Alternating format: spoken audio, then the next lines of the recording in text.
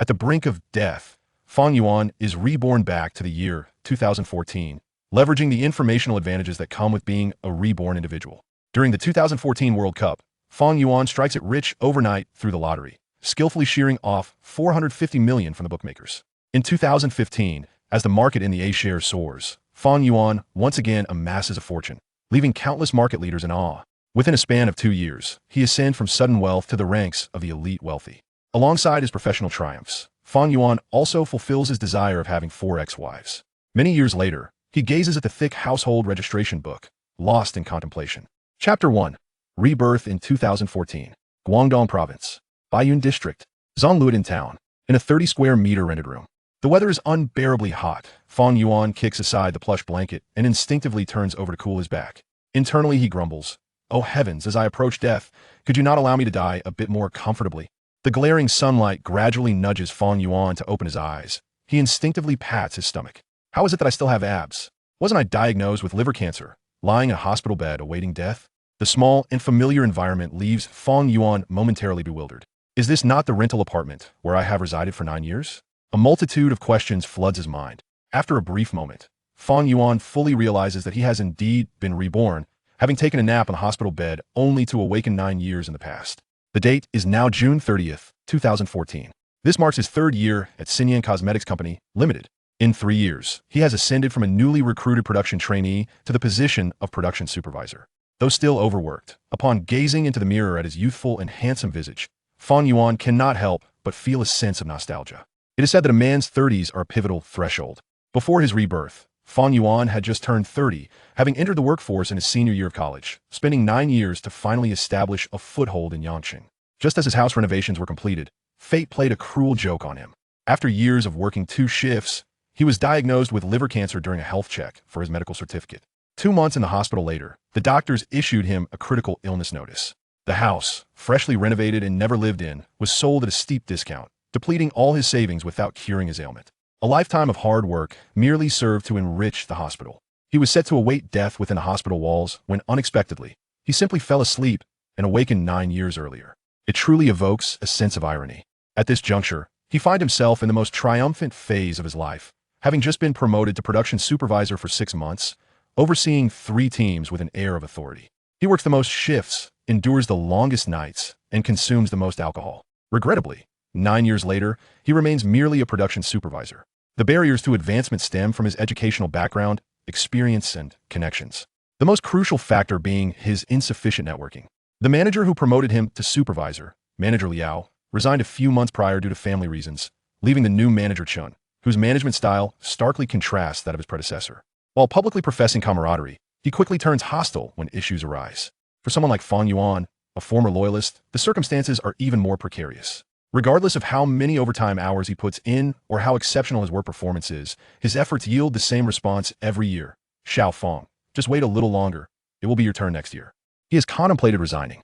However, after several years in the workforce, his edges have been smoothed away. Starting anew in a different work environment may not necessarily surpass the conditions at Xinyan Cosmetics. Perhaps having lived too exhaustingly in his past life, fate granted him a second chance. Since he is reborn, he must learn to embrace enjoyment in this life.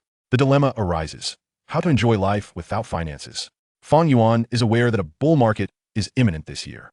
He also knows that property prices will rise and is aware of which cryptocurrencies to hoard. Yet, the journey from earning 1 million to 10 million is significantly more arduous than from tens of thousands to 1 million. Based on his current workload of over 100 hours of overtime each month, his take-home pay barely exceeds 7,000. And even with the 13th month salary and year-end bonuses, saving 80 to 90,000 in a year is feasible without spending. Unfortunately, that remains an ideal scenario. In reality, after 3 years of employment, his savings amount to a meager 20,000. Of course, had he not spent 120,000 on that Mazda, his savings would still have been over 100,000. Yet, even knowing which industries will thrive over the next 8 years, without sufficient capital or connections, he can only dream. It is akin to hoarding Bitcoin. Fang Yuan has just conducted a search online. Unfortunately, the search results were inundated with advertisements from the Putin faction. After a single search, it felt like a sticky gum, impossible to shake off. After a fruitless search, he found no leads. Indeed, every beginning is fraught with challenges in this world. Lacking wealth and influence, he could only scrape by.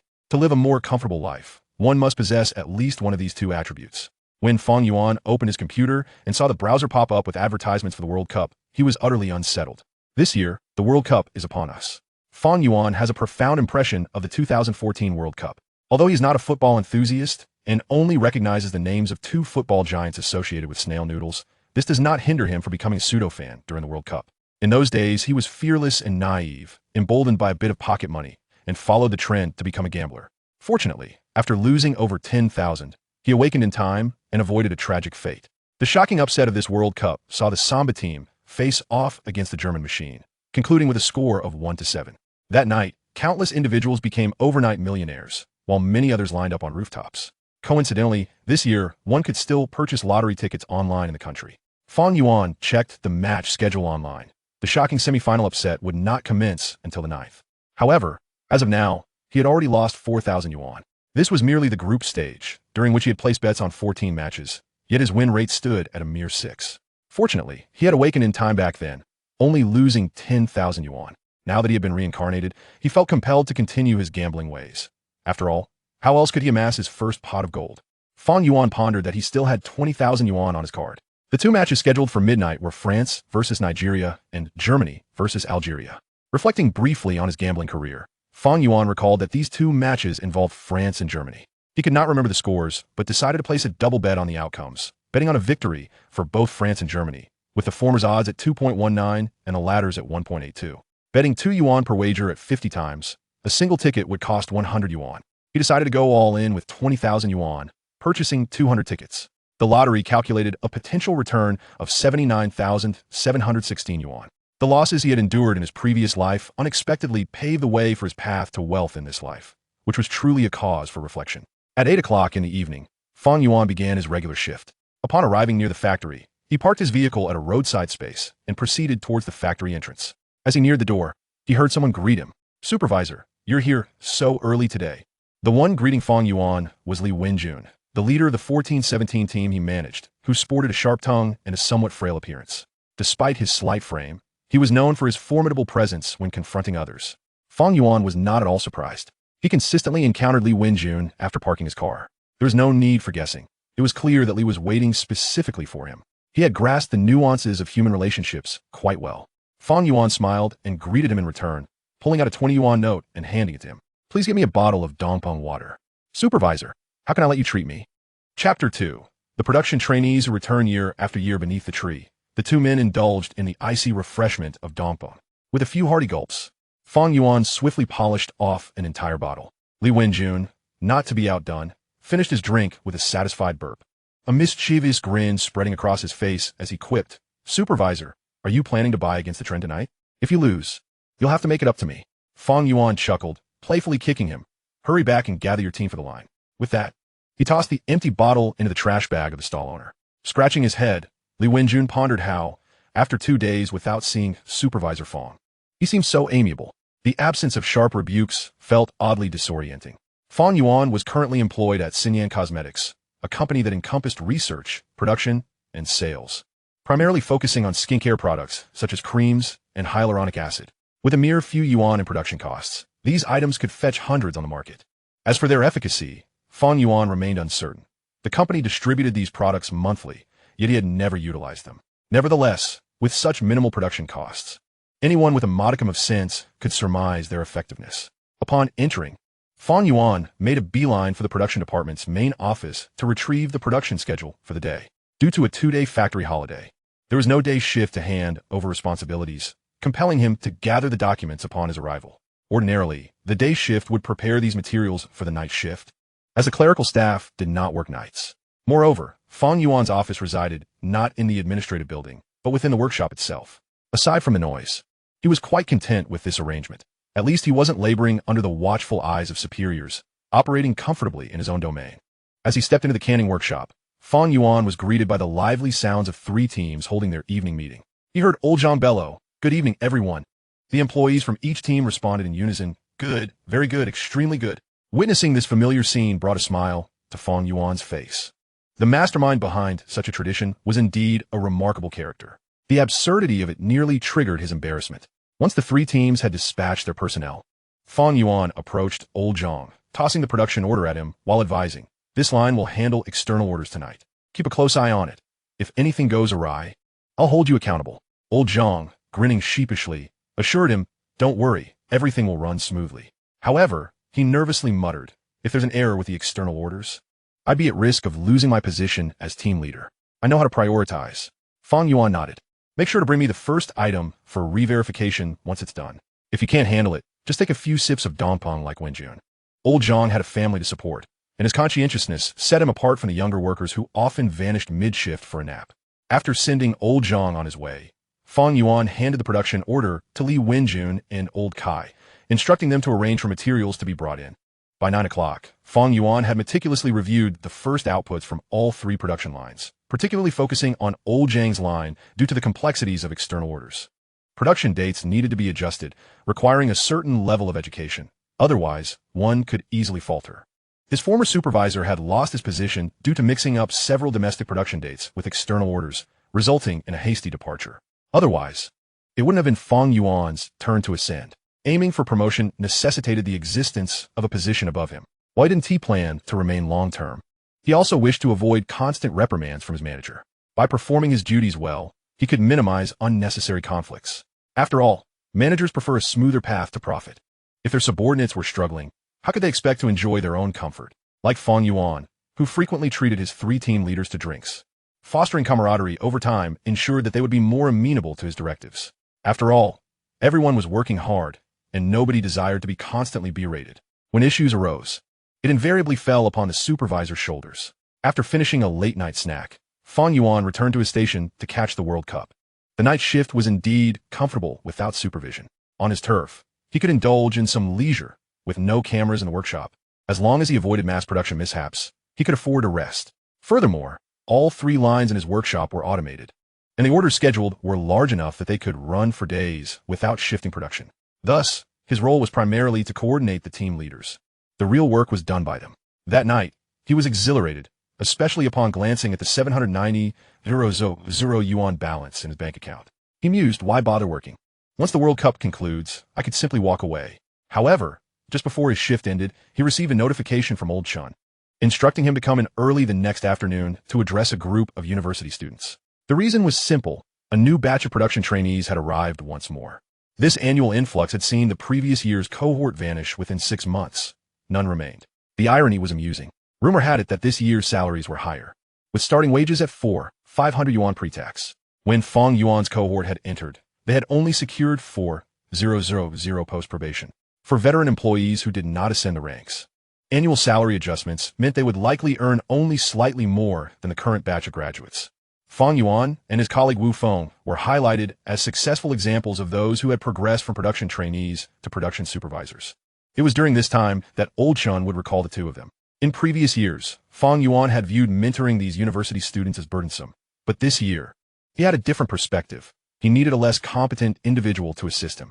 Upon returning to his rented apartment, Fang Yuan changed into workout attire and ventured out for morning exercise. He slept soundly until 3 in the afternoon, jolted awake by his alarm. Thankfully, he had managed to nap for over 2 hours at his desk the previous night. Otherwise, he would have felt utterly lethargic. With a 3 o'clock start time, Fang Yuan hurried to the production department office, greeting Sister Ping at her desk. Sister Ping, any promising candidates this year? He gestured toward the meeting room upstairs as he spoke. Sister Ping shot him a glance, handing over a list. Here you go. 2 of them are your fellow townsfolk. Really? Fang Yuan replied, surprised, scrutinizing the list. A pair of twins? Yes, they look quite charming. And they're from your hometown. You're not getting any younger. Seize the opportunity, she teased. Oh, with my circumstances, who would be interested? Fang Yuan jested. You recommended quite a few girls, ideally one like you, who has several properties in Baiyan. That's not my fault. That girl weighs more than she stands tall. If you ask me, find a girlfriend like Sister Ping, young and beautiful. He quipped. If only I were a few years younger, I might have believed your nonsense. Sister Ping chuckled, observing Fang Yuan still appearing half awake. She lowered her voice, advising, you should head up. Don't keep Manager Chen waiting. After all, he isn't your former supervisor. Fang Yuan acknowledged her, but felt indifferent. He had been reborn. There was no need to treat his manager like a father figure. Old Chen wasn't his former superior, and there was no reason to indulge him. If things didn't go well, he could simply let the manager go. Chapter 3, The Twin Sisters' Manager. Fang Yuan called out as he pushed the door open. Old Chen glanced at the time, a frown creasing his brow. With so many people present, he felt it inappropriate to voice his concerns. Fang Yuan, not one to be oblivious, naturally noticed the displeasure etched on Old Chen's face. In the past, he might have cared about Old Chen's opinion, as the latter held sway over his monthly KPIs. However, now it mattered little. Running away with a bucket in hand was merely a matter of time, and there was no point in fretting over Old Chen's perception of him. Even if he did care, it would be futile. He was certain his KPI evaluations would rank among the lowest of all supervisors, given that leadership already harbored grievances against him. No amount of flattery would change that. After a brief self-introduction, Fang Yuan settled down as Old Chen commenced his performance. The first act was to boast about the impressive sales figures of Nguyen Cosmetics from the previous year, highlighting the company's scale and accomplishments. The second act involved painting a rosy picture of the future, claiming that the company had brought them in to cultivate them into leaders. But first, they must familiarize themselves with the production floor. The third act transitioned to sharing experiences, as Fang Yuan and Wu Feng recounted their journeys from campus recruitment to their current supervisory roles. Wu Feng, seated across from Fang Yuan, continued to eagerly appease Old Chen, nodding in agreement at key points as if he were grasping profound insights. Yet, it became apparent that Wu Feng's sycophancy yielded no tangible benefits. As for the newly arrived production trainees, they were diligently taking notes, their naivety endearing in the face of the harsh realities of the workforce. Fang Yuan, feeling drowsy, soon dozed off. Unbeknownst to him, a female university student seated diagonally across from him was glancing his way while sketching her notebook. Sister. Han Yingying tugged at her elder sister's sleeve.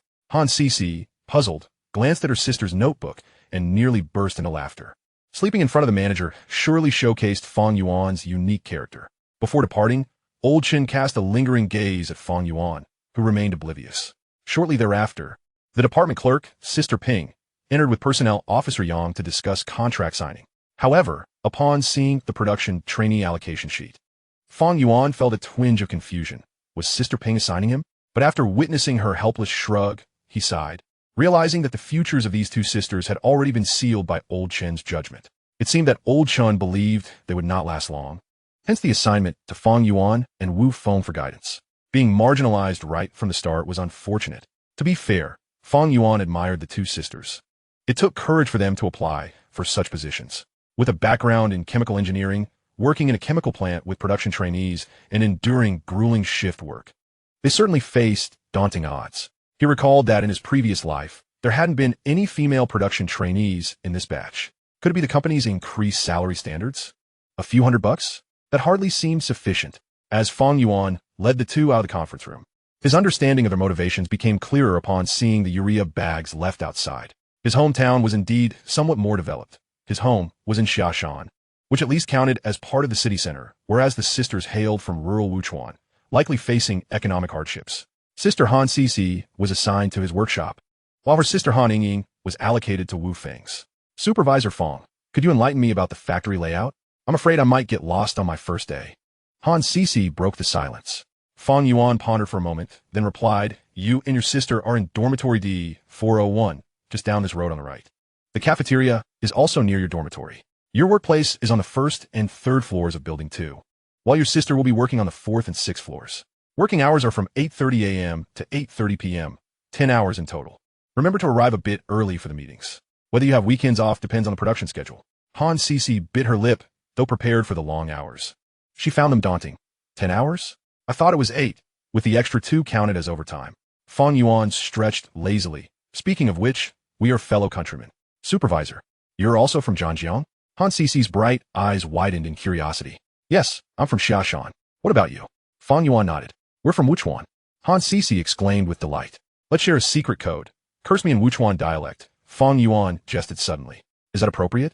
Han Sisi was momentarily taken aback, struggling to keep pace with his playful banter. In the midst of their conversation, Fang Yuan felt a sense of camaraderie, buoyed by the encounter with a fellow townsman, humorously mocking her in clumsy Wuchuan dialect. Since that's the case, don't bother sending me off. Are you trying to make me look foolish? Eat your bananas. Han Sisi quickly retaliated in authentic Wuchuan dialect. Fang Yuan clapped his hands and gave her a thumbs up. That's the spirit. Embarrassed, Han Sisi lowered her head but cautiously added, concerned about potential repercussions. Supervisor, I didn't mean to offend. Fang Yuan waved dismissively. No worries, it happens daily. Why? Han Sisi's astonished expression could have accommodated an egg. Fang Yuan elaborated. Because I'm your supervisor. I want to speak ill of you behind your back. She assured him. Then just do it behind my back. Don't do it in front of me, Fang Yuan quipped. Perhaps it was the fortuitous encounter with a fellow townsman, combined with Fang Yuan's lack of airs about his position, that put Han Sisi at ease. Upon reaching the dormitory, Han Ying was sitting on her bed, venting her frustrations. Sister, this factory is outrageous. They promised 8-hour shifts, yet we're working 10 hours every day, completely disregarding labor laws. Understanding her sister's grievances, Han Sisi attempted to console her. Working extra hours means more earnings. Mom's surgery still needs 200,000. Mentioning their mother quieted Han Ying, who resumed complaining about her supervisor. Sister, my supervisor Wu is truly unprofessional, constantly swearing and making inappropriate remarks. Han Sisi could only offer her support. Just endure it. Once we finish our training in this workshop, we'll be reassigned. Pouting, Han Ying asked, how is your supervisor, Fang? Han Sisi replied positively. I think he is quite decent. He is our fellow countryman. Han Ying replied enviously, Sister, you're so lucky. Han Sisi sighed. Let's not forget why we're here, to earn money. Let us work hard. Han Ying's face fell, her mood visibly dampened. Chapter 4 Han Sisi. Supervisor, this is my first time. After 11 o'clock, Fang Yuan repeated his previous strategy, wagering the 790,000 yuan he had on Argentina to defeat Belgium. He had long forgotten the score after so many years. Win or lose, it was all part of the game. Argentina had odds of 1.8, while Belgium was 2.43. A parlay would yield 437 times the return. Both teams were strong, and their opponents were relatively average, so the odds weren't excessively high. Nevertheless, even a few times the stake was still enticing. That evening, Fang Yuan followed his routine, driving to work. His department's demands made punctuality challenging. As a supervisor, although he was spared the physical toil of the production line, he was constantly bombarded with phone calls and messages throughout the day. In the morning, Fang Yuan, adorned with a smile, concluded his shift. The thrill of being reborn as a gambler was truly exhilarating. Presently, he had a staggering 340,000 yuan resting in his account, having leveraged the advantage of his rebirth to amass over 300,000 in just 2 days. It seemed that his fortune was secure for this lifetime. Regrettably, the upcoming days promised no competitions, with the next match not scheduled until the 5th. While he could not continue to reap benefits for the time being, the thought of his twin sister joining him for the night shift provided some solace. At least the nights devoid of World Cup matches would not be lonely. His shift commenced at 8 in the evening. Upon seeing Fang Yuan approach, Han Sisi rushed over, as if she had found a lifeline. Good evening, Supervisor Fang. She greeted breathlessly. Indeed, good evening, he replied, a hint of curiosity prompting him to lightly pat Han Sisi on the shoulder.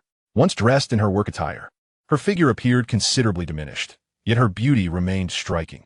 Her youthful radiance was unmatched by the factory matrons. Suddenly, Fang Yuan found himself reconsidering his previous opinions about Old Shun. Assigning his sister Han Sisi to his workshop was a delightful prospect, providing him with an eye-catching distraction. However, as his shift began, he had little time to attend to her, simply instructing, take a seat for now. I will discuss your duties once I finish my tasks. When he eventually completed his work, he noticed Han Sisi still standing by her workstation, looking somewhat lost. Sisi, come here for a moment, he called out. Hearing her name, Han Sisi felt a wave of relief. Was she finally going to receive some tasks? Remaining idle and merely staring into space was driving her to madness. She hurried over, halting just in front of him. Supervisor, what do you need me to do? She inquired. Fang Yuan gestured towards Old Zhang's production line. Go learn how to verify the first piece from the line leader and QC, then return to tell me the precautions. Half an hour later, Han Sisi returned, brimming with confidence, a pile of products and the first piece in hand. She animatedly shared her findings with Fang Yuan. He refrained from dampening her enthusiasm, acknowledging her efforts with praise. You university students certainly learn quickly. Han Sisi blushed slightly, explaining, Supervisor, it's not about being a university student.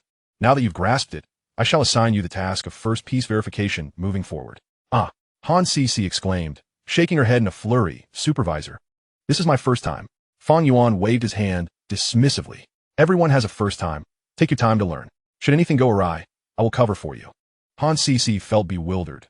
This initiation was entirely different from that of other production trainees.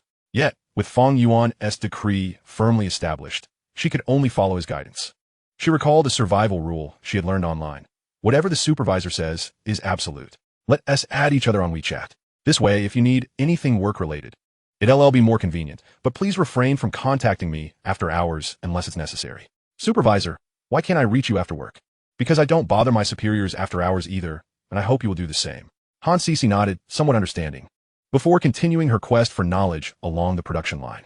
Observing her vibrant demeanor, Fang Yuan felt a twinge of nostalgia, pondering how long such zeal could endure. He recalled his own initial days in the workforce, filled with similar vigor. During the first half of the night, Han Cece found her tasks manageable. Each time the production line shifted products, Fang Yuan would have her verify the first piece, even assigning her the task of signing off on them. It was only during their late-night snack break that the two sisters had the chance to converse. Sis, how are you managing these tasks? Han Cece inquired. I do whatever the supervisor instructs. What have you been up to all night? Wu tossed a pile of documents my way, and I'm nearly bored to tears. Didn't someone earlier envy me? I'm now worried about potential penalties if anything goes wrong. That's unlikely. Isn't their supervisor Fang to oversee things? Sure. Let me tell you a secret. He has been watching live streams all night, leaving all the work to me. Isn't he concerned about complaints?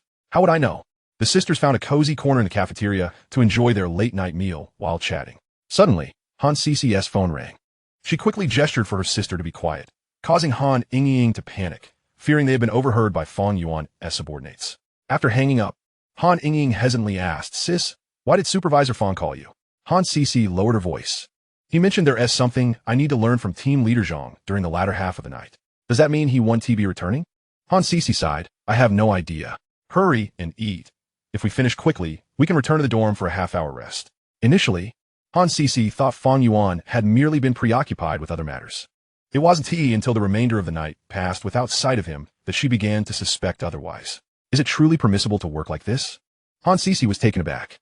At 7:30 in the morning, Fang Yuan's alarm rang.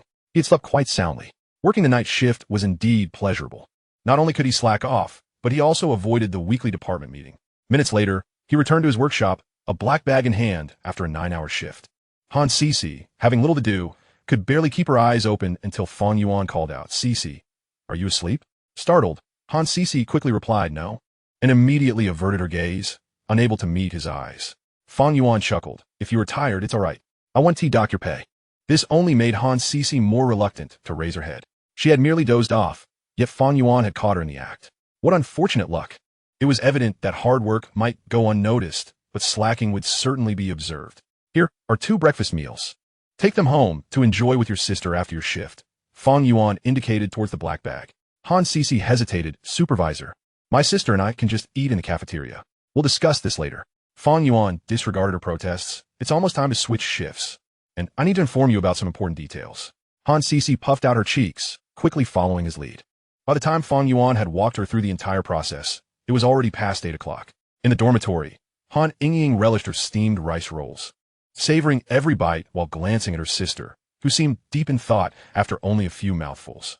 Unable to contain herself, she asked, Sis, isn't Supervisor Fang too good to you, even bringing you breakfast? Han Cece appeared conflicted. If he and brought breakfast, it would be fine. But if others see this, who knows what rumors might spread? The workplace is not like school. No one is kind for no reason. I can't shake the feeling that Fang's intentions are not entirely pure. Han Ying, uninterested in her sister's admonitions, giggled. Are you going to eat or not? If not, I'll finish it. Han Cece shot her a glare. I'll find a chance to treat him back. Han Ying nodded. What if he continues this tomorrow? Han Cece puffed her cheeks, unable to devise a suitable response. We'll address it tomorrow. Meanwhile, Fang Yuan lay in bed, grappling with insomnia. It wasn't truly insomnia. Rather, he had overslept the previous night, managing at least 4 to 5 hours of sleep during the latter half of his shift. Yet, upon closing his eyes, Han Cece's visage flooded his mind. Moments later, his sister Han Ying entered the room. This is truly a grand deviation. After such a long period of solitude, it is indeed time to seek a romantic partner.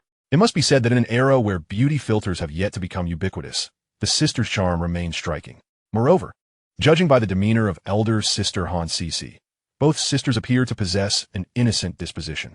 As the days passed, Han Cece found herself languishing in boredom, becoming almost restless. She had become thoroughly acquainted with the tasks required of her supervisor, Fang Yuan, effectively transforming into his invaluable assistant. In stark contrast, Han Ying, under the supervision of Wu Feng, was far less fortunate. Beyond her first day of perusing documents, her time was consumed by labor on the production line, running herself ragged. Occasionally subjected to the lewd remarks of her repugnant superior, and even receiving condescending treatment from a vocational school peer, which nearly drove her to despair. On this Friday morning, after finishing her night shift, the sisters returned to their dormitory, as was their custom, to discuss the events of the day. As Han Ying removed her stiff safety shoes and glanced at her already torn socks, her mood darkened further upon observing her sister's unblemished feet. "Sister, how come your feet aren't red at all?" she lamented. Han Cici playfully tapped her foot. "Are you envious of my good fortune? Can't you endure a little discomfort?" With a face full of grievance, Han Ying replied, "At this rate, my feet will surely be ruined." Han Cici consoled her, then wear an extra pair of socks. With tears welling in her eyes, Han Ying pleaded, "Sister, why don't we switch for a night?" Han Cici regarded her sister's naivety with amusement, cautioning, "If discovered, they might deduct your wages." Yet, Han Ying remained undeterred. "The lewd man who usually takes me out will be on leave tomorrow night. Supervisor Fang will be in charge of the entire building. Back in college, so many boys couldn't tell us apart. Surely, for one night, we won't be discovered." Finding her sister's determination endearingly foolish, Han Cici's heart softened at the sight of her sister's chafed feet. Clutching Han Cici's hand with a pitiful expression, Han Ying implored, "Just for one night, please." With a resigned sigh, Han Cici relented. "This shall be an exception." Han Ying's face brightened with joy. "Sister, you are the best." Han Cici, however, harbored doubts. She couldn't believe that Fang Yuan would still be unable to distinguish between them after all these days. She braced herself for reprimands and potential wage deductions. That evening, as she commenced her night shift, Fang Yuan entered the workshop punctually, and Han Cici greeted him warmly. "Brother Fang, good evening." Fang Yuan thought to himself, puzzled by her sudden familiarity. Yet, he dismissed it as a sign of the effectiveness of his recent mentoring. He approached her, rapping gently on her head. "Have you completed the handover with supervisor Li from the day shift?" Han Ying, brimming with confidence, replied, "It's all sorted."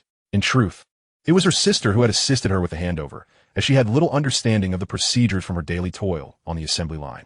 Fang Yuan nodded, scrutinizing Han Cici, sensing an unusual change in her demeanor. Out of caution, he decided to check the handover documentation upon reaching the office area. Finding no discrepancies, he settled into his workspace to indulge in some leisurely activities. After a brief period, he noticed that Han Cici appeared equally idle, seemingly unaware of her responsibilities. Something felt amiss. After observing her closely, he entertained a bold hypothesis. Could this be the younger sister, rather than the elder? Given the nature of Wu Feng, who was notorious for his unscrupulous behavior, it was certainly plausible. In his previous life, while Wu Feng had not ascended to significant power, his sycophantic demeanor had afforded him a slightly better standing than Fang Yuan. Yet, he was infamous throughout the company for his lewdness. Tales of his exploits circulated, particularly regarding his questionable interactions with young women on the production line. Fang Yuan resolved to test his theory by assigning Han Cici more demanding tasks. "Cici, please fetch me a jug of water."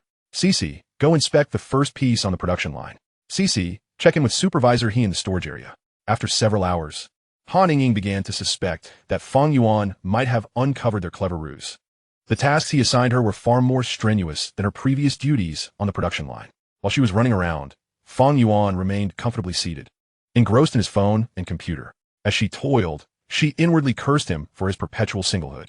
During this time, Fang Yuan ventured upstairs to the workshop, where he spotted Han Ying diligently placing bottles on the assembly line, solidifying his belief that the person in his office was indeed the younger sister.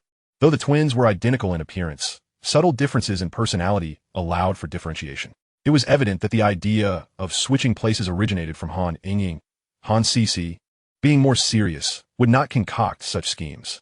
However, Fang Yuan had no intention of exposing their deception. Ignorance often proved to be the most prudent approach. He contemplated how to extricate both sisters from the factory upon his departure. They were university students, not naive factory girls, and typical tactics would surely not suffice. The only way forward was to ensure they owed him a favor, specifically a financial one. As the first half of the night shift concluded, Han Ying tearfully approached her sister. "Sister, can we switch back now?" Han Cici, with a hint of schadenfreude, replied, "That won't do. I have no desire to return.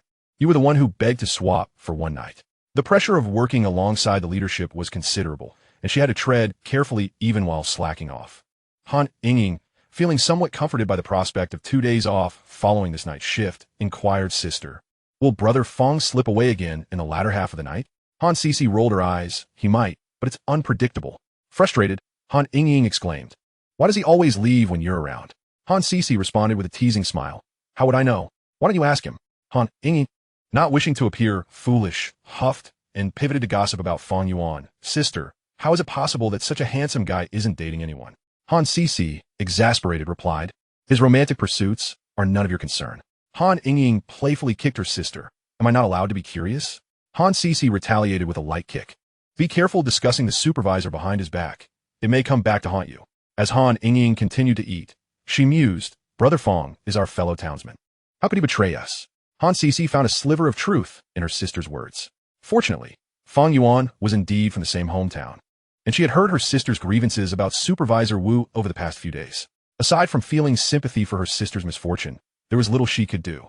However, through WeChat conversations with others who had arrived at the production reserves around the same time, she discovered that she was actually the most fortunate among them.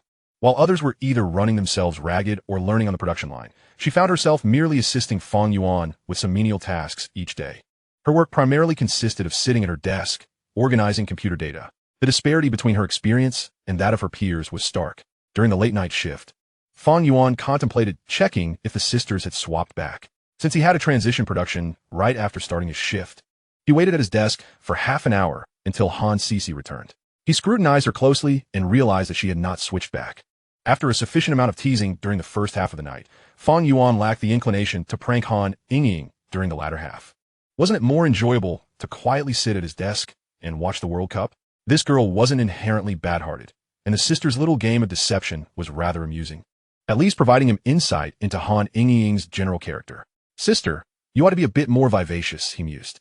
Han Yingying, still adjusting to the situation, thought to herself that the wicked capitalist had apparently forgotten about her.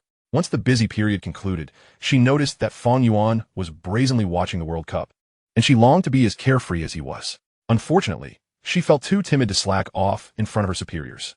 Now she understood her sister's words about the difficulty of their circumstances. Having no work at all was more torturous than having tasks to complete. After watching for a while, fatigue overtook Fang Yuan, prompting him to say to the recently unoccupied Han Sisi, Sisi, call your sister and go buy me 6 bottles of Dongpong at the factory entrance. Han Yingying's head buzzed as she internally complained. That guy Fang really doesn't understand how to care for his subordinates. He only thinks of his own comfort. Reluctantly, she agreed, but suddenly remembered she had no money. The two sisters had brought a total of 300 yuan, all of which was with her sister, leaving her quite impoverished. Could it be that Fang intended to mooch off her? Fang Yuan glanced at the dawdling Han Sisi, inquiring, what's wrong? Han Yingying stammered, Fang, I have no money. Realization dawned on Fang Yuan, and he handed her a Red Bull. Here, take this. Use the remainder while we have a production break this weekend to buy a few pairs of decent socks nearby. Walking with a limp looks terrible. Han Yingying felt a wave of warmth. She thought to herself how generous Fang was. As someone who had been through the system, Fang Yuan knew all too well the discomfort of wearing safety shoes upon starting a job. They were not only hard but also heavy, and it was not uncommon to wear out a pair of socks in a single day. Of course, he did not expect the sisters to presume they could keep the remaining 70 yuan as their own. Some people are easily seen through, and the sisters clearly did not fit the mold of those who would scrimp and save in such a manner. Subsequently, Han Yingying finally experienced the joy of slacking off. However, her own version of slacking was worlds apart from Fang Yuan's. While he sat at his desk, making and receiving calls to coordinate, the bulk of the work fell on her shoulders. His level of audacity in slacking off was quite remarkable. Was he not afraid of complaints? Driven by curiosity, Han Yingying tapped on the desk and whispered, Fang, aren't you worried about being reported? Fang Yuan shot a glance at Han Sisi. I'm already marginalized. Being let go would be a favor. Han Yingying blinked, slightly bewildered, recalling that Manager Chun had not seemed to regard Fang highly before. Why would he claim to be marginalized?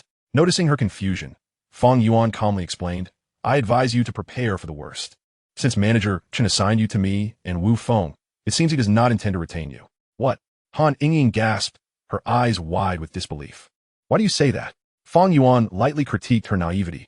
What's so hard to understand? Girls can't endure this level of hardship. Han Yingying immediately countered. We can endure hardship. Fang Yuan cleared his throat. Many can endure hardship, but the company doesn't have that many positions.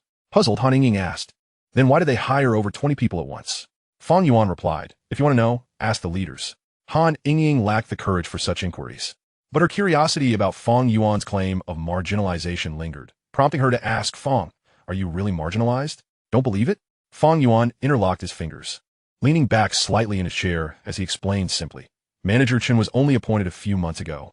If you were the emperor, how would you treat the ministers of the previous dynasty? Han Ying nodded, somewhat understanding. The workplace was indeed fraught with complexities. But with no job, how would they afford their mother's surgery? The campus recruitment period had passed, and the social recruitment process meant competing with more experienced candidates. In an instant, Han Ying felt engulfed by darkness. Encountering a distasteful leader right after starting her career, only to discover she had been cast aside, felt excessively unfortunate for a recent graduate. If they had no intention of nurturing talent, why bring in so many new hires? Was it merely to maintain a facade? What a ridiculous company. Chapter 7. Fang. Are you planning to start a business? At that moment, Han Ying's spirits plummeted to their lowest point. Were there any other fresh graduates more unfortunate than her and her sister? When a series of coincidences befalls one individual, one truly grasps the meaning of despair. What was even happening? Fang Yuan, while browsing a certain treasure sports lottery interface, attempted to console her. Cece, you can always find another job. You just graduated. Why panic? Han Ying, with a disgruntled wrinkle of her nose, felt utterly despondent. Fang, do you know why we came here to work? Fang Yuan scoffed. Because you need money. Otherwise, who would want to work in a factory after graduating from university? Han Ying sighed and rested her head on the desk, cradling her chin in her hands, looking pitiful. My mother's heart isn't in good condition. She needs a lot of money for surgery. Hearing this, Fang Yuan paused in surprise.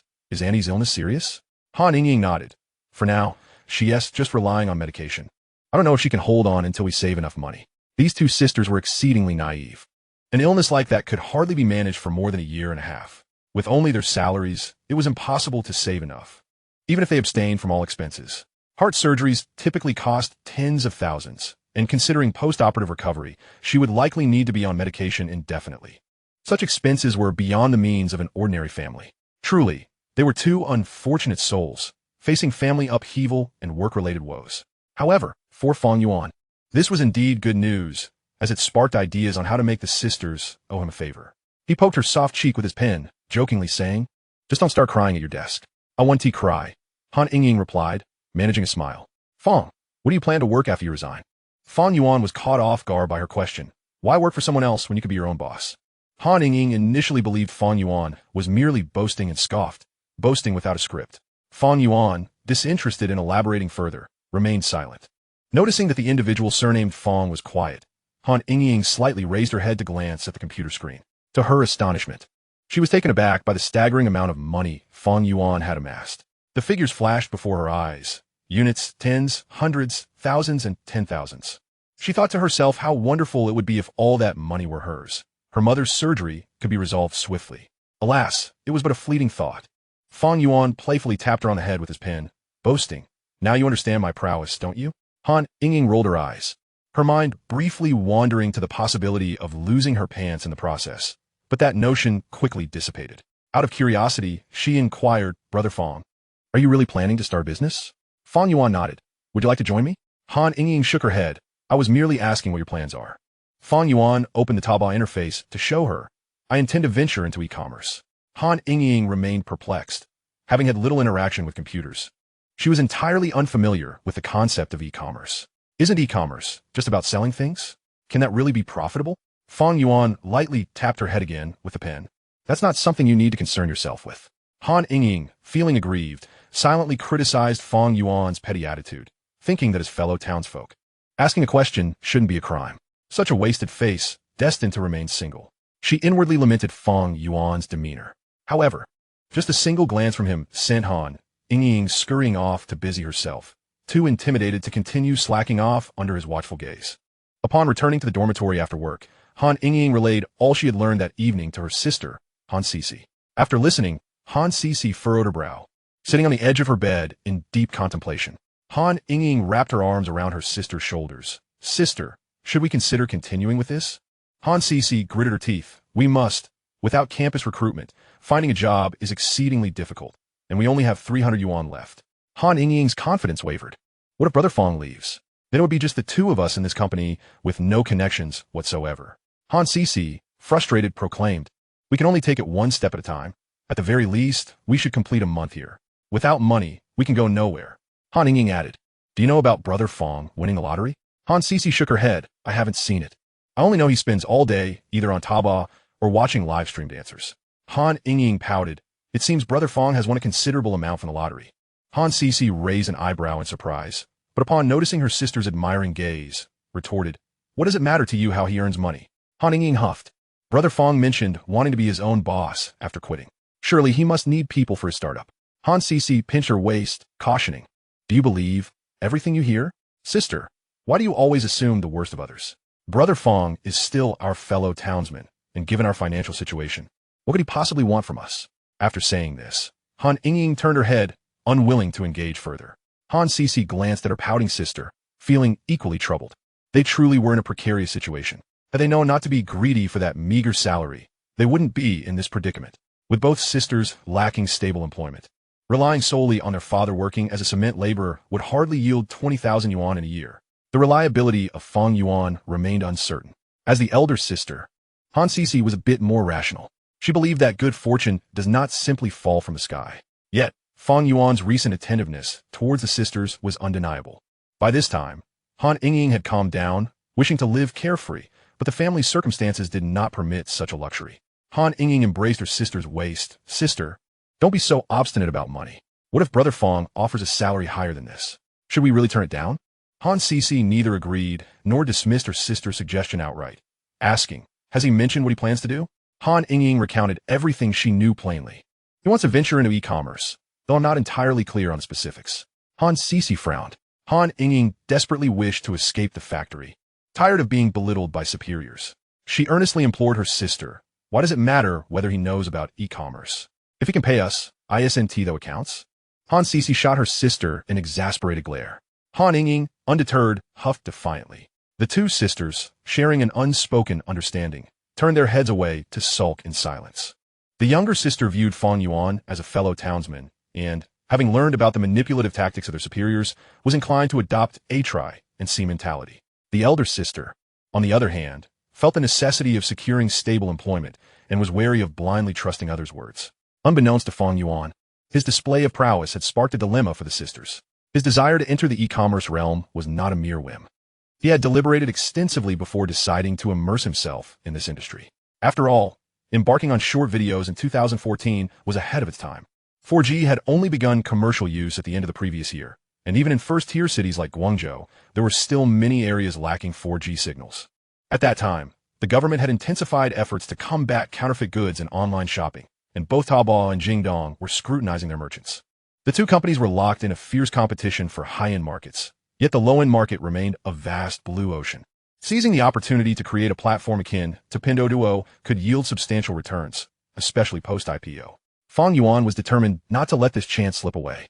Given his rebirth, the information disparity was his only advantage. No one would ever complain about having too much money.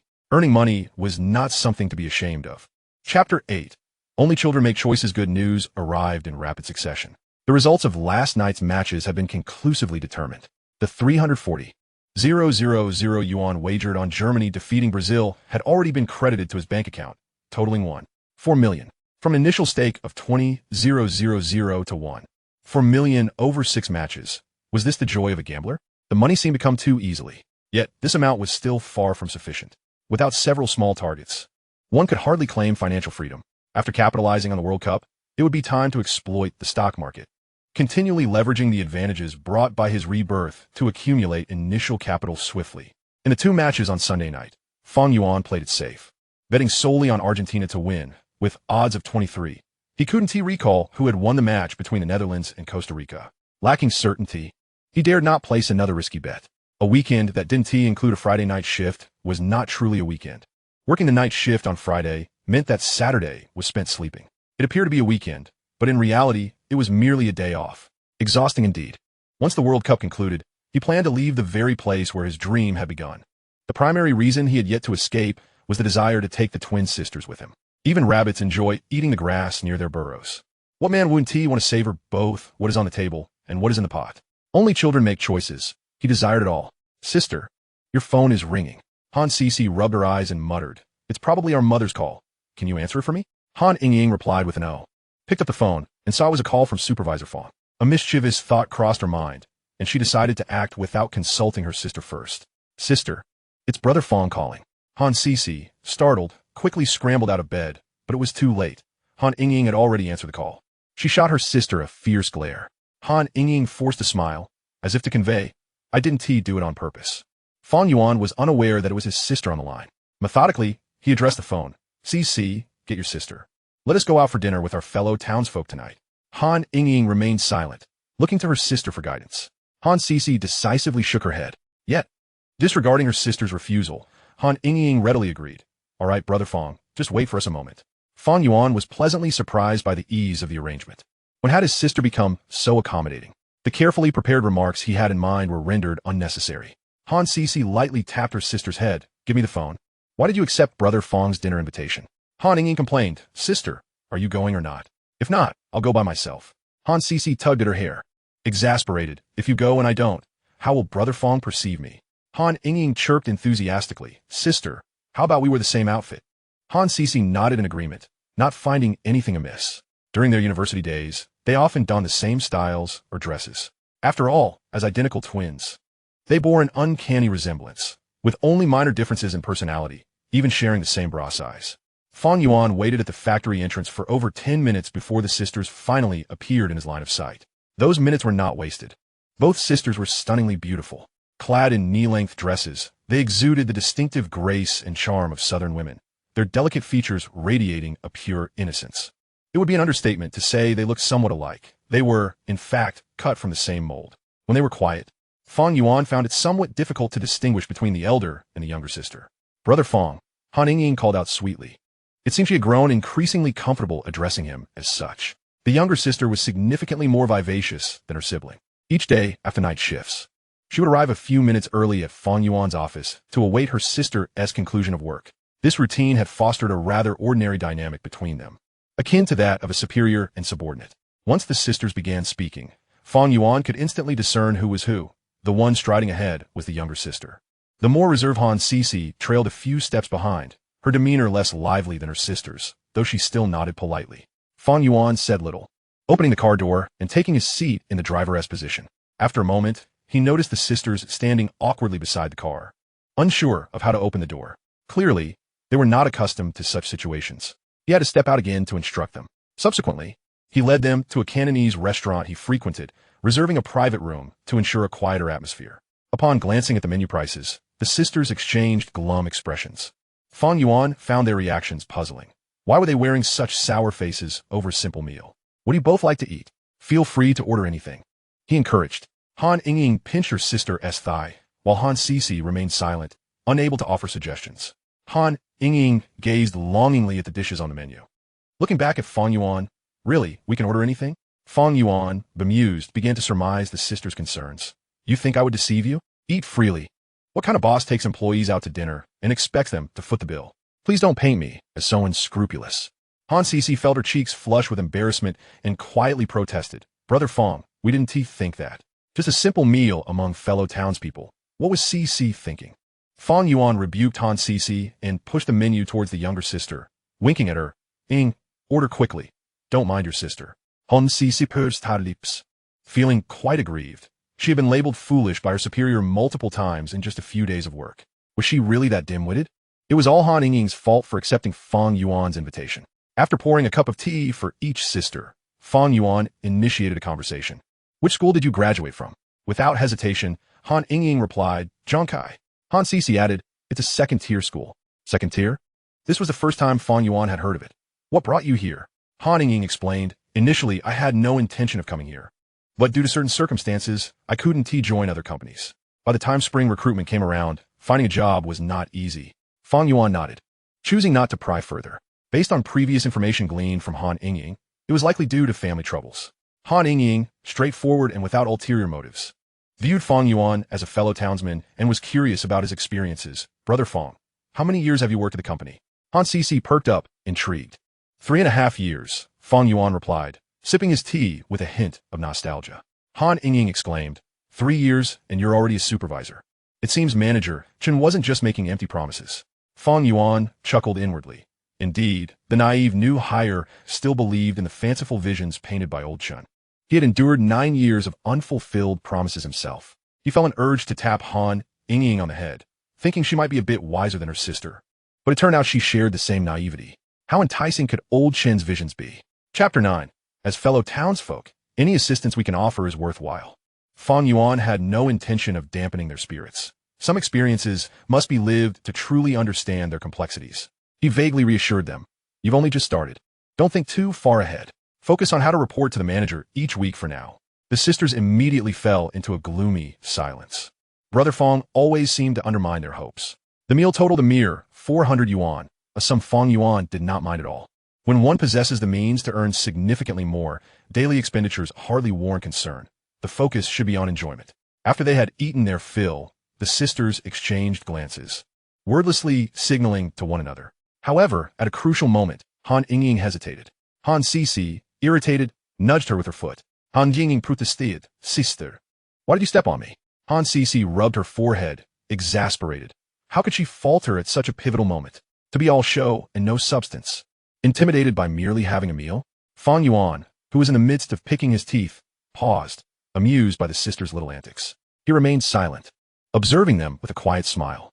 Were there still such innocent girls in the world after a few more years? Fang Yuan felt as if he had stumbled upon a treasure, his resolve to pursue his whimsical thoughts becoming even firmer. Neither sister would escape his grasp. Yet, he believed it necessary to find a different approach. Although the younger sister was lively, it was evident she lacked authority in conversation. The true decision-maker was still the elder sister. With the elder sister already in his reach, he had no reason to fear the younger one slipping away. Han Sisi shot her sister a glare, urging her to speak up. Han Yingying chose to feign ignorance, preferring to endure her sister's reproach rather than let Fang Yuan uncover the secret of their earlier subterfuge. She still hoped for future opportunities to swap places. Before Han Sisi could gather her thoughts, Fang Yuan took the initiative to inquire, Sisi, would you mind sharing your mother's health condition? This caught Han Sisi off guard. She stared blankly at her sister, who lowered her gaze, feeling embarrassed for having forgotten to mention it earlier. Han Sisi reluctantly explained the situation to Fang Yuan. Now he understood the specifics of the sister's mother's illness, a heart valve disease. With such an ailment, she would be unable to do much in her later years, condemned to a life of rest at home. Furthermore, treatment would require ongoing medication, a financial burden that an ordinary family could hardly bear. Han Sisi wore a troubled expression. Brother Fang, what do you want to know about this? Fang Yuan, having just burped, replied, isn't it normal for a leader to care about their subordinates? The sisters simultaneously rolled their eyes at him. Such a flimsy excuse would hardly convince even a ghost. Did they truly believe they had attended university for nothing? Fang Yuan glanced at the time, deciding against further inquiries. He stood up, jesting, if you ever find yourselves in dire need of cash, do let me know. After all, we are fellow villagers. I'll assist as much as I can. The sisters exchanged glances, with Han Sisi harboring little hope. In this day and age, borrowing money, even from relatives, was hardly assured. Comparatively, she preferred to secure a stable job and diligently save money. Han Yingying, on the other hand, seemed lost in thought, her eyes darting around as if contemplating something profound. Upon exiting the restaurant, Fang Yuan suggested they check out a nearby street stall. This time, the sisters did not decline. The wares at these mobile stalls were both affordable and practical. Han Yingying spent 10 yuan on 5 pairs of pure cotton socks, while Han Sisi meandered about, purchasing only a hairband for a mere 1 yuan. The sisters' frugality once again reshaped Fang Yuan's perception. It was indeed rare to encounter such thrifty young women. He began to wonder if the sisters even owned a single bottle of cosmetics. Out of politeness, he refrained from probing further. After their shopping spree, he drove the sisters back to the factory. Barely had he dropped them off when a call from Wu phone rang through. Fang Yuan frowned slightly before answering. Old Wu. What is up? Wu Feng's voice boomed through the line. The manager has organized a gathering at a barbecue stall, intending to welcome those university students. Are you coming? Fang Yuan glanced at the clock. It was nearly 9 o'clock. What a ridiculous leader. Having just eaten, he had no desire for more barbecue. Based on experience, attending such gatherings typically meant drinking until the early hours. Why bother with meaningless social events now that he had been reborn? Instead of outright declining, he inquired, have you already gone? Wu Feng replied, not yet. I'm on my way to the factory to pick up Han Yingying. Fang Yuan merely acknowledged him with a non-committal grunt before hanging up and driving towards his apartment without hesitation. Once home, he called Han Sisi, who was on the verge of calling him to inquire about the manager's dinner invitation. Fang Ge, are you still at the factory gate? Han Sisi asked. Fang Yuan shook his head, left early. Did the manager invite you for dinner? Han Sisi replied affirmatively. Can you give me a ride? Fang Yuan suggested. I'll have old Wu take you along. I won't be going. Surprised, Han Sisi exclaimed, Fang Ge, won't it be awkward if you don't go? Fang Yuan chuckled. Whether I go or not is inconsequential. You're new to the company. Seize the opportunity to impress the leadership. Just avoid mentioning your drinking abilities. Han Sisi took his words to heart. After hanging up, Han Yingying looked at her sister with concern. Sister, will we be sidelined by the manager for not drinking? And with Fang not attending, won't it be awkward for you? Han Sisi bit her lip. The manager shouldn't make things difficult for me. Han Yingying further queried. Should we change our clothes before heading out? Han Sisi puffed her cheeks. Let us change to something more understated. Meanwhile, Fang Yuan ensured to inform Old Chun that he was feeling unwell and could not attend. Old Chun said nothing in response. Fang Yuan, no longer concerned with the whims of leadership or KPIs, decided to let Old Chun have his way. As long as he was content, that was sufficient. The sisters found themselves unaccustomed to their first departmental dinner, where the male colleagues had to toast each supervisor. While they could abstain from alcohol, they still had to offer tea in place of wine, going from one leader to another. Manager Chen seemed less accommodating than during the recruitment phase.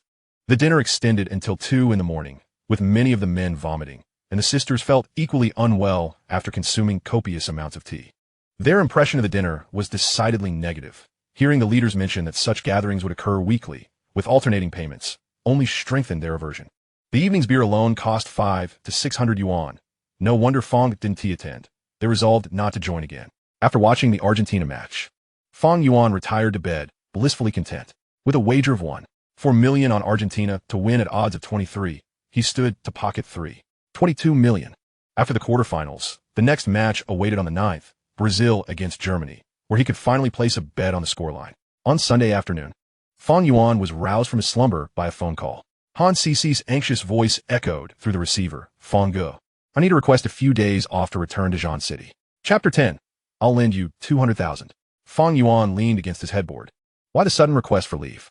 Han Sisi replied, her urgency palpable. My mother has suddenly fallen gravely ill and is in a hospital. Surgery is urgently needed, and we must return. Realizing it was already 4 in the afternoon, they would need several hours to reach the bus station, and with the sisters lacking funds, what could they accomplish upon returning? Then, Han Yingying's voice chimed in on the call. Fang Ge, could you speak to Supervisor Wu? I can't find him to request leave. Fang Yuan felt exasperated, yet patiently tried to console the sisters. What will returning accomplish? You'll just be causing more chaos. Han Sisi's voice trembled. On the brink of tears. What else can we do? Fang Yuan asked. Are you still in the dormitory? Han Sisi confirmed. We're packing our things. He pondered for a moment before suggesting. How about this? I'll drive back with you, and Yingying can stay here. I'll ask Supervisor Wu to oversee the site. Han Sisi hesitated, not wanting to burden Fang Yuan further. Fang Ge, you don't have to trouble yourself. We can just request leave. Fang Yuan, slightly irritated, reprimanded. Why don't you trust me? You're an adult. Shouldn't you consider the consequences before acting? Han Sisi, already fraught with anxiety, felt her composure wane with his words, tears welling up in her eyes. Hearing this, Fang Yuan felt a headache coming on. Han Yingying tugged at her sister's sleeve, but Han Sisi, overwhelmed with tears, was at a loss. Han Yingying had no choice but to say into the phone, Fang Ge, you should go back with my sister. I'll stay at the factory. Fang Yuan mentally applauded Han Yingying for her wisdom. At last, the younger sister displayed some sense. Although requesting leave was simple, the sisters were uncertain if they even possessed 1,000 yuan between them, rendering their return futile. 3 people asking for leave was even less feasible. Old Chen would surely deny it. Han Sisi seemed not entirely astute in this situation. Yet, upon reflection, if the roles were reversed, he might not have been able to remain so composed. It was undeniable that money instilled confidence in him. If he had only 20,000 yuan to his name, he would hardly want to deal with the sister's predicament. In the workers' dormitory, Han Yingying reassured her sister, Sister, we should heed Fang Ji's advice. He could drive us back, and we could reach the hospital tonight. Besides, Fang Ge is right. Requesting leave 1T resolve our issues. Han Sisi clung to a thread of reason. Why would he assist us for no reason? Han Yingying murmured, maybe he is just a good person. Good person, my foot. You'd still count his money after being sold. Han Sisi wiped the remnants of her tears, no longer appearing as pitiful and helpless as before. When she received the phone call from their father, she felt as if the sky was collapsing. Han Yingying silently mused. Selling you would be more plausible. Han Sisi once again stuffed the 200 yuan from her pocket into her sister's hands, saying, take this. If anything happens, call me. Don't let anyone bully you. Han Yingying shot her sister a glance, retorting, I'm clever. Who could possibly bully me? A few minutes later, Fang Yuan was waiting at the factory entrance to pick up Han Sisi. The girl appeared to have lost the vivacity she had displayed the previous day. Her eyes were still red, indicating recent tears, and she looked utterly dejected. After getting into the car, Han Sisi called out, "Brother Fang." Fang Yuan reached out to ruffle her hair, asking, "Does crying solve problems?" Han Sisi drooped her head. Feeling even more aggrieved at his words, she refrained from shedding tears, especially not in front of someone with the surname Fang. Upon experiencing Fang Yuan's unexpected gesture, she sniffled, casting a nervous glance at him, only to meet his penetrating gaze, which made her hastily divert her eyes, her cheeks blushing a delicate shade of pink. Noticing her reaction, Fang Yuan withdrew his hand and, while driving, inquired, "What's going on? Tell me in detail. Everything seemed fine yesterday. Why the sudden need for emergency surgery today?" With gritted teeth, Han Sisi explained, "My mother has been secretly working as a laborer alongside my father. What could have been managed with medication has now relapsed due to prolonged intense work. And the doctor insists she must have surgery, or else there could be life-threatening consequences." Fang Yuan nodded. "Is the money sufficient?" Han Sisi whimpered, "We're still a bit short." Fang Yuan chuckled. "How much is a bit?" Han Sisi mumbled, "Not much. If not for the fact that he was driving." Fang Yuan would have truly liked to tap her on the head. As he raised his hand, Han Sisi instinctively tilted her head away, stammering, "My father said we still need 160,000. Fang Yuan asked, "Have relatives lent you any?" Han Sisi replied, "Yes, we borrowed a total of 20,000. After pondering for a moment, Fang Yuan stated, "I'll lend you the remaining amount. Just write me an IOU later." Han Sisi stared blankly at Fang Yuan, rendered speechless. Silence enveloped the car for several seconds. Fang Yuan broke the stillness. "What? Do you wish to send your parents into mourning?"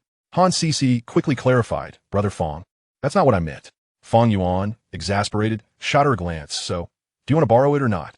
This was the first time in her life that someone was urging her to borrow money for herself. She felt a twinge of gratitude for having chosen this company and encountered such a good fellow townsman. After a moment, Han Sisi finally uttered, "I do." Fang Yuan nodded. A promising youth indeed. Han Sisi rolled her eyes, still somewhat concerned. "Brother Fang, where will you find so much money?" Fang Yuan, skeptical about the sisters having pulled a fast one, jokingly remarked, "You're not my girlfriend. Why are you so curious?" Han Sisi was momentarily at a loss for words, unsure how to respond. But if she wasn't his girlfriend, why would he lend her such a significant sum? What was his motive? Han Sisi was baffled. After a 6-hour drive, they arrived in Jiangshi at 10:30 in the evening. Fang Yuan first went to a bank ATM and transferred 200,000 yuan to Han Sisi's bank card. This time, she was wise enough not to question why he had lent her an additional 40,000 yuan. She knew that asking would only earn her a scolding for being foolish. Upon arriving at the People's Hospital, Han Sisi asked Fang Yuan before getting out of the car, "Brother Fang, how should I explain this to my father?" Fang Yuan feigned ignorance. "I'm your supervisor. It's as simple as that." Han Sisi felt a headache coming on, suspecting that he was deliberately playing dumb. Before she could ponder further, Fang Yuan's playful voice chimed in. "What? Do you wish for us to have some other relationship?" Han Sisi's eyes widened, words stuck in her throat. "I won't go up. If your family sees me, rumors will surely spread. Remember to give me that IOU." In that fleeting moment, she found Fang Yuan quite handsome. A man with responsibility seemed to hold a certain allure. Han Sisi pondered what kind of person Fang Yuan truly was. Chapter 11. Mom, he really is just an ordinary colleague. Hey, why are you crying again?" Fang Yuan noticed her distress and promptly handed her a tissue. Han Sisi lifted her head, her doe-like eyes evoking deep sympathy. "Thank you, Brother Fang." After saying this, she took the tissue and wiped her tear-streaked eyes before stepping out of the car. Once she was out of Fang Yuan's sight, she dared to walk with her head held high. Perhaps 200,000 yuan was not a significant sum for Fang Yuan, but for her family, it was a life-saving amount for her mother. Assistance in times of need is often remembered more than mere embellishments. As he watched Han Sisi enter the hospital, Fang Yuan scratched his head in resignation, realizing that the sister was far more sensitive than the younger one. With the 200,000 successfully lent, Fang Yuan felt a slight relief.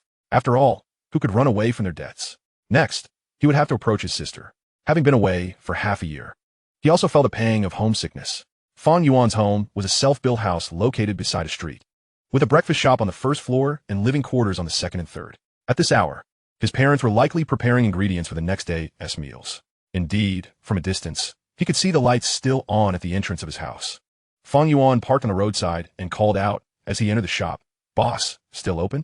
His father looked up, initially thinking he had mistaken the person. But once he confirmed it was his son, he immediately lowered his voice to inquire, "You brat, why are you back in the middle of the night? Been wronged out there?" Fang Yuan's expression darkened. So it seemed that if he wasn't returning home for holidays, it meant he was struggling outside. Had it not been for his recent promotion to supervisor, he might have been pressured to come back and take over the breakfast shop. Old man, who comes to a breakfast shop at night, asking if they're still open? Fang Yuan retorted. His father chuckled and scolded. Your son does. His mother emerged from the kitchen, and upon seeing her son, her face lit up with joy. You didn't even call us before coming back. Fang Yuan briefly explained his reasons for returning, withholding no details. To his surprise, his mother's smile widened as she pressed on. Is it a boy or a girl? Fang Yuan answered honestly, a girl. His mother, somewhat incredulous, asked, is she really just a colleague? Fang Yuan affirmed, yes. He thought that would be the end of it. But his mother's questions only escalated. She continued, where is she from in Jiangshi? Is she pretty? Is she an only child? For a moment, Fang Yuan regretted divulging any information. He had no choice but to play dumb. Mom, she truly is just an ordinary colleague, not what you think. His mother shot him a sidelong glance and continued her relentless chatter. You're getting older. When you see someone you like, be proactive. Don't be like your father. All closed off. Hearing this, his father huffed in annoyance, pulled out a cigarette, and stepped outside to smoke, preferring to avoid the crossfire of his wife's queries. However, Fang Yuan wanted to say that this time, he hadn't just found one. Next time, he would have the chance to bring someone home for his mother to meet. Meanwhile, Han Sisi waited until she had sent away a few relatives who had come to check on her at the hospital before finally explaining to her father that she had secured the funds for the surgery. As her father took the bank card from her, his hand trembled noticeably. Big girl, have you done something foolish? Han Sisi explained with a calm demeanor, Dad. Please don't overthink it. He is merely my superior, and he is lending us money for medical expenses. I will need to write him an IOU later. Han Dad still found it hard to believe, but seeing his wife in a coma on the hospital bed left him no choice but to accept the surgical fee. Dad, please take the money and arrange for the surgery with the doctor as soon as possible. I can only take 2 days off and must return to work by tomorrow afternoon. That leader is a few years older than you, isn't he? Han Dad inquired. Why do you ask that? Han Sisi responded, leading to a night devoid of conversation. The next morning, Fang Yuan brought some breakfast to the people's hospital. At that moment, Han Dad was conveniently absent. Watching Han Sisi nibble on her pan-fried dumplings, he remarked, Did you sleep on the counter last night? Han Sisi nodded, saying, My dad and I took turns keeping watch. That explains the dark circles under your eyes, Fang Yuan replied. Is it that obvious? Han Sisi asked, looking a bit gloomy. Fang Yuan chuckled. It doesn't detract from your beauty. Honestly, you look quite lovely when you're not crying. Han Sisi's cheeks flushed. Upon reflection, she realized she had indeed cried several times in front of Fang Yuan these past few days. Did she really look that unattractive when she cried? Noticing her tendency to lower her head, Fang Yuan cleared his throat and asked, When does your mother's surgery begin? At 1 o'clock this afternoon, Han Sisi answered. He then inquired, Is there anything wrong with your sister? Han Sisi shook her head as she saw Fang Yuan preparing to leave. She quickly handed him a neatly folded piece of paper, saying, Brother Fang, this is the IOU. Fang Yuan opened it and noticed, Why is there no fingerprint? Han Sisi was taken aback and shyly suggested, Should I go outside to get a fingerprint? Fang Yuan waved his hand. You can do that later. Just make sure to add your sister's name. Han Sisi pouted, puzzled by Fang Yuan's intentions. Why did they need to borrow together when she could manage on her own? As Fang Yuan was about to leave, he bumped into Han Dad. Even without keen insight, Han Dad recognized that this young man was their benefactor. Consequently, Fang Yuan found his hand clasped by a large, grateful man who incessantly expressed thanks and spoke of repaying the debt. After all, saving a life is worth more than erecting a towering pagoda. If it weren't for Han Sisi's timely intervention, Han Dad might have shed tears as well. This family seemed to have a penchant for tears. However, Han Dad's gaze toward Fang Yuan appeared somewhat peculiar. Meanwhile, Han Sisi kept her head down, quietly consuming her breakfast as if trying to avoid any mention of herself in their conversation. Fang Yuan understood the situation. He was not oblivious. Han Dad was clearly scrutinizing him. The surgery that afternoon went smoothly, and after a night of recovery, Han Mom had passed the critical period and was moved to a regular ward for treatment. From then on, Han Dad would remain to care for Han Mom. Despite her reluctance, Han Sisi had to consider repaying the debt. She and her sister working together was far better than leaving her sister to struggle alone.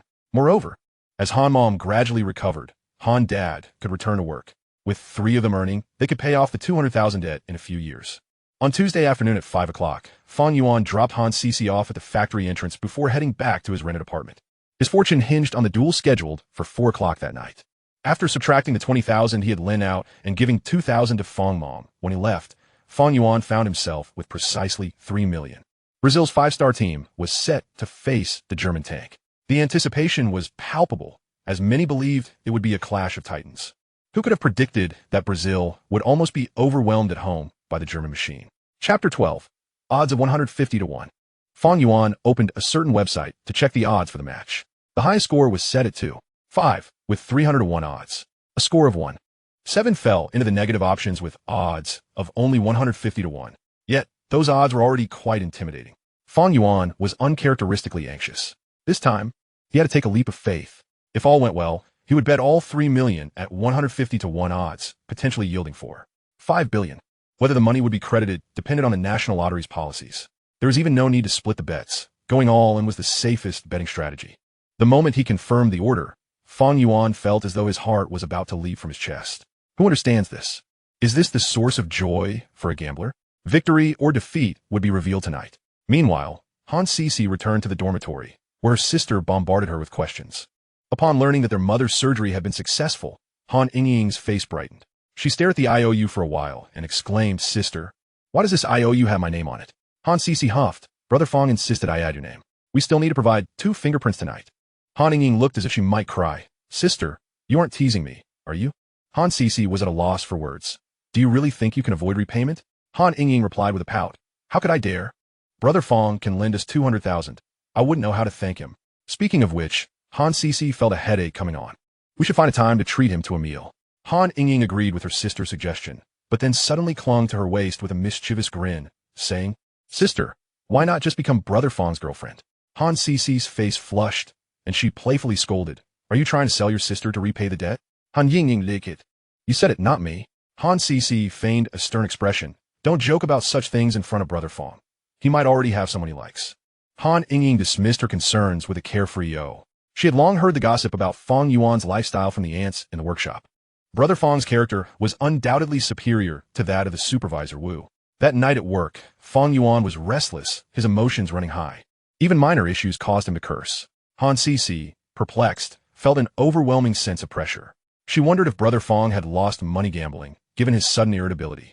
Would he expect her to repay the debt today? Typically, after finishing her tasks, Han Sisi would sneak a moment to play with the fish. But tonight she felt like she was sitting on pins and needles. This oppressive atmosphere persisted until 4 o'clock in the morning. Han Sisi was surprised that Fang Yuan hadn't snuck off to sleep, and, despite his earlier irritability, he seemed more composed than before. The busyness of their leader made her feel somewhat idle. What should she do? After discussing life with the quality control supervisor for the night shift, Fang Yuan finally felt less anxious. He realized he couldn't keep everything bottled up. After 2 weeks without venting, he felt suffocated. Finally letting off steam had lightened his mood considerably. Returning to his workstation, Fang Yuan glanced at the idle Han Sisi. He then pulled a Red Bull from his pocket and handed it to her, instructing, "Go with your sister to the factory entrance and buy a few bottles of Dompa. Make sure to deliver 1 bottle each to the quality control supervisor and team leader." Han Sisi, bewildered, momentarily failed to grasp her superior's meaning and asked, "Brother Fang, should I get one for you too?" Fang Yuan shot her a look. How foolish. When you buy things, you should keep some for yourself. Han Sisi felt her question made her appear rather dim-witted. Fang Yuan tugged at his collar to catch a breath, gesturing swiftly, "Quickly go and return. I am parched." On a verdant pitch, the yellow host clashed fervently with the black and red German tank, the match reaching nearly 10 minutes with neither side yielding ground. In his previous life, watching this match left Fang Yuan feeling increasingly despondent. Yet now, as he witnessed the game unfold, his heart raced with excitement. Logically, he should be elated. However, the reality was that Fang Yuan was in a state of profound anxiety. After all, this match represented for him nothing short of a monumental gamble. If things went well, it would herald a life of financial freedom. Fang Yuan was engrossed in the match, while the 2 sisters assisting him were suffering greatly. Their faces bore expressions of utter disillusionment. Han Sisi was particularly vexed, feeling as though Fang Guo was deliberately leading her astray. It was no wonder he had tasked her with delivering water to the QC lead and supervisor of the quality department. Her superior had just dashed off to engage in idle chatter elsewhere.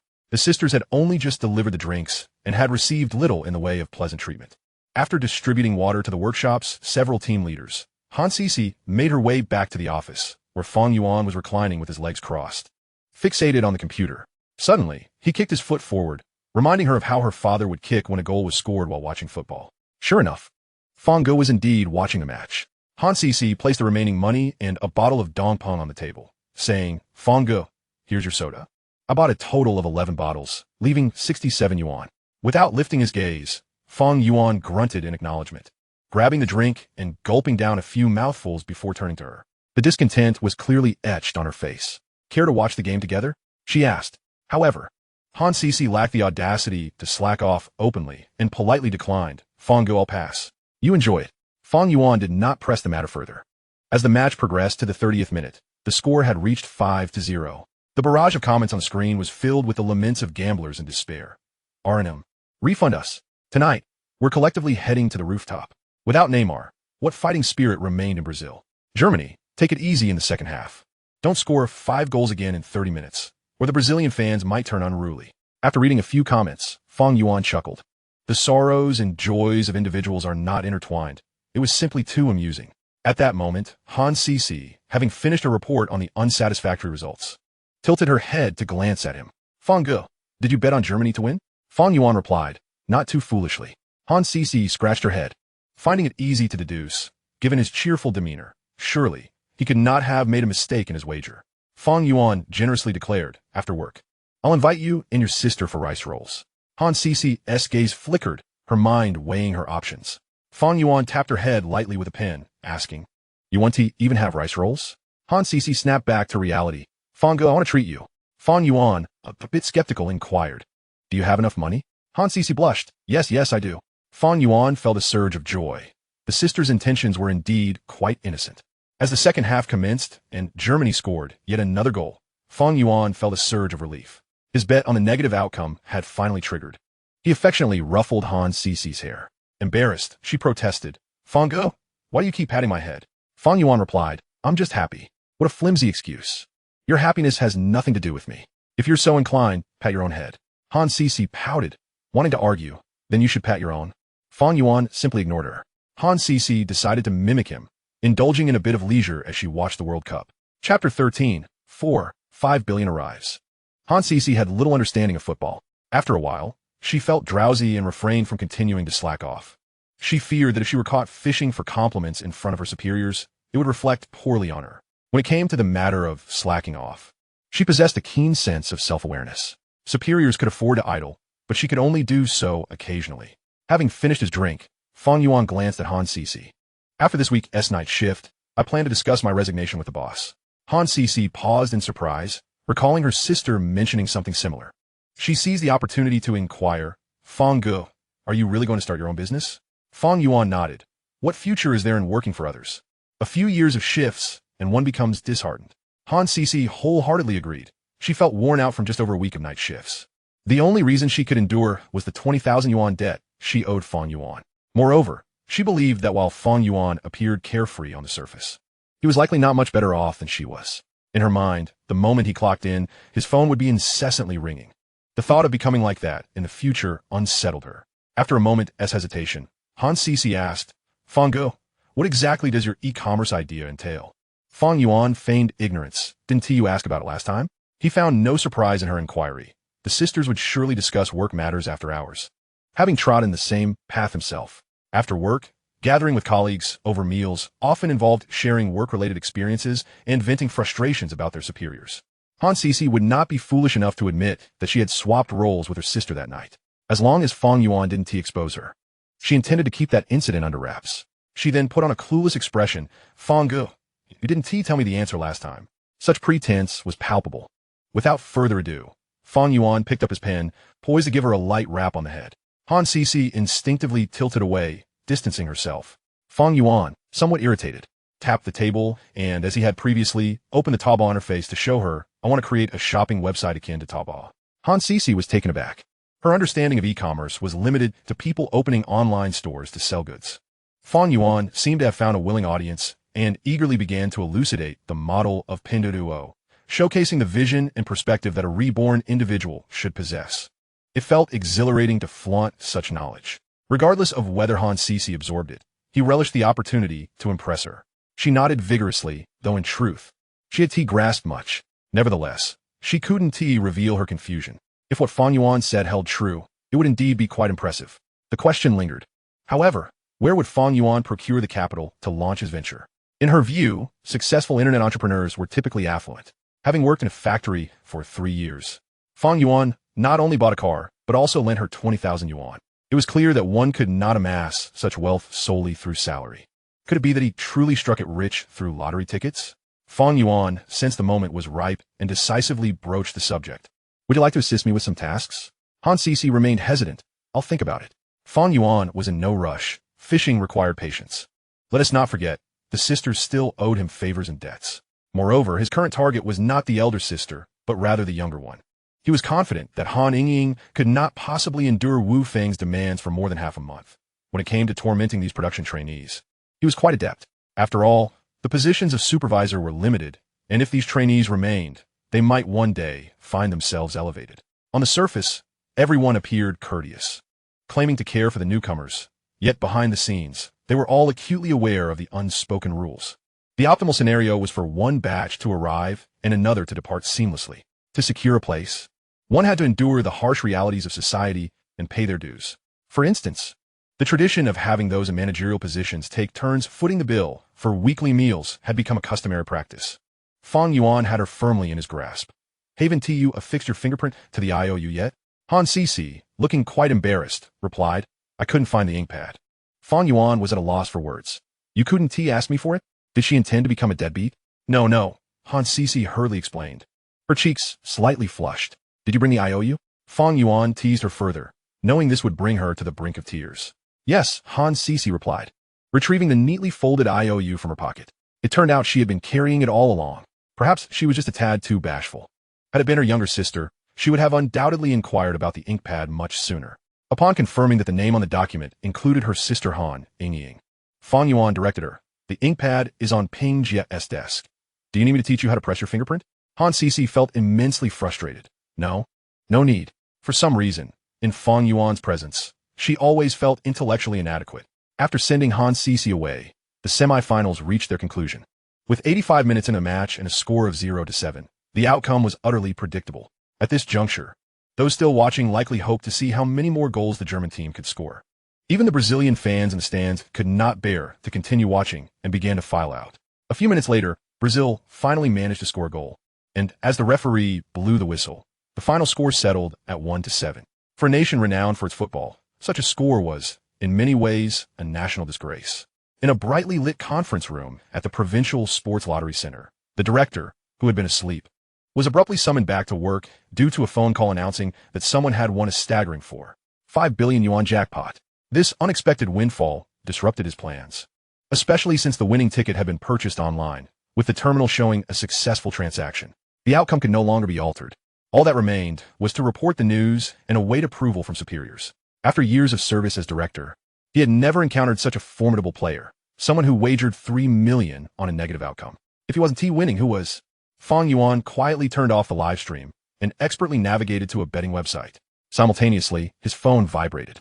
It wasn't a bank notification. Rather, it was a text from the Provincial Sports Lottery Center instructing him to come and claim his prize. The betting order on the website indeed differed from his previous ones, indicating he needed to visit the provincial center. The funds seemed to have arrived, yet felt elusive. Before he could ponder further, his phone rang again, displaying a call from the Provincial Sports Lottery Center. After a lengthy conversation, Fang Yuan hung up. He would claim his prize tomorrow. This was a certainty for his lifetime. Just minutes later, he stumbled upon news online about a certain gentleman from Yangcheng, who, during the World Cup match between Brazil and Germany, had placed a 3 million bet on a negative outcome, resulting in a 5 billion yuan jackpot. The news was trending on Weibo, igniting a frenzy throughout the media. The speed of the coverage left him momentarily stunned, with a press release issued that very night. This, in turn, provided him with greater peace of mind. The Lottery Center's announcement effectively validated his win. Fang Yuan was solely interested in collecting his winnings, while the Lottery Center aimed to leverage this publicity to their advantage. Although it appeared they had incurred a loss, they would ultimately reap substantial rewards. In the upcoming matches, an increasing number of gamblers would likely follow suit. Perhaps, in the end, the Lottery Center would profit even more. Brother Fang, do you think this is acceptable? Han Sisi, who had been absent for nearly half an hour, returned to her desk, prompting Fang Yuan to suspect whether the sisters had been shirking their duties. Did it really take half an hour just to get a fingerprint? Fang Yuan chuckled. Did you sneak out for some fresh air? Han Sisi quickly denied it. No. Fang Yuan was left speechless. Then why did it take so long? Han Sisi puffed her cheeks. Supervisor Wu Wun Ti, letting Ying leave. Fang Yuan suddenly understood. Your sister's luck seems to be running low. Old Wu could be a bit eccentric. Han Sisi was momentarily taken aback, though a smile crept onto her face as she nodded without voicing her thoughts. There was reason to suspect Fang Yuan was setting a trap for her, considering he had teased her on her very first day. It was better to keep criticisms to a minimum when he wasn't around. If she wanted to vent, she could do so in his presence. However, Fang Yuan then asked her, "Do you think I'm crazy?" This question left Han Sisi utterly flustered, and she could only shake her head in denial. Fang Yuan persisted. "Have you ever cursed me after work?" Han Sisi bit her lip, her eyes darting, caught between speaking and remaining silent, seeing the conflicted expression on her face. Fang Yuan was well aware. She must have complained about him quite a bit in private. Han Sisi vehemently denied it 3 times. "Not me, I didn't don't." Fang Yuan beckoned her closer with a finger. Han Sisi hastily retreated, rushing to the production line to fulfill her duties as Fang Yuan's supervisor. Fang Yuan merely smiled in silence. One cannot teach a child too soon. There is still much time ahead for further instruction. At 8:05 a.m., after completing his shift handover, Fang Yuan took the car keys and stood to leave when Han Sisi called out to him. "Brother Fang, aren't you having breakfast?" "No, I have some matters to attend to," he replied without turning back as he exited the workshop. Han Sisi sighed. Skipping breakfast would save a few bucks, but with a debt of 200,000 to clear within a year, her worries were mounting. After an arduous delay, Han Ying arrived at her sister's desk only to find Han Sisi alone, tidying up her belongings. "Sister, didn't you say you were treating Brother Fang to breakfast? Why are you the only one here?" Han Sisi shrugged. Brother Fang had urgent matters to handle and left first. Han Ying pouted. "What now?" Han Sisi clicked her tongue. "Maybe next time." Han Ying responded with an "Oh." What kind of urgent business could Brother Fang have? Was he purchasing lottery tickets and winning again? Indeed, he had won. Overnight, the news spread wildly across social media about a Yangcheng citizen who bet 3 million on a negative outcome, netting a staggering 4.5 billion yuan in winnings. Online discussions were rampant. Wasn't it possible that the director himself had won? Some speculated about insider trading, urging for a halt in transactions. "I've been waiting on the rooftop, and it's still not my turn, and you tell me someone won 4.5 billion? That's more painful than a death sentence." One might wonder if anyone genuinely believed this was not an inside job. A 3 million bet on a negative outcome. This Yangcheng citizen truly seemed like a chosen one.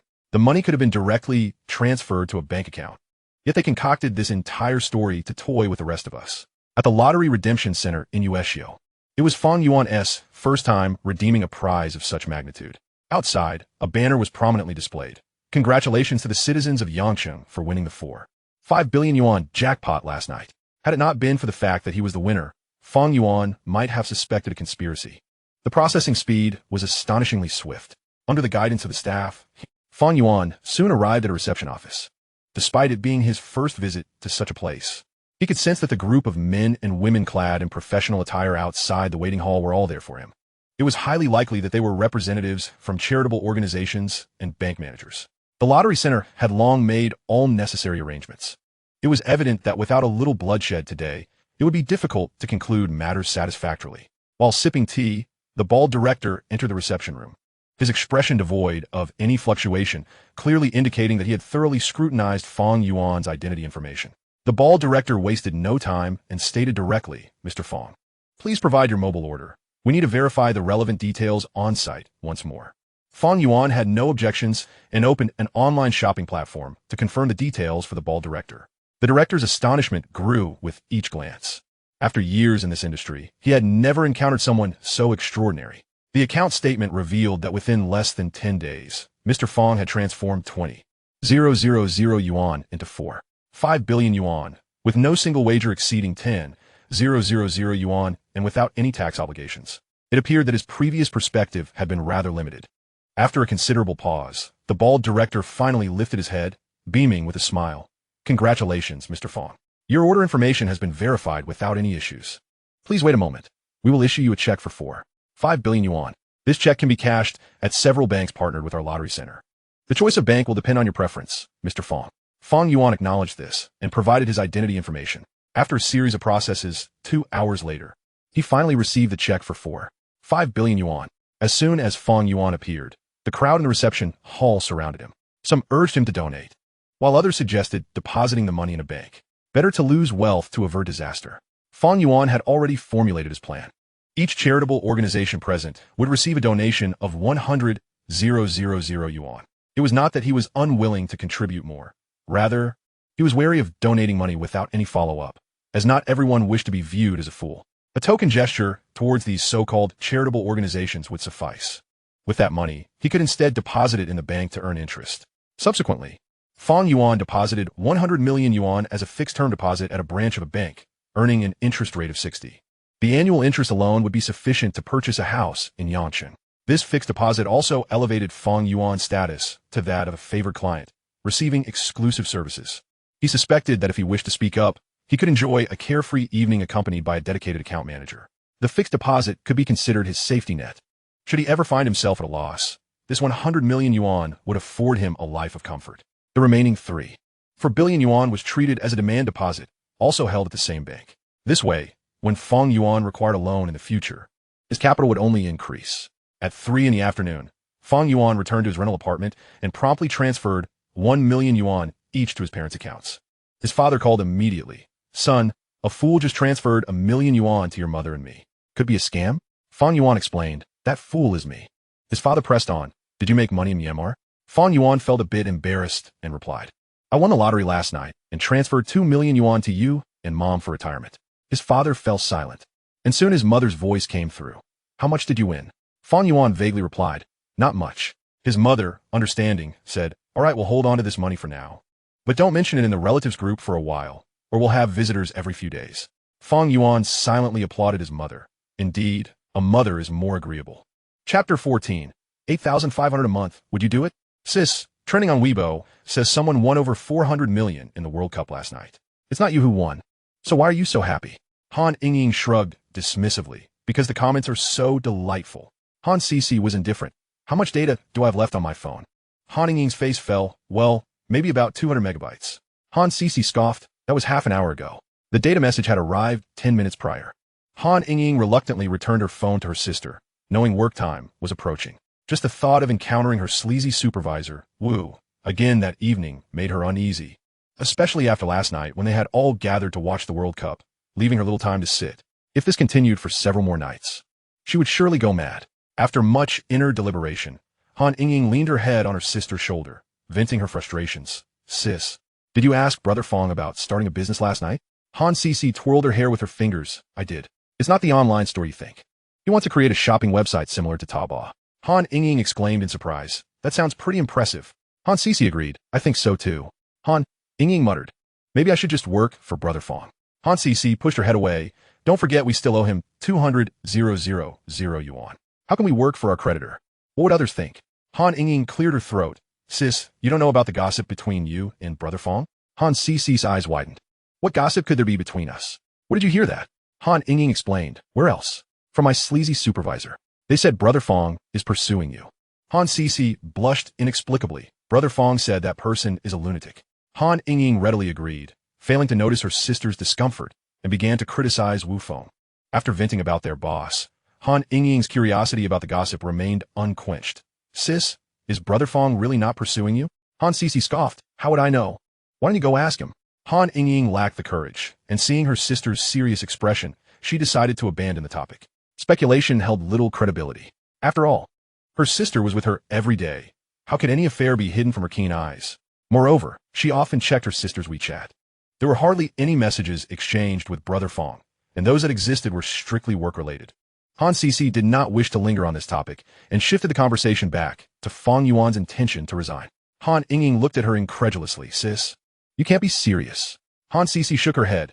"He told me himself last night that after this week's night shifts, he would resign." Han Yingying began to worry. "Did he say when he plans to start his business?"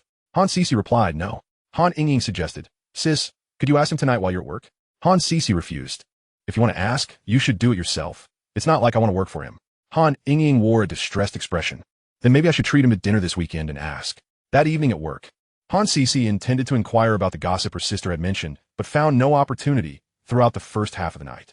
To her surprise, by the latter half, she didn't even catch a glimpse of Fang Yuan. All right, the boss's sudden enthusiasm was merely a fleeting whim. Yet, Brother Fang seemed to have been smiling at everyone after hastily finishing his business that morning, given that he had been engrossed in watching the World Cup that night. Han Cici had reason to suspect that Fang Yuan had struck it rich once again. Unfortunately, she felt that such fortune was not meant for her.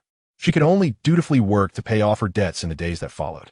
Fang Yuan's enthusiasm for work gradually waned, as he suddenly lost his drive for ambition. However, his life did not significantly change due to a few minor goals he had recently set for himself. After all, years of ingrained habits cannot be altered overnight. He continued to adhere to his daily routine of clocking in and out of the office. During night shifts, he often slacked off, while during the day, he would meander around Tianhe. The reason for his nonchalance was that Fang Yuan was contemplating persuading the two sisters to leave the factory with him. Adding to the absurdity of the situation was the fact that news of Fang Yuan taking leave with Han Sisi to handle matters back home had spread throughout the production department. Han Sisi even expressed her frustration over this gossip. Fang Yuan knew it was Wu Feng and his group of troublemakers who spread the rumors. So he promptly called Wu Feng to reprimand him and then shared a cherished piece of artistic photography in the production department's WeChat workgroup. This photograph depicted Wu Feng's clique discussing the brevity of life with a vocational schoolgirl. Old Chen swiftly dealt with the situation. The vocational schoolgirl was persuaded to resign, and Wu Feng was demoted to assistant supervisor.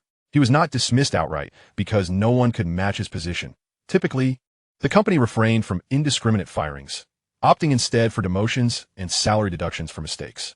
Fang Yuan was also fined 1,000 yuan, which was hardly a significant blow. During a meeting, Old Chen chastised him for needing to pay attention to departmental unity, warning that any further incidents would result in immediate dismissal. Fang Yuan let the reprimand flow in one ear and out the other, dismissing it as inconsequential. He planned to resign the following Monday, even foregoing his salary, just to see Old Bai grow a few more gray hairs. The prospect of such unexpected actions amused him. While Fang Yuan relished this notion, the two sisters were burdened with their own worries. Han Sisi found herself ensnared in gossip, while Han Yingying felt as though each day dragged on interminably, wishing fervently to resign but lacking the courage to do so. After all, she had nowhere to go post-resignation. Thus, she gritted her teeth and persevered. On Saturday night, Fang Yuan was invited out for dinner by the two sisters. They were quite considerate, showing gratitude for his recent assistance. From his observations, the sisters had devoted all the money from their bank card to their mother's medical treatment, living frugally and opting for the cafeteria whenever possible. Unfortunately, luck was not on their side. However, fools sometimes enjoy fortunate outcomes. They returned to the same Cantonese restaurant as before, and this meal served as a farewell gathering for the three of them. Han Sisi proactively poured a glass of apple vinegar for Fang Yuan, saying, "Brother Fang, thank you for your help recently." Fang Yuan waved his hand, indicating that it was unnecessary. After enjoying their meal, Han Yingying began to vent her frustrations about their boss, Wu Feng, in front of Fang Yuan. It was evident how much she had been bottling up her feelings. Once the sisters had exhausted their complaints, Fang Yuan spoke up. "Yingying, how about you become my assistant? I can offer you a monthly salary of 500 yuan, with meals and accommodation included, as well as 5 social insurances and a housing fund." Han Yingying blinked in surprise, asking, "Brother Fang, what does an assistant do?" Han Sisi perked up her ears, intrigued. Fang Yuan pondered for a moment and replied, "Managing the daily trivialities of the boss's life." Han Yingying seized upon the phrasing, "Brother Fang, shouldn't it be work-related trivialities?" Fang Yuan retorted, somewhat irritated, "Why are you asking so many questions? Do you want the job or not? I'm resigning next Monday, so you and your sister can continue working here and earning your money." Han Yingying felt a mix of frustration and helplessness. Considering the 500 yuan monthly salary, it was certainly preferable to enduring the unpleasantness of their current situation. After exchanging glances with her sister, Han Yingying tentatively asked, "Brother Fang, are you only hiring one assistant?" Ignoring Han Sisi's eager gaze, Fang Yuan nodded. Han Sisi felt a wave of distress wash over her. With Fang Yuan leaving, what would become of her place in the company? Unable to bear the sight of her disappointment any longer, Fang Yuan added, "I also need a secretary. Sisi, would you like to join?" Han Sisi bit her lip. "I'll think about it." Fang Yuan had no objections. Her rationality was not a negative trait. Whenever she decided to join, he could create a position for her. There would always be a role that suited her. Han Yingying, her eyes twinkling with curiosity, asked tentatively, "Brother Fang, what is the difference between an assistant and a secretary?" Fang Yuan had no idea, responding, "You figure out." Han Yingying pouted, feeling disheartened that even the boss lacked clarity about the roles. Nevertheless, she was determined not to remain in the factory any longer, and even if it seemed unreliable, she was willing to take the plunge. An 500 yuan salary, including meals and accommodation, was likely the ceiling for a graduate from a second-tier school. Fang Yuan turned to Han Yingying, "Come over tomorrow to help me pack up my apartment. I'll be moving out in a couple of days." Han Yingying looked at him, "Brother Fang, does that mean I'll be working tomorrow?" Fang Yuan found her naivety amusing. Do you think it does? Han Yingying, summoning her courage, replied, it should count. Fang Yuan chuckled but remained silent, then turned to the quiet Han Cici, asking Cici, what do you think? Han Cici felt overwhelmed, wondering why she was being dragged into this again. Upholding her respect for her superior, she hesitated before muttering, it doesn't count. Han Yingying glanced at the two of them, her eyes darting as if she had stumbled upon a shocking revelation. Was it possible that they were secretly involved? Fang Yuan clapped his hands. All right, how about this?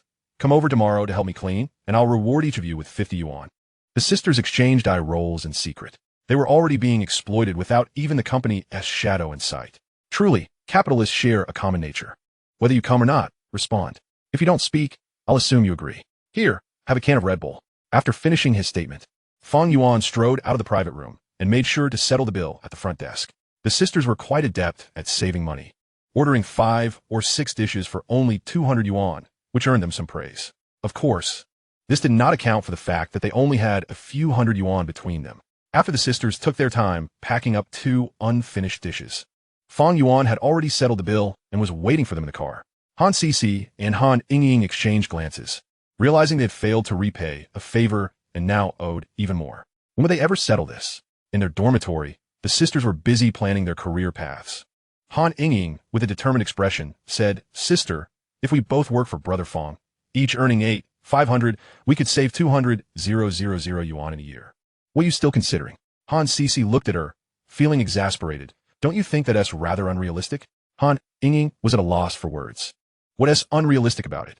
Han Cici sighed. First of all, the salary is abnormal, and secondly, I can't comprehend why he would hire us. Han Yingying pouted. I'm not concerned about that. I'm resigning with Brother Fang on Monday.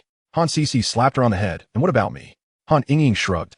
You could be Brother Fang's secretary. Han Cici scoffed. Can just anyone be the boss's secretary? Han Yingying retorted sarcastically. How would I know what is going on between you two? Frustrated, Han Cici wanted to explain, but Han Yingying cut her off, leaping on her bed to sleep. She and Fang Yuan had done nothing inappropriate.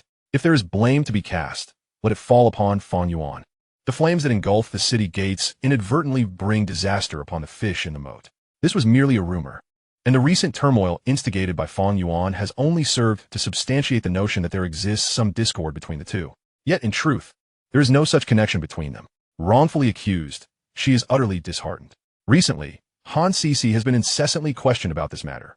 Each time she delivers documents to the production department, she faces teasing remarks. Cici, are you and Fang Yuan an item? Most infuriatingly, Fang Gu often joins in on the jests, leaving her in a state of utter confusion. The following morning, Fang Yuan arrived at the factory gate. After making his first call without a response, he muttered, So, you two have taken to sleeping on weekends, have you? Upon calling again, Han Cici finally answered. Hurry up. You told us to help you tidy up the rental apartment at 9. The sisters, still rubbing the sleep from their eyes, rolled out of bed. Especially Han Yingying, who appeared utterly lethargic, clearly having stayed up late on her phone the previous night. Han Yingying had initially intended to wear shorts, but upon seeing her sister change into a skirt, she exclaimed, Sister, why are you wearing a skirt? We're not going out for fun. To which her sister retorted, Mind your own business. Then I shall wear one too. When Fang Yuan saw the sisters emerge in their skirts, he felt a wave of confusion wash over him. Have you both forgotten the task at hand? Han Yingying, taking her seat in the back, cheerfully remarked, Fang Gu, my sister says wearing a skirt is also suitable for tidying up. Han Cici shot her sister a glare. If you remain silent, no one will mistake you for a mute. Fang Yuan turned to wink at Han Cici, causing her to subconsciously tuck a strand of hair behind her ear, her heart racing, while Han Yingying looked on with a mischievous grin. Surely, there's something going on here. No wonder my sister thought to wear a skirt to clean. It must be for Fang Ji's sake. After a brief drive, the sisters arrived at Fang Yuan's rental apartment, which was surprisingly tidy, contrary to their expectations. Fang Yuan casually informed Han Yingying what to discard and what to keep. As they wrapped up, Han Yingying could not resist asking, Fang Gu, where's my sister supposed to tidy? Fang Yuan shot her an incredulous look. Your sister is coming with me to look for a rental. Han Yingying's eyes widened in shock. Han Cici was equally taken aback. Why had Fang Gu suddenly decided she should accompany him to view apartments? Han Yingying silently sought her sister's confirmation, but Han Cici had no prior knowledge. Suddenly, Han Yingying felt tears welling up. Fang Gu, that's so unfair. Fang Yuan teased. Life is replete with unfairness. Can 100 yuan settle this? Still hesitating, Han Yingying watched as Fang Yuan reached into his pocket. 300. Her response was immediate. Fang, I promised to complete the task. Fang Yuan counted out 3 bills from his wallet and handed them to her. Here, your money. Han Sisi wished to suggest she join in the tidying, but found herself instead asking, Fang, where are we going to find a rental? Fang Yuan, disinterested in explaining further, replied, just a casual look around. This, however, was interpreted by Han Ying as a clear indication that the two were set to embark on a date. She resolved to inquire further with her sister later, feeling somewhat betrayed by her prolonged silence. Upon arriving at the parking area, Fang Yuan beckoned Han Sisi, come sit in the passenger seat. Unable to conjure a rebuttal, she complied. Fang Yuan inquired, have you decided to resign yet? Han Sisi interlaced her fingers, lowering her gaze as she replied, not yet. Fang Yuan patted her head. How is your mother recovering? Any adverse reactions? None. She'll be discharged after another month of rehabilitation. Han Sisi attempted to push Fang Yuan's hand away, but was caught off guard when he seized her wrist. Your palms are all sweaty. Fang, why are you so nervous? Is that skirt you wore today meant for my eyes? Absolutely not. Fang Yuan chuckled, already aware of the answer. Chapter 16. I have 2 rooms available in my villa, with meals and accommodation included. At the Zhujiang Villa complex, Fang Yuan met with manager Zhao, the real estate agent with whom he had arranged to discuss rentals the previous evening. Han Sisi initially thought Fang Yuan was jesting about the rental, but was astonished to discover he was indeed here to secure a property. The villas were evidently not inexpensive, especially situated in the prime Zhujiang New Town.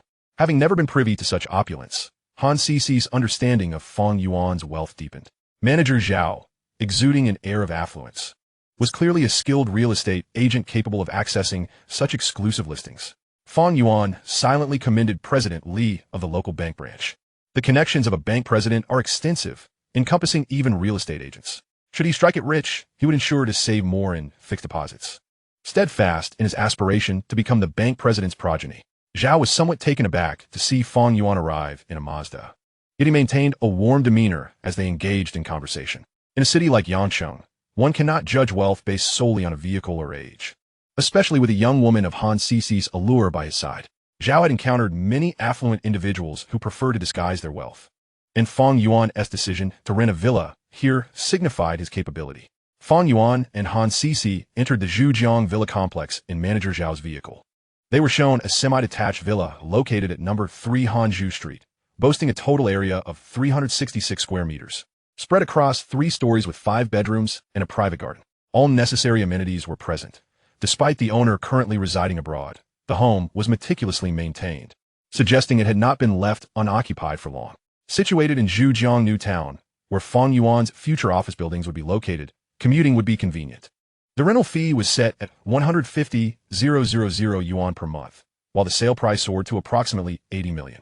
Fang Yuan deemed it unnecessary to exhaust his current financial reserves for such an investment. Moreover, given his present circumstances, purchasing a property was not feasible.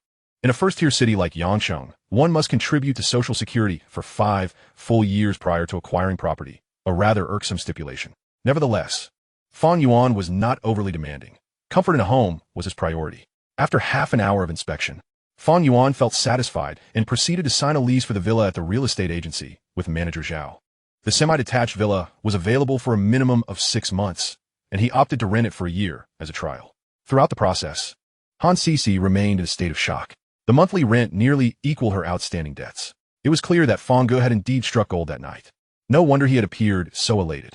At noon, Fang Yuan, adhering to the principle of proximity, took Han Sisi to dine at Heideleo near Huaqing Avenue. In his past life, he had dined there several times with classmates. For 2 people, it was virtually impossible to leave without spending at least 300 to 400 yuan. However, for Han Sisi, it was her first experience, and everything felt refreshingly novel. After placing their order, Han Sisi followed Fang Yuan to learn how to mix sauces, marveling at how dining could be such an elegant affair. Fang Yuan had chosen a private room, complete with a dedicated waiter to serve their dishes, relieving them of any concerns. As long as she didn't feel awkward, Fang Yuan was unbothered. However, Han Sisi felt somewhat constrained. She resolved to bring her sisters along next time, but decided against having the waiter linger in the room. An hour later, the pair exited Heideleo, and Fang Yuan inquired, "Was it delicious?" Han Sisi instinctively nodded. "Isn't it quite expensive?" Fang Yuan handed her the receipt. "Where's the expense?" "We only spent a little over 400. Han Sisi smacked her lips. "Brother Fang, I'm broke." Fang Yuan dismissed her concern. "Next time, bring Ying along." Han Sisi bit her lip. puzzled as to why Brother Fang insisted on including her sister for dinner. He had even touched her hand without any acknowledgement, yet he never forgot to bring her sister along. A hint of frustration brewed within Han Sisi. Fang Yuan was oblivious to the girl's sentiments. In the afternoon, Fang Yuan took Han Ying to the villa, providing them with 100,000 yuan as a budget to purchase some necessities. As Han Ying gazed at the lengthy list, she couldn't help but voice her confusion. Brother Fang, why do you need so many pillows and bedsheets if you live alone? Han Sisi shared her bewilderment. Fang Yuan, lounging on the sofa with his legs crossed, looked up. Who said I live alone? At this, Han Sisi felt a pang of anxiety. Han Ying thought of Fang Yuan's parents. Oh, if Uncle and Auntie come to Yancheng, they'll have somewhere to stay. Fang Yuan shot her a glance. This house has 2 rooms set aside for you. Both sisters exclaimed in unison. Brother Fang, how can it be all-inclusive like that? Fang Yuan scratched his head. You can choose not to stay. If you rent a place outside, the cost will be deducted from your salaries, so it won't be all-inclusive. Han Ying protested. How can that be fair? Han Sisi nodded in agreement. Renting and living expenses in the vicinity would leave them with barely 5,000 yuan from their monthly salary of over 8,000. Fang Yuan waved his hand. Whether you do it or not is your decision.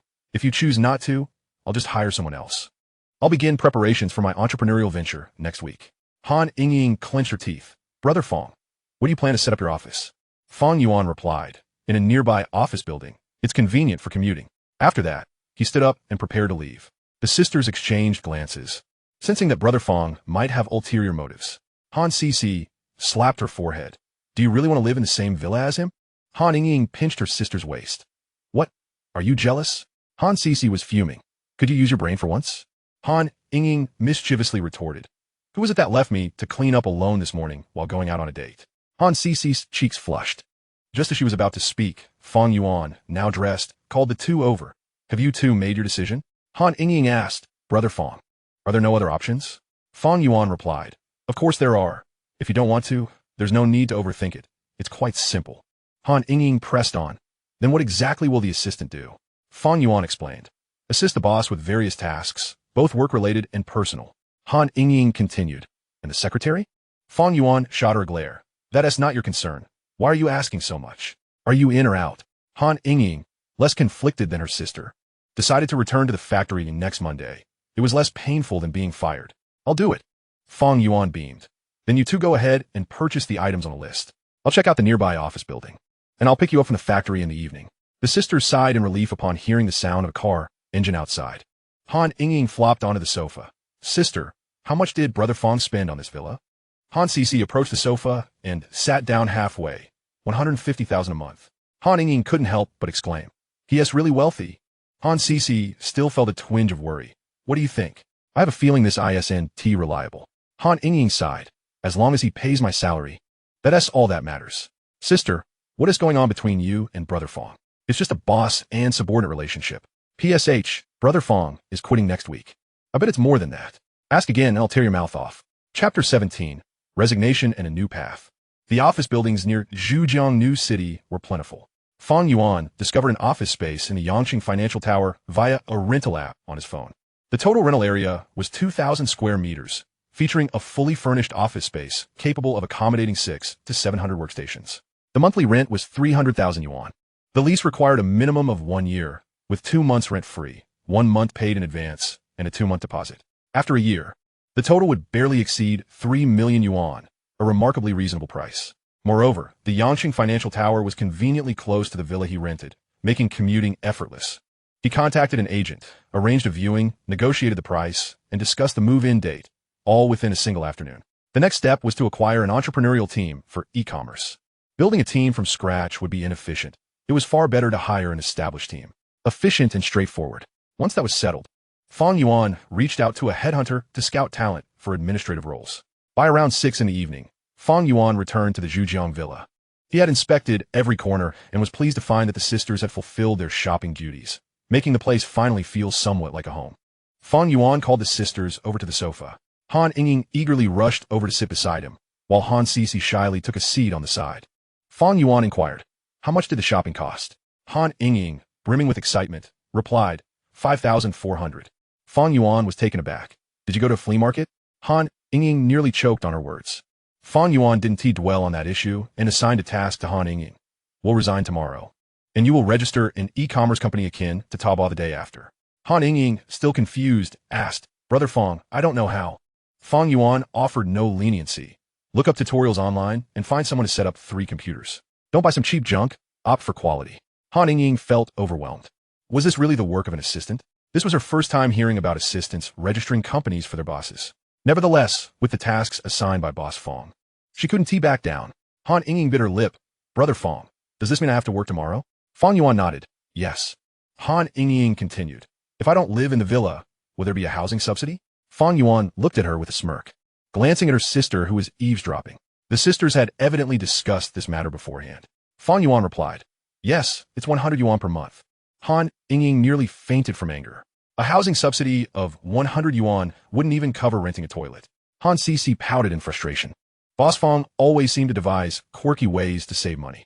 Fang Yuan stood up gracefully and strolled towards the door, casually stating, Turn off the utilities, and after dinner, head back to the factory. The sisters exchanged glances, and Han Cece pointed upstairs. You go turn off the lights upstairs.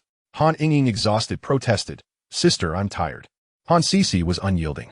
Han Yingying, feeling wronged, reluctantly trudged upstairs. It seemed that being a little sister meant enduring relentless exploitation. Outside, Fang Yuan noticed that the lights in the neighboring house had turned on. They hadn't been on when he arrived, indicating that the occupants likely worked nearby, either corporate executives or self-employed. Fang Yuan leaned towards the former assumption. However, the neighbor next door is quite peculiar. Despite residing in such a spacious abode, they have yet to employ a housekeeper. The 2 sisters wasted no time this time around. Fang Yuan made a concerted effort to indulge in the more upscale dining establishments. This occasion, they ventured to a Western restaurant for steak, reserving a private room. From their vantage point in the restaurant, they could behold the enchanting nightscape of the Zhujiang River. The sisters were taken aback when they glanced at the menu. The cost of a single meal equated to an entire month's salary for both of them. How affluent must Mr. Fang be? To spend over 20,000 yuan on a single meal seems to compound the sense of indebtedness. Will it ever be possible to repay such a favor in this lifetime? Were it not for the necessity of driving back, Fang Yuan would have surely indulged in a bottle of Flying Fairy Maotai. During the course of the meal, thoughts of stocks like Maotai, a certain delivery service, and a certain electric vehicle manufacturer crossed his mind. These were all worthy of investment. Additionally, he pondered the merits of cryptocurrencies such as Bitcoin and resolved to inquire with Director Li regarding potential contacts. In the future, he could juggle entrepreneurship and stock trading. With this in mind, Fang Yuan turned his gaze towards Han Yingying, who was engrossed in her steak. Please arrange the computer matters promptly. Han Yingying nodded in agreement. Mr. Fang's dining habits seemed to come with reminders. Evidently, this matter required expedited attention. Upon returning to the rental unit that evening, Fang Yuan placed a call to the landlady to discuss the lease termination. Since Fang Yuan had always opted for a one-time yearly rental, the contract stipulated that in the event of a breach, the 3,000 yuan deposit would be forfeited. However, the landlady was quite reasonable. As a long-time customer who had rented for 3 years, she only deducted 500 yuan, returning the remaining 2,500 yuan to him. Fang Yuan did not dwell on the matter. The following morning, after organizing the workshop, he headed straight to Old Chen's office. Knocking on the door, he stated his intention. Manager, I am here to resign today. Old Chen's eyelids flickered. This month seemed to be riddled with misfortune. 2 supervisors were openly clashing, and now this rebellious spirit came to announce his departure. This young man, who had previously lacked such boldness, had always swallowed his pride when rebuffed. Could it be that the recent pressure had backfired? Old Chen capped his pen, stood up, and gestured for him to sit on the nearby sofa. Xiao Fang, are you feeling overwhelmed lately? Fang Yuan replied, with a cheerful demeanor. Not at all. I simply wish to pursue a different path. Old Chen's heart sank. Have you made your decision? Fang Yuan affirmed with a nod. Old Chen realized he could not dissuade him, and with little inclination to brew tea, he furrowed his brow and adjusted his thinning hair. You can't even wait for the 1-month notice period? Fang Yuan shook his head. No need. The company can deduct the losses from my last month's salary. Old Chen waved his hand dismissively. Fang Yuan was eager to leave. For Han Yingying, resigning from her position as a production trainee was far simpler. Filling out a form and following the procedure sufficed. Fang Yuan's situation was comparatively more complex. After completing several forms, Old Chen instructed Old Zhang to temporarily take over his responsibilities, spending the entire day on a handover. Han Cece was also busy, and Old Chen had her step in as a temporary team leader. Previously, watching others work seemed effortless, but once on the job, She realized that merely finding people was a daunting task. With no acquaintances in the workplace, inefficiency plagued her efforts. After work that afternoon, Fang Yuan first retrieved his suitcase from the rental unit before waiting at the factory entrance for Han Yingying to finish packing. Han Cece was still busy with overtime and did not join them. Han Yingying's belongings were minimal, consisting of a single bag of urea and a red bucket in her hand. She appeared far more carefree than he. Upon arriving at the Zhujiang villa, Fang Yuan felt a twinge of hunger, while Han Yingying was nearing exhaustion. Mr. Fang exhibited a complete lack of decorum, refusing to lend a hand. Fang Yuan had no intention of letting her sit idly. An assistant should fulfill their duties. How could she relax when the boss had yet to dine? Fang Yuan reclined on the sofa and instructed her, order some takeout online, get something decent. Han Yingying felt utterly dejected, sensing she was merely a servant. After placing the order, she hesitated. Brother Fang, where will I be staying tonight? Fang Yuan busied himself with his phone. At the villa? Han Yingying suddenly regretted her blind trust in Mr. Fang. What if he were to unleash his baser instincts? As a vulnerable woman, what could she do? Little did she anticipate the anxiety that would ensue. She spent the night in trepidation, even discussing countermeasures with her sister via WeChat, threatening to call the police if he did not respond within minutes. Yet, Mr. Fang remained absorbed in phone calls, completely disregarding her, which left Han Cece feeling somewhat frustrated. Chapter 18. Selling Sister to Repay Debts. Early the next morning, Fang Yuan awoke to find Han Yingying still indulging in slumber. This assistant was utterly incompetent, failing to prepare breakfast. Without hesitation, he knocked on the door. After a prolonged silence without a response, he discovered the door was locked and her phone was off. Fang Yuan nearly suspected she had fled with the bucket overnight. He had no choice but to call his sister Han Cece to clarify the situation. He soon learned that the sisters had stayed up late chatting until after 2 in the morning. Fang Yuan understood the reason. She was merely being cautious of him. However, he had been preoccupied with phone calls to headhunters the previous night and had no mind to concern himself with Han Yingying. Furthermore, his coaxing of his sister was solely to render it impossible for Han Cece to continue her work at the factory. The sister was merely a means to an end. Securing his sister was a strategy he had devised from the outset. Meanwhile, Han Cece arose with panda eyes, glancing at the time and feeling a twinge of schadenfreude. By 7:30, Mr. Fang had already summoned Han Yingying to rise. He was more exploitative than the factory itself.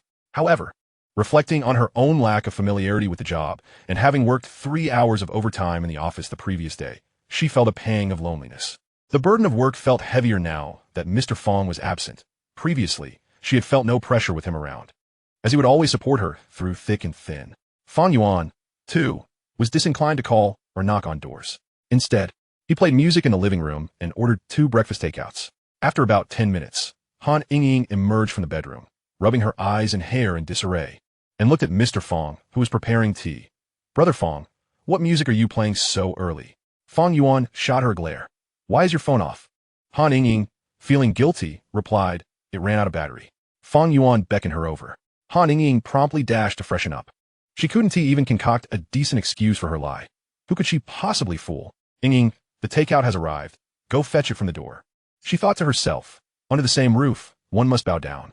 Mr. Fang required her to fetch the takeout. Nonetheless, working for him did guarantee provisions and sustenance. The 2 breakfast orders had cost 400 yuan, while the previous Sunday's meal was even more extravagant. The steak they had dined upon felt as if it were fit for deities. Han Yingying dared not indulge too much, fearing deductions from her salary. Fang Yuan let out a contented burp. In the future, try not to order takeout. Make breakfast for me when you wake up. Han Yingying, taken aback, retorted, Brother Fang, I'm not a housekeeper. Fang Yuan did not respond to her statement, but instead inquired, so, are you willing to do it? Han Yingying attempted to resist. To her surprise, Boss Fang paid her no heed at all, leading her to believe that he was upset. She pondered over how to apologize. In the midst of her internal conflict, Boss Fang's voice reached her ears.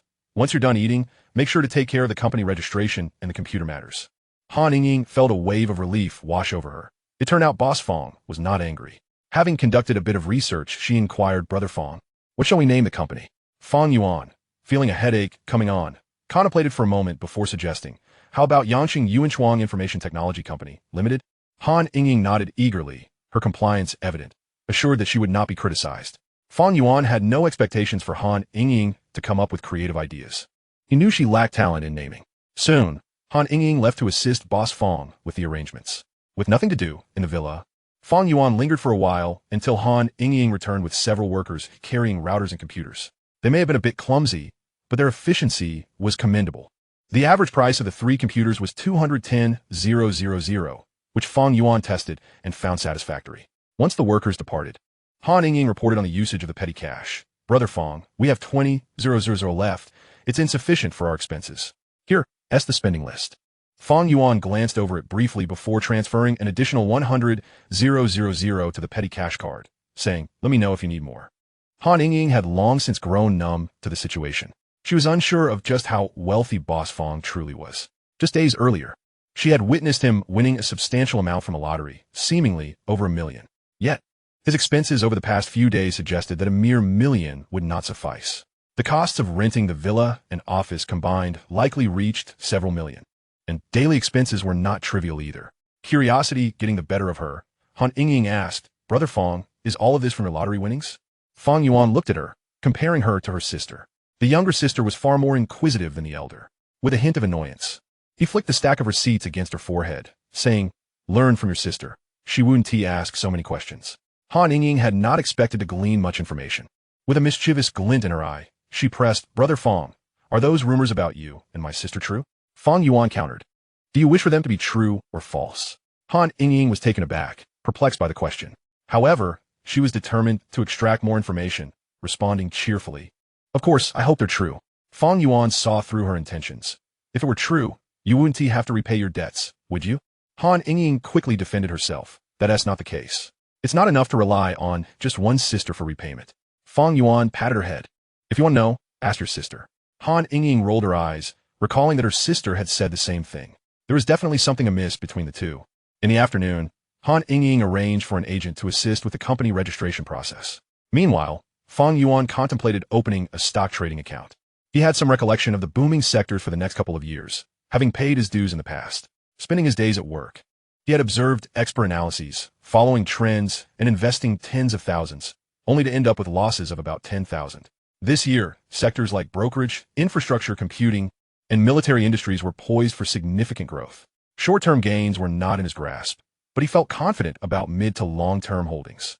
Soon, he formulated a list of promising stocks and called Old Lee to inquire about suitable brokerage recommendations. Old Lee enthusiastically suggested Manager Liu from the Asset Management Department of GF Securities. In his 30s, Fang Yuan would have hesitated to accept the recommendation had he not known Liu was a returnee. He sensed there might be ulterior motives and refrained from probing further, as he had no intention of letting someone else manage his funds. He believed that engaging in trading himself was far more thrilling, for relying on a brokerage could lead to financial ruin. As a reborn individual, he exuded confidence. He found it curious that a mere asset management manager would warrant such effort from Old Lee.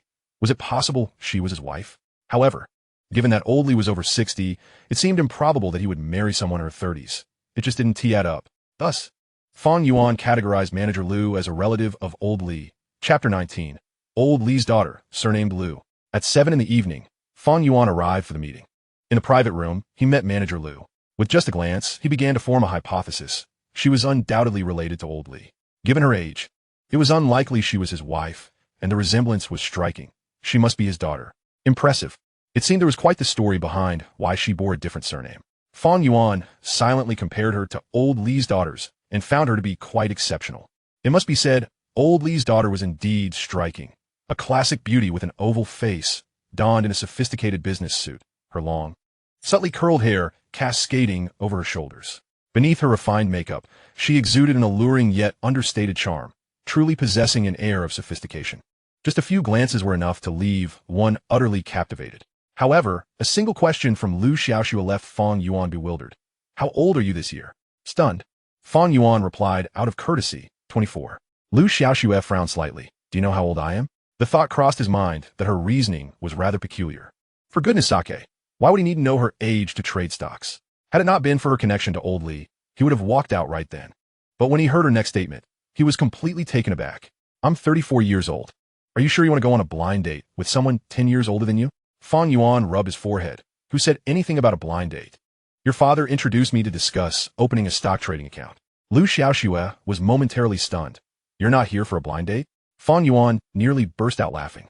"Manager Liu, are you certain you haven't mixed up the information?" "Just a moment, let me confirm." This was the first time Lu Xiaoxue had encountered such an awkward situation.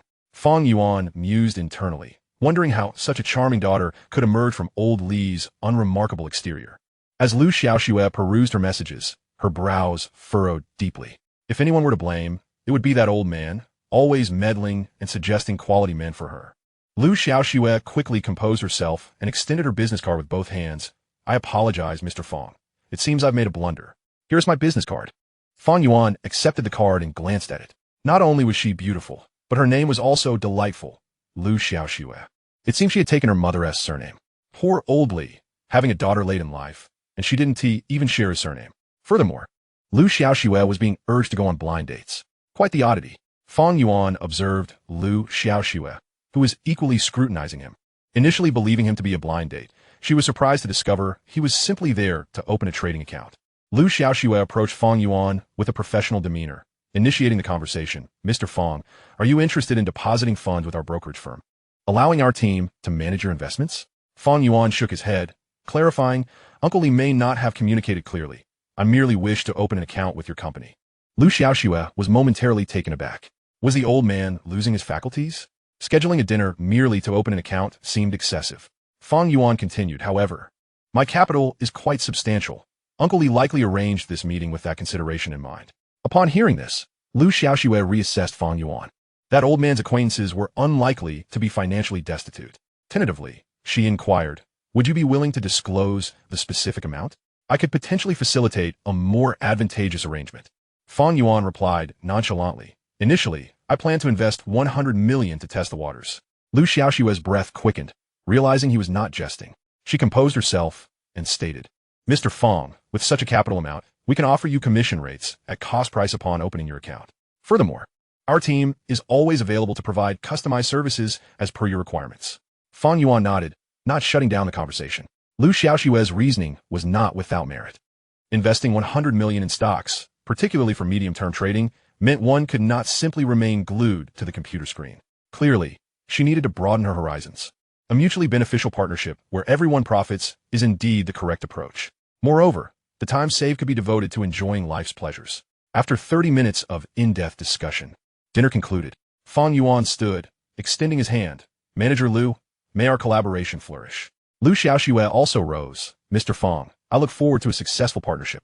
Their hands clasped, soft and accompanied by a subtle fragrance. Upon exiting the restaurant, they parted ways, with Fang Yuan taking the lead.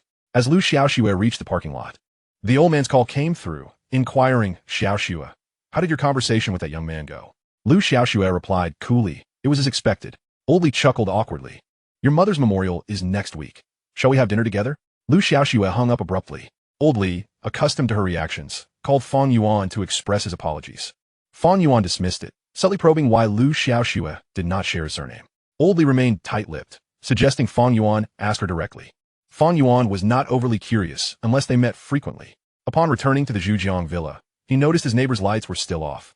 After finishing his shower and relaxing on the rooftop, the neighbor's lights finally illuminated. Fang Yuan suspected that the villa housed but a single occupant, as it was peculiar to never see anyone during the day and only at night. Having lived there for nearly a week without catching a glimpse of his neighbor was indeed an oddity. The following day, Fang Yuan added Lu Xiaoxue on WeChat, sending over the necessary identification information for account creation, which was successfully established by afternoon. He transferred 10 million to test the waters. On Thursday, the headhunting agency assisted Fang Yuan in scheduling interviews with several directors. Han Yingying, upon reviewing the qualifications of these directors, couldn't help but express her astonishment. Each one hailed from prestigious 985 universities, boasting no less than 10 years of experience. Financial Director Yang Lei, Human Resources Director He Yui, and Legal Director Zhao Peijin each commanded annual salaries in the range of 4 to 500,000. Han Yingying felt somewhat disheartened, realizing that being an assistant to Mr. Fang now came with its own pressures. She questioned whether her second-tier university degree was sufficient for such a role. On Friday morning, Han Yingying finally registered the company under the name Yuanshuang Information Technology Company. Limited. Fang Yuan was the sole investor and the company's only major shareholder. The newly hired executives all had mortgages, clearly drawn to this startup for its lucrative salaries. Fang Yuan had considered this aspect when recruiting them. The phrase midlife, no autonomy, was not merely a saying. The reality was evident. High salaries were not easily attained. To earn more, one must shoulder some of the boss's burdens. On Friday afternoon, Fang Yuan convened a brief meeting with the team to discuss future hiring plans. After the meeting, Financial Director Yang Lei remained behind, stating, "Mr. Fang, the company's funds have been depleted." Fang Yuan instructed, "I will transfer 10 million to the account shortly." Yang Lei accepted this without question and exited the meeting room. Such is the privilege of a wealthy second-generation boss. Han Yingying, still a bit bewildered, asked, "Brother Fang, are we not hiring technical staff?" Fang Yuan posed a question in return.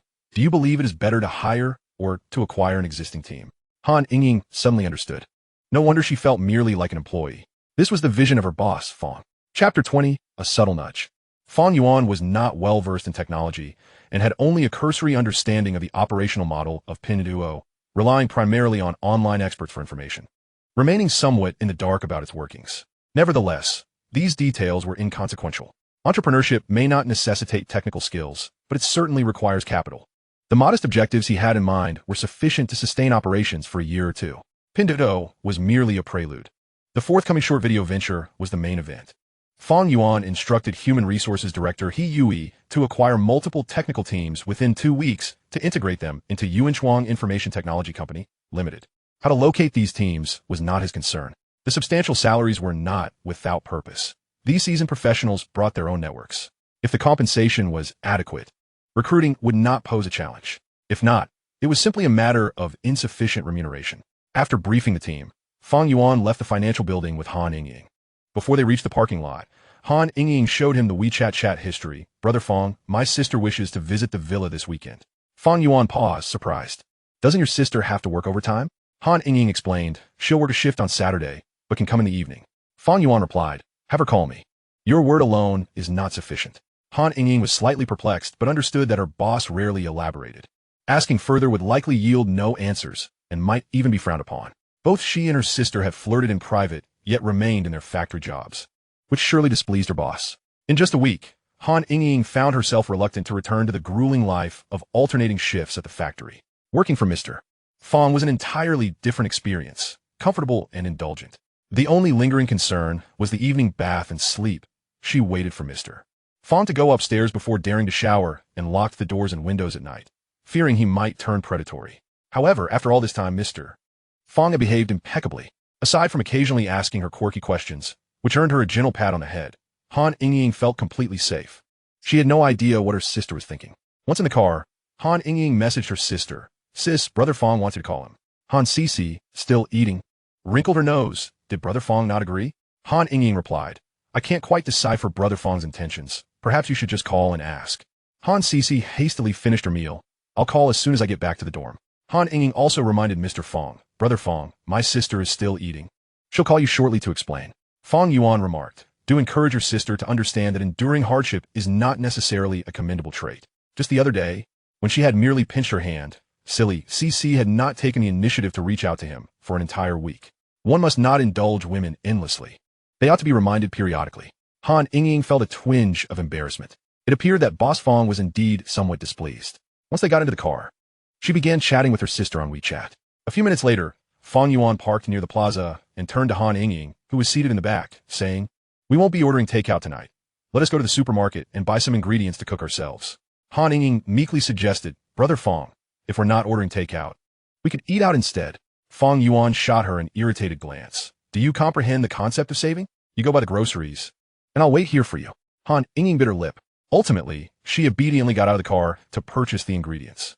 Boss Fang was always so unpredictable. When in good spirits, he would treat her to lavish meals. When in a foul mood, he would start giving orders.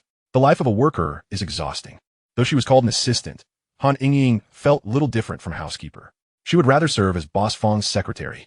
At least a secretary wouldn't have to do such menial tasks. She resolved to persuade her sister again. What future could there possibly be working in a factory? Becoming Boss Fang's secretary was undoubtedly the wiser choice. As soon as Han Yingying had stepped out to buy groceries, she received a call from Han Cici. Fang Yuan answered. "Cici, have you given any thought?" Han Cici remained conflicted. "Brother Fang, can we not discuss this?" Fang Yuan sighed inwardly, realizing she had yet to suffer enough. It seemed he would need to apply a firmer approach. Fang Yuan replied, "Yingying mentioned you'd be working an extra day tomorrow." Han Cici said, "Yes, after work tonight. I plan to visit Yingying at the villa." With a hint of regret, Fang Yuan responded, "Well, You can come over after your shift. We're planning to explore Yancheng all day, so we might return a little late. Han Sisi paused, clearly taken aback. If they were truly going out for fun, her sister shouldn't be keeping secrets from her. The only explanation was that Brother Fang had spontaneously decided to mention this to her. In an instant, a wave of grievances flooded her heart. Ying had guessed correctly. Brother Fang was somewhat irritated that she remained in the factory. After hanging up, Fang Yuan called his former subordinate, Old Zhang, from Xinyan Company, to check in. Old Zhang remained as courteous as ever to his former superior, expressing gratitude for Fang Yuan's recommendation to Manager Chun for a temporary supervisory position. After giving a few instructions, Fang Yuan ended the call. When Han Ying returned from grocery shopping and got back into the car, she asked Fang Yuan, "Brother Fang, my sister said you mentioned going out to play tomorrow." Fang Yuan replied while driving, "That's right. We'll prepare a travel itinerary tonight for our day trip in Yancheng." Han Ying was taken aback. "Aren't we waiting for my sister?" Fang Yuan retorted, "Your sister is too foolish. She's not as clever as you." Han Ying sensed the weight of the implications hidden within that statement. They exchanged casual banter before she resumed chatting with her sister on WeChat. Han Ying messaged, "Sis, what is going on between you and Brother Fang?" Han Sisi responded with a crying emoji, "Don't ask." Han Ying replied, "I feel caught in the middle. It's quite uncomfortable." Han Sisi inquired, "Has Brother Fang bullied you?" Han Ying reassured her, "Brother Fang doesn't have any interest in me, sis. You should resign quickly. If you don't come back soon, there won't be a position for you at the company." Han Sisi asked, "What? Have they already hired a new secretary?" Han Ying replied, "Not yet, but you need to decide quickly. I don't want to be stuck in the middle." Han Sisi said, "I'll think it over." At dinner, Han Ying prepared 3 home-cooked dishes. They tasted quite good. A true woman must be adept both in the parlor and the kitchen. After finishing their meal and feeling satisfied, Han Ying presented the bill to Boss Fang, a routine she had grown accustomed to. Initially, she had resisted, but after a few days of this practice, she found it oddly satisfying. Previously, they had lived frugally, and now, with the opportunity to spend, she felt the need to keep track of every expense, relishing the sense of accomplishment that came with spending. Han Ying curled her legs on the couch, eagerly looking at Fang Yuan. "Brother Fang, does cooking at home count as overtime?" Fang Yuan promptly dispelled her hopes with a single statement. "Assistants and secretaries do not receive overtime pay." Han Ying protested, "Brother Fang, that violates labor laws. If employees work overtime, the company must compensate them." Fang Yuan chuckled, "Then go ahead and fire me."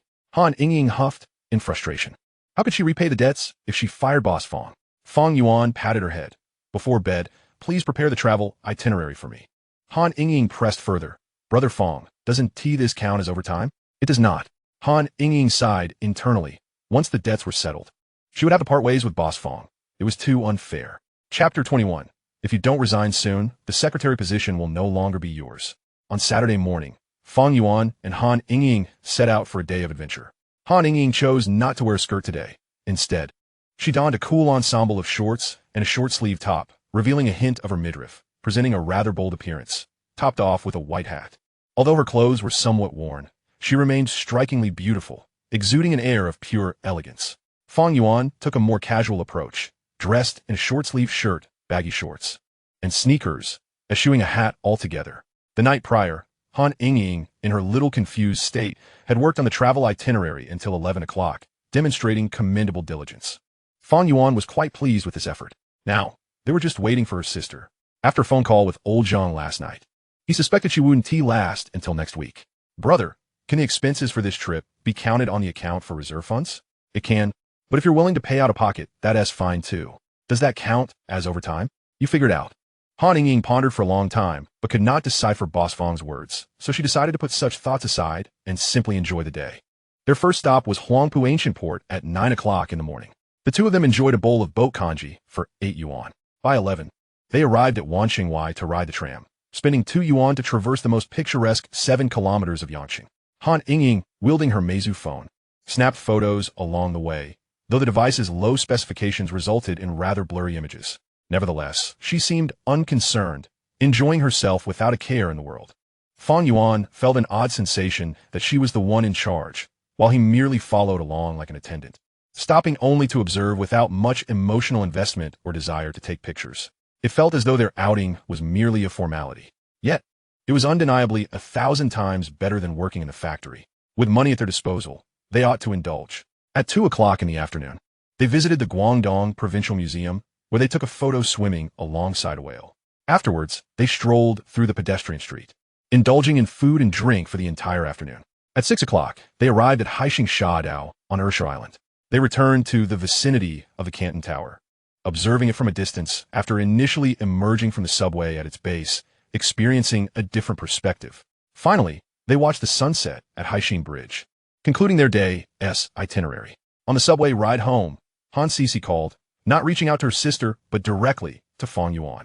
It seemed she was finally showing some consideration. After hanging up, Han Yingying asked, Brother Fang, where's my sister now? Fang Yuan ruffled her hair. Didn't you already know? Han Yingying looked up. Brother Fang, please refrain from petting my head so often.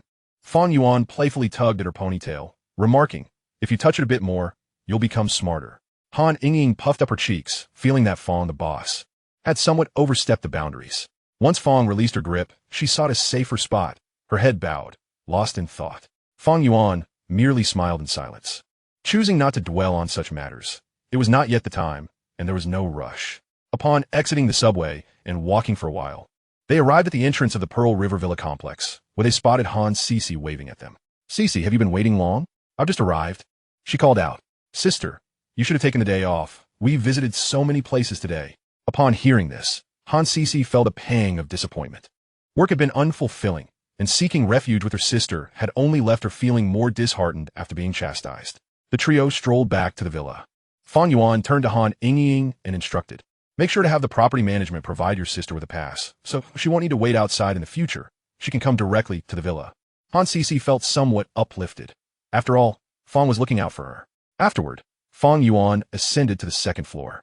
The sisters tidied up the living room before retreating to their bedroom for a chat. Having not seen her sister for a few days, Han Sisi noticed that Han Yingying appeared considerably more spirited than herself. At least she didn't seem as downcast. Han Yingying, ever carefree, eagerly shared her experiences from the day. Midway through her recounting, she sensed a shift in her sister's mood. Han Sisi, not overly concerned, affectionately patted her sister's head and asked, after a week with Fang, how do you feel? Han Yingying leaned on the blanket, shaking her head. It's all quite good, but Fang is rather bossy. Han Sisi chuckled lightly. He's like that at the factory as well. Han Yingying wholeheartedly agreed, but refrained from mentioning that Fang also enjoyed patting her head. She didn't want to bring up anything that might further dampen her sister's spirits, especially since Fang had recently been pressing Han Sisi. Discussing it would only add fuel to the fire. Instead, Han Yingying reached out to pat her sister's head and asked, how is your work at the factory? Han Sisi frowned. I haven't really settled in yet. It's been quite a struggle. Han Yingying urged her, you should resign and become Fang's secretary. It will be much safer. If you hesitate any longer, you might lose your position entirely. She briefly outlined the recruitment standards at Fang's company. Han Sisi was taken aback. She now felt not only incredulous, but also bewildered. When various pressures piled up, she felt on the verge of collapse. Han Sisi inquired, are you planning to stay here and assist him indefinitely? Han Yingying nodded. Where else would I go? Once I've saved enough, I'll quit. Her voice grew softer as she spoke. Han Sisi pressed the issue further. Think about how others will perceive us. Han Yingying groaned, sister, why are you worrying so far ahead? Just focus on being happy. Han Sisi nearly lost her composure. Han Yingying continued, you need to resign quickly, otherwise, if Fang hires a secretary, you'll be left out in the cold. As the sisters debated, Han Yingying's phone rang. Yingying, get in the kitchen and start cooking. Han Sisi was taken aback. You still have to cook? Of course. You think being an assistant is easy? Come on, hurry up and help me prepare dinner. Han Sisi harbored serious doubts about whether Fang was setting them up. On Monday morning, Fang Yuan drove Han Sisi back to the factory. Once in the car, he affectionately ruffled her hair and asked, have you made up your mind? Han Sisi shook her head. Fang, harboring no expectations, playfully flicked her forehead. Call me once you decided. Han Sisi merely acknowledged him with sound. Fang extended his hand. Give me your hand. Hesitantly, Han Sisi offered her hand for him to hold. As before, her palms were sweaty. Fang compared her hand to that of old Li's daughter and noticed a slight difference. Han Sisi's hands bore calluses. He released her hand once he noticed her blush and asked, how is your mother recovering? Han Sisi pressed her lips together. She has been quite well. She'll be discharged in 2 weeks to rest at home. Fang replied, given her age, take some time to buy her some health supplements and send them back. We'll consider it part of the emergency fund. Han Sisi hesitated, remaining silent. If you don't speak, I'll assume you agree, he stated. Han Sisi gritted her teeth. The debt of gratitude was piling up, and she found no way to refuse. Fang was never one to seek her opinion, exhibiting a strong sense of masculinity. He was undeniably responsible, more so than Han Yingying, who seemed oblivious to her mother's post-operative recovery. Fang Yuan felt elated. It appeared that spending a couple of nights at the villa had yielded positive results. At least she was a bit more compliant. In Chapter 22, they ventured into the stock market, accumulating some digital currency. After dropping Han Cici off at the factory, Fang Yuan made a detour to the company. He noticed a new girl at the reception and several unfamiliar faces at the office, indicating that new hires were coming in almost daily. Overall, the changes were not substantial. However, Human Resources Director He Yui had reported that they had been in contact with several startups focused on mobile shopping platforms. If all went as anticipated, there would be some developments this week. Upon returning to the Pearl River Villa, Fang Yuan teased Han Yingying, "Little Han, when you go grocery shopping tonight, be sure to pick up an extra chicken leg for yourself." "Boss, why just for me?" she queried. "Why all the questions? Mind your status," he retorted. Han Yingying was left speechless, unable to fathom the reasoning behind the added meal. Ultimately, she decided to acquiesce to her boss's wishes, reasoning that whatever he said was correct. Ascending to the second floor, Fang Yuan busied himself in his study with stocks.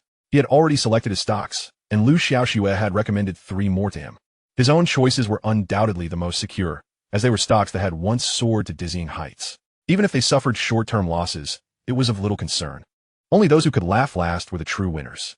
The 3 stocks that Liu Xiaoxue had privately suggested might not be reliable, but he was willing to test the waters. This time, Fang Yuan transferred a total of 10 million into his account, planning to allocate the funds in a 7:1 ratio. At 9:15, the bidding for stocks commenced.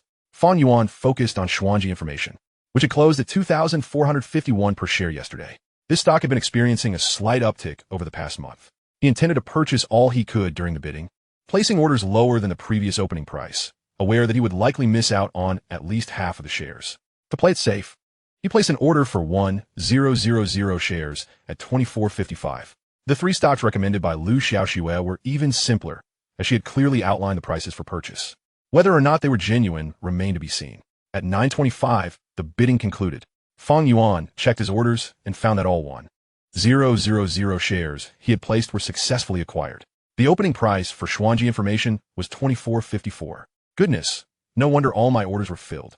Luckily, I didn't set the price too high, he thought, feeling a calm wash over him. He then placed an additional order for the remaining 1,850 shares at 24.55. To his surprise, he found that the other 3 stocks had also been fully purchased. Clearly, those in this line of work had some insights. After waiting for over 10 minutes, he finally completed the purchase of 7 million in Xuanji Information shares. After the market opened, 4 stocks experienced a slight uptick. It remains uncertain whether this trend will persist until the afternoon's closing bell. Such is the nature of brokerage firms. I wonder if Liu Xiaoxue has leveraged any connections on his behalf. This naive approach to stock trading is something he relishes. Nevertheless, Fang Yuan is aware that these are merely appetizers. If he does not continue to escalate his investments, Liu Xiaoxue may no longer provide him with such opportunities. He will assess today's market conditions first.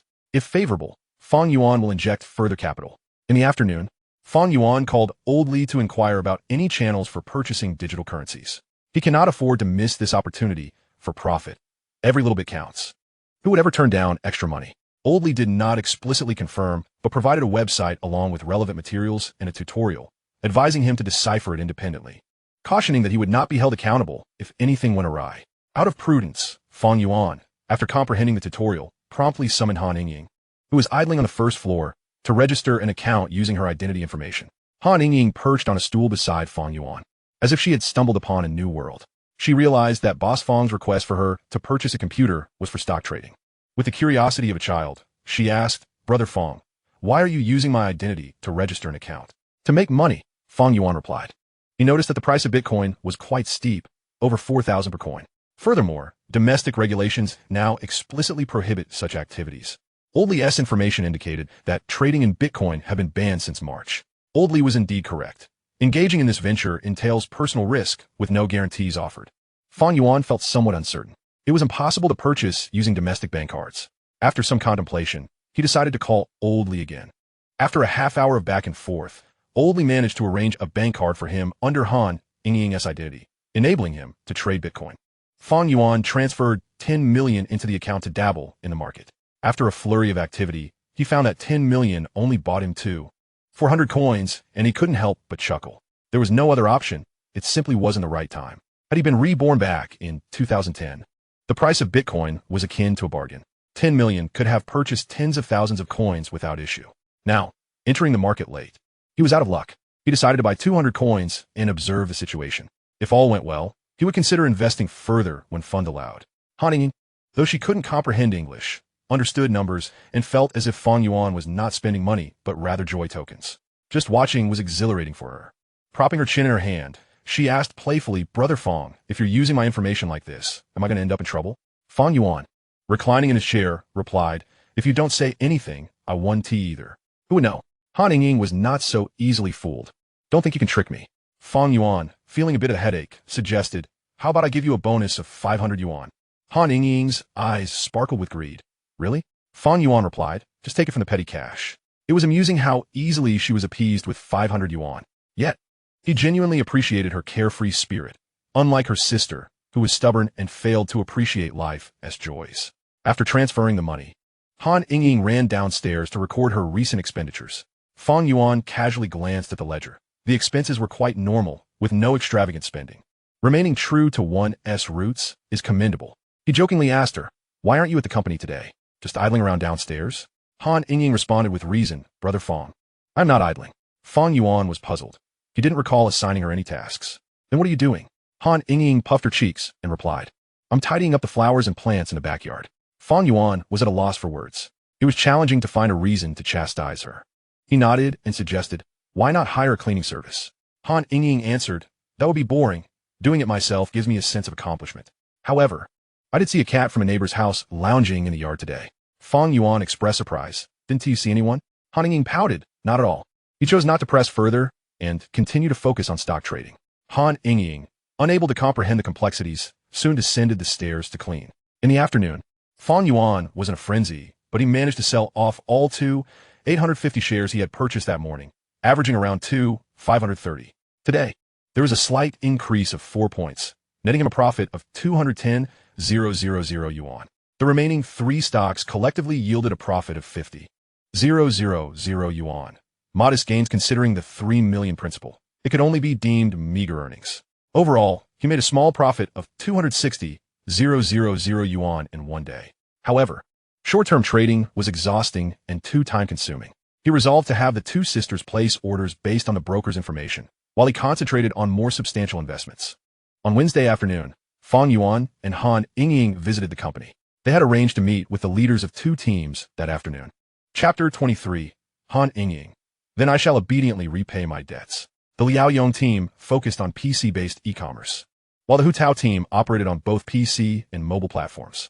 However, both teams targeted the user bases of Taobao and Jingdong. They now faced an awkward predicament. Their angel round funding was nearly depleted, and due to mediocre market responses, investor interest for the next round was tepid. Otherwise, they would not have been summoned by Yuanchuan Company. Unfortunately, without achieving scale, e-commerce ventures lack compelling narratives. To succeed, they must grow strong and establish monopolies. The trajectory of e-commerce in the past life corroborated this. Only a few companies survived in the end. However, both Liaoyong and Hutao hail from formidable backgrounds. The former emerged independently from Taobao, while the latter branched out from Jingdong. There was no need to worry about their technical capabilities. Fang Yuan had thoroughly tested the websites and apps of both teams. The experience did not compare favorably with Taobao or Jingdong. Not only was the user experience lacking, but their positioning also overlapped, making it difficult to break through against such established giants. In the conference room, the HR director He Yui, legal advisor Zhao Peizhen, and assistant Han Ying sat to Fang Yuan's right, while the representatives of the 2 teams occupied his left. Fang Yuan had prepared himself prior to the meeting. There was little to discuss. His terms were simple: acquisition. Other discussions were off the table. Fang Yuan addressed them directly. "I presume, Director, he has already covered most of the points with you. Since we are here to talk, there is no need for pretense. I'm only interested in acquisition. All other conditions are non-negotiable." Liaoyong furrowed his brow, while Hutao appeared equally troubled. They had left their previous positions to pursue their dreams, only to find themselves in a subservient role once more. Liaoyong gritted his teeth and asked Mr. Fang, "I would like to know, if our team is acquired, will you continue to invest in promoting the platform we have developed, or will you develop a new shopping site?" Fang Yuan countered with a question, "Where do you believe your failures stem from?" Liaoyong fell silent. Fang Yuan continued to expound with fervor, stating, "In my opinion, There is a lack of differentiation and a vague positioning. The most critical point is that you are still imitating the outdated strategies of Taobao and Jingdong. With such a vast consumer base in the country, why are you fixated solely on the consumers in first-tier cities?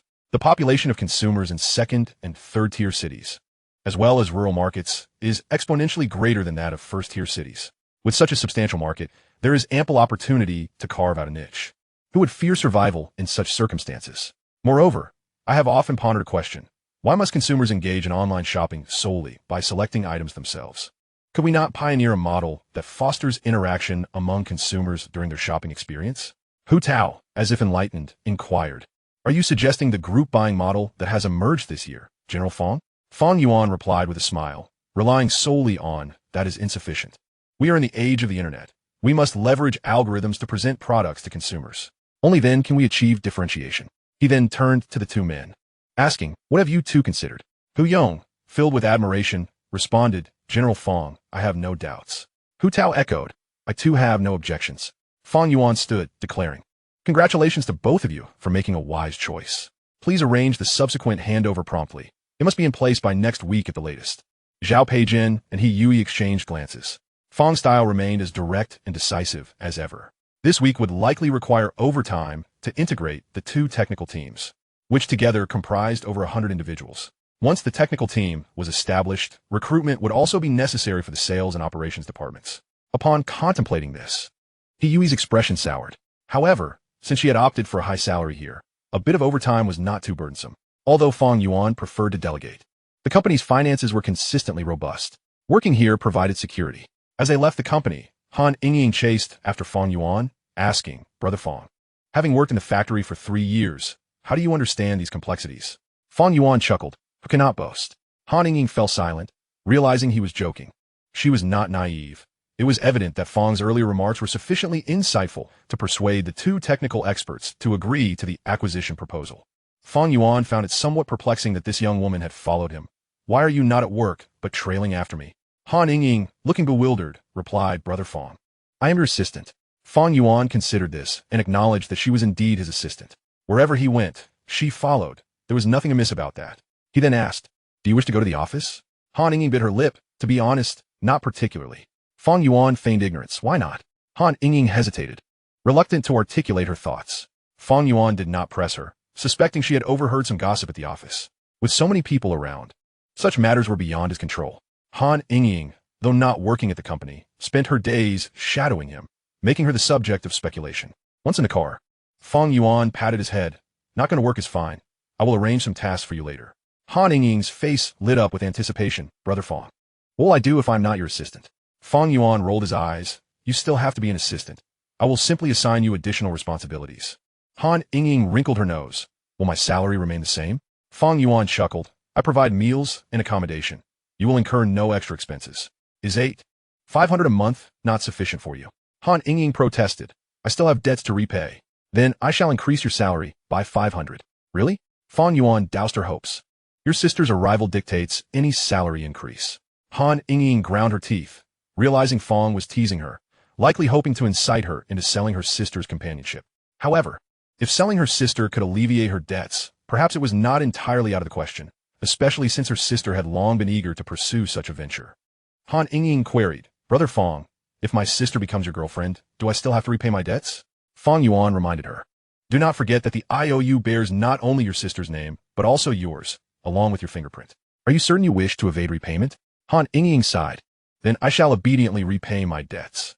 Fang Yuan secretly reveled in her predicament, imagining how furious her sister would be if she knew of her thoughts. Brother Fang, are we going to the supermarket tonight to buy groceries? Are you eager to cook? No, I was merely inquiring, having not indulged in a lavish meal for several days. Fang Yuan felt a twinge of desire. His spirits were high today, prompting him to drive out for Japanese cuisine. The meal cost over 2,000, just enough to satisfy his hunger.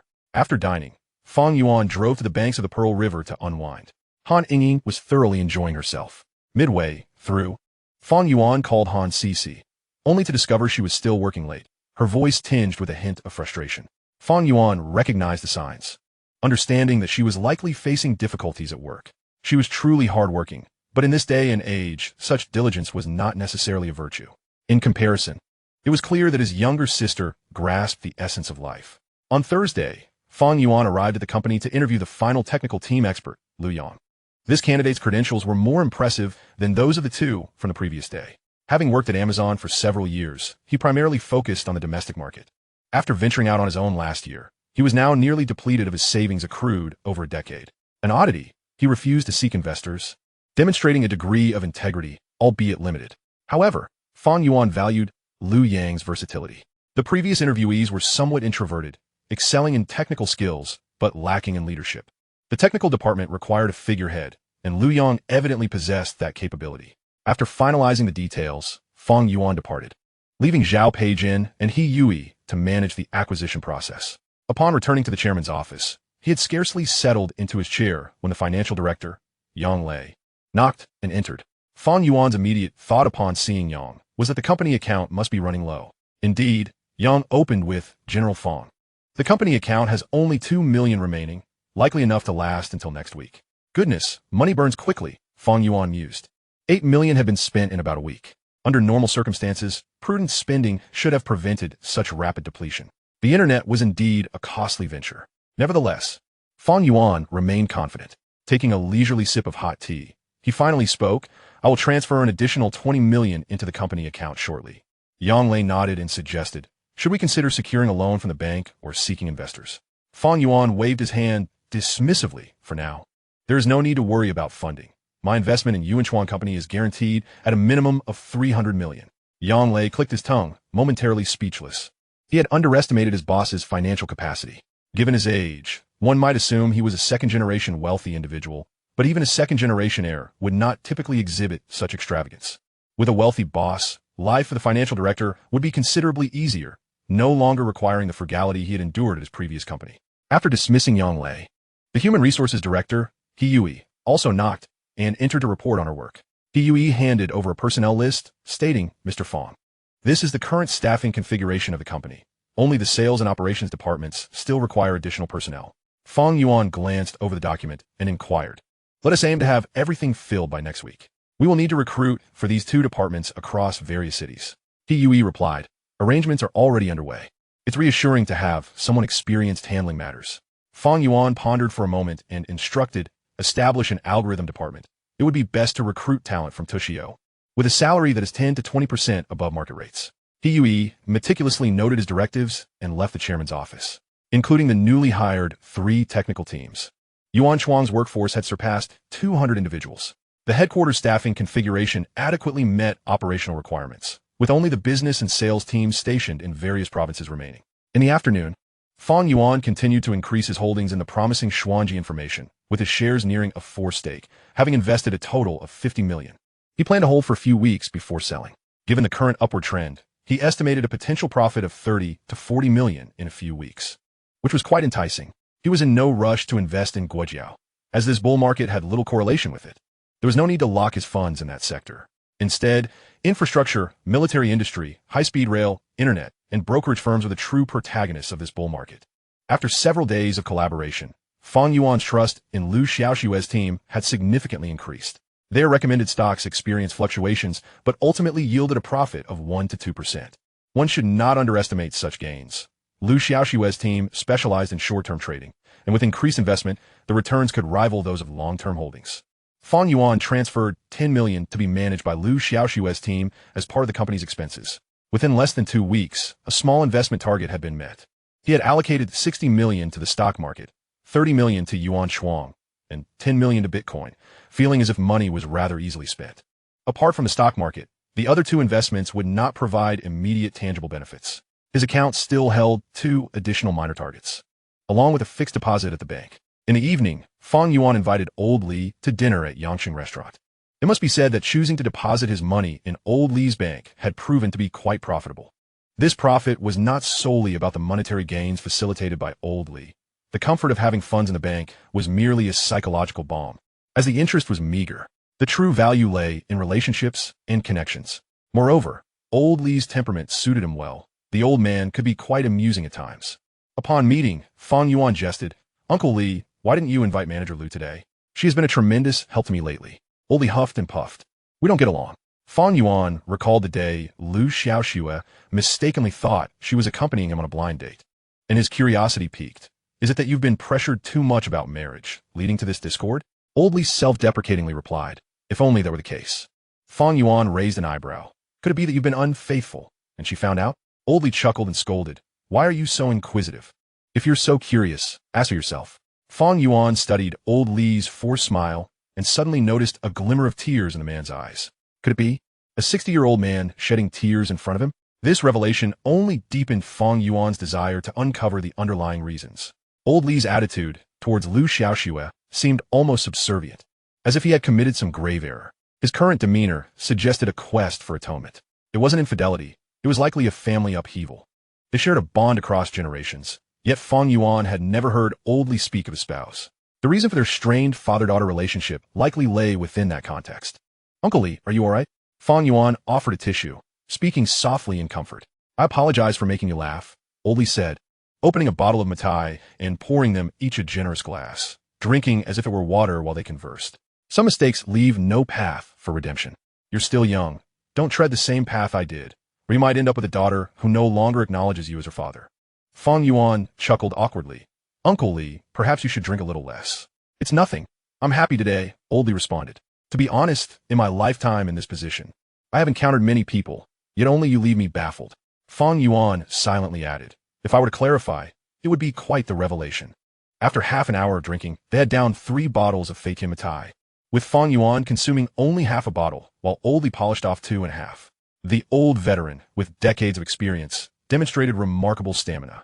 However, 2.5 bottles later, Old Li was clearly inebriated. Fang Yuan assisted him out of the restaurant, saying, Uncle Li, let me call a ride for you. Where do you live? Ugh, I won't go home. There's no one there. Take me to that girl's place, ugh. Uncle Li, where does Manager Lu live? Sujiang Villa. Isn't that my home? That girl lives next door to you. Chapter 25, The Sister Concedes. The revelation that his neighbor was Old Li's daughter left Fang Yuan astounded. Had Old Li not been utterly intoxicated, he would have demanded clarity. What a coincidence. It was Old Li who had introduced him to the rental agent. If Old Li had no ulterior motives, he might as well change his surname to something else. Yet, what did this old man seek? He was entirely at a loss. He hesitated to entertain such thoughts, but if it were true, he hoped it was false. Upon envisioning Lu Xiaoxue's commanding presence, he found himself wishing it were indeed true. Surely, this was too absurd. The odds were akin to winning the lottery. They were a decade apart in age. How could Old Li dare? Surely, he was overthinking it. Moreover, at her age, it was likely there were complications involved. After all, she was a PhD student. How could she marry if she were so engrossed in her studies? Fang Yuan concluded that it was best to avoid provoking Old Li's daughter and focus on their profitable collaboration. A few minutes later, Fang Yuan helped Old Li out of the car. Indeed, those who love gossip often face misfortune. Old Li had spent the entire ride vomiting, leaving a foul stench in the vehicle. Had it not been for the generous payment, the driver would have been reluctant to continue. Knock, knock, knock. Fang Yuan hesitantly rapped on the door of the neighboring unit. After a wait, the door finally opened. Old Li had not been exaggerating. Lu Xiaoxue indeed emerged from within. However, her expression was rather frosty. Clad in a white nightgown, she exuded a fragrance of orchids. Her every frown and smile radiating the allure of a woman in her 30s. No wonder men were drawn to her. Yet, TSK. Old Li's daughter had never even dated. She couldn't be classified as a mature woman, merely a slightly older fairy. Lu Xiaoxue pinched her nose and frowned. How much has the old man drunk? Fang Yuan replied, about 2.5 bottles. This attitude had undergone a complete transformation. She opened with the old man. What on earth had Old Li done? Even his own daughter refused to acknowledge him as a father. Lu Xiaoxue sighed, her expression filled with regret. Mr. Fang, could you please help me bring him inside? I apologize for the trouble. Suddenly, Old Li leaned toward Fang Yuan and retched. Fang Yuan's face turned green. He knew he would have to extract a little more from Old Li later.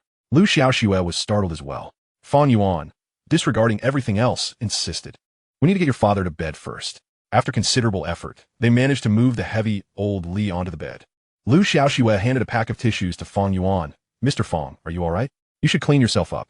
Fang Yuan gestured dismissively. It's nothing. Just remember to bring him a glass of water later. Someone who has been drinking will be very thirsty after throwing up. Lu Xiaoxue gritted her teeth and suggested, why don't you take a shower and change clothes? You've been drinking too. It's not wise to drive at this hour. Fang Yuan wanted to say, what is there to drive? Your father has vomited all over my car. It's practically a write-off. He firmly declined Lu Xiaoxue's suggestion. No need, I live next door. I can just walk back. Mr. Fang lives next door too? She remarked, somewhat surprised. What a coincidence, he had only just moved in. They exchanged a few casual words. But Fang Yuan was eager to leave, feeling utterly uncomfortable in his stinky state. As he walked into the neighboring villa, Liu Xiaoshui's eyes flickered with a hint of intrigue. How remarkably coincidental that the old man's friend lived right next door. She recalled that the neighbors had moved abroad years ago, and she had only recently noticed someone had moved in, never imagining it would turn out to be one of her major clients. Back in her room, Liu Xiaoshua looked at the snoring old man. Her heart softened. She prepared a glass of water and placed it on the bedside table. Meanwhile, Han Ying was pinching her nose as she picked up the clothes that Boss Fang had thrown on the floor and tossed them into the garbage bin outside. Upon returning, she found Boss Fang sitting on the sofa in just his boxers, which made her feel inexplicably shy. She quickly turned away, not daring to look too long, muttering, "Boss Fang, why aren't you wearing clothes? It's my own home. I can wear whatever I please," Fang Yuan retorted as he stood up and headed toward the bathroom.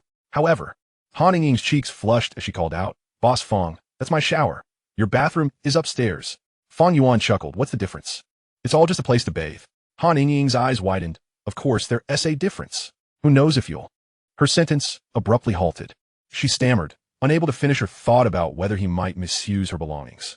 Fang Yuan laughed. "Aren't all the things here bought with my money?" Han Ying protested. "Not at all. All my things were purchased with my own money. In any case, you're not allowed to use them." Fang Yuan teasingly beckoned. "Not even for the boss?" Han Ying stubbornly shook her head. "No way."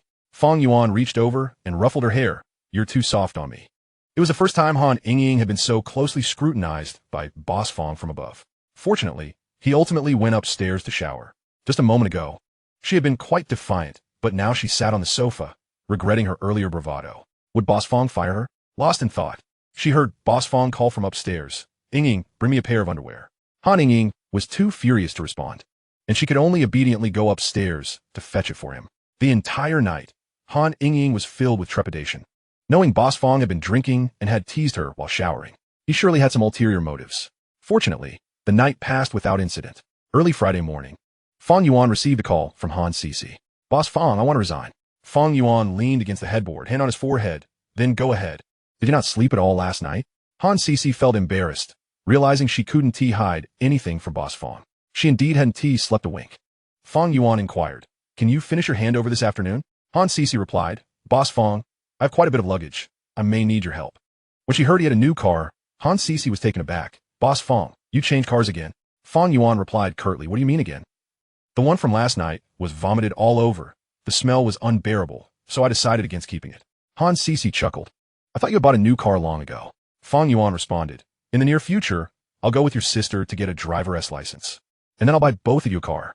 Han Cici quickly declined, fearing that any delay would lead to her debts piling up. The reason for Han Cici's resignation was equally unfortunate. The new leader treated people differently, among other factors, and she could no longer tolerate it. After hanging up, Oldly called. They exchanged pleasantries, and upon learning that Fang Yuan was buying a new car, Oldly readily introduced him to a local dealership, assuring him he wouldn't be deceived this time. Fang Yuan felt a bit irritated. "So, you were deceiving me before?"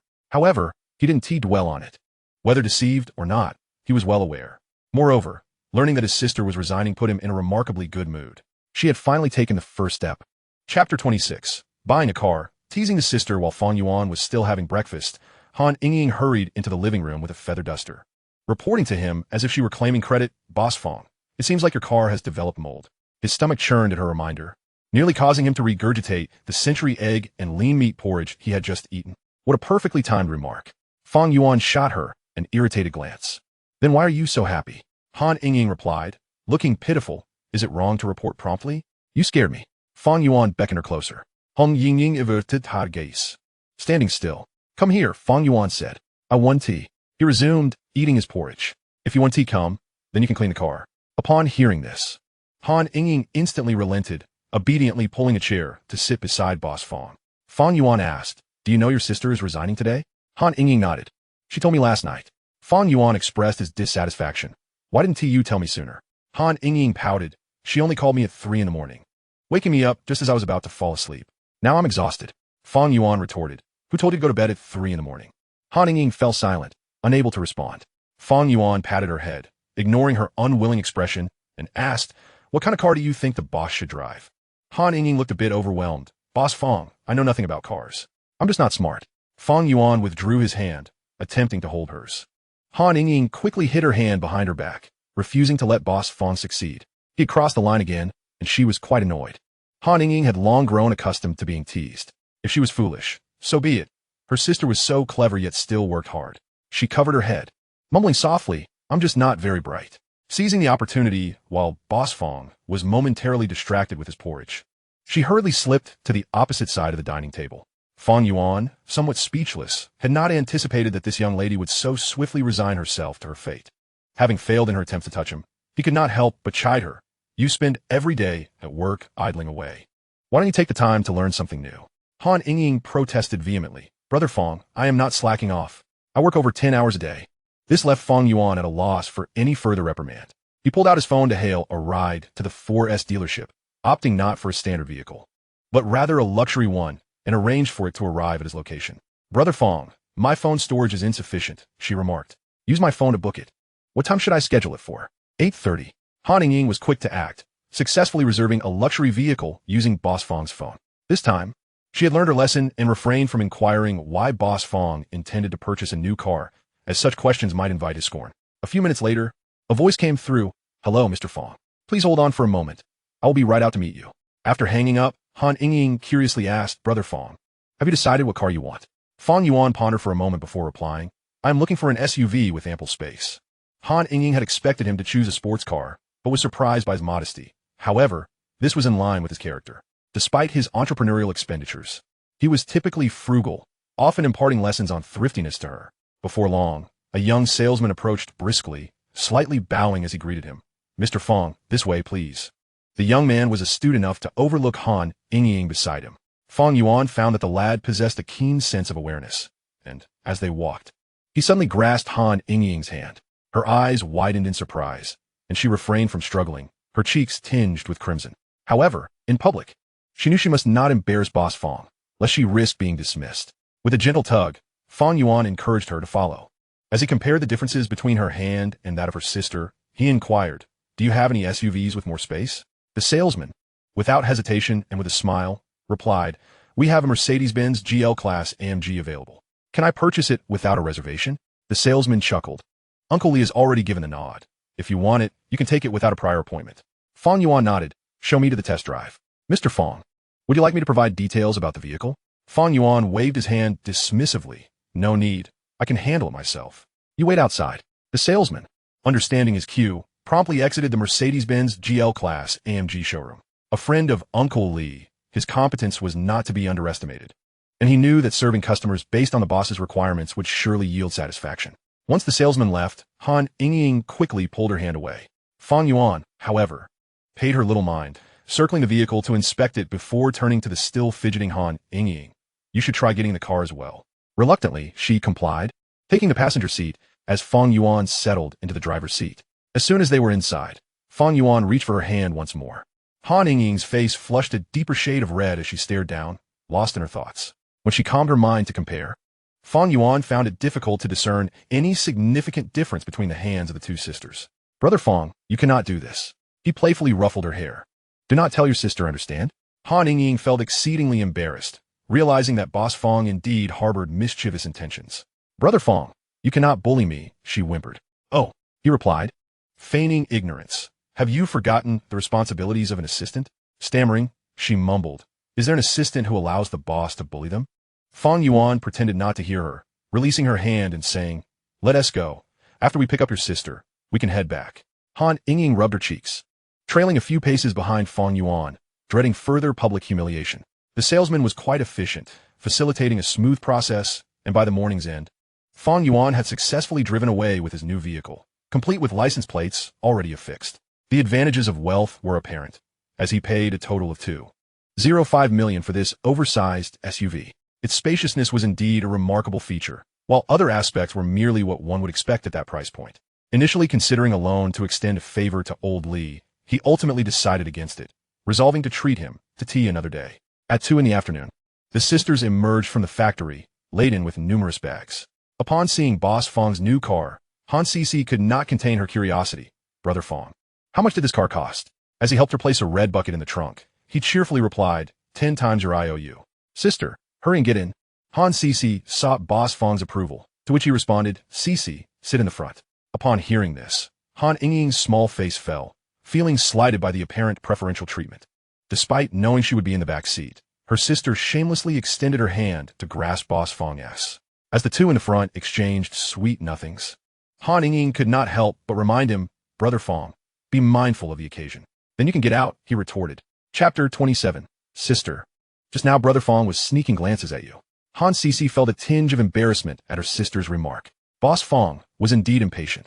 Could he not wait until Yingying was out of sight to hold her hand?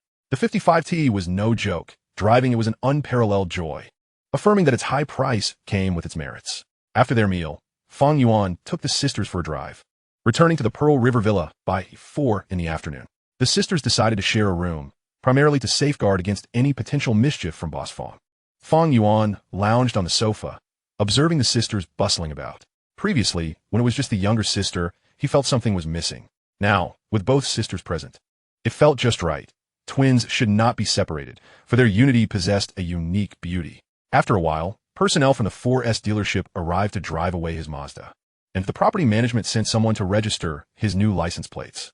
Once the sisters had finished tidying up, Fang Yuan sat up, patting the sofa beside him. Come here. I have something to discuss with you. Han Yingying, having just stood up, sat back down. The sisters exchanged glances, but ultimately neither approached him. Fang Yuan did not press the matter. He understood their thoughts. Cece felt shy with her sister present, while Yingying refrained from being as bold as before. Considering her sister's presence, Fang Yuan continued, You both should sign up to take the driving test. Han Yingying, leaning on the edge of the sofa, responded, perplexed, Brother Fang. We don't have a car. Why should we get a driver's license? Han Cece nodded in agreement. We haven't even finished repaying our debts. Why waste money on obtaining a driver's license? Even with a license, one lacks the means to purchase a car. Fang Yuan stood up and approached his sister, gently ruffling her hair as he said, Acquiring a driver's license is essential. The registration fee can be considered as part of the reserve funds. I can't be the one driving you around every day. Am I the boss, or are you? The sisters chimed in unison. Of course you are. However, upon hearing Fang Yuan mention the possibility of reimbursing the registration fee, Han Yingying's eyes lit up with enthusiasm. Brother Fang, since you bought a new car, could you let me and my sister drive the old one? Fang Yuan replied with a hint of annoyance. First, you must obtain your driver's license. Just to clarify, any cost for retaking the test will have to come from your own pockets. The sisters readily agreed, nodding in affirmation. Ah, they seem quite confident, don't they? Han Yingying tentatively inquired, Brother Fang, now that my sister is here, will we be getting a raise next month? Fang Yuan leaned over the back of the sofa where Han Cece was seated, his head nearly resting on hers, and replied, Then it will be a raise of 500 yuan. Han Yingying immediately perked up. However, observing the subtle exchange between her sister and Fang Yuan made her feel a tinge of envy. Where her sister wasn't around, Fang Yuan would also affectionately ruffle her hair. But now, with her sister present, he seemed to dote solely on her. It appeared that the secretary held a more significant position. After all, an assistant could easily be discarded.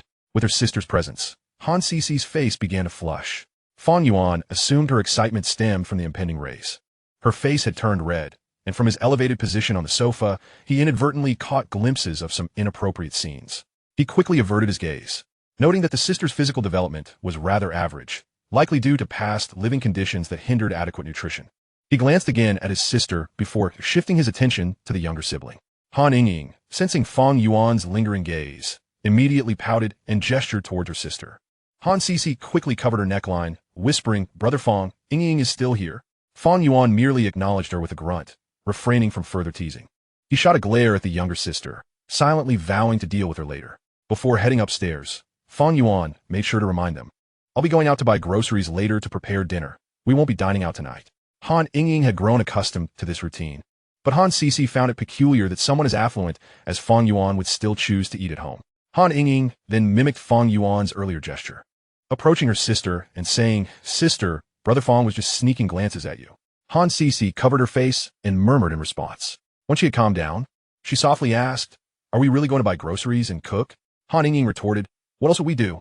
Han Cece pondered the prospect of becoming Fang Yuan's secretary, asking, Has Brother Fang hired a secretary for the company yet? Han Yingying shook her head.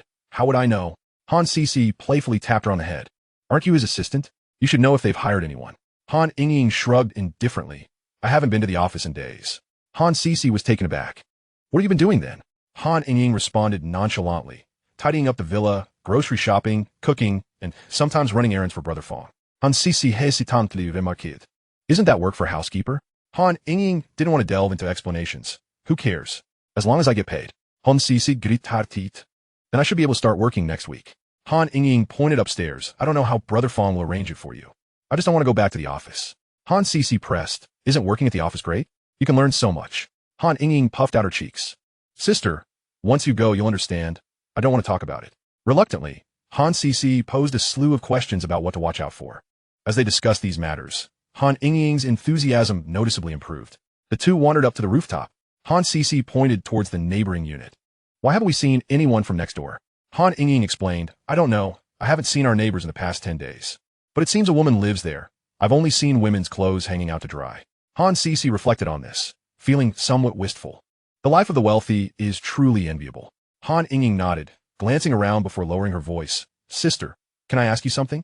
Did Brother Fang take your first kiss? Han Sisi's cheeks flushed as she playfully scolded her. I'm not telling you. Han Ying rolled her eyes. What are you shy about? We're twins. You can't fool me. Brother Fang definitely hasn't succeeded. During dinner that evening, Han Sisi asked Fang Yuan, Brother Fang, can I start working with you at the company next Monday? Fang Yuan glanced at his younger sister, who was focused on her food, then turned to Han Sisi and nodded. If you want to go, that's fine. If not, it's up to you. Han Sisi felt a wave of embarrassment wash over her. Why did it seem that Fang Yuan's words were somewhat off? Hadn't she resigned from her previous job just to follow him as his secretary? Why was he now being so nonchalant about it? Suddenly, Fang Yuan thought Han Sisi was even more naive than her sister. On Monday, Han Sisi accompanied Fang Yuan to work. He took her to meet the HR director. Hiyui, this is my secretary. Please assist her with the onboarding process. Hiyui nodded, understanding, and led Han Sisi to complete her employment paperwork, nearly mistaking her for someone else. It turned out they were twins. However, being seasoned in the business world, Hiyui had little interest in the boss's private affairs. In the conference room, Fang Yuan gathered all the current executives for a meeting. Chapter 28. Integrating the team, the prototype of Pinduoduo. Fang Yuan tapped his fingers on the table, directing his gaze towards the three heads of the technical team. Regarding the requirements I brought up last week, do you have any thoughts? The three exchanged glances, and Lu Yang was the first to speak up. President Fang, both Taobao and Jingdong primarily sell consumer goods. We could differentiate our product positioning by focusing on agricultural products, which currently lack attention in the domestic market. We can seize this opportunity. Fang Yuan nodded, finding Lu Yang's idea quite commendable. The internet was still in its nascent stages, and neither Taobao nor Jingdong had fully penetrated various consumer sectors. Agricultural products could indeed serve as a unique selling point, benefiting Pinduoduo's regional development. Subsequently, they could leverage algorithmic advantages to promote these agricultural products to local markets, ensuring timely delivery of fresh goods while significantly reducing logistics costs. Liao Yong and Hu Tao also shared their insights. President Fang, after some private deliberation, we believe a new shopping model could be adopted, utilizing a factory direct sales strategy, which would drastically lower intermediary costs. This would greatly assist us in expanding into secondary and tertiary markets, as well as rural areas. Fang Yuan was somewhat surprised by their suggestion, recognizing that factory direct sales could indeed be an effective strategy. For Pinduoduo to capture the market, differentiation was essential. However, this did not mean ignoring Taobao and Jingdong's markets. It was merely a matter of prioritization. The factory direct sales model had emerged during the last generation's e-commerce plateau, primarily emphasizing affordability. This presented itself as a promising entry point. Other executives remained quiet, contemplating how to proceed with the upcoming tasks. Fang Yuan inquired, does anyone have any thoughts on the software name? He interjected, how about Pinhaohua? Fang Yuan shook his head. Let's think again. This does not sufficiently encapsulate our philosophy of group buying. Our aim is to enable consumers to purchase goods at lower prices through collaborative group efforts. Perhaps we could call it Pinduoduo. The group was suddenly enlightened. Indeed, Pinduoduo is quite fitting. The literal interpretation suggests that the more one collaborates, the lower the price becomes, perfectly embodying the essence of group purchasing. The boss truly has a knack for naming. Fang Yuan decisively proclaimed, it's settled then. There were no objections from the others. Fang Yuan then turned to the three technical experts. You three should integrate your teams. Liao Yong and Hu Tao will be responsible for the development of the PC and app versions of Pinduoduo, focusing primarily on the app. Lu Yang will oversee the development of the overseas version. Lu Yang had no objections, as this had already been established during the recruitment phase. After all, he had previously worked on international business at Amazon, making him quite familiar with this area. The other two also expressed no dissent. Fang Yuan asked, "How quickly can we launch a product to the market?" Liao Yong and Hu Tao exchanged glances, and Hu Tao hesitantly replied, "The PC version is straightforward, but developing a new app will take approximately 6 months. If we make adjustments to the existing app, it could be ready in 2 to 3 months at the fastest." Fang Yuan responded, "Then let us opt for the quickest plan, aiming to launch by National Day and begin promotions during the Spring Festival." No objections were raised. Fang Yuan then turned to the legal director, Zhao Peijin. "Will pushing targeted advertisements using big data infringe upon any legal boundaries?" Zhao Peijin added, "This should not pose significant issues. At most, we may incur a fine. Domestic laws are not as stringent as those abroad, allowing for some loopholes. Then let us proceed accordingly. Other departments should commence their preparations. The business and sales departments should continue hiring, as you have 2 to 3 months to get ready." Yui lifted her head and said, "I have already been in contact with the relevant parties. If all goes smoothly, they can start next week." Fang Yuan stood and declared, "Let us all have dinner together tonight to foster camaraderie and understanding for our future collaboration." After the meeting, Yui knocked and entered to report, "Mr. Fang, shall we book the dinner at the Garden Hotel?" "That sounds good." As the Human Resources Director, Yui bore immense pressure. From an initial team of 3 executives to now over 200, over the past 2 weeks, Fang Yuan was well aware of her workload. As a considerate boss, he inquired, "Are you feeling overwhelmed lately?" Yui paused momentarily. "As the company is just starting out, the HR department is undoubtedly the busiest. I'm managing fine." Fang Yuan jested, "Has your husband complained about your late hours at the new company?" Yui, somewhat familiar with Fang Yuan's temperament, responded playfully, "In our household, the one who earns more has the greater say." Fang Yuan chuckled and advised, "If it becomes too much, don't hesitate to take a break." Yui smiled gratefully. "Thank you for your trust, boss." Fang Yuan then asked, "Have we made any progress in finding algorithm engineers?" Yui replied honestly, "Currently, no one has submitted their resume. Such positions typically attract candidates from the larger tech giants, making it difficult for a startup like ours to recruit. If we can't find anyone, it means the compensation isn't competitive enough. Feel free to adjust the salary boldly. The technical team will require this support." "Understood. I'll reach out to my contact again." Just as Yui left, Han Cc, who had just started her first day, returned to Fang Yuan's office. The opulence of the boss's office was striking. Han Cc surveyed the space, realizing it was more than just an office. One could live, bathe, and sleep there. Furthermore, Fang Yuan had rented a 4-story office building, with monthly rent exceeding her debts. Quite impressive. The only aspect that troubled her was the peculiar glances from her colleagues. Now she understood why her sister was reluctant to work in the company. Who could withstand such scrutiny? Fang Yuan asked her, "How does your first day feel?" Han Cc sat beside him on the sofa, intertwining her fingers on her lap, and wrinkled her nose. "Brother Fang, isn't it easy for people to misunderstand your role as the boss's secretary?" Fang Yuan began to play coy. "That depends on how you choose to interpret it. Besides, our relationship is inherently unique." Han Cc blushed. "In what way is it unique?" Fang Yuan playfully put his arm around her shoulders, teasing, still unwilling to admit it. "Are you?" Han Cc murmured. "You've managed to entice me here, yet you blame me for not acknowledging it?" Fang Yuan patted her head. "Don't overthink it. If you wish to work, then work. If not, I have other plans." Han Cc extended her hand. "Brother Fang, I want to give it a try. If it doesn't work out, I'll heed your guidance." Fang Yuan understood. Her sister had always been this way, but that was for the best. If both sisters were identical in character, where would the intrigue lie? Chapter 29. The daughter's education drove her to madness. Han Ying, who had not gone to work, busied herself with cleaning the house. Each day, she meticulously tidied the villa inside and out. This sister seemed to revel in her task. After completing each chore, she would boast in their group chat. In contrast, Han Cc felt somewhat despondent. Although she was labeled as the boss's secretary, she felt utterly lost. The executives reported directly to Fang Yuan, leaving her sitting in front of a computer for 7 of the 8 working hours, unsure of her duties. She had never engaged in secretarial work before and lacked formal training, with no one to guide her. The online resources she found were unreliable, and when she asked Fang Yuan, he merely assigned her the task of delivering signed documents to various executives. If that were all there was to it, it wouldn't be so discouraging. However, the way the executives looked at her felt distinctly different. Girls are inherently sensitive beings, and it seemed they viewed her through tinted lenses. This was the source of Han Cc's greatest frustration. Working as a secretary under Fang Yuan was more exhausting than laboring in a factory for 12-hour shifts. Han Cc found herself conflicted, pondering whether to continue.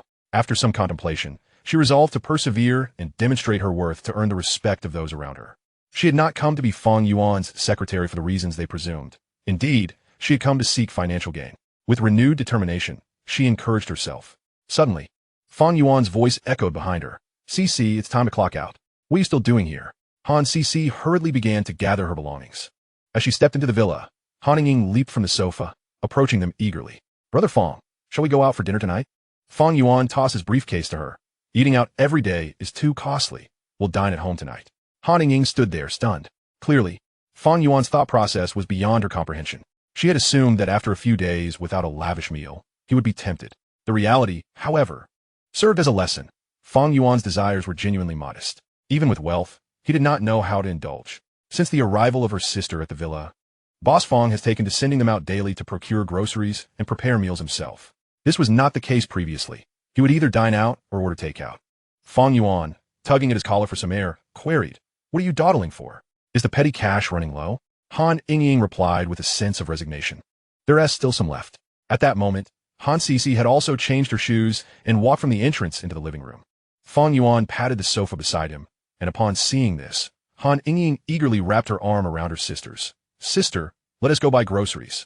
Han Cici, with a resigned glance towards Fang Yuan, indicated, "Brother Fang, I'll head out for groceries now." Fang Yuan, feeling a bit hungry and not wishing to waste time, urged, "Make it quick." Han Ying flashed a victorious smile and hurriedly pulled her sister back to their room to change clothes before they departed. A few minutes later, the sisters emerged, dressed alike and chattering cheerfully as they set off to procure groceries. Today, Lu Xiaoxue finished work punctually. For reasons unknown, the old man had not arranged any blind dates for her recently. Moreover, the major client he had previously introduced to her had been steadily increasing their investments. Securing such a significant client had bolstered Lu Xiaoxue's confidence during meetings. In the brokerage business, attracting a major client is undeniably more valuable than casting a wide net for small retail investors.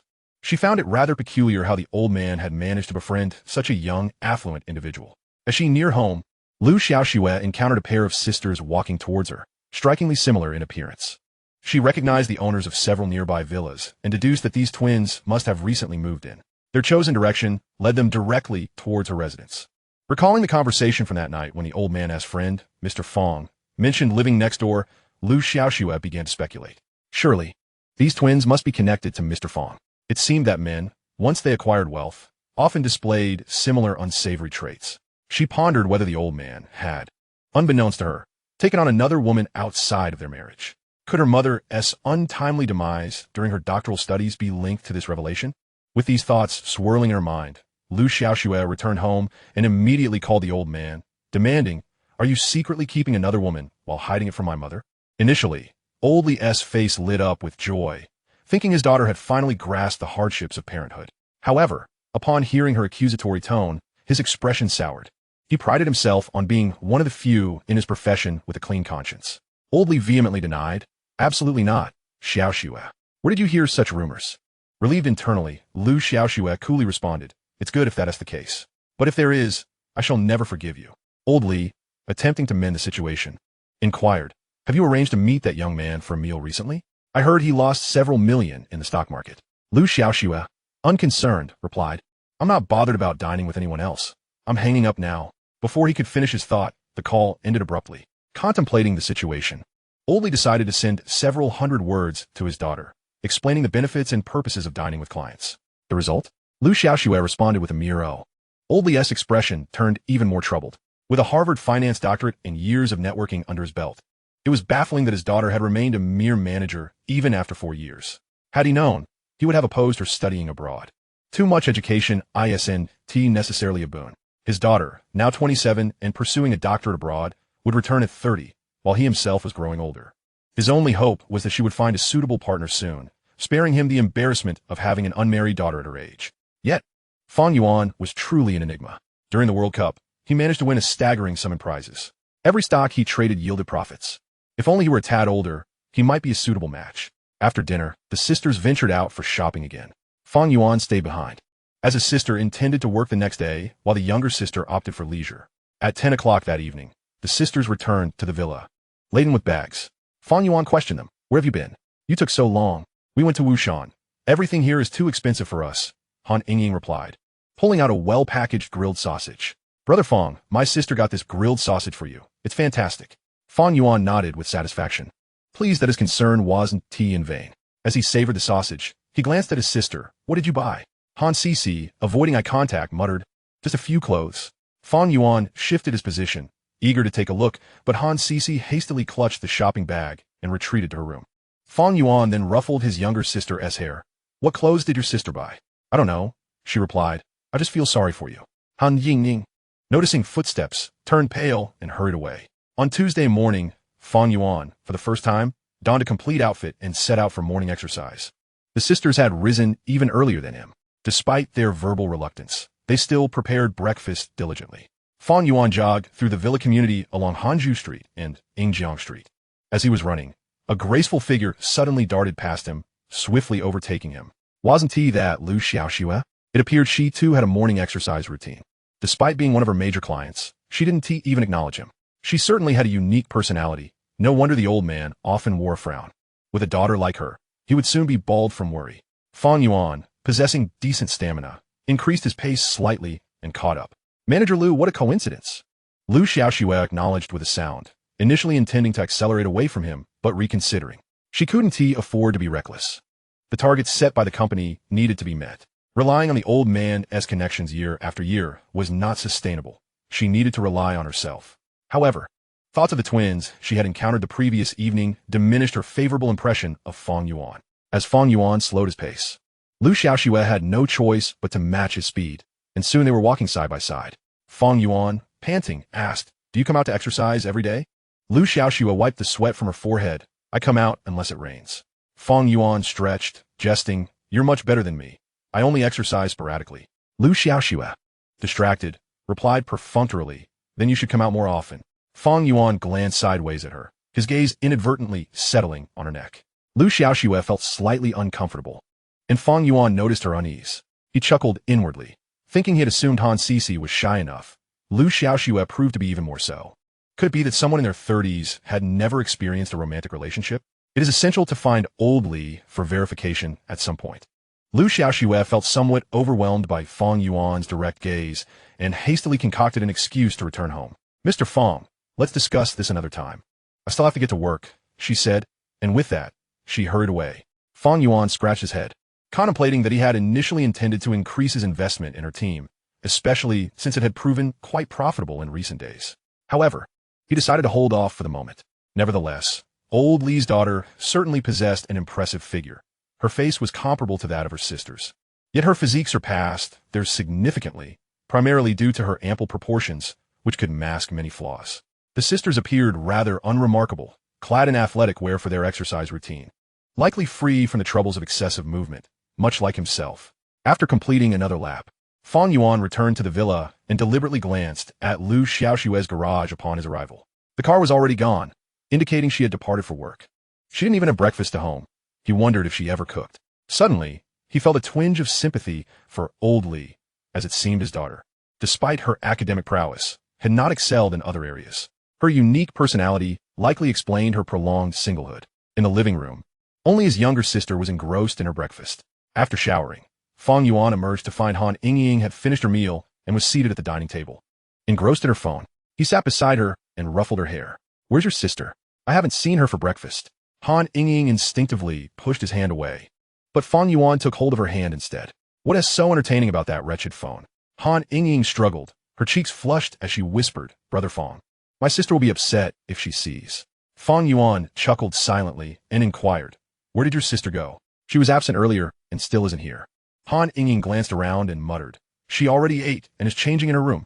Fang Yuan's curiosity piqued. "What did your sister buy last night?" Han Yingying continued to squirm. "If you let go of my hand, I'll tell you." Fang Yuan playfully insisted, "What are you afraid of? Your sister can't see." Han Yingying wrinkled her nose. "Brother Fang, are your intentions not pure?" Fang Yuan did not respond to her question and released her hand, gently patting her head. "Now you can tell me." Han Yingying quickly rose and retreated to the opposite side of the table. Once assured that Fang Yuan could not reach her, she whispered, "My sister spent 200 yuan on a formal outfit suitable for a secretary." Fang Yuan's eyes widened in realization.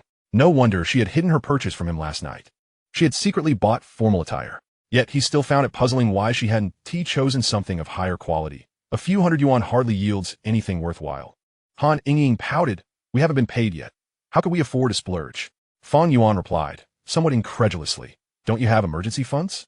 Han Ying retorted, "It's not our money." Fang Yuan nodded and resumed eating his porridge. The sisters' views on spending remained unchanged, which was commendable. They had not been tainted by greed. After a moment of thought, he proposed, "I have a task for you." Han Ying regarded him warily. "Brother Fang, you must clarify first." Fang Yuan shot her a glance. "Use the emergency funds to purchase 2 mobile phones and a camera." Han Ying pouted, "What do we need 2 phones for?" Fang Yuan replied, "Just do as instructed. No need for so many questions." Han Ying acquiesced with a soft okay.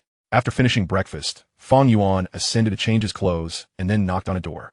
Han Sisi responded that she would be out shortly. Cheerfully, he proceeded to the garage to wait for her. A few minutes later, Han Sisi appeared in his rearview mirror.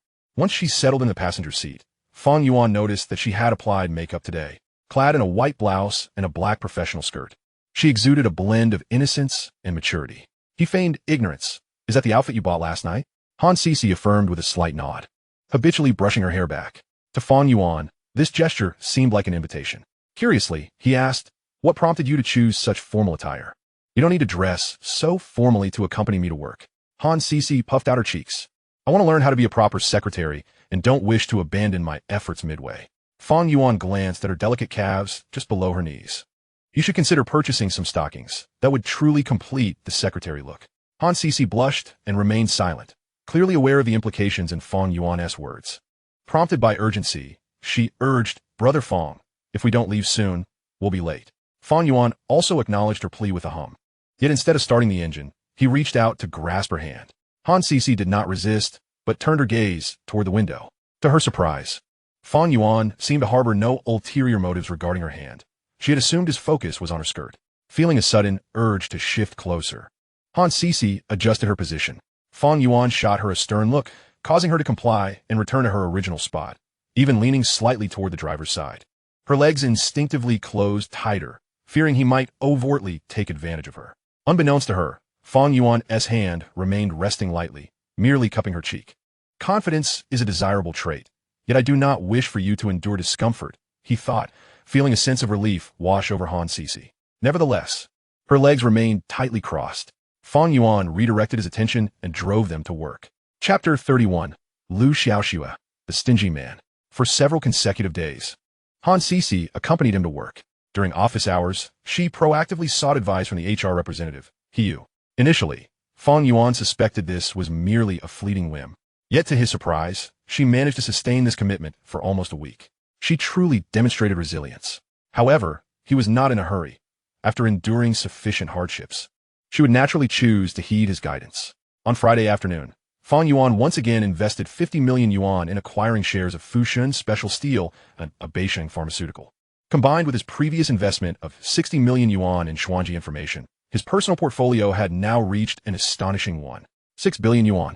Meanwhile, Lu Xiaoxue's account remained stagnant at merely 40 million yuan, with no records of additional investments throughout the week. The balance on her bank card dwindled steadily, now hovering around 1.3 billion yuan. Pinduoduo had yet to enter its promotional phase, resulting in minimal expenditures. During these 2 to 3 months of transition, he needed to extract some profits from the stock market. The shares of Xuanji Information, Fushun Special Steel, and Beisheng Pharmaceutical were all intended for substantial investment over several weeks. Notably, the stock price of Xuanji Information had risen by 21 since his initial purchase. The market was thriving, with the Shanghai Composite Index consistently climbing. All indicators pointed toward a bull market, as experts inundated the media with analyses proclaiming that a bull market was imminent. Fang Yuan was preparing himself for the opportune moment to seize a significant profit. On the other hand, Lu Xiaoxue found herself increasingly troubled throughout the week. Fang Yuan's account had been designated a key account by the entire company, and she was not the only one keeping a watchful eye on this major client. Other departments were also envious.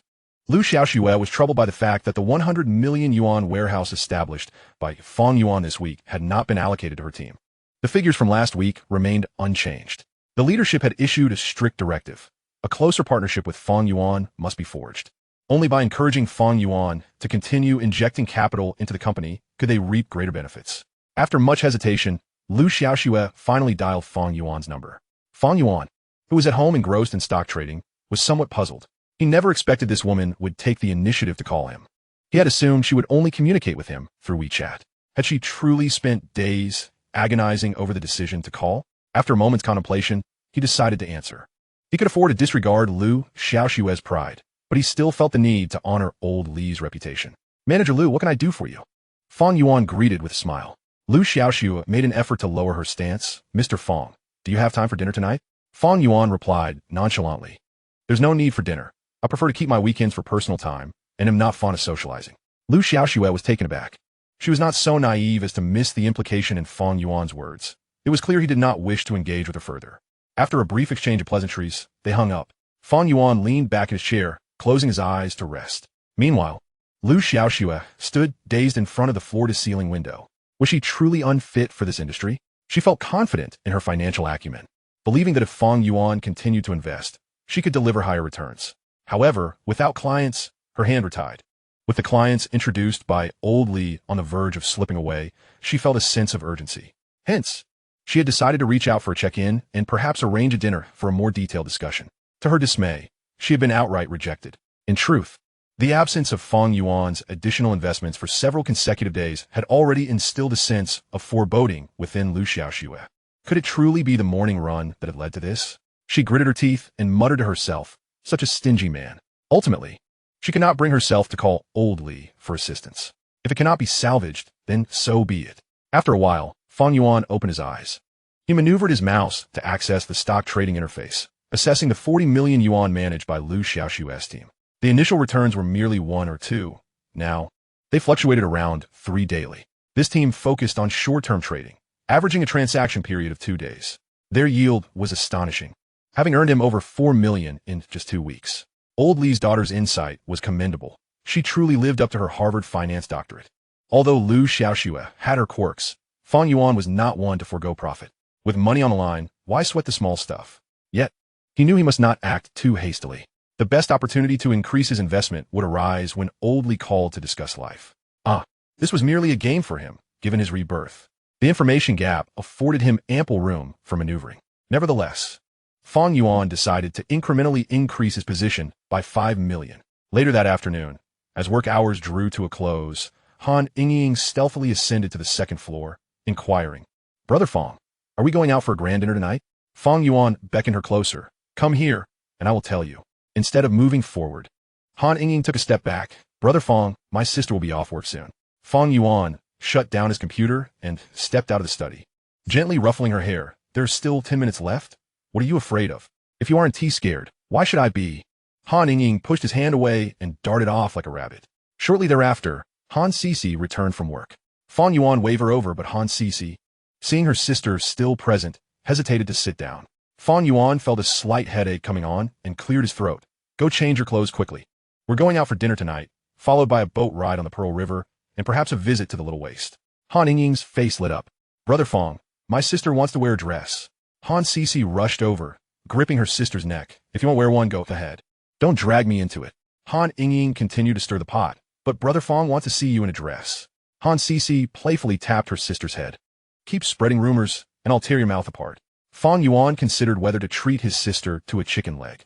Her assistance was quite commendable.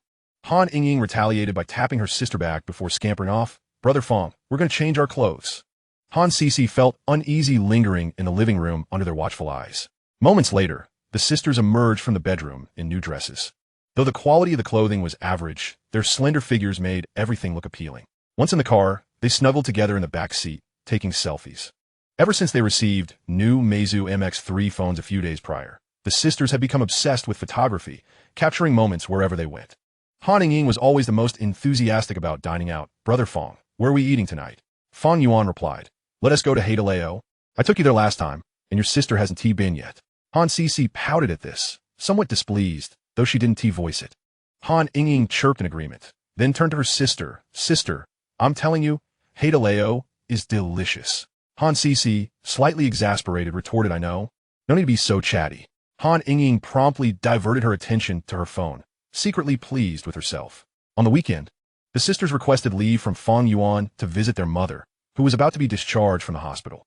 Fang Yuan readily approved, recognizing the importance of the visit. Yet, the absence of the two sisters left Fang Yuan with a sense of something missing. Chapter 32. First, a kiss for the elder sister, then a pat on the younger sister's head. There is also unwelcome news. The account opened under Han Yingying's identity with an investment of 10 million yuan in Bitcoin had recently plummeted in value, now worth only 9 million. Not a single day had seen an increase in 2 weeks. Had it not been for the knowledge that Bitcoin could potentially soar to hundreds of thousands, he might have considered fleeing. Losing 1 million in 2 weeks would rattle anyone. When would this Bitcoin market settle? It seemed he could not rely on Bitcoin for quick gains in the short term. At 4 o'clock on Saturday afternoon, the sisters arrived in Zhan City, and Han Yingying promptly reported their safe arrival in their WeChat group, even sharing a photo taken at the train station exit. At the exit, Han Yingying leaned over to peek at her sister's phone, feigning ignorance. "Sister, who are you messaging?" Han Cece, aware of her sister's intent, huffed in annoyance. "Hold your umbrella steady. Stop asking so many questions." Han Yingying pouted, feeling a surge of triumph as she returned to the group chat. She intended to reply privately as well. How shameless. Surely, she had been flirting with Fang Yuan behind the scenes. Fang Yuan was taken aback. He anticipated that Han Cece would message him directly. Was this the same Han Cece from their factory days? She had changed so much. He had become more proactive than ever before, his spirits soaring. He transferred 888 yuan to his sister. After a moment's contemplation, he casually sent another 666 yuan to Han Yingying. Buzz. Both sisters' phones vibrated simultaneously. Han Cece, upon noticing the amount sent by Boss Fang, leaned over to glimpse the transfer made to her sister. Han Yingying quickly shielded her phone and inquired, "Sister, how much did Brother Fang send you?" Han Cece retorted. "You tell me first." Han Yingying, with a reluctant expression, replied, "I received 666. Hearing this, Han Cece's lips curled into a slight smile. Upon seeing her sister's expression, Han Yingying realized that Boss Fang had indeed sent her sister a larger sum, stirring a hint of discontent within her. It had been a while since Boss Fang had treated them differently. Rather than dwell on this, she thought it best to consider how to explain their situation to their parents upon returning home. Han Yingying felt increasingly troubled. She tugged at her sister's sleeve, saying, "Sister, how do we explain this to Mom when we get home?" Han Cece also wore a frown of worry. "We'll just say we're working as e-commerce customer service for Boss Fang and renting a place outside. We can't let Mom know we're living in his villa." Han Yingying nodded in agreement, fully aware that despite living carefree outside, returning home brought a wave of anxiety.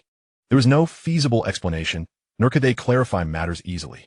Their mother had undergone heart valve surgery less than a month ago. If she were to discover that her daughters were residing in Boss Fang's villa, it might trigger another episode. The sisters had already concocted a reason regarding the promissory note, planning to explain it in the same manner as before. 3 days later, on July 28th, at 5 in the afternoon, the sisters returned to the villa.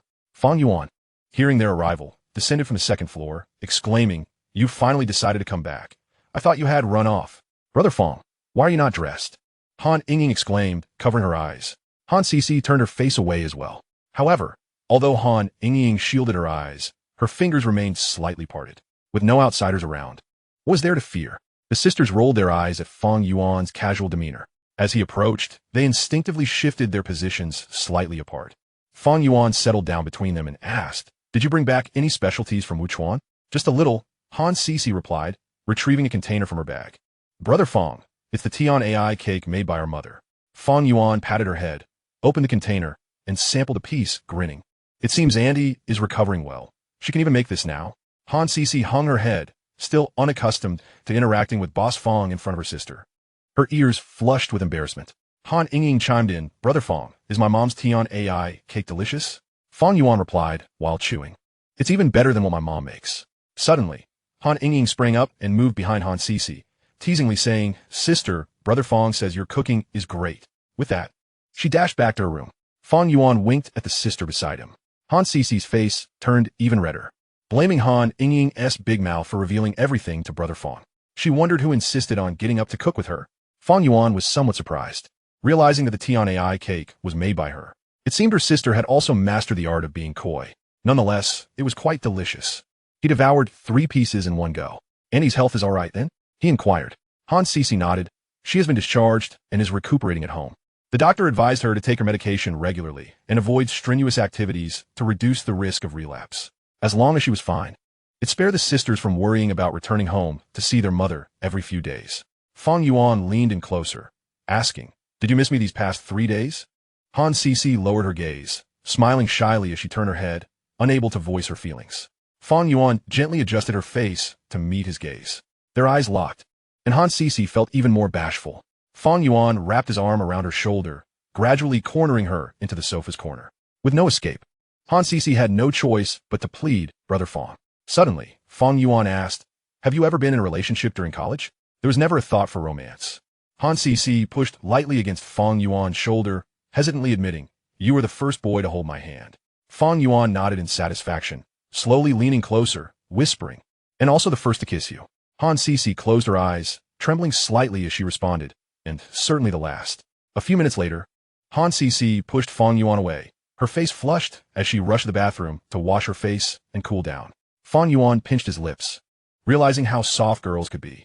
At that moment, Han Ying emerged from her room, noticing only Fang Yuan in the living room, and curiously asked, "Brother Fang, where did my sister go?" Fang Yuan beckoned her over.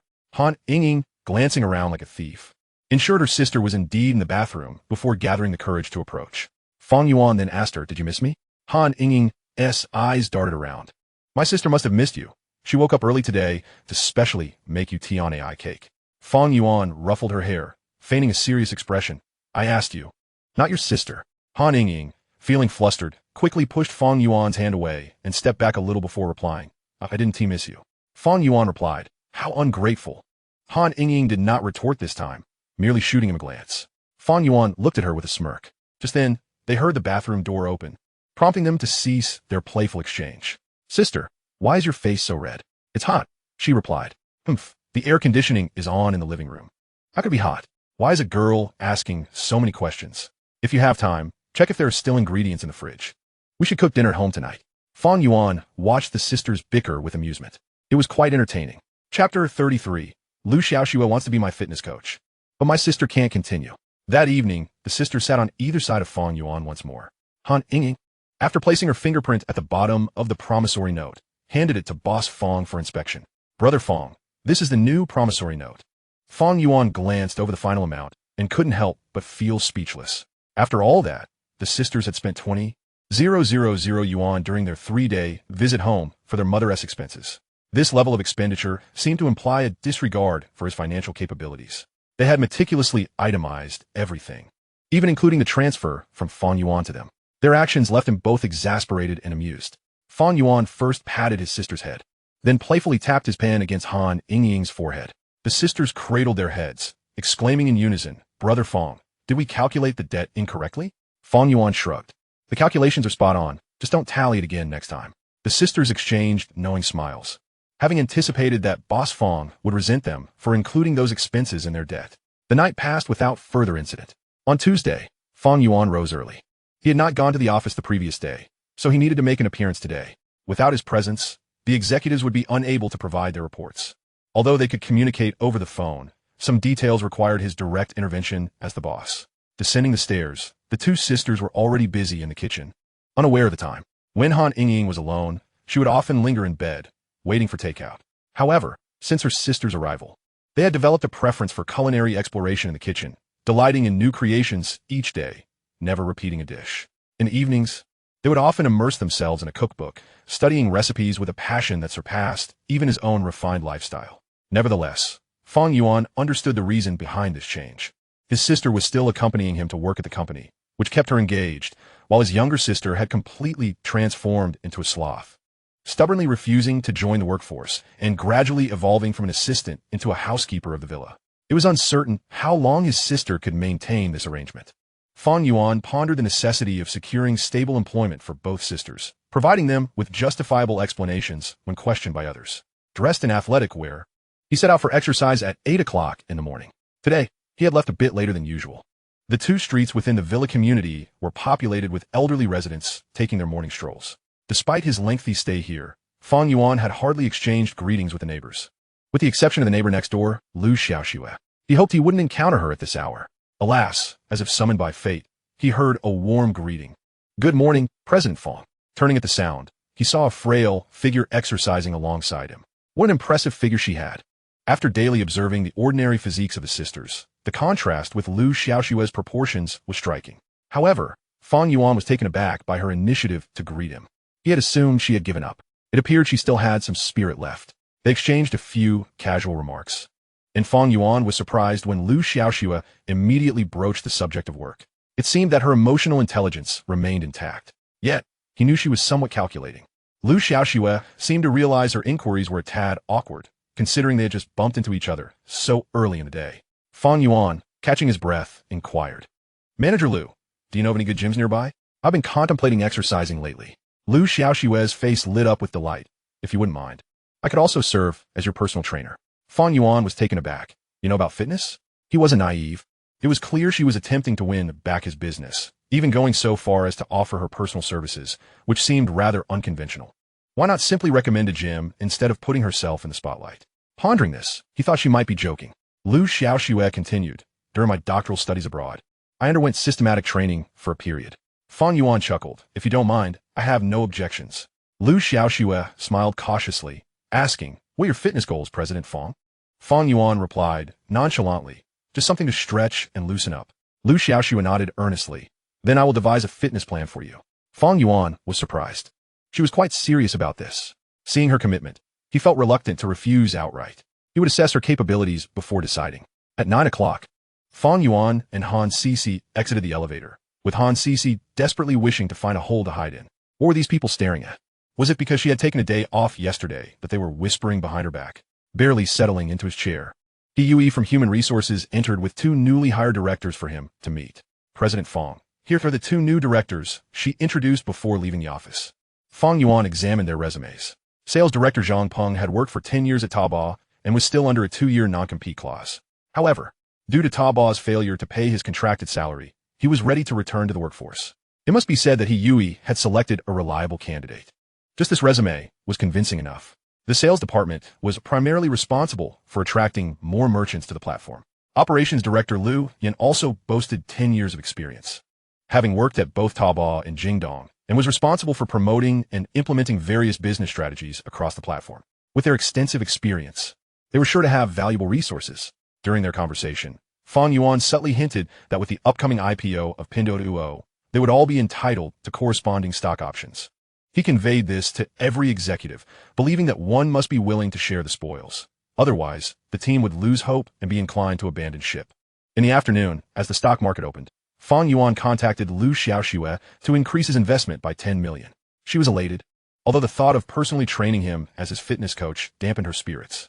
Regrettably, there was no remedy for regret. On Wednesday, Fang Yuan added another 20 million to his investment, bringing his total to 70 million managed by Lu Xiaoxue's team. On Thursday, as the workday was nearing its end, Han Sisi approached Fang Yuan, seeking solace. "Brother Fang, I can't hold on any longer." He was not surprised. Her demeanor had been off for days. Perhaps it was for the best that she couldn't endure any longer. He had already contemplated what arrangements to make for the 2 sisters. "Are you truly unable to persist any longer?" Fang Yuan rose and gently patted her head. Han Sisi, frowning, lamented, "I've overheard people discussing us several times this week." Fang Yuan wrapped an arm around her shoulder and sat on the sofa, joking, "People will talk. I can't very well silence everyone." Han Sisi chuckled, though she had anticipated this. She hadn't expected a falter after just 2 weeks of scrutiny. Fang Yuan reassured her, "A smile looks much more appealing. Don't wear a frown like you did a few days ago." Han Sisi nodded, but in a moment of distraction, Fang Yuan's hand slipped from her shoulder to her face. Her cheeks flushed, and she avoided his gaze, murmuring, "Brother Fang." Fang Yuan, emboldened, remarked, "It's been days since we reviewed our studies. Should we not do so now?" As he spoke, he leaned in closer, their faces nearly touching. "You wouldn't want to do this in the office, would you?" Han Sisi dared not entertain that thought. What if other executives walked in on them? Or could she possibly hide? Wouldn't that merely solidify those rumors? "Brother Fang, could you please review a home later?" Han Sisi shrank her neck, attempting to distance herself from the overly protective boss Fang. How could Fang Yuan possibly acquiesce to her wishes? With her temperament, he had 1,000 ways to keep her under his thumb. Fang Yuan gently grasped her face, turning it towards him, and softly said, "You can review again at home." Han Sisi's cheeks flushed even deeper. Boss Fang was indeed incorrigible. Suddenly, her eyes widened, her hands at a loss, unsure where to place them. Ultimately, she resorted to gently hugging Boss Fang's back. His tall stature of 1.80 meters felt somewhat weighty. Alas, it was the same sensation as last time. However, this time Boss Fang seemed a tad unruly. Han Sisi promptly blocked his path. Fang Yuan, in turn, grasped her hand. It was hopeless. She couldn't maintain her composure. Han Sisi softly pleaded, Brother Fang. Upon hearing this, Fang Yuan lifted his head. Shall we review the rest when we get home? Han Sisi was taken aback. How could he be so shameless? Fang Yuan, sensing her discomfort, chose to relent, recognizing her shyness. It was essential to seize opportunities for further review. As the workday neared its end, Han Sisi hurriedly distanced herself, tidying her attire. She vowed never to wear that secretary outfit again. Fortunately, it wasn't too wrinkled. Otherwise, she feared she would be mortified if Ying noticed. Once home, Han Ying, having lounged around all day, finally awaited their return. Clutching Fang Yuan's briefcase, she scrutinized her sister. Sister, why did you two arrive 10 minutes later than usual today? Fang Yuan cleared his throat. We typically leave 10 minutes early, but we were slightly delayed today. Han Ying's face lit up with understanding, though she still felt something was amiss. Her sister had appeared quite downcast in recent days, frowning in the morning and incessantly seeking her out for complaints during work hours. Now, she seemed so cheerful. As identical twins, Han Ying noticed that her sister's shirt appeared to be missing a button. Her eyes darted around her sister's face. Han Sisi playfully tapped her head. Go brew some tea for Brother Fang. Why are you staring at me? Han Ying pouted, feeling like she had no rights as a sister. Now her sister had learned to boss her around. The moment her sister turned away, Han Sisi glanced down at her collar. The sight startled her. It was undoubtedly a consequence of the earlier review in the parking lot with Brother Fang. She chided herself for being so careless. Fang Yuan discreetly winked at her. Han Sisi mouthed to him, It's all your fault. Taking advantage of Han Ying's tea-making, Han Sisi retreated to her bedroom to change out of her formal wear. As Fang Yuan sipped on his hot tea, he pondered for a moment. Would you two like to hear my plans? Han Ying looked at her sister in confusion. Sister, are you not continuing as a secretary? Fang Yuan replied to her inquiry. Your sister won't be going to work next week. Han Sisi nodded in agreement. Han Ying exclaimed. Oh, no wonder you're so happy. You're not planning to continue working. It was understandable. Few could withstand the gossip that circulated behind their backs. Such remarks were more torturous than working 2 shifts in a factory. Hence, Han Ying had ceased being Boss Fang's assistant after a week. And it turned out her sister only managed to endure for 2 weeks. With eager anticipation, Han Ying asked, Brother Fang, what do you plan for us? Fang Yuan said, First, you both need to get your driver's licenses. Once Pinduoduo launches in the market, I will arrange for you to have shop to sell things. The sisters exchanged glances, finding Fang Yuan's arrangement quite agreeable. Having work was essential. Otherwise, spending every day in the villa would inevitably lead to stagnation. Yet, Han Ying still questioned, Brother Fang, do we really have to get our driver's licenses? Fang Yuan replied tersely, Absolutely. Are you planning to rely on me to drive you around every day? Han Sisi muttered, But we have no money for registration. Fang Yuan ruffled her hair. We'll deduct it from the reserve fund. Han Ying puffed out her cheeks. Brother Fang, that's not our money. Understanding their reluctance to accrue more debt, Fang Yuan contemplated and stated, Today is the 1st of August. After dinner, we can calculate your wages and deduct it from there. The sisters' eyes widened in disbelief. On what basis? We don't even have money for a car. Getting a driver's license is pointless. Ignoring their protests, Fang Yuan declared, Because I am the boss, and this matter is non-negotiable. Han Ying huffed, and Han Sisi shared her sentiments of indignation. Boss Fang was being overly oppressive. They had intended to use their salaries this month to purchase personal items, but with Boss Fang's new arrangement, they weren't even sure if their wages would cover the cost of obtaining a driver's license. At 9:30 in the evening, Fang Yuan yawned and asked, Have you finished calculating? Han Ying nodded. Brother Fang, could you check for any discrepancies? Fang Yuan took a look at the figures. It indicated that Han Ying was supposed to attend work for 23 days in July, but only actually worked for 14, translating to a monthly salary of 9,000, yielding a net amount of 5,478.26 yuan. Meanwhile, Han Sisi, having worked only 9 days, would receive 3,521.73 yuan. The calculations were impressively precise, down to 2 decimal places. Shouldn't they be rounded off? In truth, the sisters worked far more hours each day than the standard 8-hour workday. Yet they hadn't factored that in. Fang Yuan returned the slip to Han Ying. Your salaries are almost enough to cover the registration fees for your driver's licenses. Han Ying's face scrunched up in distress. Brother Fang, if we register, we won't have any money left for our daily expenses. Fang Yuan retorted, But I'm providing food and accommodation. Han Ying realized she couldn't argue against Boss Fang's logic. Han Sisi, however, was indifferent. In her heart, it didn't matter whether she received a salary or not. Fang Yuan did not allow the sisters room for hesitation. If you truly don't want to use your salary for the registration, then the fees will have to be deducted from the reserve fund. Resigned, the sisters nodded in agreement. Chapter 35. Qixi Festival, the sister as a tool. From now on, you will transfer your monthly wages from the reserve fund yourselves. Brother Fang, when do we get paid for our previous work at the factory? On the 15th of every month. What a scam. They withhold half a month's wages. Now you understand how advantageous it is to have meals and accommodation covered here, with salaries disbursed on the 1st of every month, right? Han Yingying and Han Cici simply nodded in agreement. Boss Fang's place was indeed quite pleasant, yet they feared his ulterior motives. With that, Fang Yuan ascended to his room to rest. The sisters were left feeling anxious. Han Yingying asked, "Sister, should we count the money from the reserve fund as part of our debt?" Han Cici bit her lip. "I suppose we should." Han Yingying sighed in resignation. Although Boss Fang was indifferent to such sums, the sisters still grappled with a moral dilemma. After all, obtaining a driver's license was a personal matter, and they couldn't recklessly use Boss Fang's money. The following morning, Fang Yuan continued his early rising routine. There was no choice recently. He had to go to bed around 10, and he naturally woke up just after 7. Descending to the first floor, in the kitchen, Han Cici busied herself alone. Fang Yuan entered with a puzzled expression. "Why are you the only one here?" Han Cici scoffed. "She stayed up late last night, scrolling on her phone. There's no way she'd be up at this hour." Fang Yuan approached and affectionately ruffled her hair. "Still diligent, Cici." Han Cici glanced anxiously toward the outside, fearing her sister might suddenly emerge from the bedroom, and with a slight pout admitted, "Actually, I stayed up late too." Fang Yuan was somewhat surprised. "What were you two doing awake?" Han Cici, with a hint of pride, replied, "We were browsing Taobao and bought loads of things." Fang Yuan extended his hand. "What did you buy? Show me."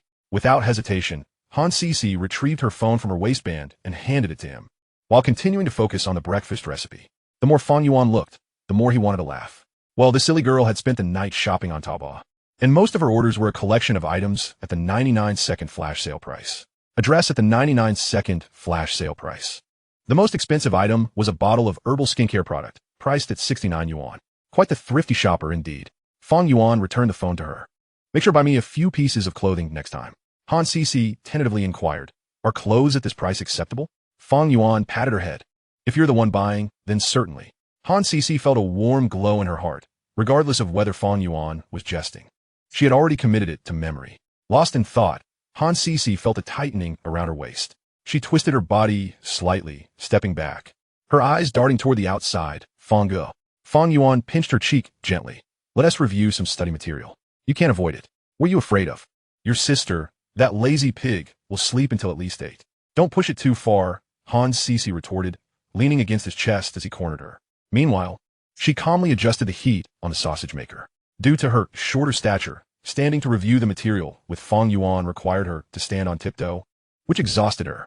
Thankfully, Fang Yuan behaved himself, merely remaining on the outside of her clothing, not venturing further. After finishing their review, Han Cici adjusted her clothes and asked, "Fang, aren't you going to exercise today?" Fang Yuan chuckled. "I already finished my workout." On Cici's checks flusha. She felt inexplicably flustered under Fang Yuan's gaze. He wouldn't want to review study material again, would he? After all, it was still early. Ugh. Han Cici, what are you thinking? How can you be so shameless? Unbeknownst to Fang Yuan, Han Cici was lost in bizarre thoughts. He was preoccupied with whether to bring along Han Yingying, that clingy sister of hers, for dinner tonight. After all, it was the Qixi Festival, and he had to plan something special for the evening. He was indifferent to it, mainly concerned that Han Cici might start overthinking things. He didn't want her to revert to the gloomy state she had been in a fortnight ago. Time passed slowly, and when Fang Yuan did not tease her, Han Cici softly prompted, "Fang, do you want to continue?" Fang Yuan was puzzled. "Continue what?" Han Cici's face burned as she stammered, unable to articulate her thoughts. Finally, she turned her head away, refusing to engage, realizing what she meant. Fang Yuan laughed heartily, finding it hard to imagine such words coming from Han Cici. What courage it must have taken her to say that.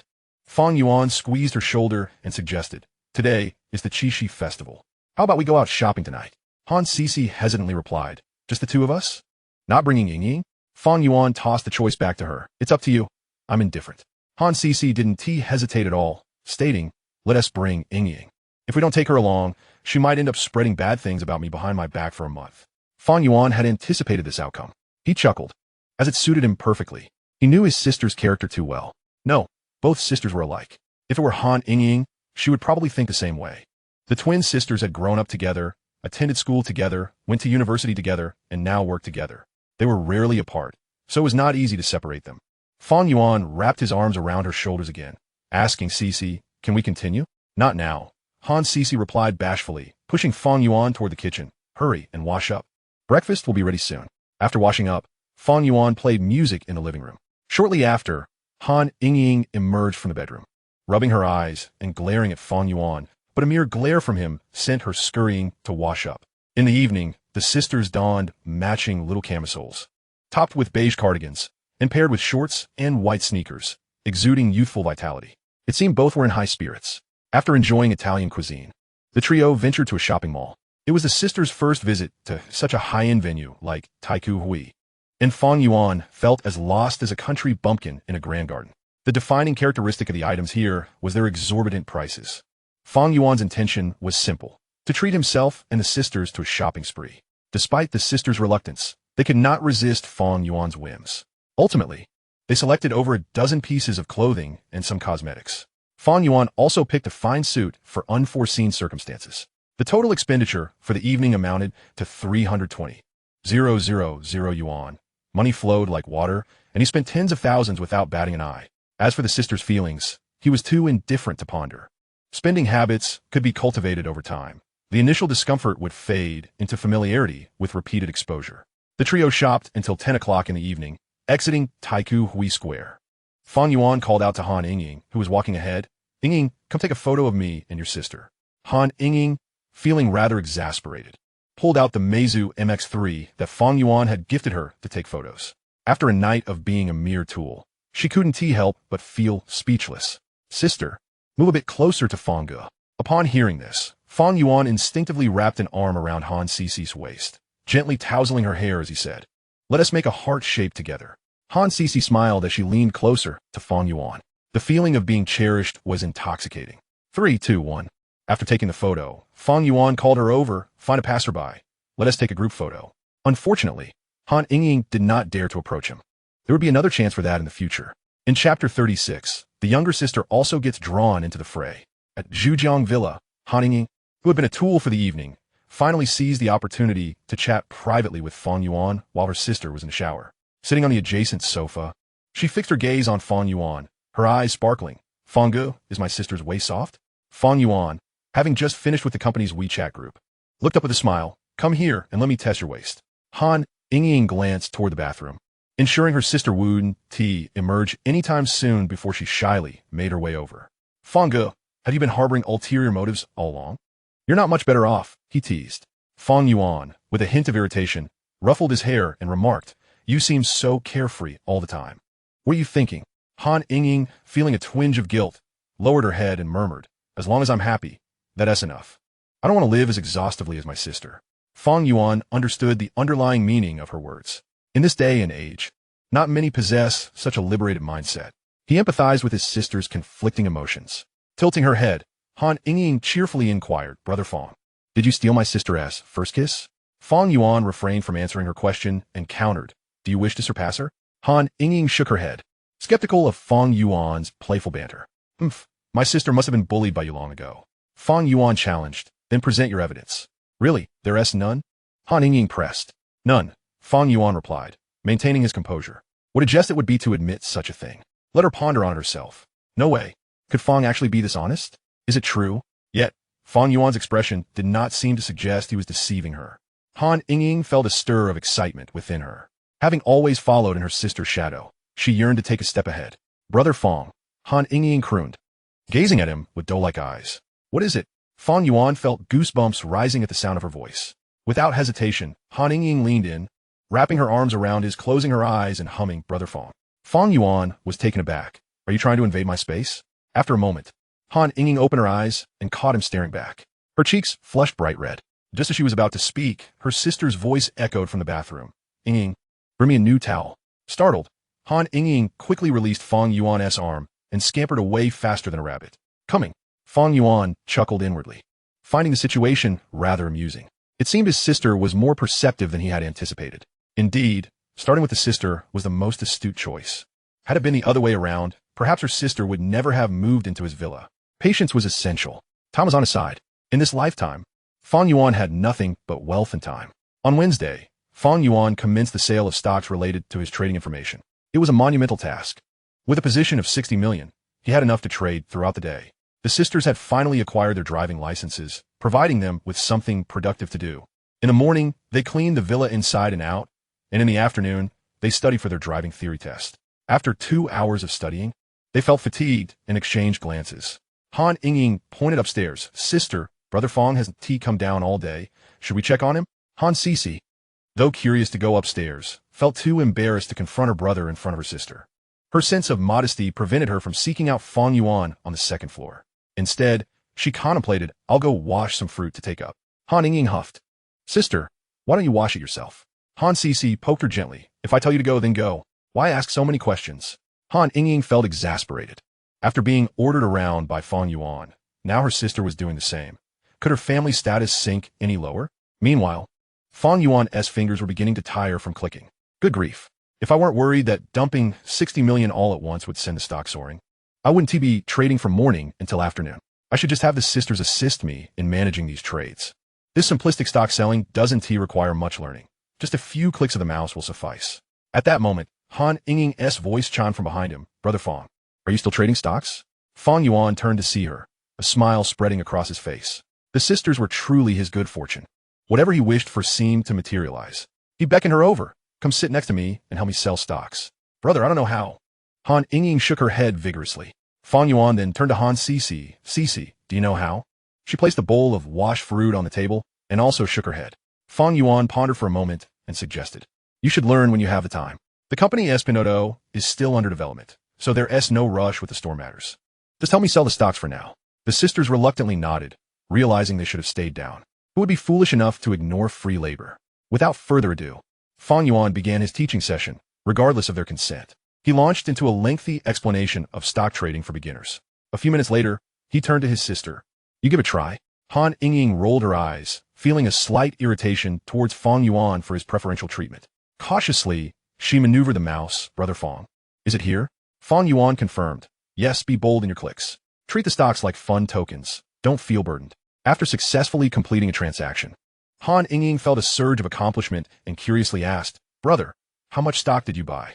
Fang Yuan noticed his sister's inquisitive gaze. Clearing his throat, he casually replied, just a few small goals. What do small goals mean? She inquired. It's a unit of measurement. Why Haven T? I learned about this unit. You should spend less time on your phone and help me trade stocks more. In the future, you'll enjoy a lavish life. Yuan T regretted. Han Ying puffed her cheeks, deciding against further inquiries. She quietly delved into studying stocks. Fang Yuan observed for a while and realized she was picking it up quite rapidly. Soon, he found a time to ruffle Han Cc's hair.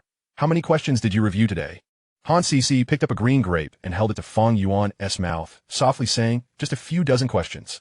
As he munched on the grape, he remarked, your efficiency is too slow. Stop reviewing questions and just do practice exams. Han Cc responded cautiously. I'm afraid I might miss something. Fang Yuan, uninterested in explaining, turned to Han Ying. Ying, how many questions did you look at today? Han Ying mumbled. I'm not reviewing questions. I'm only doing practice exams. Fang Yuan praised. Smart move, Ying. Your sister is too rigid. Han Ying nodded in agreement. I think so too. Han Cc playfully tapped her on the head. After 2 hours, you didn't even finish half a practice exam, and you still have the audacity to criticize me. Han Ying covered her head and complained, Brother Fang, control my sister. She keeps hitting my head. Han Cc dismissed it with indifference.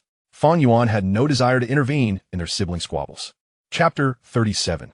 Han Ying wondered if her waist was a tad softer than her sister's.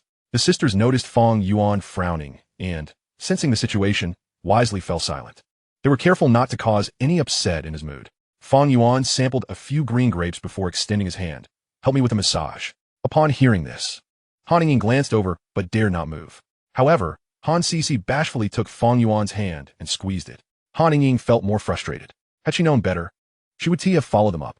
Not only was she now helping Fang Yuan with stocks, but she was also witnessing their intimate moments. When had her sister become so shameless? Determined to make one last attempt, Han Ying said, Sister, it's your turn to operate the stocks. Fang Yuan gently patted her head. Your sister has other matters to attend to. You continue. Han Ying was taken aback, lowering her head and daring not to meet her sister's gaze. Oh no, how could Fang dare to pat her head in front of her sister? Upon witnessing this scene, Han Cc felt a surge of jealousy and pinched Fang Boss's hand. Fang Yuan remained unfazed, proceeding to tousle her sister's hair as well, saying, Cc, why don't you give it a try? Upon hearing this, Han Yingying finally mustered the courage to lift her head. Han Sisi, not taking it to heart, assumed that Fang Boss had merely patted the wrong person.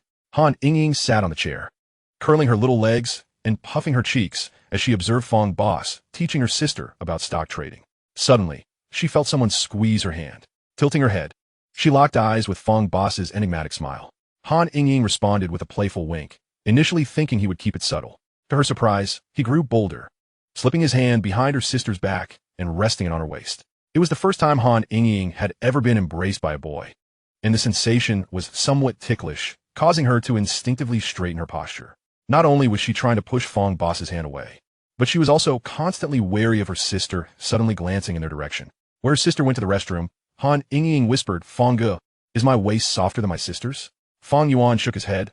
"Not even close. Why are you tensing up so much?" Han Yingying puffed up her cheeks in annoyance. "If my sister finds out, I'm finished." Fang Yuan patted her head. "Though your waist isn't soft, you're definitely the smarter one." Han Yingying's spirits lifted. It had been a while since Fang Boss had praised her. Yet, his mischievous antics kept her on edge. Subsequently, stocks surged for 2 consecutive days, yielding a total profit of 38 million, accruing 22.77 million over 3 weeks. This figure already factored in commissions and a stamp duty of 1,000th. However, Fang Yuan's account was exempt from paying commissions, as Liu Xiaoxue had designated it a zero commission account when opening it for him. The next day, Fang Yuan transferred the money to his bank card, which now held 27 billion, alongside 100 million in holdings with Fushun Special Steel and Beijing Pharmaceutical. Liu Xiaoxue had an additional 70 million, consistently earning 3 million daily, which was quite lucrative. He also had 100 million in a fixed deposit with Old Li and 8 million worth of Bitcoin. Including his investments in Pinduoduo, his total assets had exceeded 500 million. In less than a month, he had leveraged the advantages of being a reborn individual to achieve financial growth. The thrill of making money was exhilarating. On Friday, Fang Yuan allocated another 30 million to Liu Xiaoxue for short-term trading. Her daughter was practically his golden goose. Shortly after adjusting his holdings, Liu Xiaoxue sent him a WeChat message. Fang Yuan glanced at it and found a PowerPoint presentation titled Beginner's Fitness Guide. He intended to tease Liu Xiaoxue, not taking seriously, but it seemed she hadn't forgotten. In truth, Fang Yuan preferred that she did forget. Collaborating to earn money was sufficient. There was no need for deeper connections. Before long, Liu Xiaoxue sent several messages. "Fang Zong, please take a look. These are tutorials I compiled. If you ever have an interest in fitness, I can guide you anytime." Fang Yuan responded with an OK. Driven by curiosity, he clicked to view the content. He had never delved into fitness before. After browsing for a while, he had a hunch that the material was not merely copied from the internet, but rather something she had crafted herself. She seemed quite knowledgeable. This Ruderney financial PhD truly had her merits. Aside from lacking emotional intelligence, she appeared exceptional in every regard. She had beauty, figure, and an age that was just right, with credentials surpassing those of many. If she weren't Old Li's daughter, he might have even considered pursuing her. However, that thought was quickly extinguished. A rabbit does not eat the grass near its burrow. If he acted, Old Li would surely retaliate. While he was contemplating, another message popped up. "Fang Zong, are you available to work out at the gym tonight?" Fang Yuan hesitated, wondering whether to go.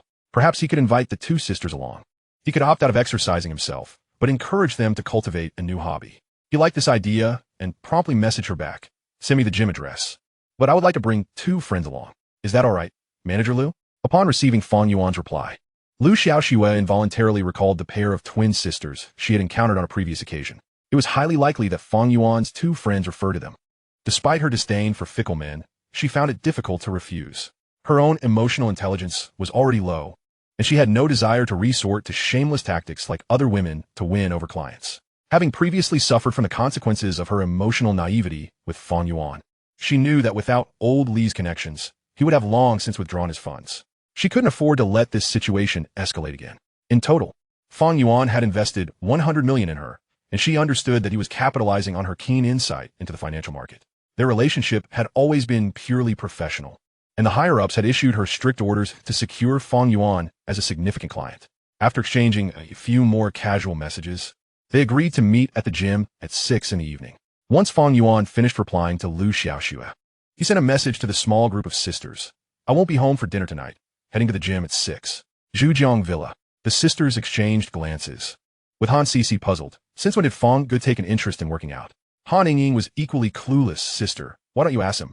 Han Sisi, not coddling her, replied, "You can ask him yourself."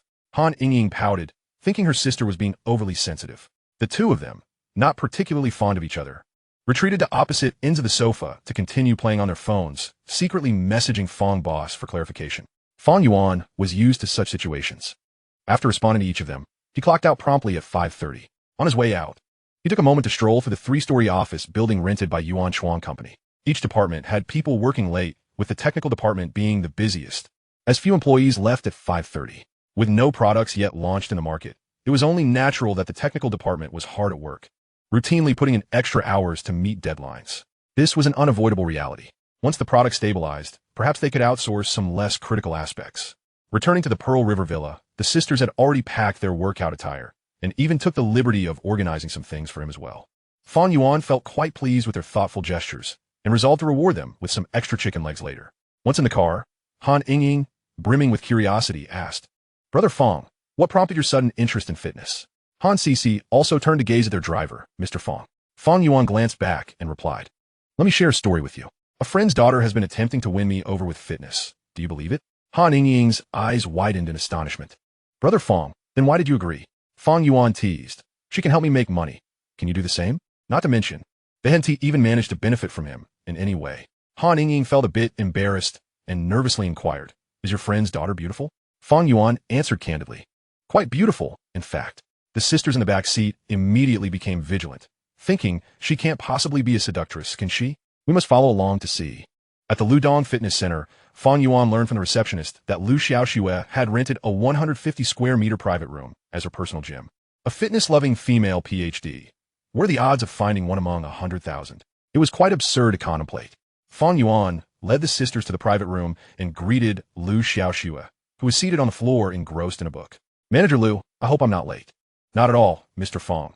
You actually arrived 3 minutes early," she replied, putting down her book, standing and shaking his hand with courtesy before getting straight to the point. "Have these two friends of yours had any prior experience with fitness?" The sisters shook their heads in unison, exchanging glances, silently pondering. Mr. Fang can't possibly have feelings for the seductress, can he? We need to ask him when we return to avoid any outsider getting ahead of us. Fang Yuan looked at the sisters and asked, "What would you like to learn?" They exchanged a glance before replying, "Can we try yoga?" Lu Xiaoxue smiled warmly. "You've come to the right person. I specialize in that." Fang Yuan nodded. "You two can chat with Manager Lu first. I'll just amuse myself." As Lu Xiaoxue got to know the pair better, she realized that the twin sisters were rather innocent. After all, if they were less innocent, they wouldn't have been drawn to Mr. Fang. However, she also thought that her friend was indeed quite a character. After several encounters, it was evident to Lu Xiaoxue that Fang Yuan maintained a noticeable distance from her, which left her feeling rather frustrated. She suspected that his reluctance stemmed from their age difference, which was hardly her fault. Spending nearly an hour in Lu Xiaoxue's private gym, Fang Yuan nearly exhausted himself trying out the equipment. Meanwhile, the sisters were happily learning yoga with Lu Xiaoxue, their conversation flowing smoothly. Fang Yuan felt increasingly convinced that his decision was indeed wise. Upon leaving the Ludong Fitness Center, he was curious about what the sisters had discussed with Lu Xiaoxue that had them so joyful. As soon as they got in the car, he asked, "What do you think of Manager Lu?" Han Sisi smiled coyly. "She's very nice and quite patient when teaching us." Han Ying chimed in with her opinion. "I feel like she didn't look at us with any strange gaze." "Oh, and Manager Lu lives next door. Make sure to practice yoga with her whenever you have the chance." "Is that true? Why would I lie? If you don't believe me, go knock on her door tonight to confirm." Chapter 38, Striving for Balance. After dining out, the sisters returned to the villa, and, after showering, they obtained Lu Xiaoxue's WeChat from Fang Yuan. After confirming her contact on WeChat, they indeed visited the neighboring villa. It wasn't until 10 o'clock at night that the sisters returned, yawning. Fang Yuan looked at them with surprise. "What did you two discuss with Manager Lu for over an hour?" Han Sisi, sitting beside him, replied, "We chatted while watching Ancient Sword Legend." Han Ying, with a look of admiration, added, "I think Sister Xiaoxue is incredibly impressive. She bought a villa at such a young age." "Oh, you're already calling her Sister Xiaoxue. It seems you've both taken quite a liking to her." At this rate, the sisters might become quite close with Lu Xiaoxue. Fang Yuan didn't mind this. He simply preferred not to grow too close to her himself. If the sisters enjoyed her company, he would not stand in their way. Having another friend was no bad thing. Fang Yuan curiously inquired, "Did she really buy that villa herself?" Han Ying nodded. "That's what she said." Fang Yuan was even more surprised, though it had little bearing on him. He had no particular interest in Lu Xiaoxue. Han Sisi interjected, Brother Fang, do you have any plans for tomorrow? Fang Yuan replied, what is up? Do you want to go out somewhere? Han Sisi explained, we've arranged to go shopping with Sister Xiaoxue and wanted to ask for your permission. Fang Yuan patted his head, tomorrow is fine, but the day after is not. Han Yingying leaned over and asked Brother Fang, what do you want to do the day after? Fang Yuan said, it's been quite warm lately. I'd like to go play in the water. How about drifting in Qingyuan? Han Yingying seemed intrigued. I'm on board. Han Sisi agreed as well. We're both free the day after. Fang Yuan patted the sisters' heads. Look up some travel guides online. We'll set off Saturday evening, stay the night, and enjoy a full day on Sunday. Han Sisi nodded, then shot her sister a glare, as if to say, aren't you going to move away from Brother Fang? Han Yingying, with a bit of pride, tossed her hair and happily slipped back to her room. Han Sisi, feeling somewhat tired herself, wanted to head back to sleep. However, Fang Yuan stopped her from leaving. Brother. Han Sisi gently pushed back against Fang Yuan. He wrapped his arm around her shoulder, inadvertently sliding it to her waist. Since you haven't reviewed any of your studies lately, would you like to go over some material now? Han Sisi felt a bit tempted, but was indecisive, considering her sister might come out of the bedroom at any moment. Seeing her silence, Fang Yuan took it as consent. He was not satisfied with just that. He pinched her cheek, causing her to shyly close her eyes. Fang Yuan gently ruffled his hair, contemplating, having been discovered this time, I can now act openly. Fang Ge, be serious, Han Sisi admonished, playfully pinching Fang Boss's waist before retreating to her bedroom. Satisfied, Fang Yuan extinguished the light and ascended the stairs to sleep, relishing yet another beautiful evening. In the bedroom, Han Yingying nestled beneath the covers, messaging Fang Boss, Fang Ge, you great deceiver. Fang Yuan replied instantly, you missed your chance. Your sister got ahead of you. With a huff, Han Yingying typed back, I'm ignoring you. Just as her message concluded, Han Sisi sent a WeChat message. Fang Ge, I can't face the world anymore. Accompanied by a crying emoticon, she expressed her despair. Fang Yuan felt overwhelmed and chose to feign ignorance by not responding.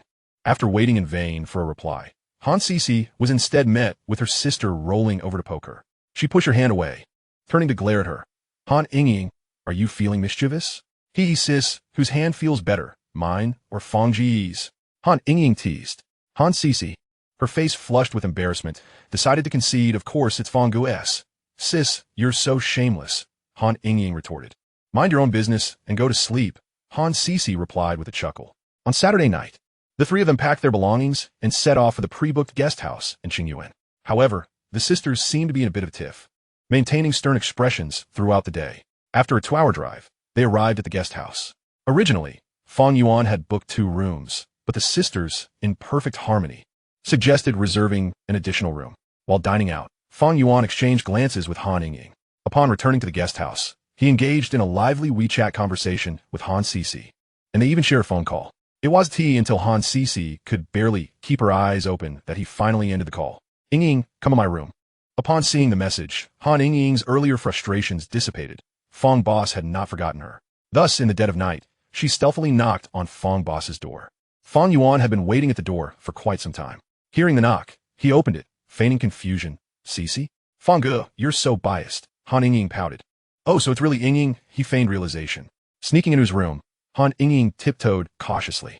Fang Yuan seized her hand, pulling her to sit on the edge of the bed. Fang Ge, you're not planning anything mischievous, are you? She asked, a hint of trepidation in her voice.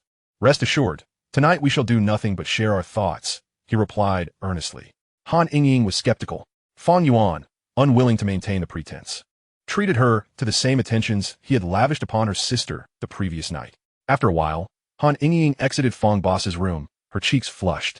Meanwhile, Fang Yuan lay on the bed, contemplating life with a subtle smile gracing his lips. It appeared that even twin sisters had their unique differences.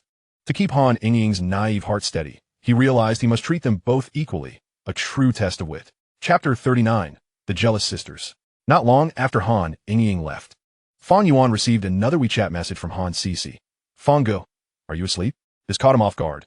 Was this truly the shy sister he knew? Without hesitation, he responded, not yet. I'm just waiting for you to arrive. Han Sisi sent a shy emoticon and then vanished from the chat. However, Fang Yuan waited and waited, only to find that several minutes had passed without her arrival. Meanwhile, Han Sisi was exerting her authoritative sisterly command over Han Yingying, insisting she return to her own room to sleep alone. Yet, Han Yingying stubbornly refused, claiming she couldn't sleep alone during a thunderstorm. Ultimately, Han Sisi relented. allowing her sister to join her. Once Han Ying settled beside her, Han Cece discreetly retrieved her phone from under the pillow, concerned that Fang Boss might be anxiously waiting for her reply. Curled up in bed, she began browsing her phone. Sure enough, Fang Boss had sent her numerous messages, each one a question mark sent at minute intervals. Han Cece muttered her discontent towards her sister. How old are you? Still afraid of thunder? Sis, Han Ying murmured, startling Han Cece, who confirmed her sister was still asleep, and sighed in relief. After a while, Han Cece quietly lifted the covers, preparing to get out of bed, only to be met with Han Ying's languid voice from behind. Sis, where are you going? To the bathroom, Han Cece replied casually. Come back quickly. I'm scared of the thunder, Han Ying insisted. With a roll of her eyes, Han Cece entered the bathroom.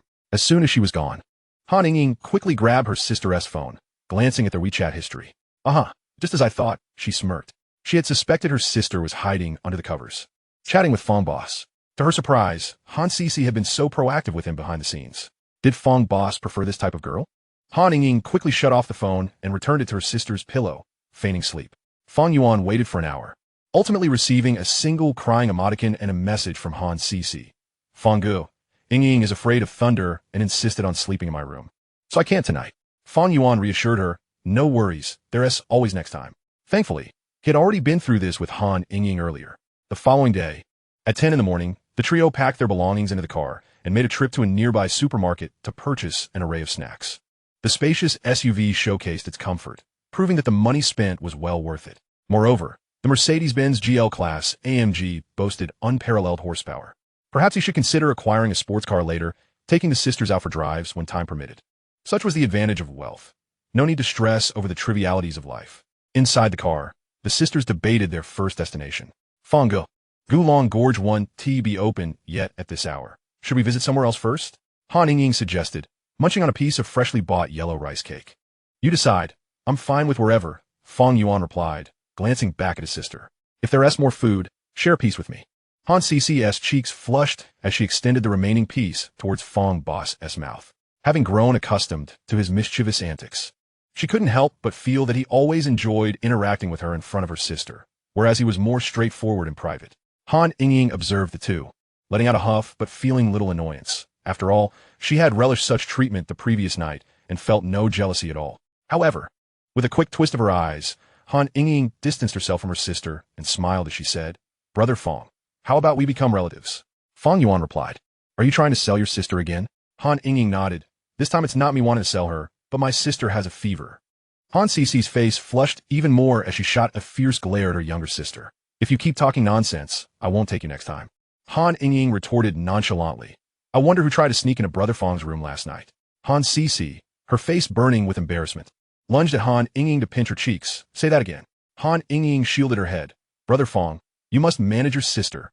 Fang Yuan simply muted himself, choosing not to interfere in the sisters' playful skirmish. The two of them squabbled in the back seat, their hair in disarray.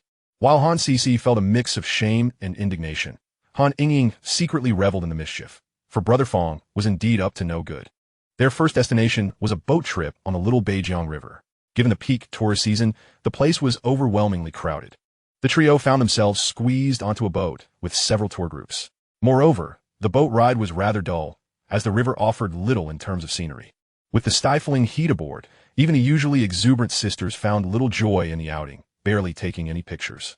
The experience was less than satisfactory. At noon, they sought refuge in a farmhouse for lunch, sampling the famed Qingyuan chicken, which turned out to be rather underwhelming. It seemed the locals had little appreciation for the dish, relying instead on the gullibility of tourists. The service was slow, hampered by the throngs of patrons. At 2 in the afternoon, they arrived at the Gulong Gorge scenic area, purchasing a VIP package for a direct rafting experience on the glass bridge, each ticket priced at $288, which was quite reasonable as it spared them from long queues. Upon arrival, the three rushed to change into cooler attire. The sisters donned outfits even more revealing than usual, short sleeves and shorts exposing a hint of their midriffs. Unbeknownst to them, the snug fit of their clothing transformed their ordinarily unremarkable appearances into something quite substantial. Fang Yuan unabashedly gazed at them, prompting the sisters to hold hands and step away, unable to withstand his direct scrutiny. He took a photograph of them from behind, encased in a waterproof pouch. After a brief wait, it was finally their turn to embark on the rafting adventure. Clad in life jackets, the trio felt slightly cumbersome. Fang Yuan called the sisters over to his boat, urging, "You two, hop on quickly. We're about to set off." In the public eye, Han Yingying felt a bit shy and tugged at her sister's sleeve. "Sister, you go first." Han Cici shot her a glare. "We go together." Fang Yuan, too, pondered why they needed to bring along Yingying as a third wheel on their outing.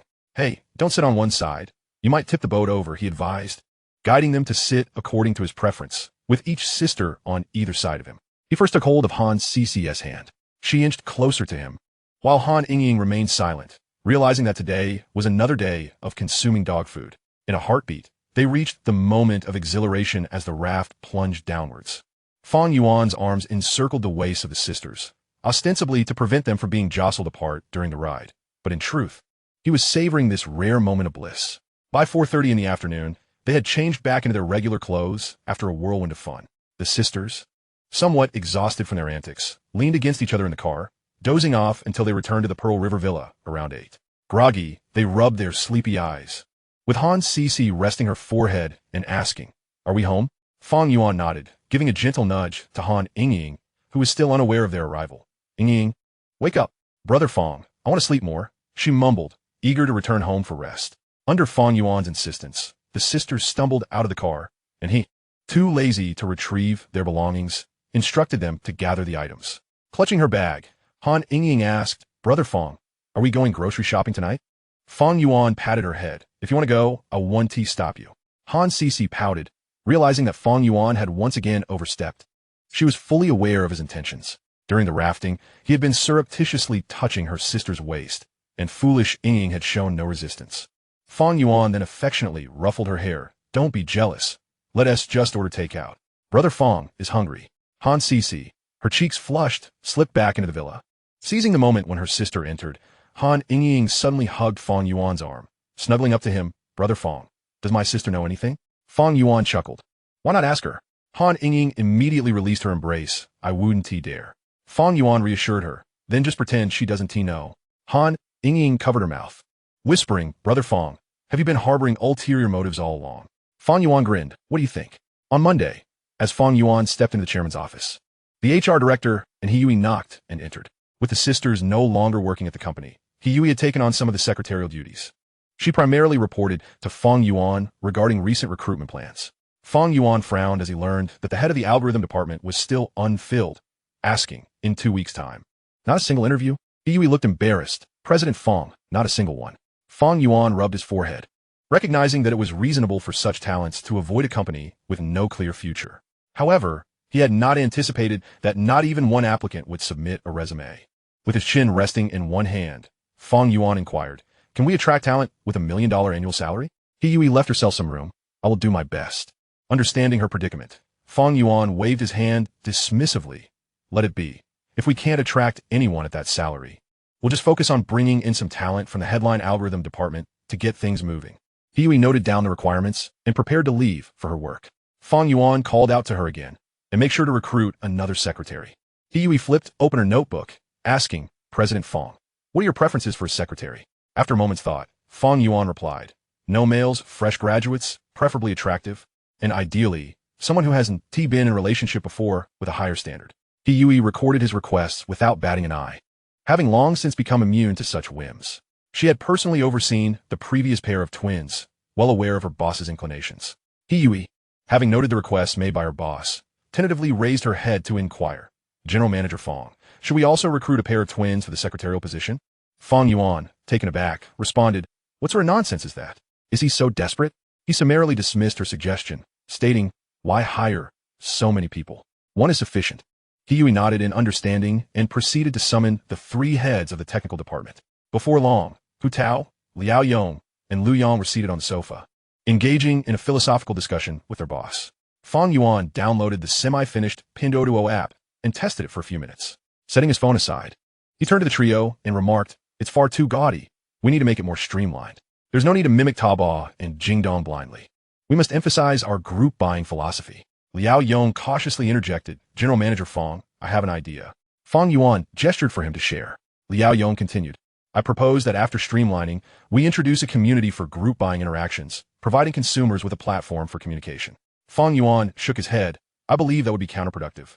Instead, Let us allow consumers to choose whether or not to participate in group buying during their purchase, with the group buying price always being lower than the individual price.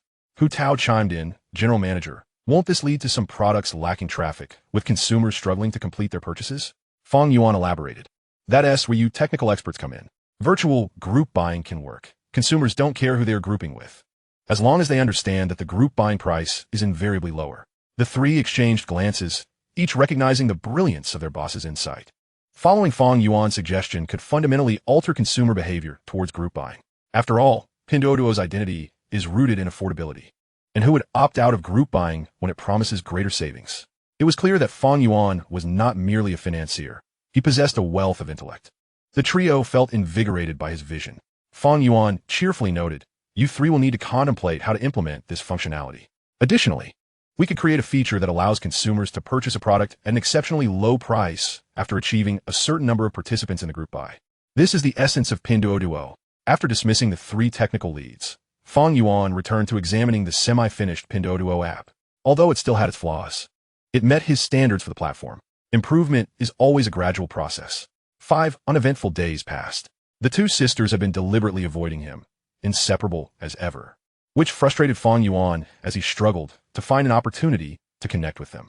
On Friday morning, he made a special trip to the office to interview a newly hired algorithm engineer.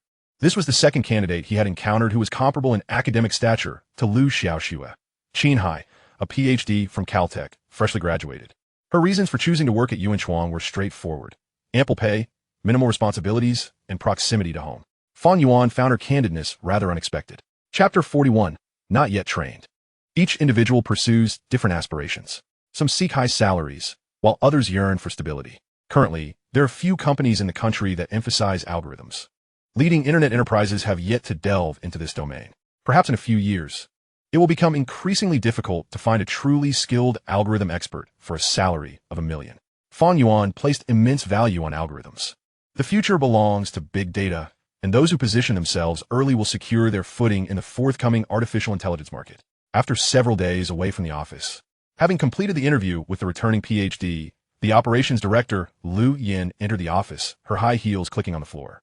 Undoubtedly, she was the most captivating individual in the entire Yuanshuang company. Unfortunately, she was already cherished by her husband. It seemed that the executives were lining up to report to him, which gave Fang Yuan a slight headache.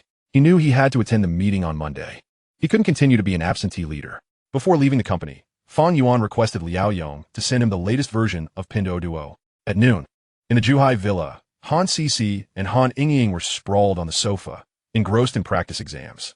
The sisters had an examination in the afternoon, and they had already completed numerous mock tests scoring above 90. They were merely doing a final review. Upon seeing their boss return, they both stood up and willingly vacated the center seat for him. Fang Yuan settled onto the sofa. Crossing his legs, shall I drive you to the exam venue this afternoon? Han Sisi shook her head. Brother Fang, we prefer to take a taxi ourselves. Han Yingying nodded in agreement. Fang Yuan, somewhat exasperated, remarked, you enrolled in a guaranteed pass class, and they don't provide transportation? Han Sisi explained, Brother Fang, we'd rather not be seen. Han Yingying added quietly, yes, if people see us leaving the villa, they will surely gossip about us, just like they do at your company. Fang Yuan suddenly understood. The sisters were grappling with this concern. He realized it was something he could not prevent. For them, this issue was still too daunting in the short term. He then pulled out his phone and sent the Pinduoduo installation package to their WeChat group. This is a semi-finished product developed by the company. Give it a try. Upon hearing this, the sisters perked up and eagerly sat on either side of Fang Yuan. As Han Sisi downloaded the software, she asked, Brother Fang, can we open a store on your company's platform now? Fang Yuan patted his head. Yes, technically you can. The store function appears to be quite developed. Han Sisi smiled, then we can sell things. Fang Yuan replied, curtly, the software is still in the development stage. Even if you opened a store, it would merely be ornamental. However, Han Yingying thought further ahead. Brother Fang, what do you think we should sell in e-commerce to maximize profits? Come here, and I will tell you. Fang Yuan reached out to pat her head, but Han Sisi quickly grasped his hand, firmly preventing him from ruffling her sister's hair. She thought, if he dared to do that in front of her, what might he be doing behind her back? Han Sisi pouted, Brother Fang, you can only pat my head from now on. Fang Yuan smiled slyly, choosing not to respond, and patted the elder sister's head instead. Not much talent, yet many demands. Han Sisi subtly pinched the back of Fang Yuan's hand to express her dissatisfaction. Meanwhile, Han Yingying instinctively shifted closer to him, which instantly annoyed Han Cici, who shot her sister a glare. If you come any closer, I will hit you. Han Yingying could only look at Fang Yuan with pleading eyes. Fang Yuan had no intention of intervening in their sibling squabble. It was only a matter of time before they reconciled. There was no need to take sides, particularly when the elder sister was still feeling quite resistant. This certainly cannot be in front of sister-in. Fang Yuan earnestly explained to the two. Whose money do you think is the easiest to earn? The sisters chorused, women, the elderly, and children. Fang Yuan delivered a slight blow. Well, not too foolish. The sisters puffed out their cheeks, having been called foolish by Boss Fang so often that it had become a conditioned reflex. Ignoring their protests, Fang Yuan continued. I believe you both could open a shop selling skincare products, sourcing goods directly from manufacturers to sell to consumers. Han Cici found the idea somewhat intriguing. Brother Fang, won't we need to obtain some qualifications for that? Fang Yuan waved his hand dismissively. That's simple. Just spend a little money to have someone take care of it. You both should spend some time researching the process of opening a store on Taobao. Han Yingying raised her hand to express her opinion. Brother Fang, we still need to practice driving after finishing our first exam. Fang Yuan wrapped an arm around his sister's waist, cheerfully replying, Are you practicing driving every single day? Han Yingying smiled awkwardly. Well, not exactly. As they spoke, his hand gradually moved upward. Han Cici blushed furiously, pinching Boss Fang's hand tightly, refusing to give him any opportunity. If Boss Fang succeeded, what would become of her? In front of her sister, she could not allow that to happen. Han Yingying's eyes darted back and forth, observing the subtle movements between Boss Fang and her sister. In the afternoon, Fang Yuan stayed at home, spending time on the second floor monitoring the stock market and Bitcoin trends. After much contemplation, he transferred another 10 million into the foreign bank account opened with Han Yingying's information. Previously, 10 million could buy 400 coins. Now it could purchase 3,000. One can only imagine how severely Bitcoin had plummeted recently. Having been in the game for nearly a month, there had not been a single day of increase. It was a continuous decline, even more disheartening than the A-share market. Nevertheless, funds were still relatively sufficient, and investing tens of millions was not a significant issue, especially with 1 billion still resting in his account. Money cannot remain stagnant in a bank. It must be invested and put to use. During the afternoon, Fang Yuan poured an additional 50 million into the infrastructure concept sector, leaving him with 6 billion and 100 million in fixed deposits. His total investment in the stock market amounted to 5 billion. Now, he awaited the market to rebound. Once he invested a few billion, he would emerge as a billionaire. Once Pinduoduo launched, he was certain his wealth would multiply further. When capital flowed in, distributing some shares, an IPO could turn his net worth into $1 billion dream. At 4:30 in the afternoon, the sisters returned to the villa, rushing up to the second floor to bring him good news. Brother Fang, we passed our first exam. After hanging up on you, you could be as foolish as you want. Cici stayed behind while Yingying went to order takeout. Brother Fang, I still want to go buy groceries and cook with Yingying. Fang Yuan called out, but she did not listen. It seemed he had yet to properly train them. The sisters exited the villa, and Han Yingying mischievously asked, Sister, why didn't you stay? Brother Fang must want to touch you. Huh, you look so happy. Have you been touched by him too? Don't slander me. It was Brother Fang who insisted on ruffling my hair. Really never been touched? Of course not. I'm not his girlfriend. If anyone were to be touched, it would be you. Chapter 42, Moving Out After Paying Off Debts. Han Cici gazed at her sister with a look of skepticism. It shouldn't be like this. Given Boss Fang's straightforward nature, if he truly had ulterior motives, with so many opportunities for you to be alone with him, how could he possibly restrain himself?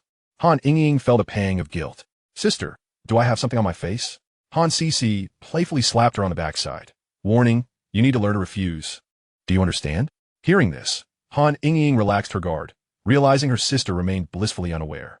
Yet, the thought that her sister could be so forthright while she felt like a thief was somewhat disheartening. Why should it be this way? If blame must be assigned, it could only fall on Boss Fang for his refusal to be straightforward, proactive, or responsible. Han Yingying shook her head, laughing. Sister, why couldn't you just refuse? You could have turned Brother Fang down right from the start. Han Cici retorted angrily. How could I refuse? Brother Fang lent us 200,000 outright. Han Yingying had not anticipated her sister's strong reaction and silently cursed herself for speaking without thinking. If it were her, she too would find it impossible to refuse. After all, they had witnessed Boss Fang's accountability. He lent them hundreds of thousands without hesitation and arranged for them to work for 9,000 a month. Although she ultimately could not endure the peculiar stares from others and did not continue. It was indisputable that Boss Fang's intentions in persuading them to leave the factory were less than innocent, yet he was commendable in many respects. With a sense of responsibility, he truly stood out. Watching her sister walk away, Han Ying quickly caught up, wrapping an arm around her shoulder, soothingly saying, "Sister, I misspoke. Please don't be angry with me." Han Sisi remained fixated on the earlier topic. "Be honest, has Brother Fang really never bullied you?" Han Ying, not being foolish, immediately denied it. "Not at all. If I admitted it, you'd definitely turn against me. I wouldn't be that stupid." Seeing that her sister didn't seem to be lying, Han Sisi finally relaxed. "Just don't spend too much time with him. Once we save enough to pay off our debts, we'll move out. If we're seen by someone familiar, how will we show our faces?" Han Ying looked astonished. "Sister, you don't want to be Brother Fang's girlfriend?" Han Sisi's face flushed. "Who said being his girlfriend means living in his villa?" Han Ying whispered, "If you move out now, Brother Fang will make us pay back the debt immediately." Han Sisi looked disdainful. "If you think you're so clever, I said once we save enough, we'll move out." Han Ying covered her head, asking, "If we live elsewhere, who will cook for Brother Fang and tidy up the villa?" Han Sisi hesitated. "It's just not living in his villa. It doesn't mean we want to go to his villa to cook and clean. He surely want to pay us otherwise." Han Ying thoroughly agreed with this deduction, adding a reminder. "Sister, I think it's best not to mention this to Brother Fang. He'll definitely be displeased." "I know what I'm doing," Han Sisi replied. "Oh, it seems Sister Xiaoxue is back. Should we call her to join us for grocery shopping? Let me check on WeChat. Maybe Sister Xiaoxue just parked at home and went to the gym." "Sister, why do I feel like Brother Fang always seems to avoid Sister Xiaoxue whenever they meet? Worrying about things that don't concern you. If you really want to know, just ask Brother Fang. Hurry and find out if she is home. If we dawdle, Brother Fang will definitely call us to hurry back." Lu Xiaoxue was somewhat surprised that the twin sisters living next door would invite her to go grocery shopping. It was, in itself, a splendid suggestion. The issue was, she didn't know how to cook. She usually dined out, so there was no necessity to buy groceries. Given their warm invitation, it felt a bit rude to decline. Considering her pantry was nearly empty, replenishing supplies seemed a good idea. Sister Xiaoxue said to wait for her a moment. "Then let us wait for her." Han Sisi nodded. Before long, Lu Xiaoxue emerged from the villa, her face lighting up with a smile upon seeing the two sisters. She greeted them warmly. "Sisi, Ying." The trio stood together, resembling a stunning landscape. The sisters exuded a sense of innocence, while Lu Xiaoxue embodied an alluring, mature elegance. Curiosity piqued. Lu Xiaoxue inquired about the sisters' outing for groceries. "Do you usually cook at home?" Han Ying smiled shyly. "Pretty much, it mainly depends on Fang Ji's preferences."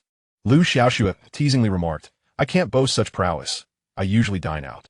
Han Ying, feeling slightly embarrassed, replied, "We just whip up some home-cooked meals. We're constantly learning, as we can't solely rely on simple dishes to satisfy Boss Fang's palate."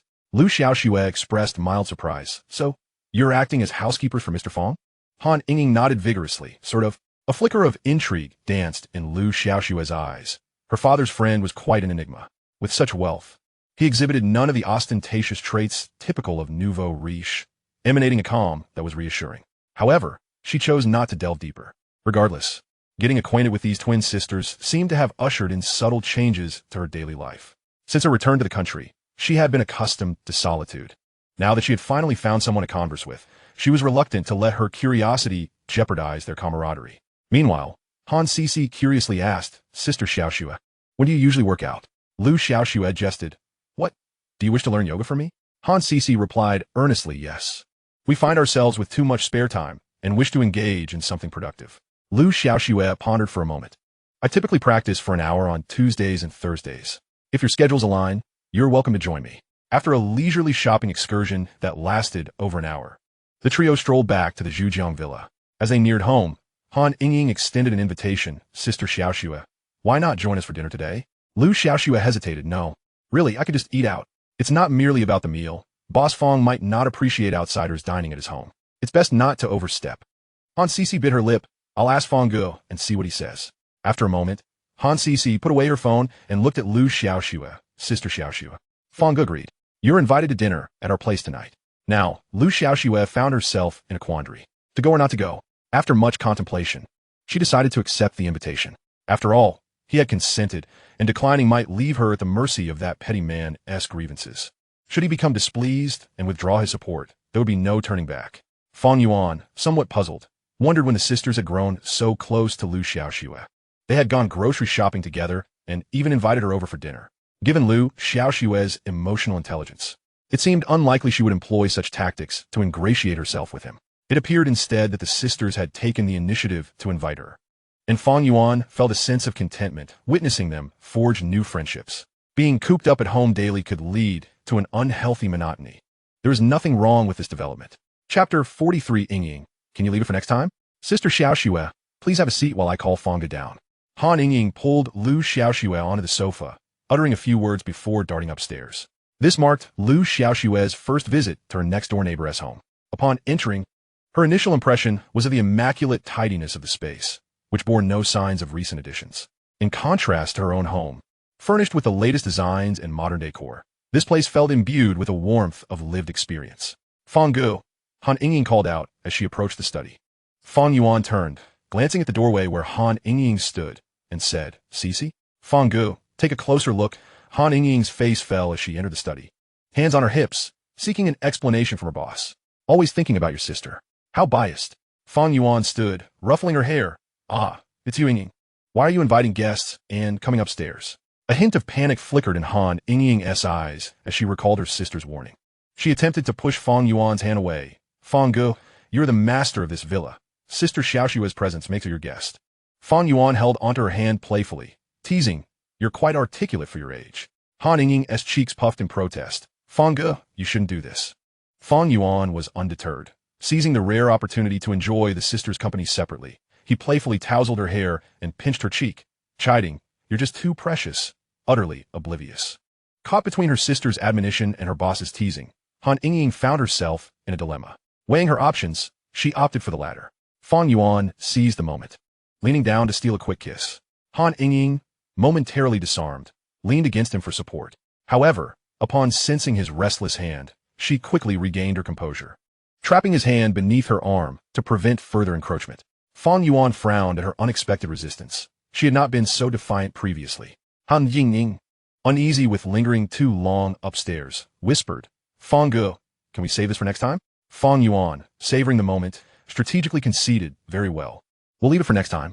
Han Yingying besid herself cooling her flushed cheeks. Fang Yuan turned back to his computer, urging her, hurry and fix your hair before your sister notices. Han Yingying huffed in annoyance, realizing how mischievous Fang Yuan was. Sister Xiaoxue. Lu Xiaoxue stood as Fang Yuan descended the stairs, politely extending her hand for a handshake. Fang Yuan nodded and smiled. No need for such formality.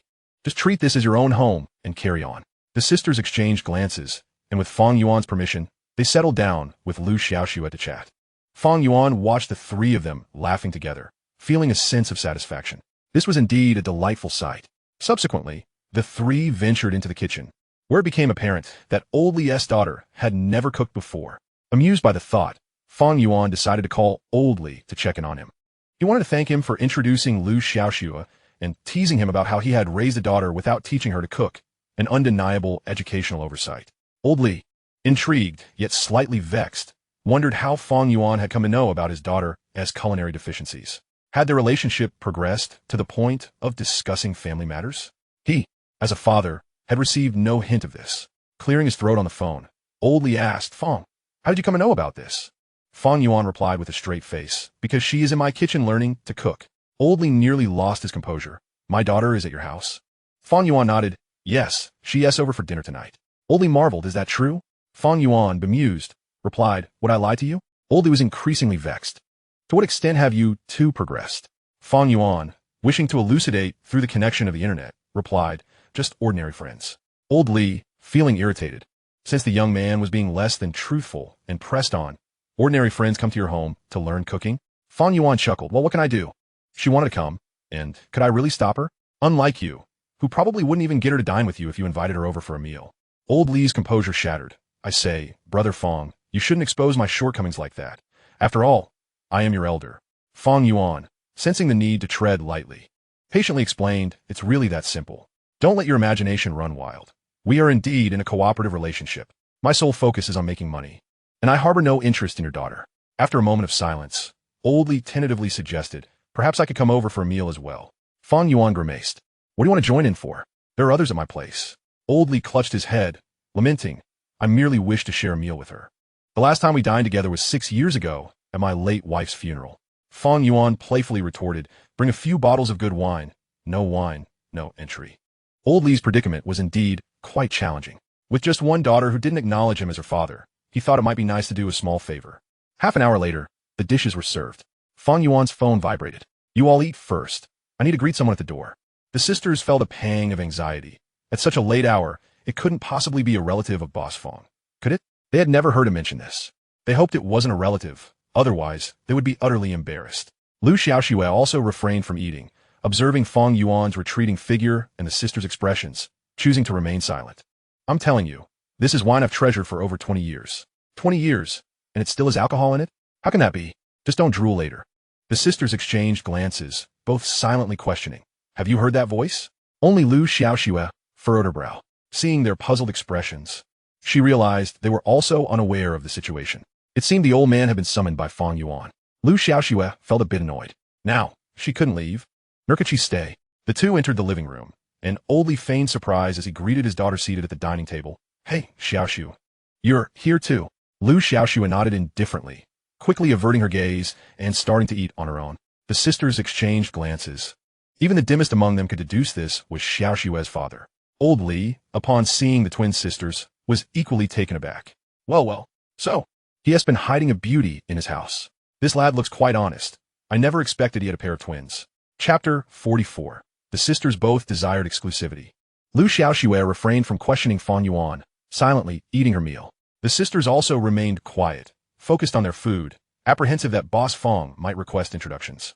At the dining table, only the two older men engaged in conversation over drinks, discussing various topics, but conspicuously avoiding anything regarding the three of them. It was the first time the sisters had witnessed Boss Fang drinking at home, and they were taken aback by his remarkable capacity for alcohol. After consuming half a bottle of an unspecified spirit, he appeared as if nothing affected him. Yet, they couldn't fathom why Boss Fang usually abstained from alcohol at home. Lu Xiaoxue, distracted, finished her meal. Once she was done, the sisters hastily ate a few more bites before escaping from the dining table. In the living room, the three were watching television. Han Yingying lowered her voice and asked, "Sister Xiaoxue, is Uncle Li really your father?" Lu Xiaoxue bluntly replied, "He was once. He isn't anymore." Han Sisi immediately shot a disapproving look at the foolish girl. How could she not see that Sister Xiaoxue was at odds with her father? Yingying, realizing her intrusive curiosity, bit her lip, expressing her apology to Lu Xiaoxue. "Sister Xiaoxue, I don't want to know anymore. It's all right. After all these years, I've grown indifferent." Lu Xiaoxue, not taking Han Yingying's gossip to heart, understood the sisters were innocent and meant no harm. She patted their heads, saying, "Let's just watch television and ignore them." However, she kept a watchful eye on the dining table, surprised that the old man, despite being around 60, was so amicable with Fang Yuan. It was evident they shared a camaraderie across generations. She wondered how the old man came to know such a young boss. It was quite peculiar. As the liquor flowed, the two men maintained their sobriety, knowing when to stop. After a few drinks, Old Li contemplated staying over at Lu Xiaoxue's for the night. But as soon as he suggested it, Lu Xiaoxue dismissed the idea, insisting on driving him back to rest. Fang Yuan silently felt a pang of sympathy for Old Li for a brief moment. Life, death, and illness were natural occurrences. Perhaps Lu Xiaoxue's resentment stemmed from Old Li's long concealment of his heart condition from her, failing to inform her in time to see her late husband one last time when it mattered most. Old Li felt he owed his daughter. As an observer, Fang Yuan felt he had no right to intervene. Sometimes, one party seeks redemption while the other perceives it as atonement. Thus, he had no intention of playing the peacemaker in their relationship. Let them be, as long as it didn't impede his pursuit of wealth. Moreover, this back and forth left Old Li indebted to him for a few favors, and the goodwill of a bank president carried significant weight. It might prove useful one day. The sisters cleared the dining table and turned to find Boss Fang snoring on the sofa, the sound echoing throughout the vast villa. Han Yingying nudged her sister, "Quick, go wake him." Han Sisi, overwhelmed, protested, "How can I possibly lift Brother Fang?" Yingying whispered, "Let's shower first and see if he wakes up afterward." However, after their shower, Boss Fang was still sound asleep, showing no signs of waking. The two exchanged glances, pushing each other playfully. Finally, they both lifted Boss Fang under his armpits, exerting considerable effort to carry him upstairs to his bedroom. They were astonished. Despite all the commotion, Boss Fang remained undisturbed, even snoring while standing. It was quite surreal. Han Yingying rubbed her weary hands. "Sister, should we change his clothes and wipe his body?" Han Sisi's cheeks flushed. "You do it yourself." Yingying scoffed. "I'm not his girlfriend." "You decide." Han Sisi hesitated, unable to make a decision. Exhausted, Ying headed downstairs to sleep. Cece, lacking the courage to undress Boss Fang, finally fetched a glass of water and placed it on the bedside table. The night passed without a good night's sleep, worried that if Boss Fang woke up, no one would be there to care for him. The next morning, Fang Yuan awakened with a slight headache. Awakening from slumber, he found himself not on the sofa where he had fallen asleep, but rather in the comfort of his own bed. It was likely his sisters who had carried him there. However, despite their efforts, they had neglected to change his attire, displaying a distinct lack of the attentiveness one might expect from caretakers. Indeed, a gentle reprimand was in order.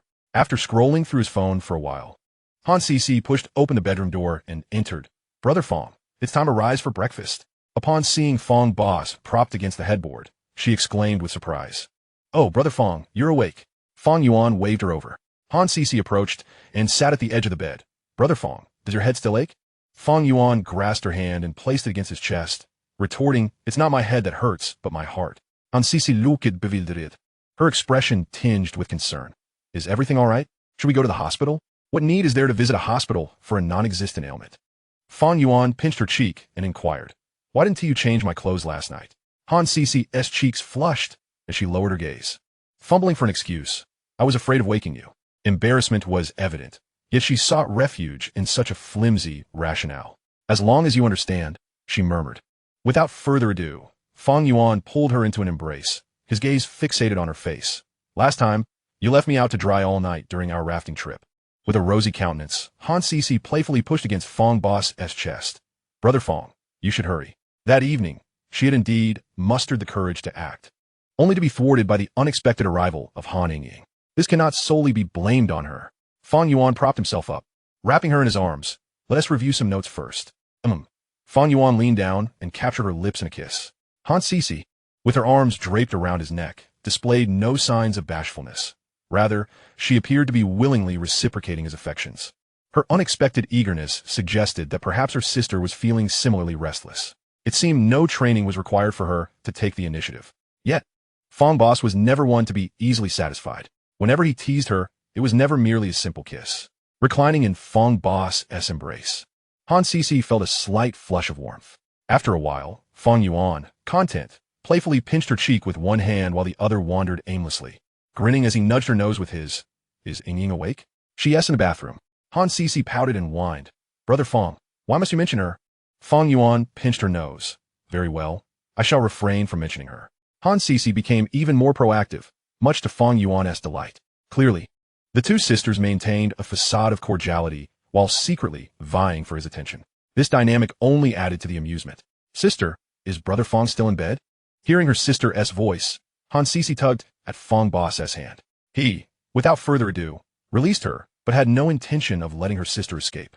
Only when Han Ying's impatience grew, demanding to come upstairs herself, did Fang Yuan relent. Han Cece found herself utterly helpless against Fang Boss. She could only stifle her grievances. Even after experiencing misfortune, she was compelled to keep her feelings bottled up. Han Ying swung open the door with a cheerful demeanor. "Eyeing the two, what are you up to?" Fang Yuan replied earnestly, "Just chatting." Han Ying rolled her eyes at Fang Boss's fabricated tales. "Is that blush on your face genuine, sister? If I had known, I wouldn't have stayed in the bathroom." Had she been aware, she might have had the chance to engage in conversation with Brother Fang herself. Han Ying then asked, "Brother Fang, will you have breakfast first or take a shower?" Fang Yuan stroked his sister's head. "Please serve me some porridge, as I'm not accustomed to eating it when it's too hot." Han Cece mumbled, "It was prepared earlier." Fang Yuan nodded in satisfaction. "You're becoming increasingly perceptive." Han Ying, sensing that lingering any longer would result in her missing breakfast entirely, merely consuming the affection shared between the two, nudged her sister. "Sister, hurry down. If you don't leave, how will Brother Fang take a shower?" Han Cece replied sternly. "What else with the rush? All you do is cling to me all day." Han Ying felt a wave of indignation wash over her. Seizing the moment when her sister turned away, Fang Yuan blew a kiss to the sister standing at the door, instantly dispelling Han Ying's minor frustrations. "Fang Boss hasn't he forgotten about me after all? Perhaps he is not so biased." After breakfast, the sisters resumed their preparations for the outing, discussing travel plans as if nothing were amiss. Today, after his meal, Fang Boss casually expressed a desire to spend a couple of days in Songhua. Thus, the travel itinerary fell into the sisters' capable hands. After all, when it came to leisure, Fang Boss only took charge of the finances, leaving the logistics entirely to them. The sisters relished this arrangement. Working for Fang boss had its perks. Weekly excursions were guaranteed, each destination a novel experience. With a monthly salary of 9,000, including provisions, housing, and comprehensive insurance, along with regular sightseeing, such an enviable job was hard to come by. At 2 in the afternoon, the trio finished packing their bags and set off. Coincidentally, Lu Xiaoxue had just returned from her outing. Han Yingying immediately abandoned her sister to greet Lu Xiaoxue. Sister Xiaoxue, could I ask you for a favor? Lu Xiaoxue removed her sunglasses, recognizing the girl before her to be her sister. Albeit with a hint of confusion. What's the matter? Are you all going out? Han Yingying explained, yes. Brother Fang mentioned wanting to visit Songhua for a couple of days. I have numerous potted plants in the yard that have sprouted today. Could you please spare some time each day to water them? Lu Xiaoxue snapped her fingers in realization. That's no problem. I hope you all have a wonderful time. Han Yingying beamed. Thank you, Sister Xiaoxue. I'll bring you back some local specialties. Lu Xiaoxue, a bit curious, inquired, do you frequently go out? Han Yingying nodded. Pretty much. Brother Fang goes out every week, and we, as caretakers, must remain closely attached. Lu Xiaoxue thought to herself how naive the sisters were, believing such nonsense. She had never encountered caretakers who followed their employer around continuously. Noticing that Fang boss had yet to emerge, Han Yingying felt anxious and continued chatting with Lu Xiaoxue. Sister Xiaoxue, do you go out often? Lu Xiaoxue felt a bit awkward. I prefer solitude. Spending my free time at home. Han Yingying was taken aback, but didn't pry further. She genuinely wished to invite Sister Xiaoxue to join them. But without Fang boss's approval, she dared not do so, fearing a deduction from her wages. Spotting Fang boss emerging with a bag in hand, Han Yingying quickly took her leave, exclaiming, all right, Sister Xiaoxue, I'll help my sister pack. Next time, I'll ask Brother Fang if he minds bringing along another person. No, that's unnecessary.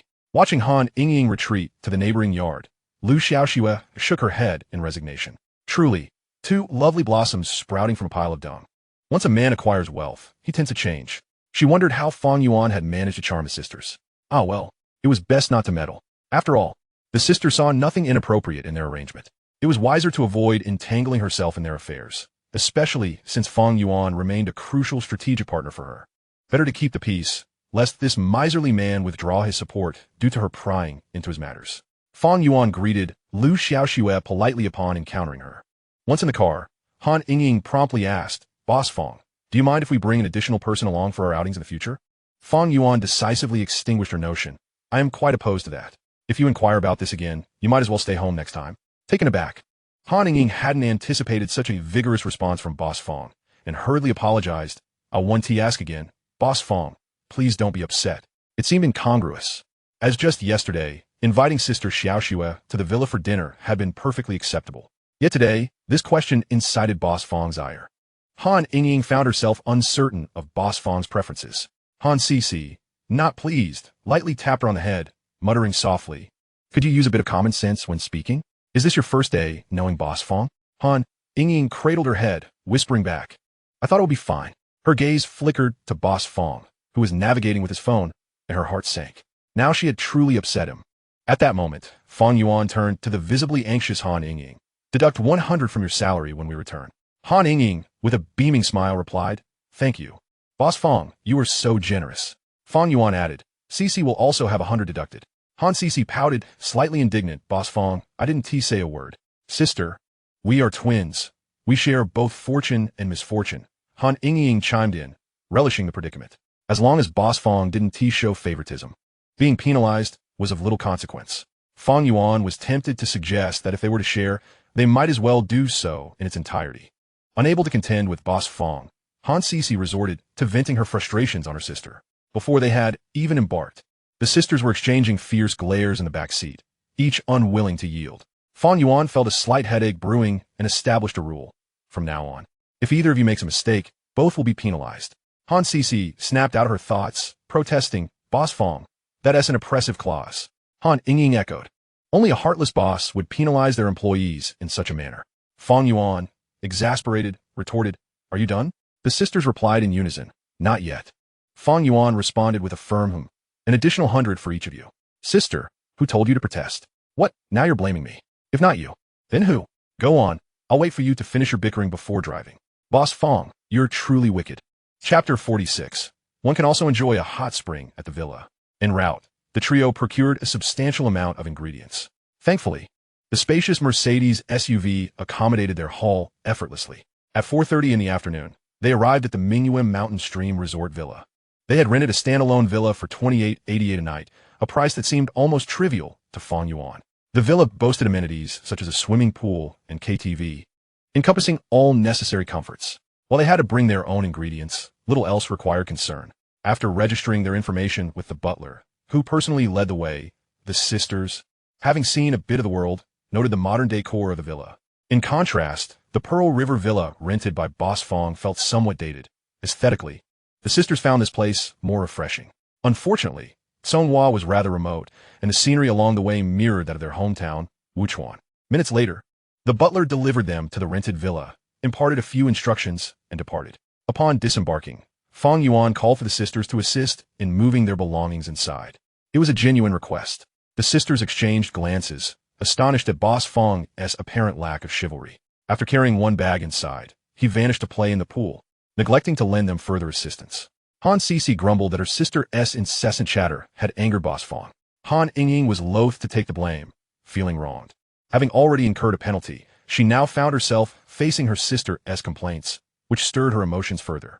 Having finished moving their belongings, they entered to find Fang Yuan refilling the pool.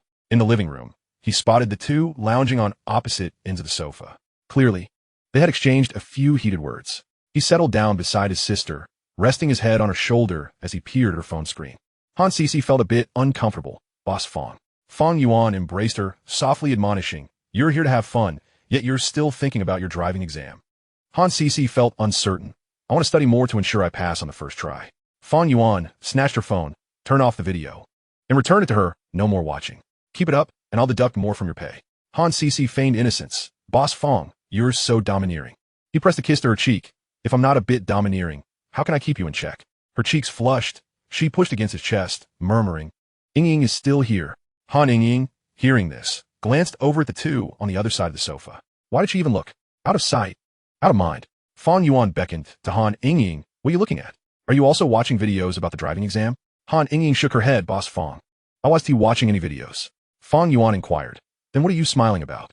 Han Yingying sheepishly admitted, "I was reading a novel." Fang Yuan grimaced. "You should read less of that. It'll only lead to wild imaginations."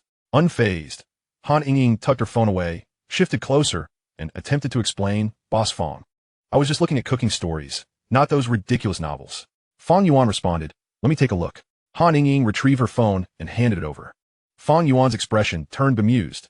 "Why are they all pirated novels?" Han Yingying shrugged. "Who pays for novels these days? I only read pirated ones." Han Sisi chimed in. "Boss Fang, buying a single novel is too expensive. We don't want to waste our money." Fang Yuan pondered. "You need to develop a sense of copyright awareness. You know, from now on, expenses for novels will come from your allowance. No more reading pirated ones." The sisters were perplexed, unsure of why Boss Fang insisted on such stringent rules. Nevertheless, given his wealth, his words carried weight. They both silently agreed with his stance. At work, their boss even provided them funds to read novels. Such treatment was enviable. Han Yingying nudged, "Boss Fang, when are we going to enjoy the hot springs tomorrow?" Fang Yuan feigned ignorance. "Isn't this villa equipped with hot springs?" Han Yingying glanced at her sister, then back at Boss Fang. "Boss Fang, this isn't a hot spring. Our plan is to go to the hot springs tomorrow afternoon. Have you forgotten?" Fang Yuan, not recalling the sisters' travel itinerary, waved dismissively. "Why are you asking me about tomorrow now? Quickly change into your swimwear. The hot spring water is already filled. We'll soak together shortly." Han Yingying exchanged glances with her sister, silently questioning what to do. Han Sisi was equally at a loss. Han Yingying made one last attempt. "Boss Fang, how about you go by yourself? My sister and I will prepare dinner in the kitchen." Fang Yuan chuckled. "I'm not hungry. What is there to eat? Later, we'll have a barbecue." He glanced at the two, then leaned down to plant a kiss on his sister's forehead. Quickly change. Han Sisi dared not linger near Boss Fang any longer.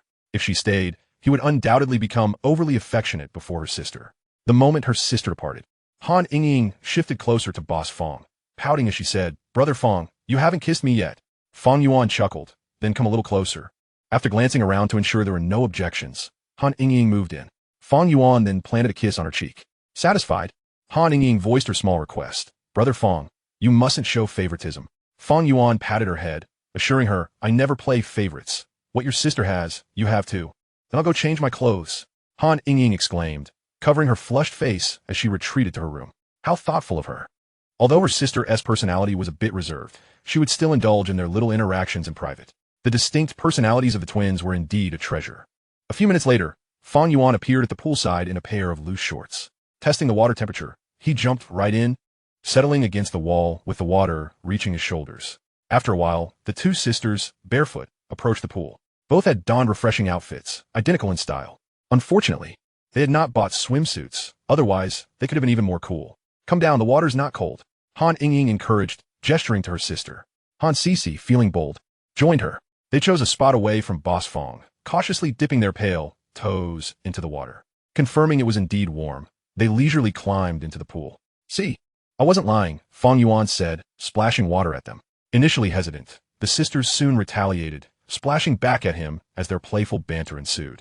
After a while, their hair was soaked and their faces splattered with water.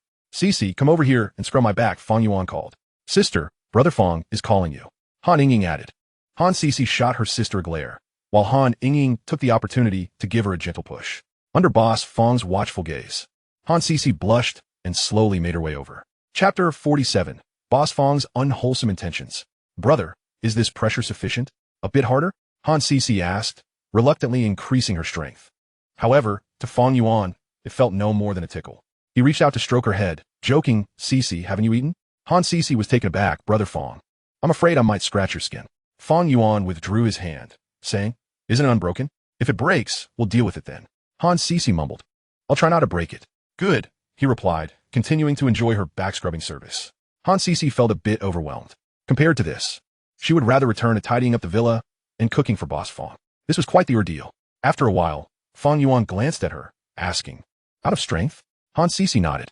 Fang Yuan then beckoned Han Ying, who was engrossed in her phone. Ying, come help me scrub. Han Ying hesitated, fearing her sister's wrath if she approached. Fang Yuan, understanding her reluctance, said, don't mind your sister, just come over. Despite his assurance, Han Ying sought her sister's approval. Sister, can I go over? Han Sisi waved her hand. You can go, I'm out of strength.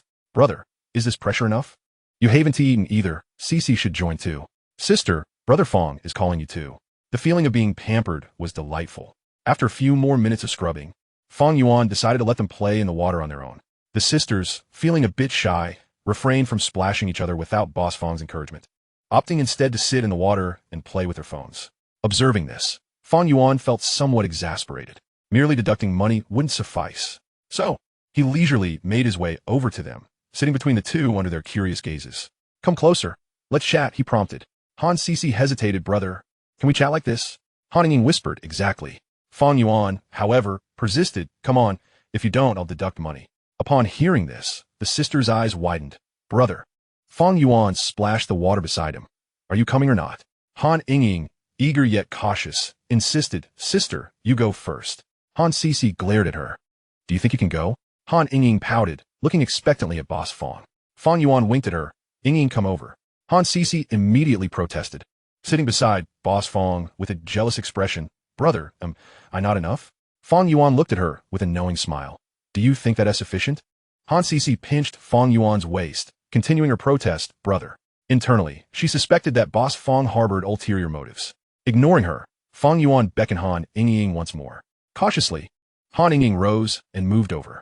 Han Sisi felt a twinge of grievance. Fang Yuan casually wrapped his arms around both sisters' shoulders. The twins exchanged glances before bowing their heads to observe their feet beneath the water, their faces flushed, lost in their thoughts. Fang Yuan tightened his embrace around their shoulders. Idly chatting, when are you both taking the second driving test? Han Sisi looked at him with a hint of melancholy. The earliest I can schedule it is in 8 days. With practice, at least half a month. Han Ying also raised her head, but upon meeting her sister's fierce gaze, she shrank back. This couldn't be blamed on her. It was Boss Fang's fault. Fang Yuan leaned in and kissed Han Sisi's forehead. Once you get your licenses, I'll buy you a car. Han Sisi's cheeks flushed slightly as she shook her head. I don't want a car. Han Ying quickly echoed, brother. I don't want one either. Fang Yuan patted his sister's head. I wasn't asking you. Han Ying felt a wave of disappointment, pretending not to notice. Fang Yuan patiently explained the benefits of owning a car. Have you considered that with a car, you could visit home every week? Upon hearing this, the sisters perked up. However, the thought of how to explain this to their parents made them awkward. Fang Yuan, having anticipated their concerns, reassured them by the national day. Pinduoduo will launch in the market. If you follow my plan, it won't be long before you can earn enough to buy a car. Han Sisi hesitated. Brother, we need to pay off our debts first. I don't want to buy a car. Fang Yuan replied, the debts can wait. But Han Sisi clung to her point. We must pay off the debts first. Han Yingying chimed in. We can't feel at ease without settling the debts. Fang Yuan realized reasoning would not work, so he fell silent. Han Sisi also refrained from speaking, and the sisters sunk into silence once more. At that moment, Fang Yuan's hands slowly slid down, almost simultaneously clasping the sisters' wrists, their fair shoulders trembling slightly. The twins' faces turned even redder as they internally grappled with their thoughts. Fang Yuan gradually pried open the arms of the two sisters.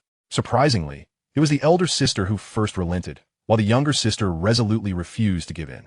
Just as he was about to press further, the sisters exchanged a knowing glance, decisively pushing away Fang Boss's hand and scrambling out of the pool, leaving him alone in the water, lost in thought. In the bathroom, the sisters shed their damp clothing. Had Fang Yuan been present, it would have been quite challenging to distinguish between the two at a glance, for they bore an uncanny resemblance when standing side by side. Han Yingying, having dressed, sat nearby, her face etched with concern. Sister, what should we do? She asked anxiously. Han Sisi shot her a glare. I haven't even asked you yet. Why did you come over? Han Yingying, feeling guilty, replied, Brother Fang called for me. How could I not go? Han Sisi's frustration boiled over. You're just trying to drive me mad. Han Yingying puffed out her chest defiantly. You can hit or scold me as you wish. After all, you're my sister. She merely wished to remain carefree, especially since Fang Boss had ulterior motives, while her sister remained blissfully unaware. Han Sisi wrinkled her nose, momentarily at a loss for a solution. From now on, you must not disappear from my sight. Wherever I go, you must follow. Han Yingying pouted. So if you go to the restroom, must I follow you there too? Han Sisi replied, what's wrong with that? Didn't we always do everything together as kids? Han Yingying murmured, I'll try my best. Han Sisi's annoyance flared again. It's not about trying, it's a must. Understood? This is so annoying. After a while in the water, Fang Yuan emerged, changed into fresh clothes, and lay down on a nearby sun lounger to rest. Once the sisters had prepared the barbecue, they called for Fang Boss to come help. Brother Fang, we can't grill. We're counting on you tonight. Neither of you can? He asked incredulously. Then you might as well be foolish. Chapter 48. The Beautiful Sisters with Sweet Voices and Talents. Brother Fang, try the chicken wings and corn that my sister grilled for you.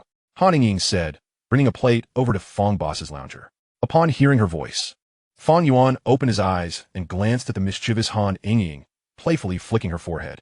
It was not in vain that I cared for you two. Han Yingying whispered.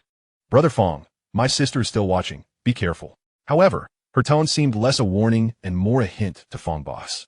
Fang Yuan grasped her hand and lowered his voice. Will you come to my room tonight? Han Yingying's face flushed red. She couldn't let her sister see Fang Boss holding her hand, so she struggled to break free. Brother Fang will get caught. Fang Yuan continued to eat, saying, then wait until she falls asleep before coming over. Han Yingying pushed Fang Boss's hand away, saying, what if I get caught? Fang Yuan chuckled, that's simple. Just say you went to the restroom. Han Yingying felt as though Fang Boss was teasing her, hesitating momentarily before finally selling out her sister. Brother Fang, why don't you call my sister over? I'll go next time. Fang Yuan was taken aback by such filial piety. It was indeed an extraordinary suggestion. Who else would think of such a thing? Han Yingying, seeing Fang Boss fall into silence, promptly made her escape, leaving behind Brother Fang. I'll go back to continue grilling the beef. You enjoy these for now, and I'll bring you more shortly. Back at the barbecue spot, Han Sisi wiped the sweat from her forehead, her expression filled with resentment. Why did Brother Fang take advantage of you again? Han Yingying replied, feeling wronged. I didn't mean to. Han Sisi glared at her. Did you want to? Han Yingying huffed softly. Sister, Brother Fang said you should go to his room tonight. Han Sisi's complexion changed, stammering. What nonsense are you talking? Did he say anything? Han Yingying, reveling in her sister's discomfort, replied, Brother Fang didn't mention it to me.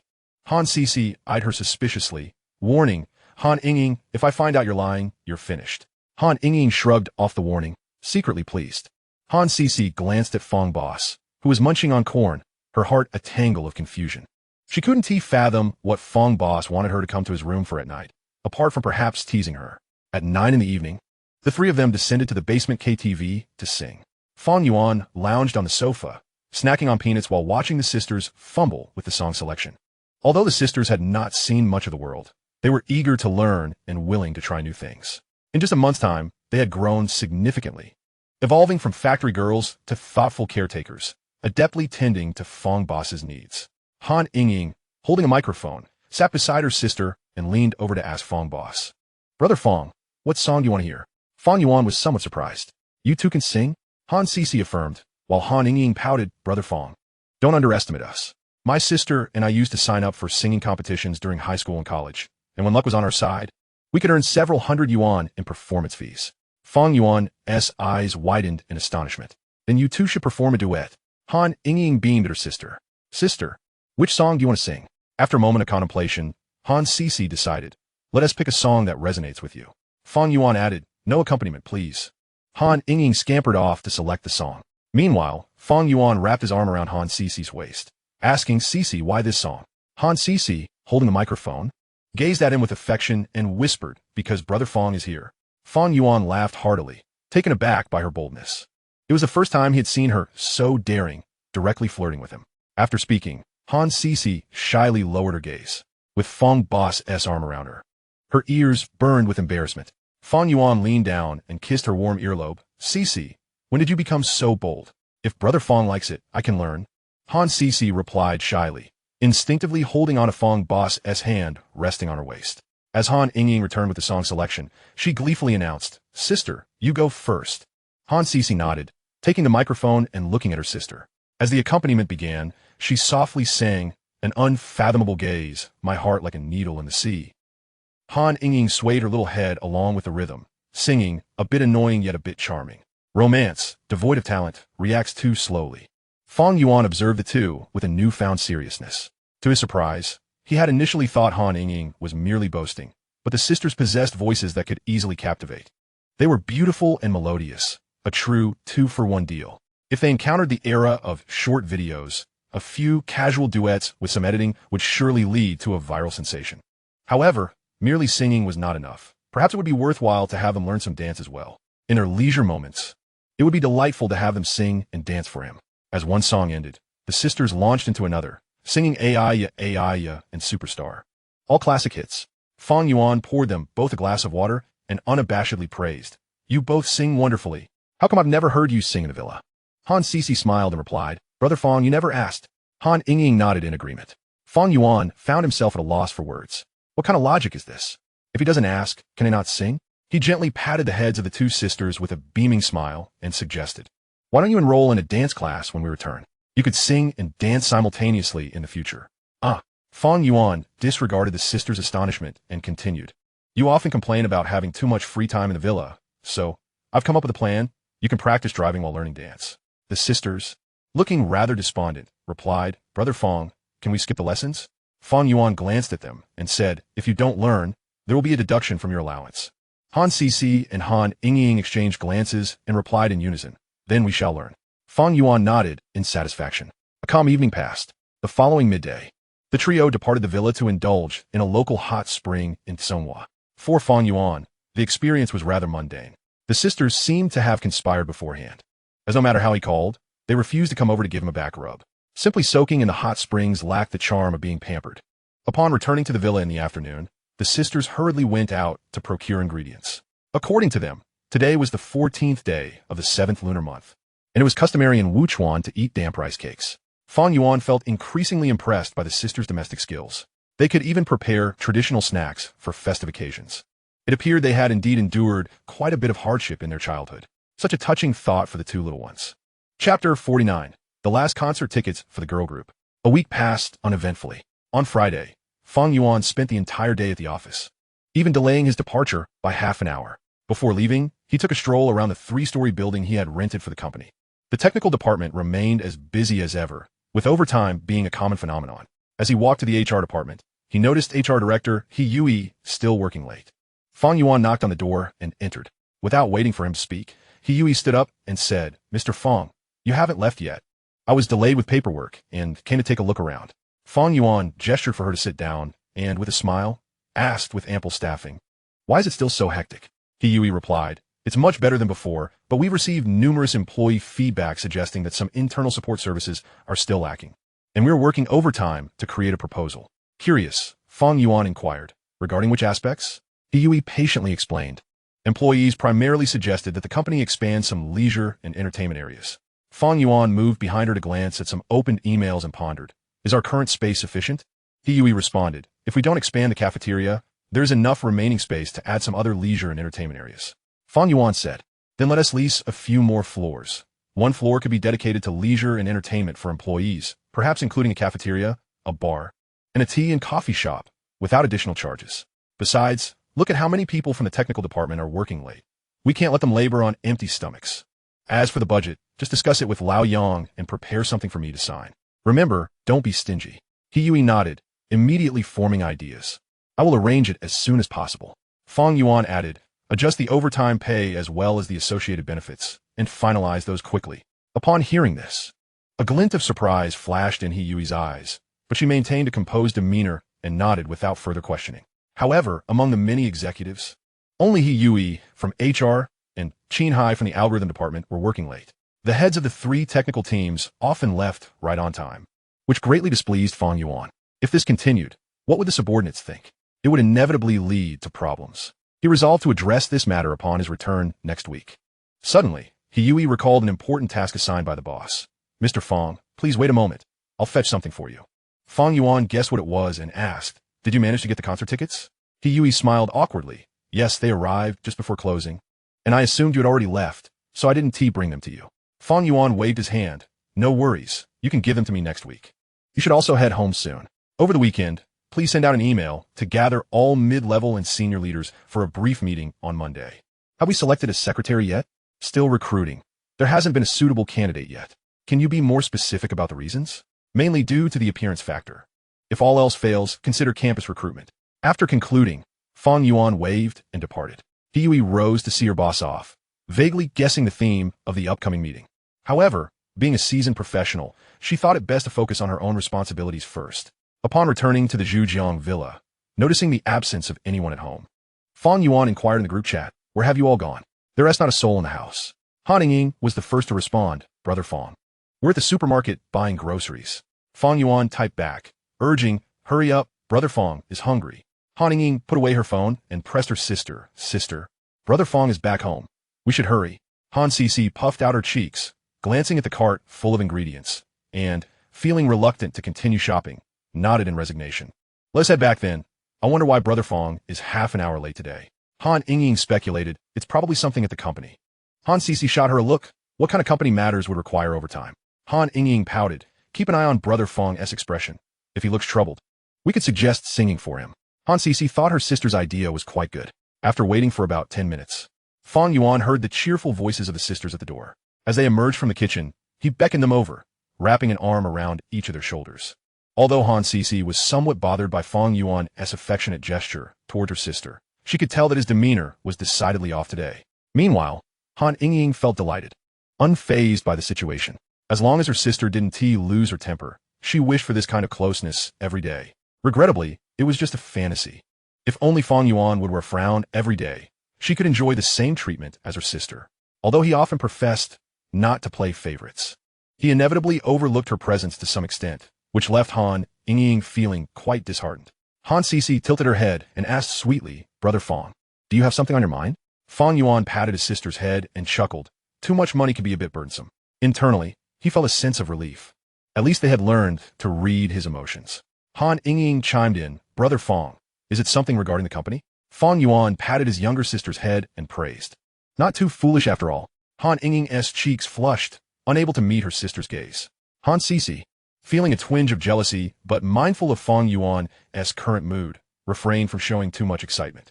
Instead, she gently tugged on his hand and suggested, Brother Fang, how about we go sing after dinner? Fang Yuan looked at the two, smiling as he asked, who came up with that idea? Han Ying raised her hand as if to claim credit, exclaiming, Brother Fang, it was my suggestion. Fang Yuan nodded in acknowledgement. I'll treat you to an extra chicken leg tonight. Meanwhile, Han Cici's expression was one of uncontainable delight, just as Han Ying was basking in her happiness. Fang Yuan's next words made her boil with indignation. Ying, quickly fetch my bag. I brought you some delightful goodies. As her sister stepped away, Fang Yuan playfully pinched Han Cici's cheek and leaned down to plant a kiss on her face. Can you guess what I brought for you? Han Cici covered her face, shyly responding, Brother Fang, I can't guess. Upon returning with the bag, Han Ying felt as if she had missed out on a fortune. Just by looking at her sister, It was evident that Brother Fang had once again been teasing her. "Brother Fang, what did you buy?" Fang Yuan revealed 3 concert tickets, waving them before the sisters. Tickets for the final stop of the girl group's world tour. The sisters were so excited that they stumbled over their words. "Brother Fang, are these real tickets?" Fang Yuan lightly tapped each of their heads. "Are you questioning Brother Fang's abilities?" "We wouldn't dare," they giggled, clutching their heads. Their faces flushed with excitement as they scrutinized the tickets multiple times. They had merely mentioned the girl group's concert in passing, and Brother Fang had secretly prepared such a grand surprise for them. The tickets were even for adjacent seats. Hence, they no longer dared to question his prowess. Chapter 50, a revelation comforting the sister. Don't just revel in joy. Shouldn't you express your gratitude? Fang Yuan wrapped his arms around the sisters' waists and smiled brightly. "How about each of you give me a kiss?" As his words lingered in the air, the sisters froze in place. Han Ying hesitated, and under her sister's piercing gaze, she decided to remain silent. This time, she had learned her lesson. As long as her sister was present, she would never show any hint of initiative. After all, it was Brother Fang's responsibility. If her sister dragged her into a meeting, she would certainly place the blame on Brother Fang. Han Sisi, regaining her wits, wrapped her arms around Fang Yuan's arm and pouted. "Brother Fang, isn't my kiss enough?" Fang Yuan did not answer her question, but pointed to his right cheek. "Then you go first. Can I give you 2 kisses?" Han Sisi shyly inched closer and pecked him twice on the cheek. "Of course not. It must be 1 kiss each." Fang Yuan shook his head and swiftly leaned over to plant a kiss on Han Ying's blushing cheek. Han Ying was taken aback, and by the time she realized what had happened, a mark was left on her fair, rosy skin right in front of her sister. Fang Yuan, embracing both sisters, playfully remarked, "All right, there's no need to dwell on it." Han Sisi's eyes glistened with unshed tears as she whimpered, "Brother Fang, you can't do this." Although she had anticipated Brother Fang's mischievous intentions, it was only when faced with the reality that she realized how vulnerable she truly was. She felt utterly unprepared to confront the future. Fang Yuan gently stroked his sister's head and turned to the dazed Han Ying on his left. "What do you think, Ying?" Like a little fox, Han Ying seized the opportunity to wink at Brother Fang, while her lips declared, "My sister is right. Brother Fang, you must have good intentions." Fang Yuan shot her a disapproving glance and pointed towards the kitchen. "Tonight, you will cook. I need to have a private chat with your sister." "Fine, I'll go. But I only listen to my sister," Han Ying replied, begrudgingly getting up to prepare dinner. Han Sisi also contemplated joining her in the kitchen. "Brother Fang, I don't want to chat." Fang Yuan, however, was unyielding. "Is chatting about life not permissible?" Han Sisi, her eyes reddening, insisted, "I don't want to chat." Fang Yuan had no choice but to call back his sister. "Ying, hold off on cooking for now. Come back and join your sister in discussing life." From the kitchen, Han Ying's voice echoed, "Coming right away." Han Sisi's mind was in disarray, unsure of how to face this situation. The thought of having to accompany Brother Fang in a discussion about life with her sister made her even more anxious. She tugged at Brother Fang's shirt, pleading, "Brother Fang, please don't call Ying over." Fang Yuan comforted her with a gentle pat on the head. "All right, we won't call her." Just as Han Ying returned to the living room, she barely had time to feel pleased before Fang Yuan added, "You should still go cook. I will talk with your sister about life." Han Ying cast a suspicious glance at the two, but did not inquire further. Regardless of the outcome, she was unconcerned. After all, she was carefree and did not hold the same weight of concern as her sister. As long as the 2 sisters remained together, she could accept anything. She would continue to work for Brother Fang for a lifetime. In the sisters' bedroom, Fang Yuan embraced Han Sisi's shoulders, speaking softly. "Are you still troubled?" Han Sisi nodded. "I dare not think about the future." Fang Yuan pressed further. "What future matters?" Han Sisi blushed and turned her face away, muttering, "Brother Fang, please don't ask." Fang Yuan gently turned her face back to meet his gaze. "With Brother Fang here, what is there to worry about? You can't keep it hidden forever." Han Sisi lightly pushed his hand away. Fang Yuan chuckled. "You should learn from Ying. See how carefree she is. Since coming here, she never worries about anything else, only focusing on how to enrich herself." Mentioning her sister ignited a spark of jealousy in Han Sisi. "Brother Fang, have you already taken a liking to Ying?" This time, Fang Yuan did not feign ignorance, but readily admitted, "Perhaps I have developed feelings for her a bit earlier than for you." Han Sisi's expression turned more melancholic as she buried her head in Fang Yuan's chest, feeling wronged. "How could you have liked her before me?" Fang Yuan chuckled awkwardly. "But my first kiss was given to you." Han Sisi lifted her head, her expression serious. "Really?" Fang Yuan teased, pinching her cheek. "Who would have thought you were competitive about this?" Han Sisi tightened her embrace, murmuring, "How can I not compete? I was the first to come here." Fang Yuan brushed her hair affectionately, continuing to coax, "Let's live happily together, shall we?" You two sisters should never be apart, staying together for a lifetime. And Brother Fang will always be by your side. Han Sisi remained silent. Fang Yuan, too, had no desire to press further. Words could only go so far. She needed to come to the realization herself. As she stayed quiet, Fang Yuan held her close. After a while, he grew mischievous, tracing circles on her back. When Han Sisi finally caught on, her lips were abruptly silenced. One of Fang Yuan's hands had vanished from sight. As long as she didn't look down, she had no idea where it had gone. What to do? It felt like a cool dish of scrambled eggs. She found herself without any reason to resist, especially since she had not spent time with Brother Fang for studying in days and missed him dearly. The only thing troubling Han Sisi was the thought of Brother Fang possibly doing the same with her sister. The moment that idea crossed her mind, she felt a surge of irritation. This time, she had to seize the initiative, otherwise she would suffer a great loss. Han Sisi, reaching through her clothing, grasped at the elusive hand. Fang Yuan looked at her with confusion. What's wrong? Han Sisi, her face flushed, murmured almost inaudibly, Brother Fang, I don't want to lose. Fang Yuan paused, quickly understanding. How amusing it was to discover that even the elder sister was competitive in this regard. Thus, a plan began to take shape in his mind, and he conveyed this to his sister. Initially, Fang Yuan was oblivious to the precise meaning of the words that Han Sisi had just uttered about not wanting to lose. It wasn't until Han Sisi remarked that the room was too warm and expressed a desire to shed an article of clothing that he truly grasped the essence of what she meant. During their meal, Fang Yuan continued to savor that sensation. Han Ying, unaware of the developments between the two, nonetheless found herself inundated with a considerable amount of dog food during this meal. Boss Fang's favoritism had severely skewed the balance. Seizing her opportunity, Han Ying took advantage of her sister's absence to head to the bathroom. Clinging to Boss Fang's arm, she nuzzled against him with a feigned look of grievance and asked, Brother Fang, what exactly did you and my sister discuss? Fang Yuan patted her head, replying, Your sister has agreed. Han Ying's eyes widened in surprise. Is that true? He pulled her into an embrace, his hands wandering. You can ask her later, and you'll find out. Han Ying's cheeks flushed a rosy hue. Brother Fang, go ahead and reach in. Chapter 51. Do not choose one, but have them all. After their shower, the sisters sat cross-legged on the sofa, cozily nestled against each other. Attired in rather revealing attire, both donned the same style of silk camisole, showcasing their alluring, fair shoulders.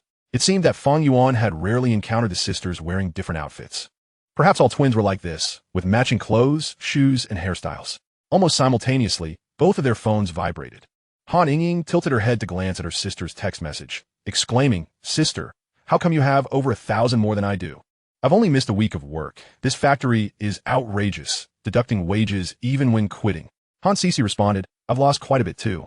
After working 2 weeks of night shifts, it only amounts to 100 a day, which is several hundred less than what they initially promised upon hiring. Confounded, the sisters muttered about the unscrupulous factory's unjust deductions. However, upon catching Boss Fang's knowing glance, Han Sisi understood and reached for her phone resting on the coffee table to present it to him. Both were curious about the amount Boss Fang had disbursed for their salaries. Brother Fang, how much did you pay us last month? Fang Yuan shot them a glance. I resigned, so there is no salary to speak of. The sisters protested on his behalf. Brother Fang, why don't you sue them? He ruffled their hair. 1,000 or so? Is it worth getting worked up over? In unison, they replied, Of course it is. It's our hard-earned money. He was well aware of the reasons why their wages had been diminished by several hundred last month. The work uniforms and safety shoes were supposedly provided free of charge. Yet there was a catch. Only if one completed a year of service would they avoid such deductions upon leaving. There were numerous other traps. And it was only natural that the sisters, fresh graduates, were unaware of these schemes. After explaining everything, they finally grasped the extent of their predicament. Han Sisi sighed. How can we possibly repay over 200,000 in debts without being frugal? Fang Yuan patted his sister's head. You still care about the debts? Han Sisi replied earnestly, Of course, that money you lent us is our mother's life-saving funds. We must repay it at all costs. Intrigued, Fang Yuan inquired Han Ying, So, how much do you have saved now, and how much do you owe me? Wait, I'll get the bill. Han Ying responded eagerly, promptly retrieving the statement from her bedroom. As soon as her sister left, Fang Yuan seized the opportunity to plant a kiss on Han Sisi's delicate cheek. Brother Fang, don't be reckless, Han Sisi admonished, glancing furtively toward the bedroom. Her voice barely above a whisper, Ying will see. Fang Yuan continued to caress her smooth hair draping over her shoulder, murmuring, How about coming to my room tonight? Han Sisi shook her head. That is not possible. He feigned disappointment. So ungrateful. Han Sisi blushed and fell silent. Clearly, the time for reaping the harvest had not yet arrived. Before long, Han Ying returned with a calculator and the bill, ready to tally their finances. A few minutes later, she handed the statement to Boss Fang for his approval. Brother Fang, we currently have 10,500 saved, but we owe you 243,000. And we also have 920,000 set aside for household expenses. Fang Yuan scrutinized the figures, unable to suppress a twitch of his lips as he looked at them in confusion. You silly girl. Why did you include the cost of the driving license in the debts? Without hesitation, Han Ying chose to sell her sister out. My sister told me to include it. Han Sisi swatted her on the head. Why do you keep bringing me into this? Han Ying pouted. You insisted on including it. Han Sisi was exasperated. Fang Yuan quickly intervened. What are you two arguing about? Keep it up, and I'll deduct your wages. At his words, the sisters immediately fell silent. They had already lost 100 this month and could not afford to further provoke Boss Fang's ire. Fang Yuan noted that the sisters indeed managed their finances well. Their household expenses were essentially perfectly balanced. Although he had instructed them not to skimp on purchases, they had heeded his advice and never made frivolous buys. Their 20,000 emergency fund had lasted over a month without being depleted, which was quite remarkable. Furthermore, during their recent trip home, they had borrowed several thousand to buy supplements for their mother. In this day and age, it was rare to encounter such responsible young women. Fang Yuan couldn't help but promote his own merits. Now do you see how conscientious I am? Knowing you're unemployed, I arranged high-paying jobs for you so you could repay your debts within a year. Han Sisi cast a sidelong glance at the shameless Boss Fang, muttering under her breath. Brother Fang, you're not exactly a saint yourself. Han Ying nodded in agreement with her sister's sentiments. Boss Fang had undoubtedly harbored ulterior motives all along, using the guise of an assistant and secretary to entice them away from the factory to act as his caretakers. Being caretakers was one thing, but Boss Fang seemed unwilling to choose between them. He desired to have it all. This was hardly a benevolent employer, but rather a gluttonous one, wanting both of them. Fang Yuan, however, deflected the blame back to them. It's clear you two couldn't endure it, neither wanting to be an assistant nor a secretary. Han Sisi blushed, playfully scolding, Brother Fang, don't take advantage and then pretend to be innocent. Han Ying, her cheeks puffed out, chimed in to support her sister. Exactly. We're not fools. Fang Yuan retorted. If you're not foolish, then how did you get tricked into coming here? Han Sisi. Han Ying. Fang Yuan patted the sofa, gesturing for Han Ying to come closer. Ying, come sit here. Don't hide behind your sister. Han Ying giggled. My sister is still here. I dare not sit over there. Upon hearing this, Han Sisi, exasperated, pinched Han Ying's thigh. You're not allowed to go anywhere. Just sit next to me. Han Ying, with a pitiful expression, turned to Boss Fang for help. Brother Fang, my sister is bullying me. Han Sisi also pouted at Boss Fang, her eyes filled with a mournful expression akin to that of a wronged wife. Fang Yuan chuckled. Come here quickly. If you don't obey, I'll deduct your wages.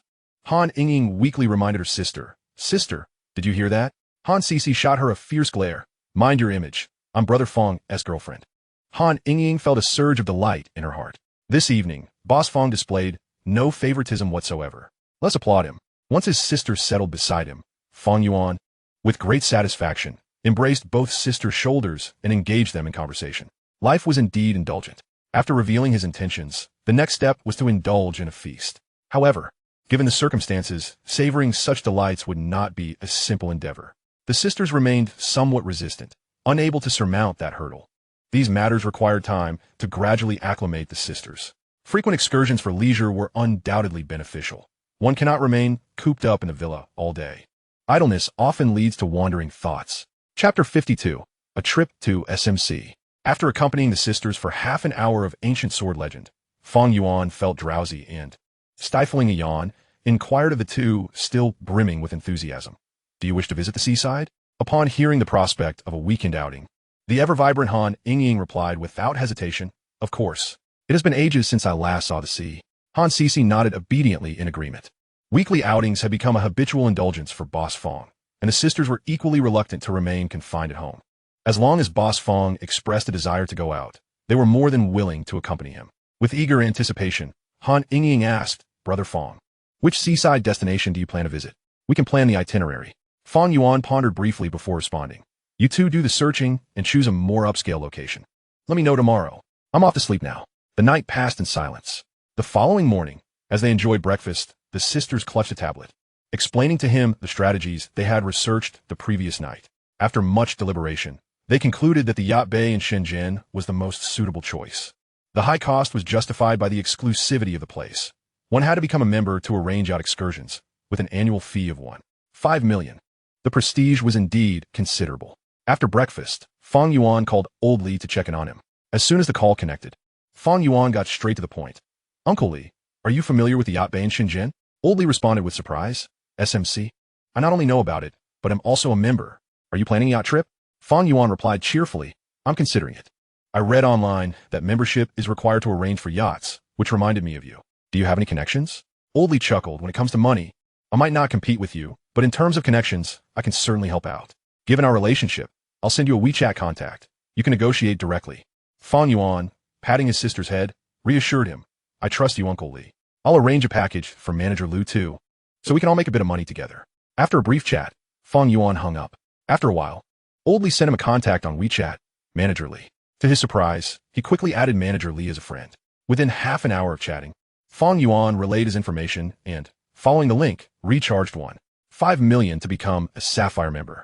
He also booked a presidential suite for 18,000 yuan per night.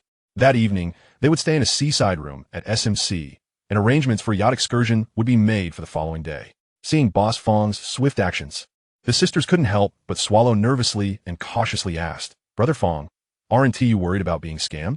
Fang Yuan gently patted their heads. It's not so easy to get cheated. Uncle Li isn't that small-minded. He also brought along the camera he had purchased earlier, saying, later, we'll go shopping and buy you some clothes. Han Sisi felt a headache at the thought of more shopping. Brother Fang, we already have clothes. Why buy more? Han Yingying shared her sentiments. The sisters had yet to adapt to Boss Fang's extravagant spending habits, always opting for the most expensive items. The ice silk camisole they wore last night cost tens of thousands, and they felt remorseful every time they wore it, rarely daring to use it. Fang Yuan educated them. Forget about those 99 yuan flash sale clothes. When we're out, you must wear something high-end. What if I lose face? Han Sisi pouted. But we already bought quite a few high-end items at Taiku Hui last time. We can wear those. Fang Yuan sternly replied. Who's the boss here? You or me? The sisters muttered to each other. You are. Upon arriving at the mall, the sisters finally realized Boss Fang's true intention for taking them shopping. It became evident that he intended to buy them swimsuits, which certainly raised some eyebrows. Nevertheless, the sisters were somewhat excited about the upcoming yacht excursion. It was clear that they would not spend the entire time on the yacht. There would be moments to enjoy the beach, leading them to conclude that swimsuits were indeed essential. One must admit that Boss Fang could be quite considerate at times. As the sisters selected swimsuits, Fang Yuan remained silent, granting them ample freedom. After all, his responsibility was merely to cover the expenses. Furthermore, public outings did not lend themselves to overly affectionate interactions, as being seen could easily land them in the headlines. Accompanying the sisters required a more discreet approach. If he were just with one of them, he could afford to be more ostentatious. After several minutes, the sisters settled on a rather modest two-piece swimsuit, which, when worn, would reveal little more than their navels. Observing their hesitation, Fang Yuan ultimately chose a black spaghetti-strap swimsuit for them. The sisters felt quite bashful. It seemed that Boss Fang had a particular fondness for such styles. In the afternoon, the trio packed their bags and set off for Shenzhen. By chance, they encountered Lu Xiaoxue returning home after lunch. The two were still merely nodding acquaintances. After exchanging glances to seek Boss Fang's approval, the sisters approached Lu Xiaoxue for a brief chat. This only deepened Lu Xiaoxue's sense of frustration. Although she understood that the twins meant no harm, she felt disheartened by the repeated coincidences that only solidified her image as a homebody in Boss Fang's eyes. 2 hours later, at 7 p.m., the trio arrived at SMC. Not only the sisters, but even Fang Yuan appeared somewhat awestruck, reflecting inwardly on the advantages of wealth. After disembarking, they donned black sunglasses, and the sisters murmured, Brother Fang, does everyone who comes here possess immense wealth? Fang Yuan, hands in pockets, chuckled. Most are merely corporate executives or from middle-class families. The truly wealthy are a minority.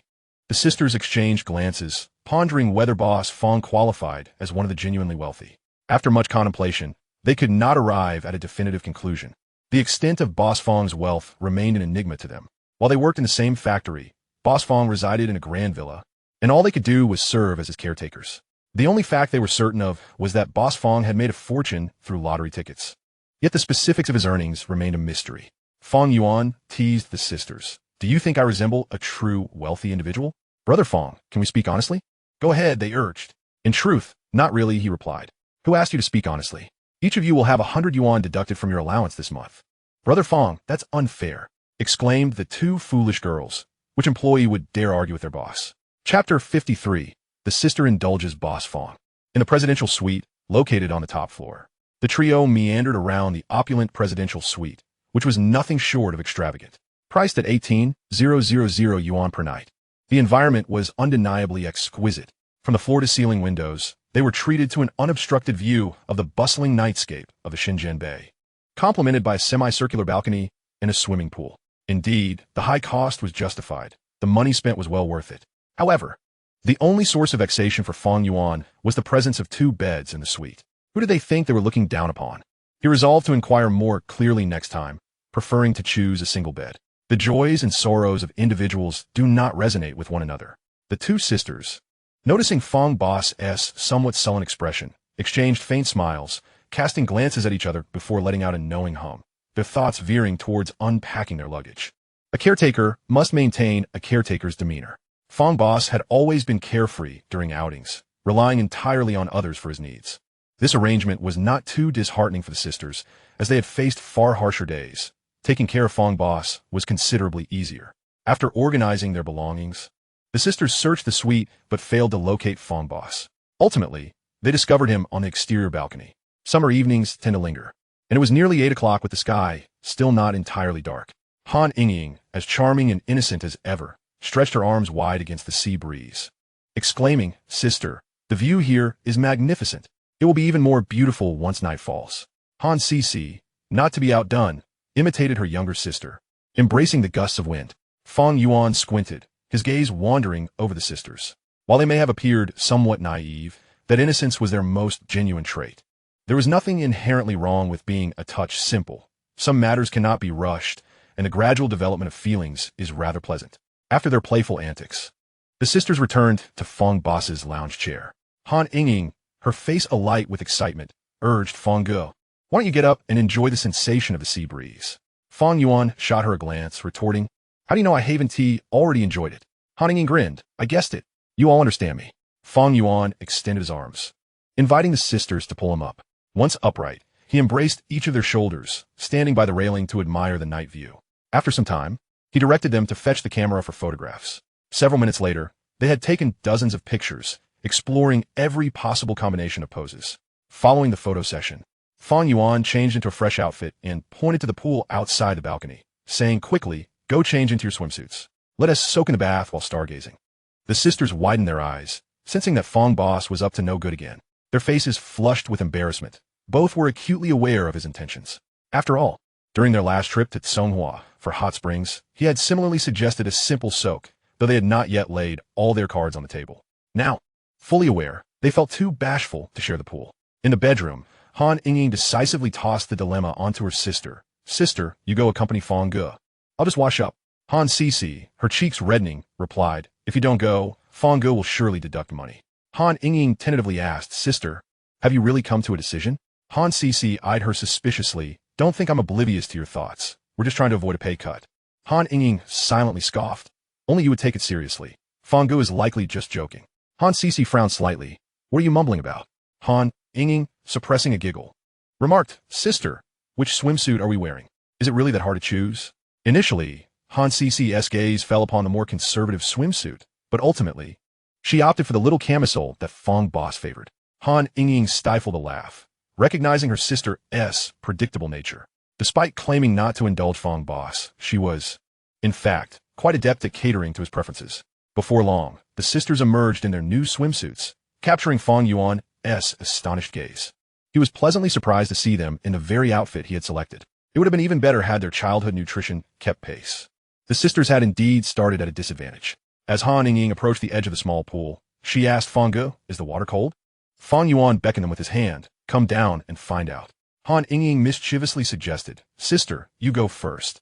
Han Cici, hesitant to meet Fang Boss's gaze, found a spot further away, slowly easing herself into the water until it reached her shoulders. With her sister leading the way, Han Yingying followed suit. Fang Yuan observed them for a moment before calling them over. Han Cici, her face flushed, remarked, "Fang Ge, this feels quite nice." Fang Yuan playfully nudged her foot with his own, urging, "Come over." Han Sisi feigned indifference. He glanced at Han Ying, who also avoided his gaze. Very well. He resolved never to inquire again. It seemed he would have to take the initiative. Fang Yuan repositioned himself to sit between the sisters, one arm draped around each shoulder, squinting in contentment as he savored the delightful moment. After a while of playful splashes in the water, they all retired to wash up. The sisters were taken aback by Fang Boss's unexpected seriousness. He truly only wrapped his arms around their shoulders without any further advances. That night, as they prepared for bed, the sisters anxiously awaited the outcome, only finding solace when they heard Fang Boss's snores from the adjacent room, finally allowing them to drift into a peaceful slumber. The following morning, the trio enjoyed breakfast in the suite. At 10:30, they donned sunglasses and changed into fresh attire, heading towards the yacht docking area for a day at sea. Along the way, they encountered several young ladies akin to themselves, flanked by men of varying ages, most of whom were older than Fang Boss, with several being rather portly older gentlemen. Quite a startling display of societal norms. As the sisters discreetly observed others, they too were subtly scrutinized. Although there was no verbal exchange, the mutual glances categorized them into the same league. The sisters felt a twinge of discontent. Stepping into the limelight inevitably brought such encounters. For this outing, Fang Yuan had rented the grand yacht of Demacia Bay for 5 hours at a cost of 15,000 yuan, totaling a staggering 750,000 yuan just for the yacht rental. Upon arriving at the designated yacht, Fang Yuan conversed briefly with the captain, who succinctly outlined the precautions for their voyage, without uttering a word to the sisters throughout. This realization brought a quiet relief to the sisters. They preferred to remain unnoticed, as Fang Boss shouldered any and all turbulence, precisely the situation they desired. Emerging from the sea, the two sisters donned their new black camisole swimsuits, the waistline creating an absolute realm that was strikingly evident. This realm was within reach of Fang Yuan. With the absence of outsiders' interference, the sisters exhibited an unusual obedience, never throwing tantrums when away from home, dutifully adhering to the commands of their benefactor. For the three natives of Zhan City, the seaside was not an unfamiliar sight. Yet embarking on a yacht for leisure was a novel experience. Beyond the freshness of this adventure, there was an exhilarating thrill, intertwining to allow one to forget all worries. Chapter 54. Han Ying, it's so thrilling to sneak behind my sister's back. After lingering on the deck for over 2 hours, the trio returned to the cabin to prepare for lunch. To speak candidly, the level of privacy provided was commendable, from the moment they boarded until they set sail. Apart from a brief encounter with the captain, they had not encountered another crew member. This sensation was undeniably pleasant. After all, one spends money to enjoy, and no one desires to be scrutinized like a spectacle while trying to unwind. How others might gossip about them was of no concern to Fang Yuan. As long as they remained undisturbed during this indulgent phase, he was content. Inside the cabin, the absence of other patrons persisted, and the table was set for lunch. The yacht package, priced at $88.88, bore no extraordinary features: seafood, steak, and Japanese cuisine. "Oh, sis, you have a clump of white stuff in your hair," Han Ying exclaimed upon sitting down, noticing a peculiar substance in her sister's hair. Hearing this, Fang Yuan leaned in to join the commotion. When Han Sisi turned to see her sister grasping the dark, white-tinted substance, her demeanor shifted dramatically. It was undoubtedly the droppings of the seagulls from earlier, and her good mood evaporated instantly. "How unfortunate," she lamented. "Sis, that must be bird droppings," Han Ying remarked, chuckling as she teasingly wiped it away. Han Sisi, annoyed, retorted, "What are you laughing at? Hurry and help me get rid of it." "It's fine, it doesn't smell," Han Ying replied, still amused. Fang Yuan could no longer suppress his laughter, exclaiming, "Ying is right, it truly has no odor." As he spoke, he leaned in to sniff it, grinning mischievously. Han Sisi, in a huff, shook her hair and declared, "You two eat first. I'm going to the bathroom to wash my hair." Once her sister left, Han Ying slyly nestled beside Fang Yuan, half kneeling on the sofa, gazing up at him. "Brother Fang, you don't have any," she exclaimed. Fang Yuan nearly choked, shooting her an irritated glance. "Do you wish for me to be struck as well?" Han Ying, quick-witted, denied. "I wouldn't dare." Fang Yuan wrapped an arm around her, pinching her cheek. "So, does that imply that if you were given the chance, you would?" Her cheeks flushed with a rosy hue. She leaned in to plant a sweet kiss on Fang Yuan's cheek, whispering, "My courage comes entirely from you, Brother Fang." Fang Yuan nodded in satisfaction, savoring a piece of tender steak before inquiring, "Do you feel that I am biased?" Han Ying took a sip of her cold beverage, pouting slightly. "Sometimes I do." Fortunately, her sister was not the jealous type. In comparison to Han Sisi, Han Ying resembled a considerate little caretaker. Aside from being a tad mischievous, she never contested for attention. Otherwise, both sisters would exhibit the same temperament, constantly vying for his affection, which would be overwhelming. Then you should step up your game and charm your sister. Otherwise, I'm at a loss, Fang Yuan encouraged. Han Ying huffed. Brother Fang, your appetite is insatiable. My sister certainly won't yield easily. And what about you? Will you yield? Fang Yuan gestured for her to sit on his lap, gazing at her with anticipation. Well, Han Ying hesitated, taking a deep breath of her drink. Without verbally responding, she glanced around before obediently perching herself on Fang Yuan's lap, wrapping her arms around his neck, presenting an adorably compliant appearance. Her understanding nature was truly endearing. Han Ying, puffing out her cheeks, softly whined, Brother Fang, I'm hungry. Previously, Fang Yuan would not have indulged her whims, but now, he decided to let her experience the warmth of a caretaker's affection. He offered her a piece of eel, bringing it to her lips. Hurry and eat. Your sister will be out of the bathroom soon. Han Ying chewed daintily, giggling. Hee, Brother Fang, you really understand me. Fang Yuan ruffled her hair now. Feed me a piece too. With a rosy flush, Han Ying mimicked Fang Yuan, offering him a shrimp tail. Brother Fang, is it delicious? Fang Yuan nodded, quite good. Han Ying took another piece for herself, closing her eyes in bliss as she savored the flavors. The two engaged in sweet conversation over their meal on the sofa. Initially, Fang Yuan maintained a semblance of propriety, but after sampling a few dishes, Han Ying began to lean languidly against him, the snug swimsuit facilitating her comfort. Perhaps it was the thrill of sneaking around her sister that made the experience all the more exhilarating. As her sister neared the end of her hair wash, Han Ying discreetly detached herself from Fang Yuan's lap, rising to tidy her clothing and hair. Once satisfied, she scurried to fetch a hairdryer for her sister. Meanwhile, Fang Yuan continued to enjoy his meal, relishing the moment. Upon her return, he shamelessly invited both sisters to sit beside him, having just teased Han Ying in her sister's absence, and now playfully targeting Han Sisi before her siblings' watchful eyes. He had mastered the art of time management. At this moment, Han Ying exhibited no jealousy, contentedly enjoying her meal. She had long grown accustomed to Fang Yuan's mischievous antics. The only action she could take was to silently empathize with her sister for a fleeting moment. After several hours of seaside amusement, they returned to the dock around 3 in the afternoon and engaged in some water sports. Initially, they contemplated spending time on the beach, but both sisters lacked the energy and interest. Fang Yuan, too, was disinclined to pressure them. Besides, the beach was crowded and noisy. Their playful antics would draw too much attention. In the future, once they amassed considerable wealth, he envisioned acquiring a piece of land along the coastline to construct a villa, complete with a private beach and a fleet of yachts, allowing him to whisk the sisters away for vacations whenever time permitted. How delightful that would be! After returning to the hotel to gather their belongings, they embarked on their journey home. On the highway, the sisters nestled together in the back seat, dozing off, clearly exhausted from their day of fun. On Monday, at the financial tower, in the Yuanshuang Company conference room, after discussing products, as the meeting neared its conclusion, Fang Yuan instructed He Yui to distribute the printed attendance sheets. Everyone, take a look at your department staff. It has only been half a month, and the average overtime for employees has already reached 25 hours, with the technical department exceeding 36 hours. For those of you seated here, department heads, what thoughts do you have on this matter? The expressions of the attendees varied, as they were momentarily at a loss to discern Fang Yuan's intentions behind this revelation. Ultimately, it was Liu Yang from the technology department who took the lead in elucidating. Mr. Fang, it is not unusual for employees to work overtime during the product development phase. Everyone is eager to expedite the process and launch the product in the market as soon as possible. Once the technology matures, we can consider outsourcing certain segments. Fang Yuan nodded, refraining from disputing Liu Yang's explanation. He then glanced at the other executives and noticed they shared the same sentiment. He understood their perspective. In truth, the executives' thoughts were valid. The crux of the matter lay in the fact that they were not the owners. After some contemplation, Fang Yuan remarked, let's postpone the outsourcing discussion for now. How about this? In the future, if more than half of the personnel in any department need to work overtime on weekends, the leaders will also return to work alongside them. What do you think? The executives exchanged furtive glances, no one daring to voice their thoughts.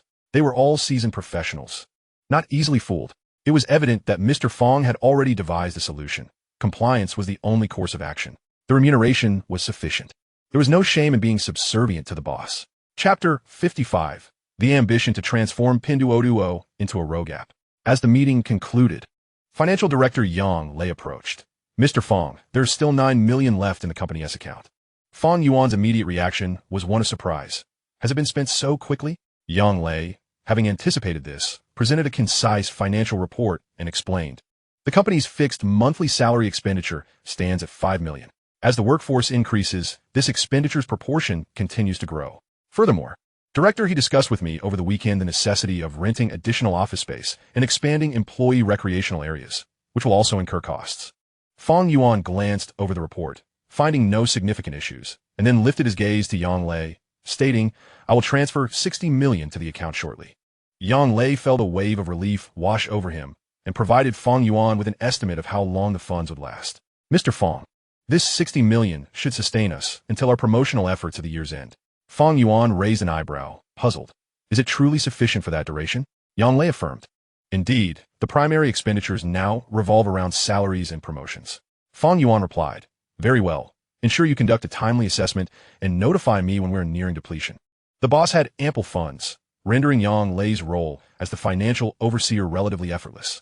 After exchanging a few more words, Yang Lei exited the office. Moments later, Yui knocked before entering and addressed Fang Yuan directly. "Mr. Fang, here is the proposal regarding the rental of office space and the expansion of the employee recreational area." "So soon?" Fang Yuan rose to indicate she should take a seat on the sofa for a thorough discussion. Yui settled, legs together, posture straight, and smiled as she explained, "I managed to finalize this over the weekend." Fang Yuan poured her a cup of tea, inquiring, "Has your husband expressed any discontent about your weekend overtime?" Yui took a sip of the hot tea and shrugged helplessly. "My husband is hardly in a better position. I only work overtime on Saturdays, while he works both Saturday and Sunday." Fang Yuan nearly burst into laughter, suppressing his amusement as he asked, "With both of you so busy, who looks after the children? We can only alternate and have our parents come over to help, in this day and age. If you want to earn, there is no such thing as an easy path." Yui gradually relaxed, shedding her initial formality, crossing her legs, and twirling her delicate fingers over her black stockings. Fang Yuan further inquired, "Is it not cramped living together with 5 family members?" Yui jested, "Well, having switched to this job to serve Mr. Fang, I'm banking on your vision becoming a reality." Fang Yuan chuckled in response, "Trust me, that day is not far off." Yui opted to leave the banter at that, shifting the conversation back to the proposal. Fang Yuan did not mind. Engaging in casual conversation with her was a skill in itself. Among all the male executives, aside from the lively Qin Hai from the algorithm department, the others seemed rather taciturn, hardly contributing to the atmosphere. After the other executives reported their updates to Fang Yuan individually, he proceeded to the algorithm department to converse with Qin Hai, whom he had recruited with $1 million salary. Fang Yuan had observed Qin Hai for some time. He was capable, outgoing, and possessed a commendable emotional intelligence. Definitely someone worthy of cultivation. Although the algorithm department currently fell under the technology division, Fang Yuan intended to eventually separate it and even establish a company dedicated to artificial intelligence. However, those were matters for the future. For now, the algorithm department was tasked with providing algorithmic support for the Pinduoduo product. By gathering extensive data on user behavior, they aim to deliver precise product recommendations to users during their interaction with Pinduoduo. When Fang Yuan found Qin Hai, the latter was deep in thought, tugging at his thick hair, seemingly oblivious to Fang Yuan as presence. "Old Qin, what are you pondering?" Upon hearing his boss's voice, Qin Hai snapped back to reality. "Mr. Fang, what brings you here?" Fang Yuan took a seat on a nearby stool, observing the multiple screens on his desk. "Encountering difficulties?" Qin Hai offered a wry smile. "Not exactly difficulties. I'm contemplating whether to develop Pinduoduo into a rogue application using our algorithms." Fang Yuan initially thought the predicament was more severe, but realized that this was a matter that required no hesitation. It is imperative to create a rogue application. The essence of Pinduoduo lies in precise recommendations. Without that, it lacks its soul. He patted Qin Hai on the shoulder, adding, "I was just about to discuss this with you. Feel free to proceed boldly. As long as our algorithms are sufficiently audacious, we shall evade penalties." Qin Hai nodded, somewhat understandingly.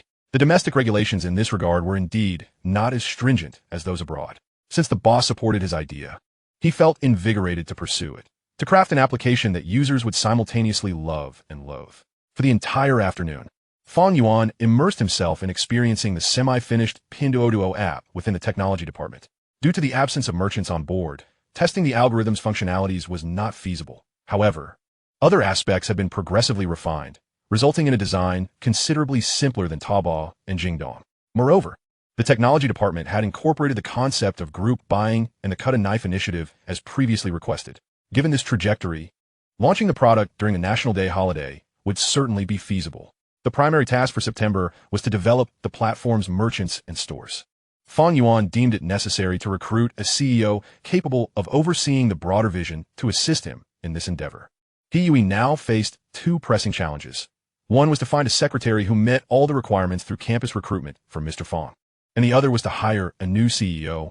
Initially, she had hoped that once the company was on the right track, she could take a breather, but it seemed retirement was still far off, and she was likely to lose her hair in the process.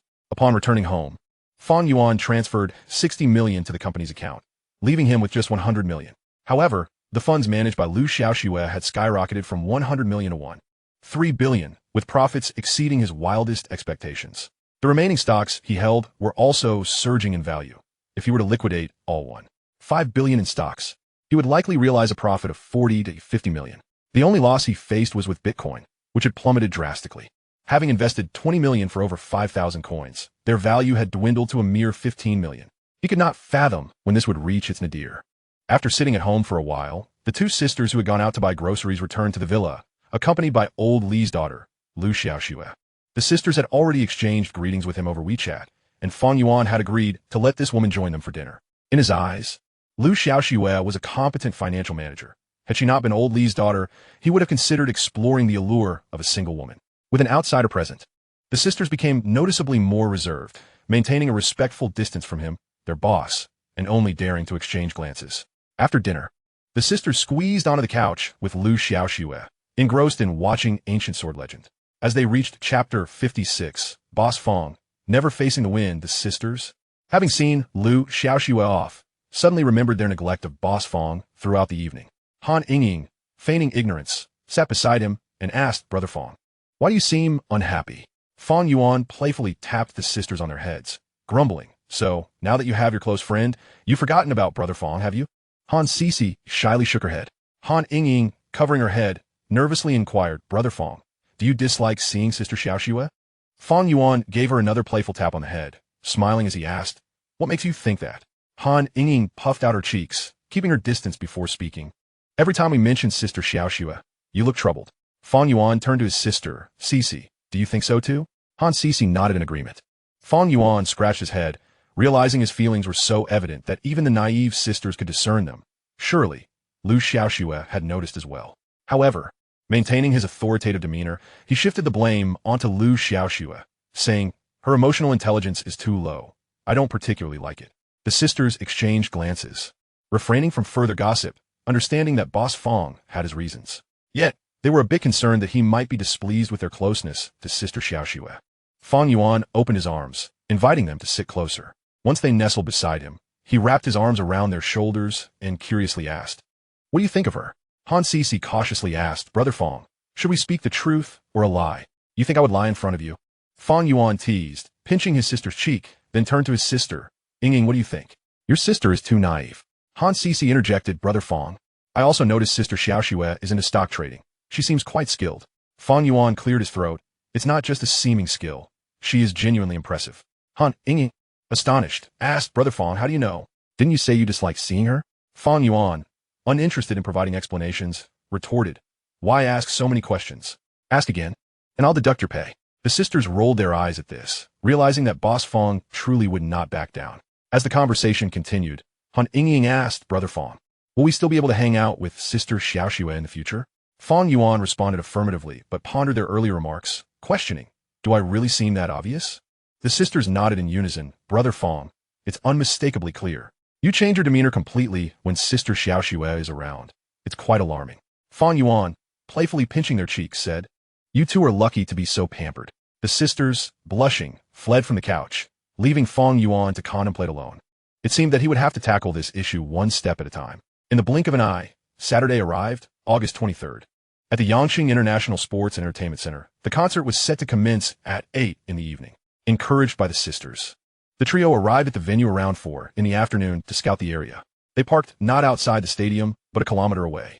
In preparation for the concert, the sisters had researched every detail about the event to ensure they missed nothing.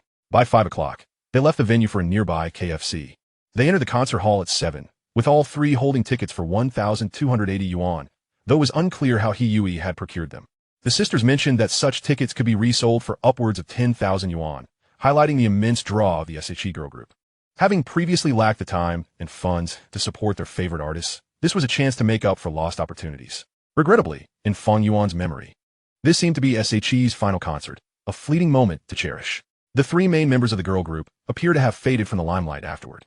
In an age dominated by fleeting trends, mere capital could attract a legion of fans with mindless pop songs. If given the chance, he wouldn't mind lending a hand to his childhood idols. Douyin was indeed a remarkable platform, and he mused that perhaps he could become capital himself. With their supportive merchandise in hand, the trio found their seats and awaited the concert's commencement. Han Sisi suggested a group photo, leaning in to engage with Fang Yuan. "Brother Fang, aren't you excited?" Fang Yuan pushed her head away slightly, bemused by the sisters' exuberance. "The performers haven't even taken the stage yet. What's there to be excited about? Forget him, let's just enjoy ourselves," one sister exclaimed, and Fang Yuan was grateful they weren't dragging him into their excitement. However, it was his first time witnessing their enthusiasm. Money truly had its perks. The sisters had previously been constrained by their circumstances, unable to pursue their desires. At 8 o'clock, the concert began promptly. Experiencing his favorite artists up close was an unparalleled thrill, one that the screen could never replicate. He found himself wanting to join in the excitement. But upon noticing the sisters' puzzled expressions, he opted for restraint, mindful of maintaining his boss-like demeanor. As for the concert's quality, if one attended primarily for the music, it fell short compared to the electrifying performances of Jay Cho or JJ Lin. Nevertheless, Fang Yuan was there to remedy past regrets. Whether he listened to the music was of little consequence. This was a young person's first concert, an experience that had to be exceptional. Surprisingly, the girl group engaged in casual banter, a speed of interaction that caught Fang Yuan off guard. By 10 o'clock, the concert concluded and the sisters emerged from the venue. Looking deflated and lethargic, Fang Yuan asked, "Shall we walk to the car together, or should I go retrieve it?" Han Sisi suggested, "Let's go together." Once in the car, Han Sisi inquired, "Brother Fang, are you tired? Should we find a hotel to stay the night?" Han Yingying could hardly keep her eyes open, resting her head on her sister's shoulder and murmuring, "Brother Fang, drive carefully." The feeling of being cared for was truly delightful. Fang Yuan felt a warmth in his heart. His affection for the two sisters was not in vain. However, driving home posed no significant issue. Upon arriving at the Zhujiang villa, it was already 11 o'clock in the evening. Surprisingly, Han Yingying had fallen asleep in the car, leaving Fang Yuan, the boss, to carry her back. Nevertheless, her slumber was a relief. It allowed for a discreet moment to tease her sister. "Brother Fang, are you not tired?" Han Sisi, freshly bathed, gently nudged Fang Yuan's chest, gazing at him with a hint of melancholy. "What is there to be tired about? I'll rest after reviewing my studies. Tomorrow is fine." "No, it must be now." Han Sisi blushed and nestled her head against Fang Yuan's chest, murmuring, "Then hurry up." Chapter 57. Why is it that the more you rush, the slower it gets? "Brother Fang, are you done yet?" Han Sisi regretted not rejecting Fang Yuan's earlier request. How had she so foolishly agreed? If her sister found out, she would surely ridicule her. "Sister, so you enjoy being sneaky." Fang Yuan squinted, lost in thought. Han Sisi's face was flushed, and the vast living room was eerily silent. She stared intently at the bedroom, fearing her sister might unexpectedly emerge, which would lead to an embarrassing situation. Upon noticing Fang Yuan's satisfied expression, her cheeks burned even more. Suddenly, Fang Yuan opened his eyes, their gazes locking. Han Sisi playfully retorted, "Brother Fang, why don't you take the lead?" Fang Yuan ruffled her hair. "If you don't like it, I want to do it next time." "Absolutely not." Han Sisi interjected decisively, gently biting Fang Yuan's arm. Her lips pursed in a playful pout. "Brother Fang, why are you so mischievous?" Fang Yuan teasingly pinched her nose, acknowledging, without a bit of mischief, "How could I charm you too?" Han Sisi, blushing, scolded, "So you had this planned all along?" Fang Yuan, grinning, asked, "Then will you still participate?" Han Sisi feigned contemplation. "I might consider it. Of course, I am not in a hurry. It was you who urged me all along." Han Sisi felt flustered. Fang Yuan was indeed becoming increasingly mischievous. If he sought her sister, it would be far more uncomfortable than if she were to approach him herself. Other matters could be overlooked, but this was something she must compete for. She couldn't allow Han Yingying, that carefree girl, to steal her thunder. She resolved to remain first. After a brief moment of pride, she yielded under Fang Yuan's teasing smile. A few minutes later, Han Sisi quietly went to wash her hands. Washing one's hands before bed was quite normal, wasn't it? Every girl had this habit. The instigator, Fang Yuan, calmly stepped outside to dispose of some trash. In the bedroom, Han Yingying rubbed her eyes and sat up, looking at her sister's flushed face with confusion. Sister, why is your face so red? Just go to sleep and stop asking so many questions. Han Sisi lifted her legs into the covers, turning away from her sister, anxious that Han Ying might uncover something. Han Ying suspected her sister had just been teased by Fang Yuan. The two certainly knew how to pick their moments, taking advantage of her exhaustion from the concert to sneakily review their studies. Well, it seemed her sister and Fang Yuan couldn't be considered sneaky. They were simply free to be open without her as the third wheel. She tousled her messy hair and muttered, Sister, I'm going to take a shower. Fang Yuan was just about to turn off the lights and head upstairs when he caught sight of Han Ying emerging from the bedroom. Brother Fang, you're still awake. He yawned. I was just about to sleep. Why are you up? Sister woke me up. I want to take a shower before sleeping. Han Ying rubbed her eyes and approached Fang Yuan, eyeing him mischievously. Brother Fang, did you just bully my sister? Without a moment's thought, Fang Yuan denied it. After a long day, I don't have the energy for that. Han Ying looked skeptical. Brother Fang, that doesn't sound like you. Fang Yuan playfully tapped her forehead. Is that really the image I project in your eyes? Han Ying nodded, cupping her face. Fang Yuan ruffled her hair, grunting, I must have spoiled you for nothing. With that, he turned to leave, but was met with a heavy push from behind. Brother Fang, I wanted to. Fang Yuan felt a slight headache, turning to look down at her in disbelief. What do you want? Han Ying, grinning like a little fox, pouted, I want the same treatment as my sister. You said you wouldn't show favoritism. The same treatment as her sister? That seemed inappropriate. Just a few minutes had passed, and he was still recovering from the earlier encounter. His life was at stake. Fang Yuan pushed her away, gripping her shoulders and jokingly saying, Your sister just gave me a kiss. Han Ying shook her head. I don't believe it. Fang Yuan, utterly exhausted. Didn't want to indulge her? Kiss if you want. I'm going to sleep.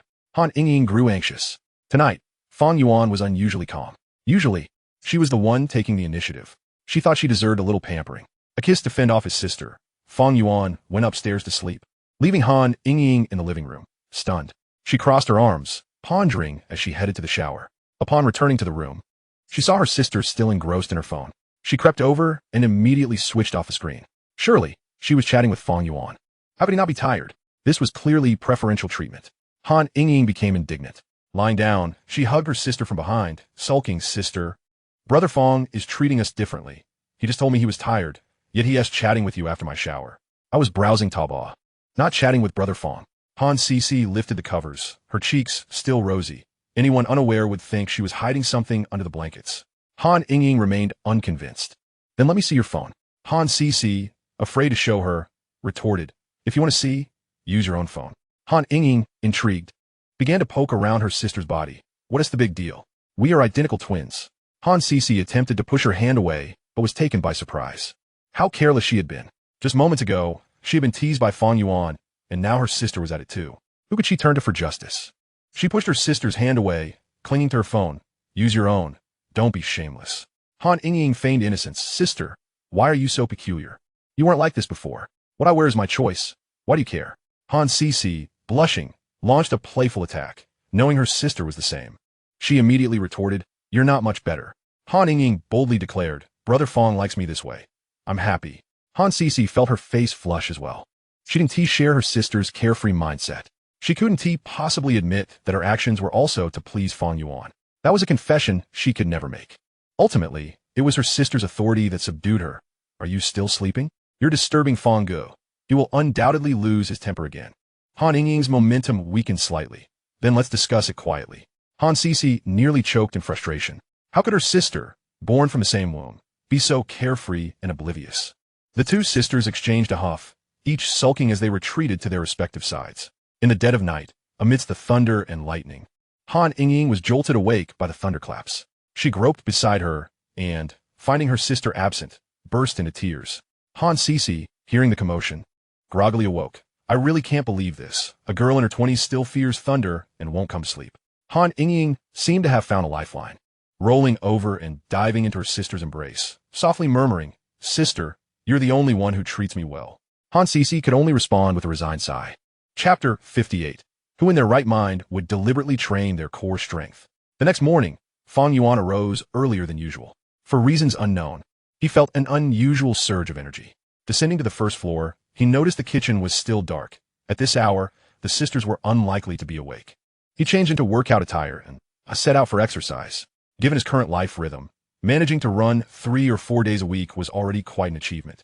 He had been unable to maintain a daily workout routine. After a month and more away from the factory, freed from the pressures of life, he had even gained a few pounds. After jogging for a while, a graceful figure emerged behind him.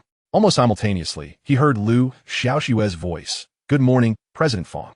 "Good morning," he replied, striving to maintain a friendly demeanor in her presence. He now regarded Lu Xiaoxue as a veritable cash cow. Lu Xiaoxue felt a twinge of confusion. Why did it seem that President Fang's attitude was slightly different today? He appeared friendlier than usual, yet his gaze bore an unsettling resemblance to that of a lecher. Fixated on her chest with a smile. Quite toxic, she mused, feeling increasingly vexed, being aware that Fang Yuan was a significant client. She was no longer foolish enough to repeat past mistakes. As long as she could keep him as a client of his caliber, she was certain to be promoted next year, not through the selling of herself, but by her own merit. Fang Yuan also realized that his eyes were somewhat uncontrollably wandering toward her neckline. "Calm down, brother. This is old Li's daughter. A 30-something little fairy, not like the two imbeciles at home." However, it seemed they had nothing of substance to discuss. Lu Xiaoxue was not particularly talkative, otherwise. With her impressive qualifications and keen insight into the financial market, after several years of work, she wouldn't still be a mere manager under her banking father's shadow. After exchanging pleasantries, they fell into an awkward silence. Just as Fang Yuan was about to break the silence, Lu Xiaoxue turned to look at him. Their eyes met, and silence enveloped them once more. It truly was toxic. Fang Yuan considered himself quite extroverted, yet he found himself at a loss for words in Lu Xiaoxue's presence. Aside from their professional collaboration, the only topic they might share was fitness. He mentally organized his thoughts, gradually slowing his pace and noticing that Lu Xiaoxue was matching his speed. He decided to switch to walking and casually initiated a conversation. "Manager Lu, what exercises are good for strengthening the core?"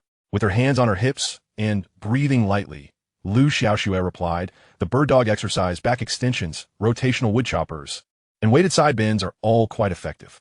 Fang Yuan thought to himself, "This woman is remarkably professional. What on earth is a back extension? And what exactly is a rotational wood chopper?" Seeing his bewildered expression, Lu Xiaoxue awkwardly chuckled. "President Fang, whenever you have time, I can demonstrate these exercises at the gym for you, or you could refer to the fitness PPT I sent you earlier. It includes the postures for these movements." Internally, she wondered who in their right mind would specifically train their core strength. Surely, one shouldn't be unable to handle such things at a young age. Fang Yuan recalled that the sisters practiced yoga with Lu Xiaoxue every Tuesday and Thursday. With him absent from home and himself feeling bored after work, he pondered whether to join them. It would be a good way to bond, and he was counting on Lu Xiaoxue, this cash cow, to help him reap more benefits from the stock market. Based on the current returns, her sharpness in financial matters made her a worthy investment. If left to his own devices, he could only afford to prolong his holding period. He lacked the ability and energy to engage in short-term trading. Despite Lu Xiaoxue's quirks, if she could make money, he could begrudgingly befriend her. After contemplating, he said, "How about today after work? Coincidentally, Cici and Ying also want to learn yoga from you." Lu Xiaoxue brushed back her damp bangs, smiling sweetly. "I'm fine with that. It mainly depends on President Fang's schedule." Fang Yuan nodded and casually inquired, "Cici and Ying learning yoga from you. Is it causing you any trouble?" "Not at all. Having a couple more people to chat with while exercising is quite pleasant." Lu Xiaoxue replied, her charming smile gracing her lips. "Both of them are quite flexible, so they learn quickly." Fang Yuan raised an eyebrow, inwardly musing, "I've been embracing them every day. How come I never noticed their flexibility?" While he entertained such thoughts, he maintained a composed demeanor with Lu Xiaoxue. After a few more idle exchanges, as they reached the entrance to his home, Fang Yuan concocted an excuse to slip away. Lu Xiaoxue watched him enter the villa, feeling a sense of bewilderment towards him. Was he stingy? It seemed not. The last time, due to her low emotional intelligence, he had indeed left her hanging for a while, yet he continued to increase her stock. Was he generous? From what she understood about the twins, Fang Yuan was rather frugal. At his age, possessing such wealth while not living with his parents was quite uncommon.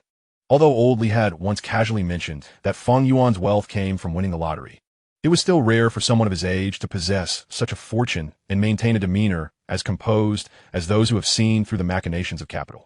Such individuals were indeed a rarity. Upon returning home, he found the sisters already busy in the kitchen preparing breakfast. As he entered, he greeted them both with a morning kiss. The sisters blushed and playfully pushed him away from the kitchen.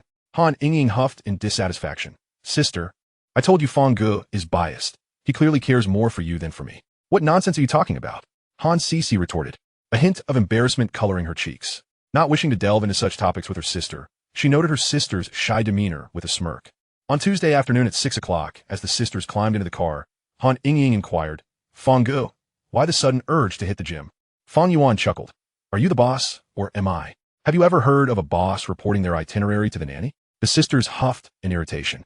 Their boss always dismissed them in such a manner. Whenever he didn't want to share something, he simply wouldn't. No matter how they asked, they couldn't get an answer.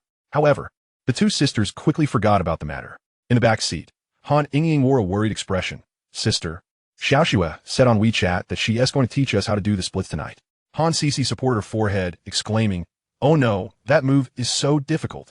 As Fang Yuan drove, he interjected, By the way, when will you two be ready to showcase your yoga skills at home? Han Yingying replied with a hint of disappointment. Brother Fang, it's not that simple. We can only practice for 2 days a week, and we haven't even grasped the basics. Fang Yuan chuckled. Did I say you should only practice for 2 days? Brother Fang, you're right, but we're ignoring you now. The sisters exchanged a knowing glance at the driving Fang boss. However, Fang Yuan did feel a bit eager for the sisters to perfect their yoga and perform for him at home. Who wouldn't he love a pair of singing and dancing twin sisters? It's all about the sense of accomplishment that comes with nurturing talent. Chapter 59. The Jealous Sisters Calling Dad Won't Help. At the Ludong Fitness Center, when the trio arrived at Lu Xiaoxue's private gym, she was already performing the splits on the wooden floor. Dressed in a form-fitting pink yoga outfit that accentuated her waist and hips, her physique was undeniably impressive. The sisters noticed Fang boss's gaze and whispered, Brother Fang, you shouldn't be so obvious, it's quite creepy.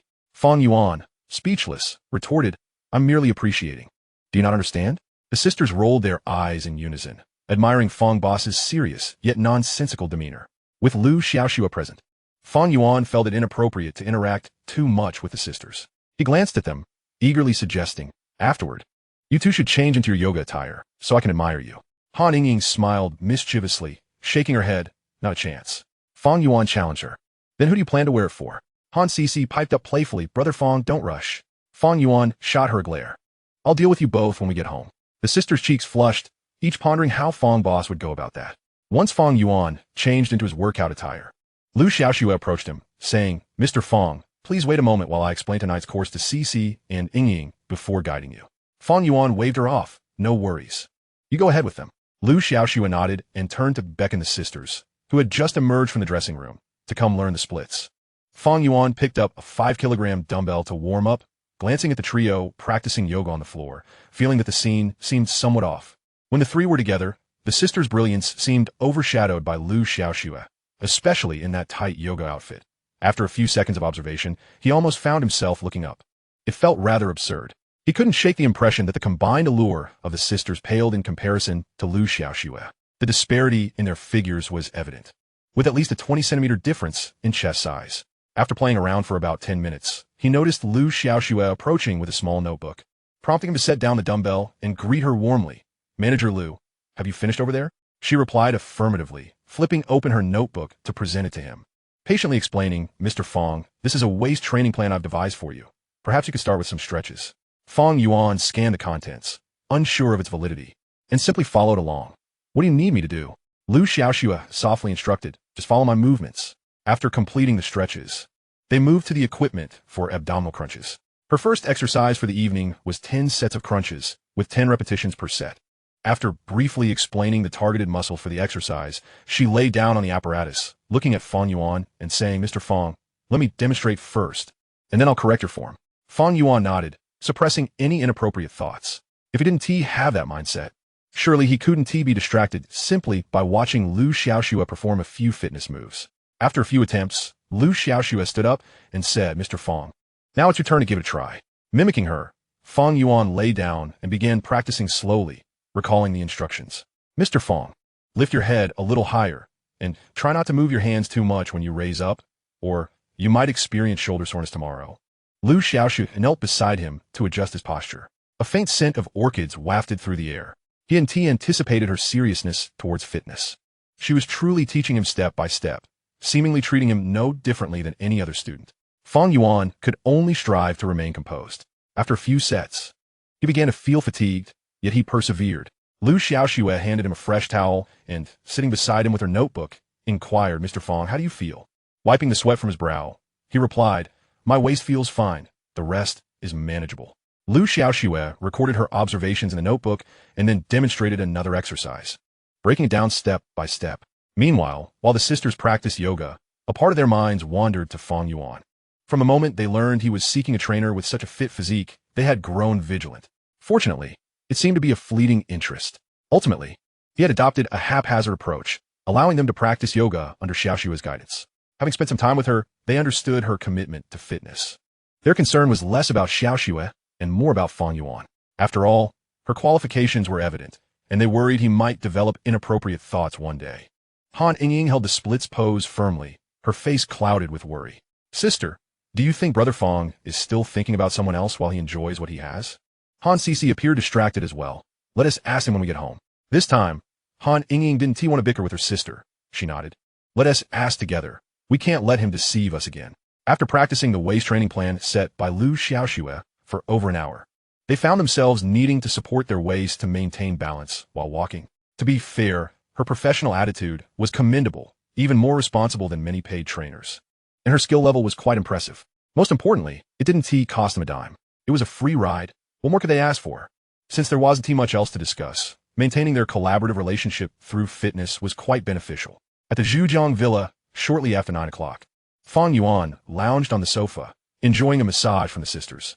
Noticing the time, the sisters exchanged glances, and Han Yingying took the initiative to ask Brother Fang, why are you suddenly interested in going to the gym? Does one need a reason to work out? Fang Yuan turned to look at them. Han Yingying shot her sister a knowing glance. Han Sisi mustered her courage to ask, Brother Fang, does everything require a reason? He surveyed the two, aware of their intentions.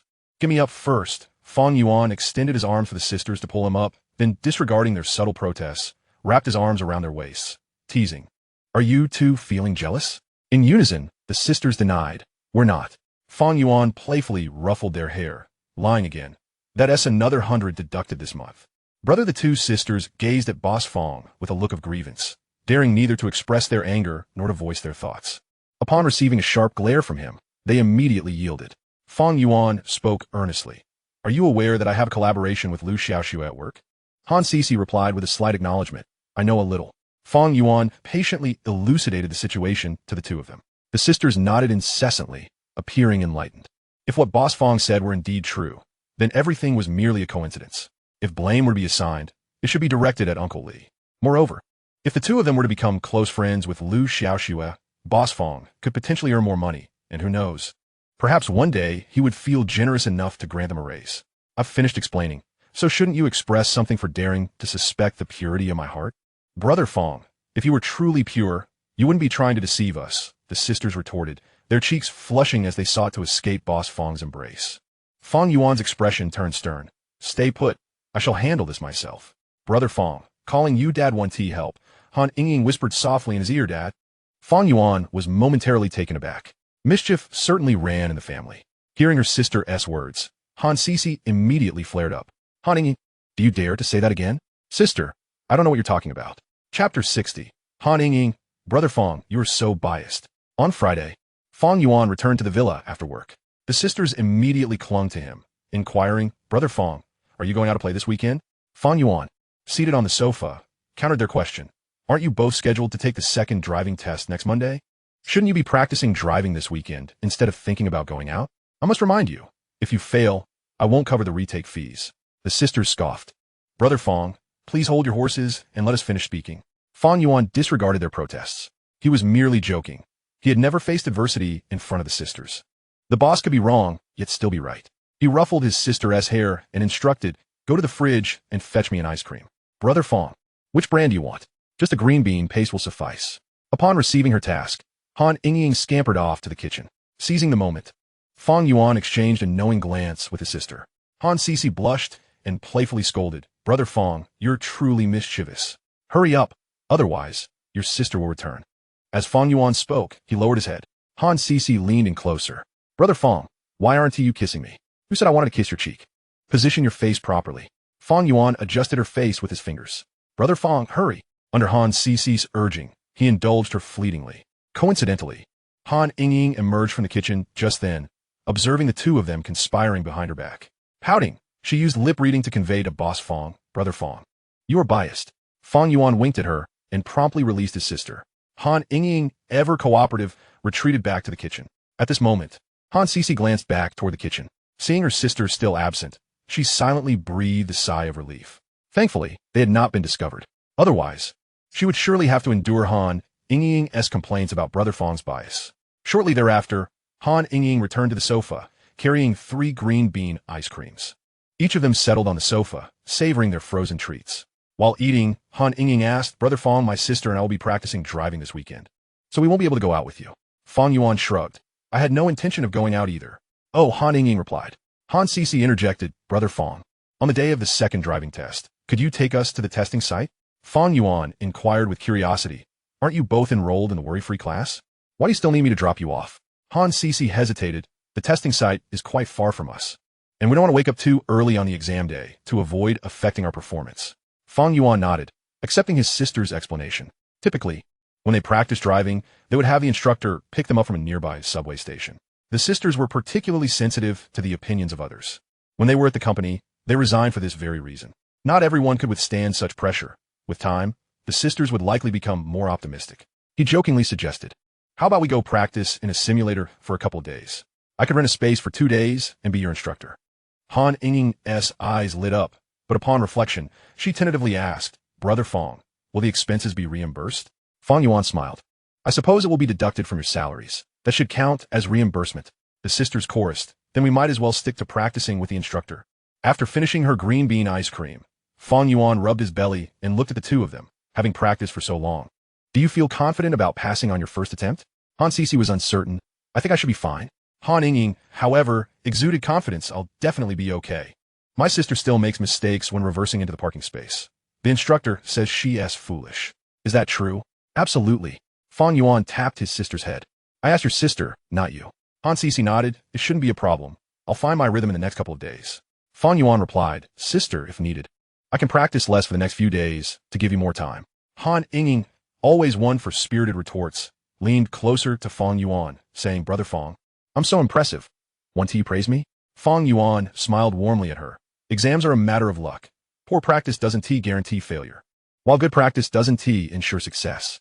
The real fear is that you do well in practice, yet fail the exam. Han Ying rolled her eyes. Your bias is astronomical. Meanwhile, Han Sisi discreetly pinched Fang Yuan's hand. He was thoroughly amused. During the weekend, the sisters dedicated themselves to practicing driving. In the evening, he specifically asked them about their confidence levels. The younger sister remained as confident as ever, while the elder sister appeared equally assured. Early Monday morning, Han Sisi ascended the stairs, urging Fang Yuan to rise. Upon reaching the second floor, she pushed the door open and called out, Brother Fang, are you awake? What time is it? It's 7 o'clock. Get up, have breakfast, and then I'll take the sisters to the testing site. At 11:30 that morning, a message finally pinged in their WeChat group. Upon opening it, Fang Yuan was surprised to find that it was a red envelope sent by his sister. He quickly seized 2 yuan from it. After waiting for some time without receiving a red envelope from Han Ying, he nudged her. Han Ying sent back a pouting emoji. Fang Yuan chuckled. The most confident sister had failed. In the car, after learning the details, Fang Yuan couldn't help but laugh. You called your sister foolish. Yet here you are, failing twice on a simple turn. How silly can you be? Brother Fang, if you keep this up, I might actually cry. Then go ahead and cry. Han Ying glanced at her sister, noticing that Han Sisi wore a smirk of schadenfreude, which only intensified her sense of injustice. That evening, since returning home at noon, Han Ying had not smiled once and now wore an expression of utmost grievance. Brother Fang, you've been so biased lately. Have I? Of course. My sister is practically riding on my back, making demands. What an absurd metaphor. Let me see if there's anything unpleasant atop your head. Fang Yuan patted his own head and remarked, your sister is merely engaging in trivial antics. Do you wish to outshine her? Han Ying looked at him with suspicion. Brother Fang, did you say the same to my sister? Fang Yuan tightened his grip around her waist. Brother Fang has always encouraged you to quietly surpass her. Chapter 61. Meeting the parents, Han Sisi emerged from her shower, casting a glance at her sister. She noted that her sister's expression appeared even more morose than before. Her mouth occupied with a green bean ice cream. What a foolish girl, indulging in ice cream at such a late hour. She then observed Boss Fang, who lay nonchalantly on the sofa, leaving her utterly perplexed. What on earth had transpired? Was this still the Boss Fang she knew? Approaching her sister, Han Cece ruffled her damp hair and whispered, "Don't whine about a stomachache tonight. Eating ice cream these past few days is quite daring of you." Han Ying pouted. "It's not like you feel the pain." Han Cece pinched her ear. "Have you no shame?" Han Ying shielded her ear and huffed, "Sister, be gentler. My ear might just fall off." Han Cece shot her a glare. "Hurry and dispose of it." Han Ying, looking utterly aggrieved, replied, "Can I not throw it away? I've just been bullied by Boss Fang, and now I must endure your bullying too. Is there no family status for me in this home?" After a brief hesitation, Han Ying sensed her sister's intimidating glare. Covering her ears, she obediently stood up and discarded the half-eaten ice cream into the trash.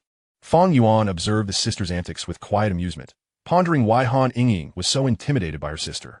Usually, when they debated, she would only engage in verbal sparring. But the moment her sister lost her temper, she would immediately back down. In terms of surrender, she never failed to disappoint. Once Han Ying finished her shower, Fang Yuan called the sisters over to settle accounts, as it was the beginning of the month and paychecks were due. Upon mentioning the salaries, the sisters became instantly alert, meticulously calculating the finances. Before long, Han Ying presented the bill, the cap of her pen resting against her chin as she mumbled, "Brother Fang, my sister and I were present every day last month. After deducting the 200 yuan, each of our salaries comes to 8,800 yuan. Fang Yuan acknowledged with a nod, glancing over, "The salary will be deducted from the reserve fund." The sisters proceeded to process their own payments. After all, Boss Fang was too lazy to handle payroll himself. With their earnings now in hand, the sisters felt quite content and instinctively shifted half a seat closer to Boss Fang.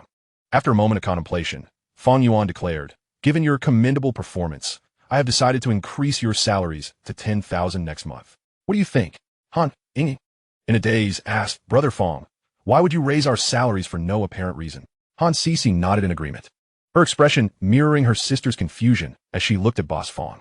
Fang Yuan chuckled, "I am simply in a good mood. Is that not sufficient?" Han Ying, Han Cece. Before the sisters could fully rejoice, Fang Yuan added, "Of course, this salary increase comes with conditions." Han Ying pressed, "Brother Fang, please don't keep us in suspense. My sister is quite anxious." Han Cece smacked her forehead, "Speak properly. Don't drag me into everything. You're not my concern." Han Ying haughtily tossed her hair, reveling in the knowledge that her sister remained oblivious. She felt a rush of delight, thinking, "You spend all day being shy, while I have already taken action, yet you remain stagnant." Han Cece felt a pang of annoyance, but refrained from berating her sister in front of Boss Fang, knowing he despised such behavior. Last month, they had each incurred a 200 yuan deduction, and she still felt a sting from that loss. Fang Yuan continued, "I plan to return home for the Mid-Autumn Festival, and you too shall accompany me to meet my parents." Han Ying's cheeks flushed slightly. She had just been filled with anticipation, but now her face was fraught with conflict. Han Cece, equally blushing, retorted, "Brother Fang, how shameless. We still have our dignity." Even the typically carefree Han Ying felt overwhelmed. Her expression turning sour as she murmured, "Brother Fang, we don't need a salary increase. We can celebrate the Mid-Autumn Festival at home." Fang Yuan shook his head. "What is there to fear? You are merely my caretakers." Han Ying protested, "Brother Fang, this is outright bullying. How shall we explain ourselves to uncle and aunt?" Han Cece joined the protest, and the sisters stood united against their boss. Fang Yuan tousled their hair. "Why should there be an explanation?" Han Cece, visibly distressed, pleaded, "Brother Fang, please don't make this difficult for us." Fang Yuan disregarded her plea and turned to Han Ying.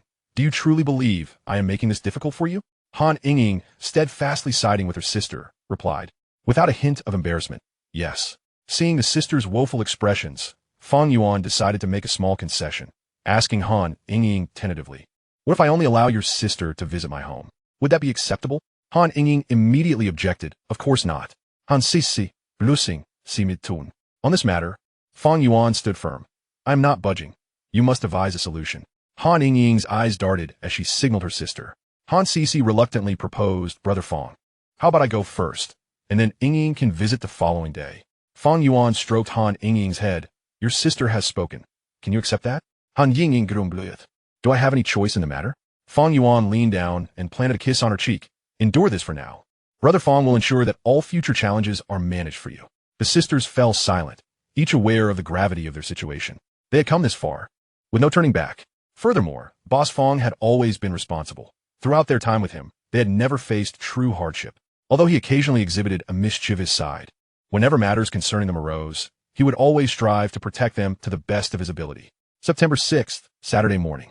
The three prepared their luggage to return home for the Mid-Autumn Festival. In recent days, Fang Yuan had instructed the sisters to purchase a variety of items, which they loaded into the car. The sisters used their August wages to gift their mother an AED, totaling over 20,000 yuan.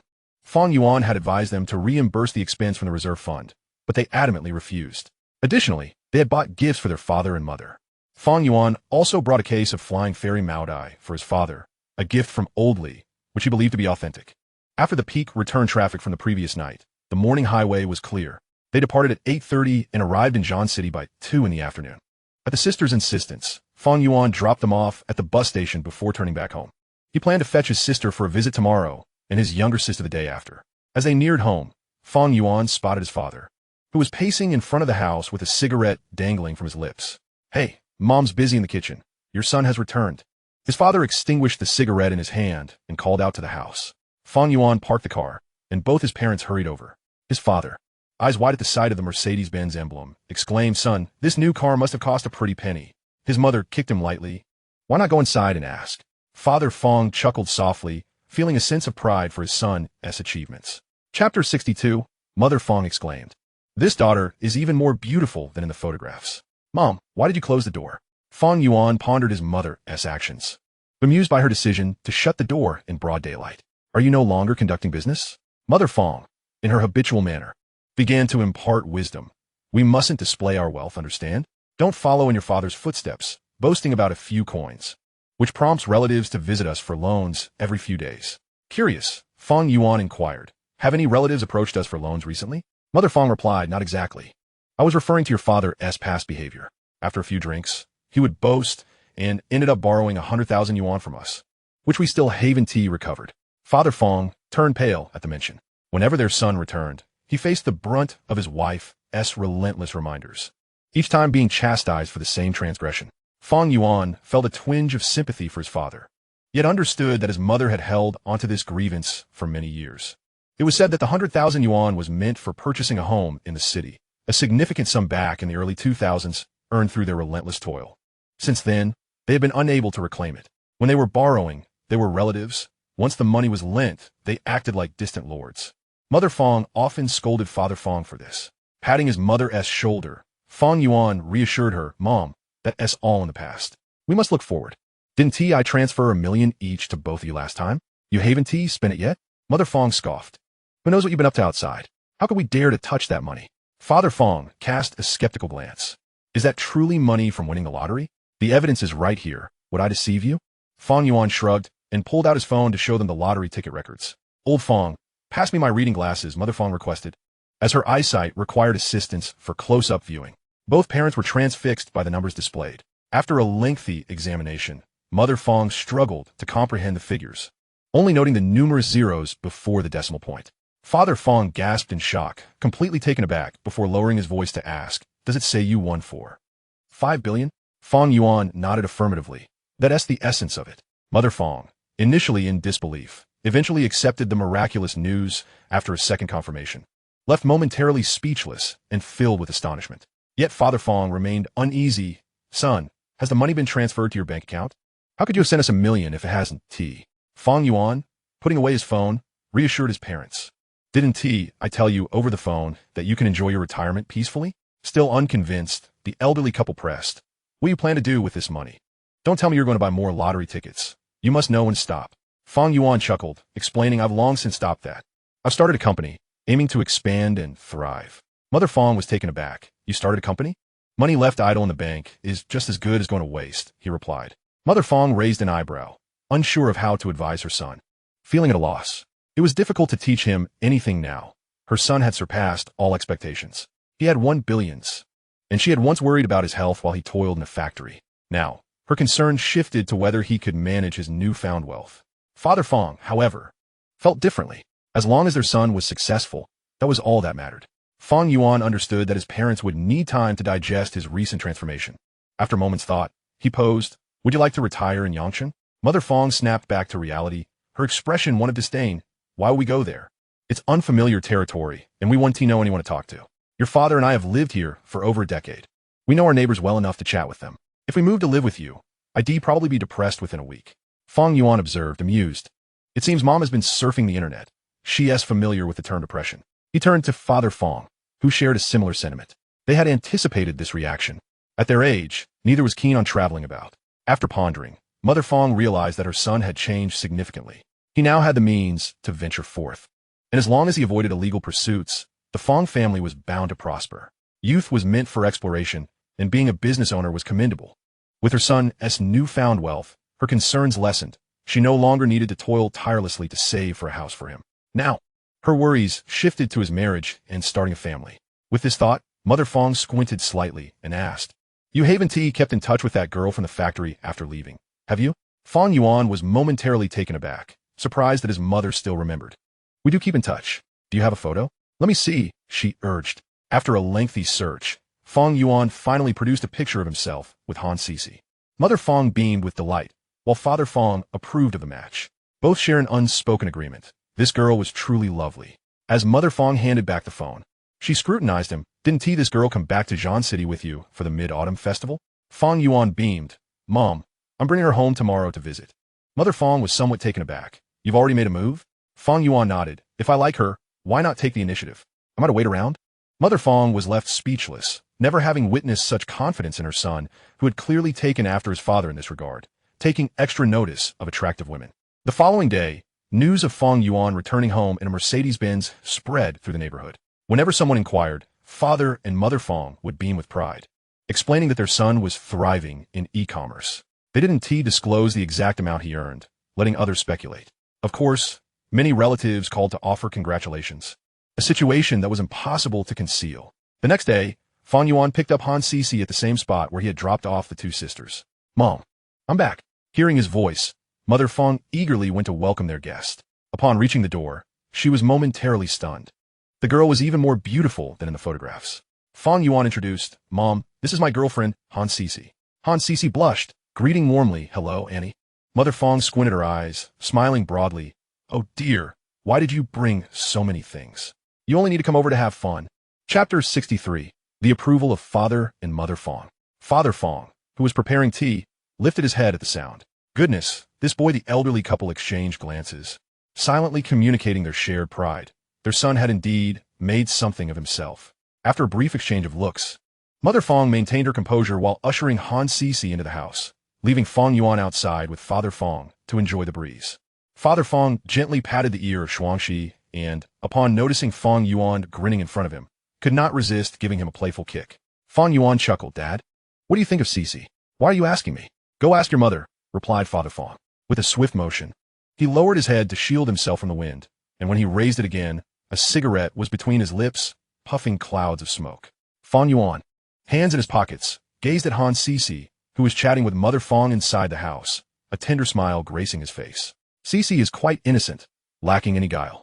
She could very well assist you in your old age." Father Fang raised an eyebrow, squatting on the roadside and taking a few more puffs before extinguishing the cigarette. "This girl seems quite young, doesn't she?" "She just graduated this year," Fang Yuan replied. Father Fang calculated the age in his mind, 2 years younger than his son, and undeniably handsome, but the true measure of her character remained uncertain. After all, his son was now a billionaire. He must not end up with a cunning woman solely interested in wealth. After chatting for a while at the entrance, the father and son returned to the house.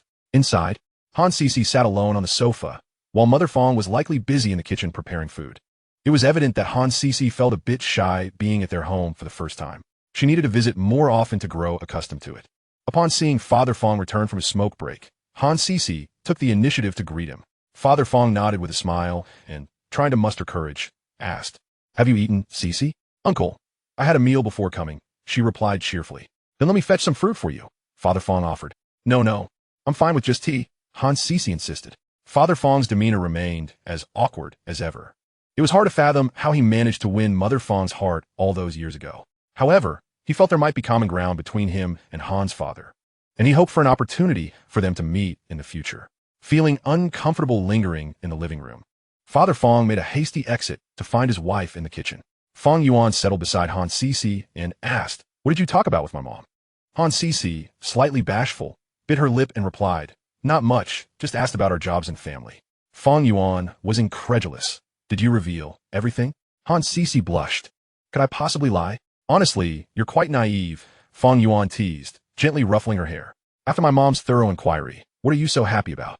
Han Cece's eyes darted nervously toward the kitchen, and she asked, Fang Yuan, what is Uncle and Annie's attitude towards us? They're pleased, of course. After all, I brought home such a beautiful girlfriend. They must be overjoyed, Fang Yuan stated matter-of-factly. Han Cece found it hard to respond to Fang Yuan's bluntness. In truth, she felt that Fang Yuan rarely complimented her beauty. If he liked her, he would have shown it more directly. Nevertheless, Han Cece was concerned. What if Uncle and Annie think my family is not well off? Fang Yuan sighed. Do you believe that after dinner, my mom will add you to the family group chat? Han Cece playfully retorted, Fang Yuan, stop teasing me. Though she claimed it was impossible, her heart raced at the thought of being included in the family chat, which would indirectly confirm that Fang Yuan's parents accepted her. Fang Yuan shook his head, reflecting on the saying that during the period of courtship, a girl's intellect seems to diminish significantly. It appeared that Han Cece was no exception. In the kitchen, the older couple whispered to one another.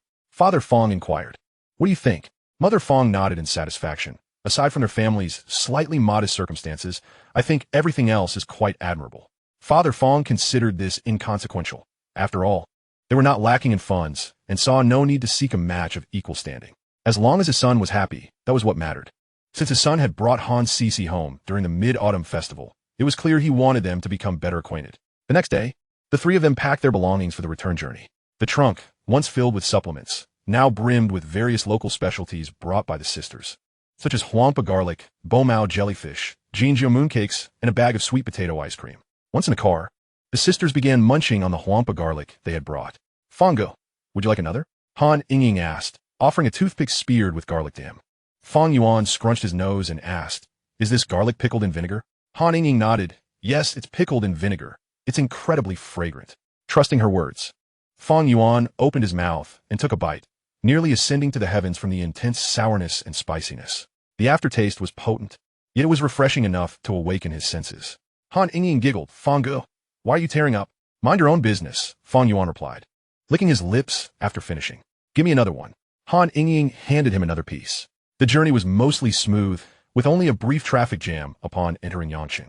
Traveling off-peak was a delight. In the past, he would always return home during peak travel times, enduring long delays. Now that he was his own boss, he could travel freely without constraints, as he was the architect of his own rules.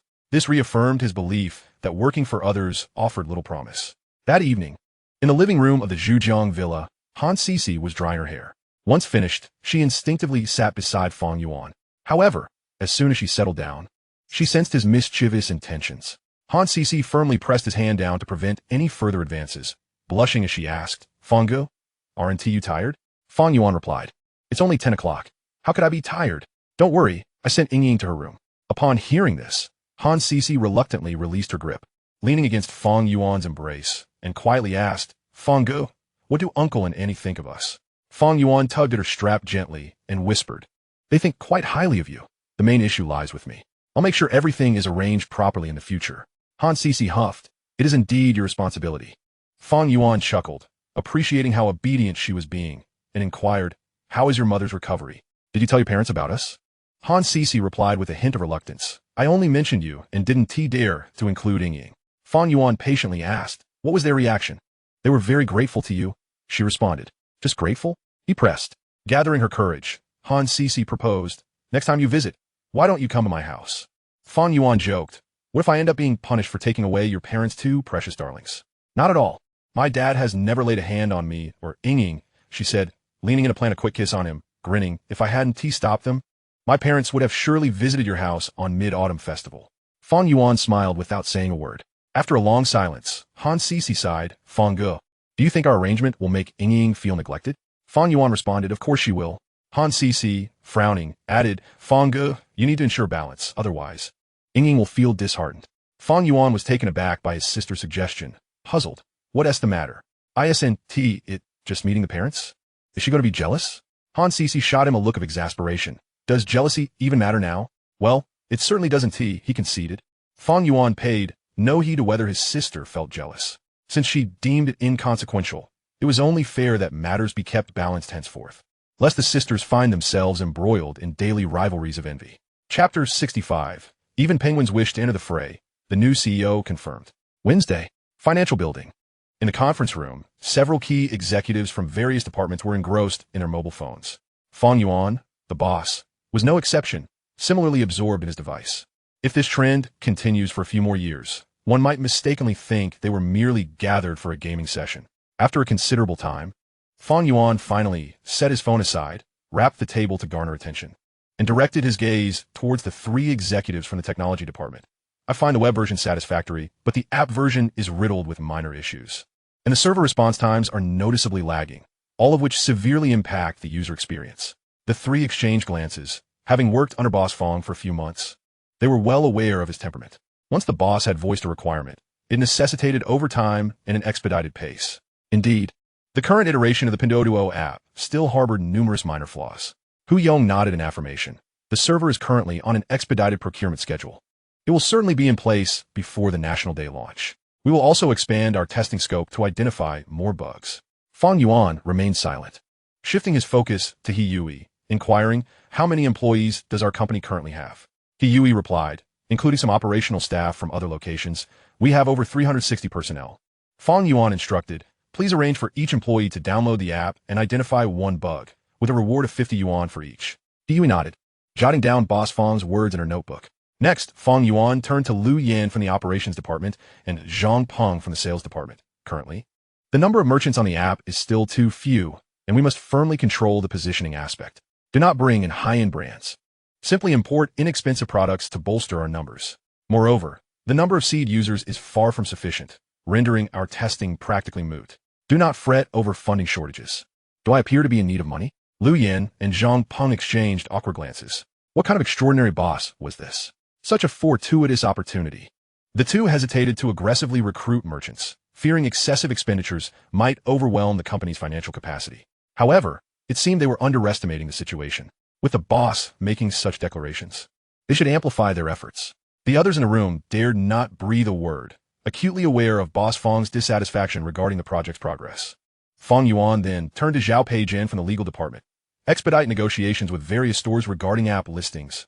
Old Zhao, keep a close eye on this, particularly for the iOS platform. Should any issues arise, you will be the first to face repercussions. He continued to relay directives personally to each executive in the algorithm department. Once the meeting concluded, everyone silently resolved to intensify their efforts. There could be no more dawdling. They needed to return and put in the necessary overtime. No sooner had Fang Yuan returned to his office than the financial director, Yang Lei, knocked and entered to report. Boss Fang, the investment department from Penguin is interested in collaborating with us. Fang Yuan rubbed his forehead. Are they looking to invest in our angel round? Yang Lei nodded. Fang Yuan waved his hand dismissively. Let us discuss it after the product launch. We don't need their involvement for the angel round. We can consider bringing them in during later financing rounds. But for now, we can hint at our interest in collaboration. What about Taobao and Jingdong? Do they have any intentions towards us? Yang Lei replied, not at the moment. After a brief conversation, Yang Lei departed, and shortly thereafter, He Yui from HR knocked and entered with an update. Boss Fang, we have news from the headhunters regarding the CEO candidates. Here is the identity information of the applicants. So soon? Fang Yuan rose to brew tea on the sofa. He Yui followed with the materials, adding, Boss, the secretary's side still has no news. It's not the optimal time for campus recruitment. We may have to wait another month or two. Fang Yuan, while preparing tea, remarked, there's no rush. Proceed with the hiring as per my previous instructions. Now, let us discuss the CEO situation. He Yui felt relieved and proceeded to lay out the documents provided by the headhunters on the table. As Fang Yuan reviewed the materials, He Yui took on the task of brewing tea. Wang Yongxiang, 37 years old, a graduate of Tsinghua University, subsequently pursued an EMBA at the prestigious Chung Kong Graduate School of Business. He has served as CEO at Suning for 15 years.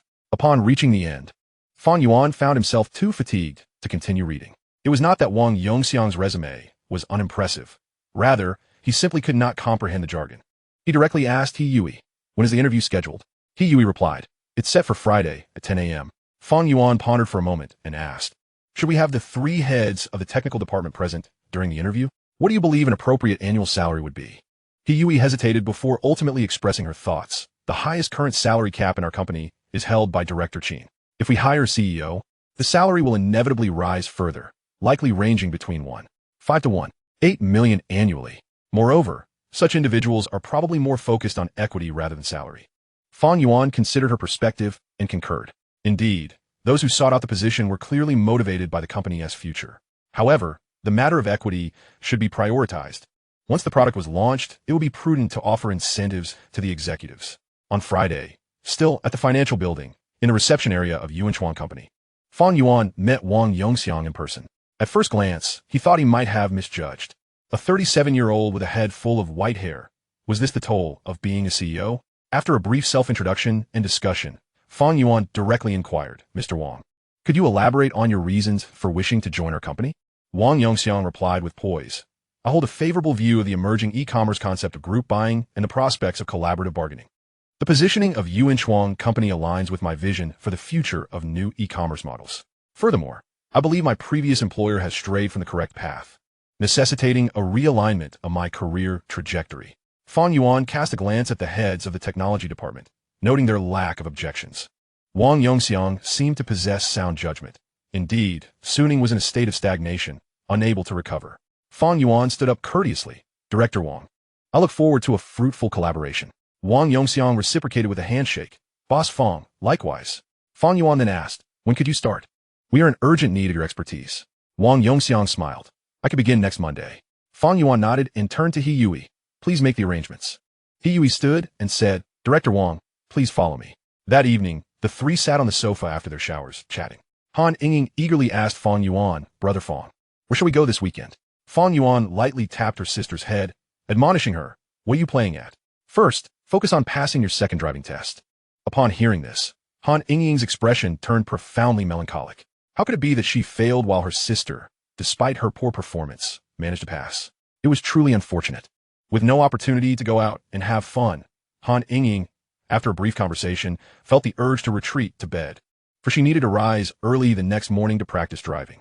The following day, the three of them gathered at the wash basin, nearly simultaneously. Fortunately, the space was ample. Otherwise, it would have been quite cramped. Once Fang Yuan finished freshening up, he headed to the living room for breakfast while the two sisters lingered a bit longer to attend to their skincare routines. As soon as Fang Yuan departed, the sisters exchanged glances, their eyes wide with silent communication. Han Cici reached out to playfully poke the still giggling Han Yingying. "Are you hiding something from me?"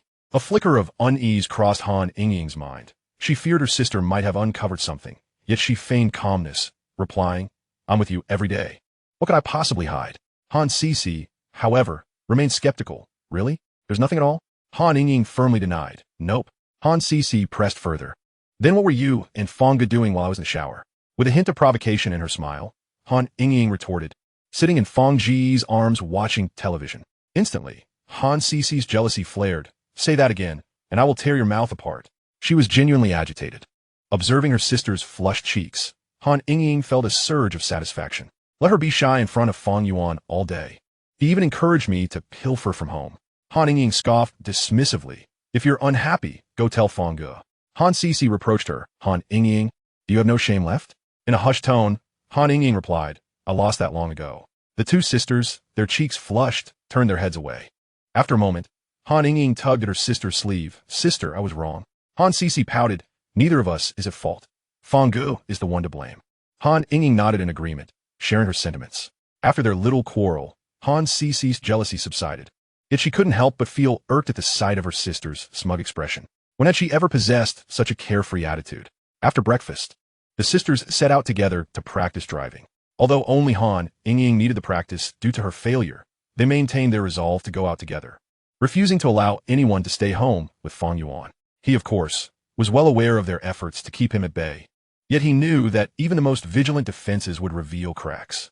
The time difference in bathing was one such vulnerability. That evening, Fang Yuan comfortably embraced one sister with each arm as they fiddled with the Pinduoduo app.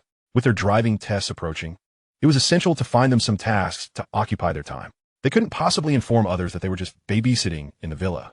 Besides, establishing a store on Pinduoduo had been settled from the outset. He had already set up a shop for them. As the sisters were engrossed in their phones, Fang Yuan casually leaned over the boundary they had established. Both sisters looked up simultaneously at Fang Ge, as if to say, "Fang Ge, be mindful. Our sister is still here." Unfazed by their glances, Fang Yuan continued with his business. They exchanged a knowing look, their faces flushing, and silently returned their attention to the screens of their devices, unwilling to break the current silence. Before long, Fang Yuan slowly withdrew his hands, ruffling their hair, and inquired, "Have you understood the store model?" Both sisters shook their heads, adjusting their straps. Han Yingying, regaining her composure first, wrapped her arm around Fang Yuan's and passed him her phone, asking, Fang Gu, is it necessary to have a physical store for e-commerce? Fang Yuan explained. Having a physical store is ideal, but if not, renting a place for storage will suffice. Han Sisi chimed in, but Fang Gu, this area is incredibly expensive. Where will we find the money to rent a warehouse? Fang Yuan replied matter-of-factly, if you lack funds, I can lend you some. In unison, the sisters protested, Fang Gu, we won't borrow money. Borrowing or not, it's still borrowing. Fang Gu, stop calling me that. We are all university students. How can you be so foolish? The sisters, feeling exasperated, attempted to reason with Fang Yuan, but a single glance from him silenced them. Han Sisi, blushing, remarked, Fang Gu, if you lend us more, we won't be able to repay it. Fang Yuan chuckled, then you too will owe me for a lifetime. You truly are incorrigible. Yet, Fang Yuan understood that the sisters genuinely wished to repay the debt of over 200,000 yuan, which represented their mother's life-saving funds. After much deliberation, the sisters finally made a concession, with the elder sister leading the inquiry, if we rent a store, what shall we sell to make a profit?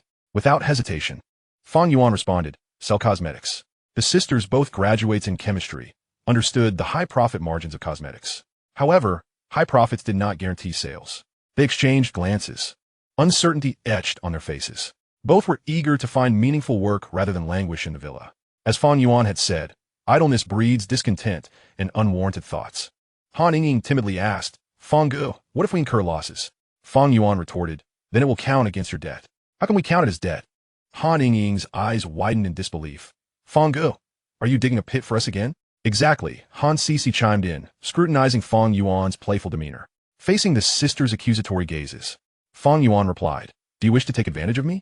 Han Sisi, awkwardly rubbing her forehead, chuckled, we would never dare. Fang Yuan began to dissect their words. So you have that thought, but lack the courage? Fang Gu, how is your reading comprehension so sharp? Han Sisi shot a playful glance at Fang Yuan, while Han Yingying stifled a laugh. In an instant, Fang Yuan turned to Han Yingying, asking, Yingying, do you want to take advantage of Fang Gu? Han Yingying quickly denied. Not me, I didn't. The three of them exchanged glances and couldn't help but burst into laughter. Fang Yuan squeezed their shoulders with me around. You won't owe any money. Just wait to collect your earnings. Why overthink it? I will arrange everything. Noticing her sister still in turmoil, Han Yingying, with a glint of mischief in her eyes, nodded in agreement. Oh, then we will follow your arrangements. Fang Yuan nodded contentedly. At last, some sense. The two sisters played along with the act. Han Sisi, no longer willing to struggle, figured that since Fang Yuan had made such guarantees, they certainly wouldn't incur losses. After discussing for a while, they grew disinterested and prepared to take a shower. Han Yingying looked at her sister. Sister, you go ahead. Han Sisi scrutinized her sister and Fang Yuan before issuing a warning glance to Han Yingying, who, pouting, seemed unconcerned. As soon as her sister left, Han Yingying eagerly sought acknowledgement from Fang Yuan, saying, Brother Fang, how did I perform? Fang Yuan chuckled, if I were your sister, I would certainly give you a good thrashing. Han Yingying responded with a puzzled expression. When Han Sisi finished her bath and approached, Han Yingying immediately released Fang Yuan's arm, rubbing her eyes as she stood up. Sister, didn't you wash your hair? Han Sisi rolled her eyes. I just washed it yesterday, and I hardly broke a sweat today. Why would I wash it again? Han Yingying replied, oh, then I'll go shower first. With that, only the two of them remained in the living room. Upon hearing the bathroom door close, Han Sisi leaned against Fang Yuan's chest, her small hand playfully circling his torso. Brother Fang, are you hiding something from me? Fang Yuan, amused internally, replied, there's nothing I'm concealing from you. He wondered how long this ruse could last. Fortunately, Han Yingying took her time to shower, even stopping at the sink to check her figure for changes. In the subsequent days, it seemed as if the sisters had an unspoken agreement as they began showering together in the bathroom, justifying it by reminiscing about their childhood. Fang Yuan felt a mix of irritation and curiosity, unsure if the sisters were aware of each other's situations with him. As Wednesday arrived, it was the day of Han Yingying's makeup exam for her driving test. Early in the morning, both sisters ascended the stairs together to wake him. It was evident that the sisters had become inseparable, even coordinating to wake him. After breakfast, Han Yingying settled onto Fang Yuan's lap, looking pitiable as she pleaded for reassurance. Brother Fang, I'll 1T fail again, will I? Fang Yuan patted her head. If you do fail, I'll cover your re-examination fee. Han Yingying felt more disheartened, pushing against his chest. Brother Fang, can't you offer a little comfort instead of always discouraging me? Fang Yuan whispered in her ear, if you pass. How about I treat you tonight? The mere mention of a reward instantly clicked with Han Yingying, making her hesitant to agree too readily, fearing a potentially unpleasant evening. Recalling her sister's experiences from a few days prior made her apprehensive. Fortunately, their sisterly bond kept them from succumbing to Fang Yuan's advances. With a distressed expression, Han Yingying declined. Brother Fang, I don't want a reward anymore. Fang Yuan retorted, why did you avoid me these past few days, dragging your sister along to dodge me? Han Yingying pinched his waist. Brother Fang, do you think you can fool us? We know about your deceptive ways. Fang Yuan, maintaining his composure, replied, when have I ever deceived you? Speak only if you have proof. Han Yingying mischievously said, my sister told me everything. Fang Yuan chuckled, realizing he had been discovered sooner than expected. The days of deceiving the sisters had indeed been exhilarating. On this day, it was the sister who arrived first, followed by the other. The coming days would see the same pattern, creating a surreal existence for Fang Yuan. He pondered how wealthy individuals surrounded by numerous confidants managed to maintain their composure. Since he'd been found out, he decided to change tactics and tempt her again. Do you want to take a step further?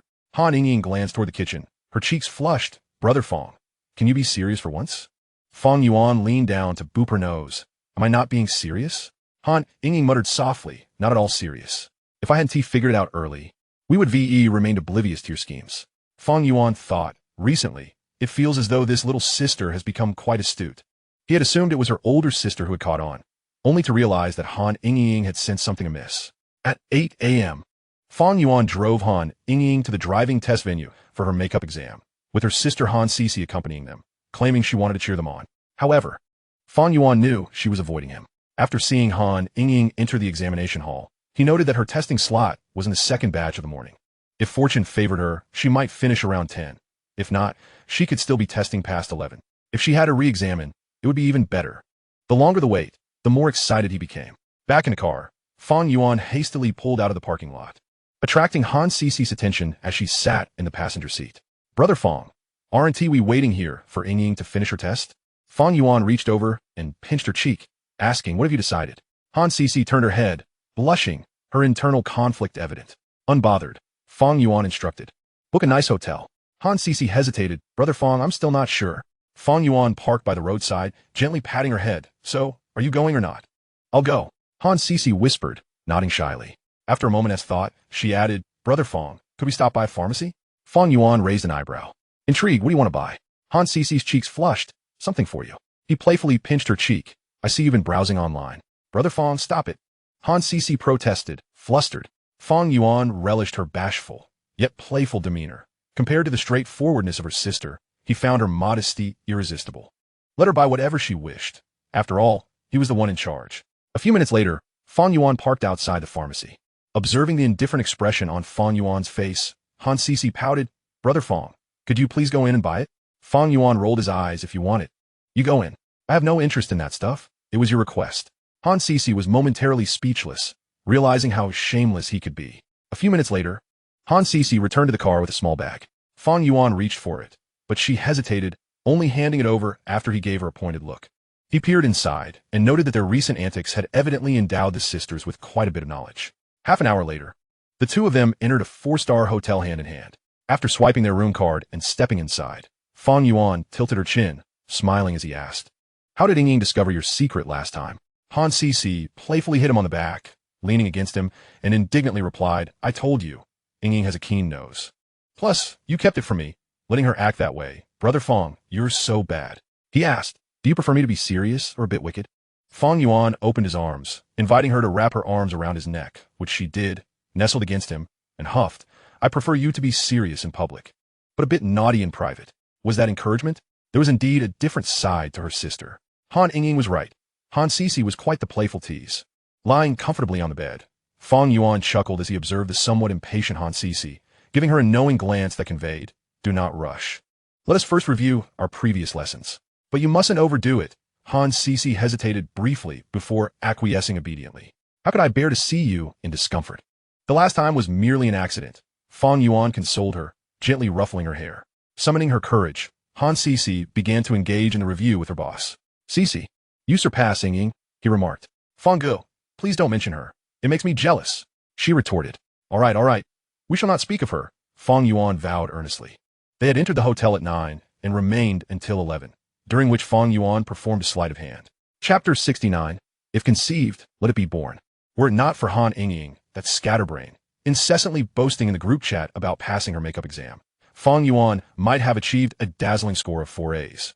Fang Gu, Ying is already urging us in the group to pick her up, Han Sisi murmured, her head resting wearily on his shoulder, her cheeks still flushed. Her voice was notably softer and more endearing than before entering the hotel. Noticing that Fang Yuan had his eyes closed, Han Sisi grew anxious. Fang, stop calling me. Fang Gu hasn't recovered yet, he replied, opening his eyes and brushing his fingers over Han Sisi's pouting face. Sisi, how come you seem more energetic than I am? You have no right to say that, she retorted, playfully hitting his chest with her tiny fists. To Fang Yuan, her demeanor resembled that of a spoiled child. Without hesitation, he pulled her into an embrace, teasingly asking, Sisi, am I impressive? Han Sisi covered her face, admonishing, Fang Gu, please stop asking. If you remain silent, I shall take it as your agreement, he teased. Observing her expression, which wavered between amusement and annoyance, Fang Yuan felt a surge of accomplishment. This was the essence of enduring hardship to relish sweetness. After having artfully manipulated the two sisters for so long, was it not all for this moment? Sometimes, a man's joy is remarkably simple. With 200,000 in debts cleverly maneuvered between the sisters, this transaction was undoubtedly a windfall. He pondered how Han Ying, that foolish girl, would react. With the elder sister now secured, it was time to turn attention to the younger. Diligence was essential. After a few minutes of lingering in the room, they finally gathered their belongings and exited hand in hand. Once back in the car, Han Sisi expressed her concerns. Fang Gu, what if Ying asks about her whereabouts? How shall we explain? Fang Yuan, having anticipated this, replied, just tell her we went to the bank to discuss business with Uncle Li. Han Sisi nodded, somewhat understanding. This reasoning was indeed foolproof, as it pertained to Fang Yuan's financial pursuits, and the younger sister would likely not suspect her. With this thought, Han Sisi sighed in relief. Yet, recalling Fang Yuan's earlier actions, she couldn't help but worry about the potential consequences. Fang Yuan fastened his seatbelt and gently patted her head. Why the long face? Following my explanation, there is no chance of an issue arising. Han Sisi hesitated and murmured, Fang Gu, that is not what I was thinking about. Then what occupies your thoughts? With a blush, Han Sisi quietly confessed, I fear I might be pregnant. Fang Yuan shrugged nonchalantly. So what? If it happens, we shall embrace it. Han Sisi fell silent, covering her face in embarrassment. She was unashamed, but her family still had to maintain some decorum. Moreover, given Fang Yuan's demeanor, it appeared they could only proceed discreetly. However, she hadn't anticipated his response to be so unhesitant. His attitude brought her a sense of comfort. With the corners of her mouth curving into a smile, her previous frown vanished, and she returned to her usual optimistic self. Upon closer inspection, one could observe a newfound allure about her. A few minutes later, Fang Yuan picked up Han Ying, who had been waiting at the examination site for half an hour. As soon as she entered the car, she wore a bright smile and began to gossip. Fang Gu, where did you take my sister? You're not bullying her behind my back, are you? Fang Yuan lightly tapped her on the head. What are you thinking all day? I went to discuss a loan with Uncle Li. Han Ying responded with a dismissive, oh, and added sulkily, Fang Gu, does your company still lack funds? Fang Yuan had no intention of elaborating. Why all the questions? Just focus on being a good caretaker. Han Ying pouted, regretting her curiosity. Fang Yuan typically refrained from discussing work matters with him, and they were left with a vague impression of his business being a mere empty office. They had no real understanding of the extent of his company's operations. Glancing at her sister's expression, Han Ying found nothing amiss. Usually, Fang Yuan would tease them even during their brief bathing times. Now, having been separated from her sister for so long, he ought to behave like a gentleman. It seemed unreasonable. After pondering for a while, she could not arrive at a satisfactory conclusion. That evening, Fang Yuan continued to embrace one sister in each arm, and neither resisted his affectionate gestures. They merely chose to overlook them. The sisters searched for rental shops on their phones, eager to leave the villa. And since Fang Yuan had plans, they decided to obediently comply. Before long, their cheeks were flushed, casting shy glances at Fang Yuan. Amused, he not only maintained his hold, but also became increasingly bold. The sisters in unison trapped his hands under their arms, protesting, Fang Gu, do not go too far. Fang Yuan countered, then why are you both wearing so little? Han Ying, with a mischievous glint in her eyes, nudged her sister and said, Sister, Fang Gu is asking you. Han Sisi shot her a glare. Focus on finding your shop. Don't involve me in everything. Thus, a playful exchange ensued between the sisters. It was evident that, for some time now, they had taken to wearing revealing attire post-bath. It was clear that both were clad in nothing but tiny camisoles. Fang Yuan retracted his hands and taunted, Why have you both stopped arguing? Go on. Fang Gu, you are incorrigible. Fang Yuan pointed at their cheeks. The younger sister boldly leaned in and planted a kiss, prompting even the previously hesitant elder sister to follow suit. After teasing the sisters, Fang Yuan finally addressed their plans for opening a shop on Pinduoduo. Tomorrow, you shall secure the rental for the shop, arrange for some simple renovations, and then hire a few workers. I will take care of the supply chain. The sisters nodded in agreement, committing his instructions to memory. Han Yingying then handed her phone to him, exclaiming, Fang Gu, this shop I found costs 5,000 a month to rent and requires 3 months' rent in advance. Fang Yuan considered the location, finding it reasonably close with a subway station nearby, and decided if you like it, go ahead and rent it. We're not short on funds. Also secure a small warehouse. By the way, how much do we have left in the emergency fund? I need to check the accounts. Han Yingying dashed back to retrieve the statement, reporting, Fang Gu, we still have 850,000 remaining. Cici Fang Yuan gestured towards the mobile phone resting on the coffee table, prompting Han Cici to bend down and retrieve it for him. I will transfer another 200,000. Brother Fang, how will we deliver the items once others place their orders? She lamented, you leave everything for me to figure out. You might as well stay at home and be my nanny. Brother Fang, what now? She continued, a hint of concern lacing her voice. What if we incur losses? Whose money will that be considered? It will be counted as your debt, he replied, causing the two sisters to exchange bewildered glances, feeling once again as if they had been deceived by their boss. The thought of significant financial loss loomed over them like a dark cloud, raising the question of when they would ever be free from accumulating debt. Chapter 70. Pinduoduo set to launch upon receiving a task from their boss. Han Cici became busily engaged. She had to allocate time to practice for her driving test, while also organizing the renovation of the store. Her days spent at home diminished significantly. With Han Cici absent, Fang Yuan found his solitude at home rather dreary, opting instead for regular attendance at work to fulfill his role as a diligent boss. However, as CEO Wang Yongxiang took on the overarching responsibilities of the company, the frequency of high-level executives reporting directly to him gradually diminished. It had evolved into a scenario where Wang Yongxiang was the one to report to him, unless Fang Yuan specifically desired information from a particular department. Moreover, with just over 10 days remaining until Pinduoduo's market launch, the entire team at Yuanchuan Company was working overtime to prepare for the product release. Of course, these preparations bore little relation to him as the owner. After all, he had already contributed sufficient funds, and salaries were dispersed as usual, with benefits even rivaling those of leading internet corporations. If employees continued to lag behind in their work, there was no need to retain them. Dismissals would be executed without a moment's hesitation.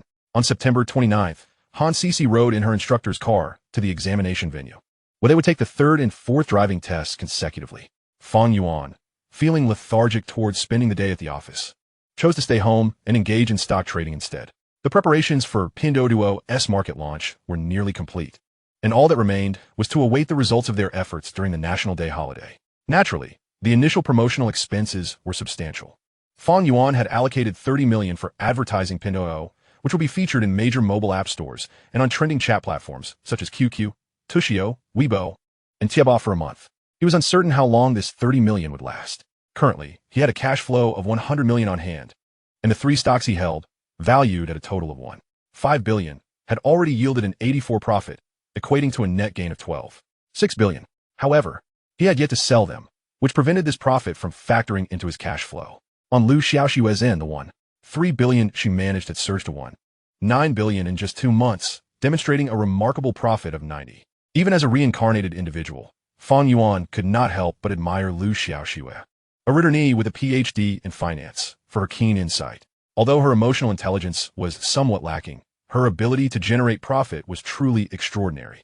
Regardless of her connection with old Li, it was imperative to establish a deeper collaborative relationship with her.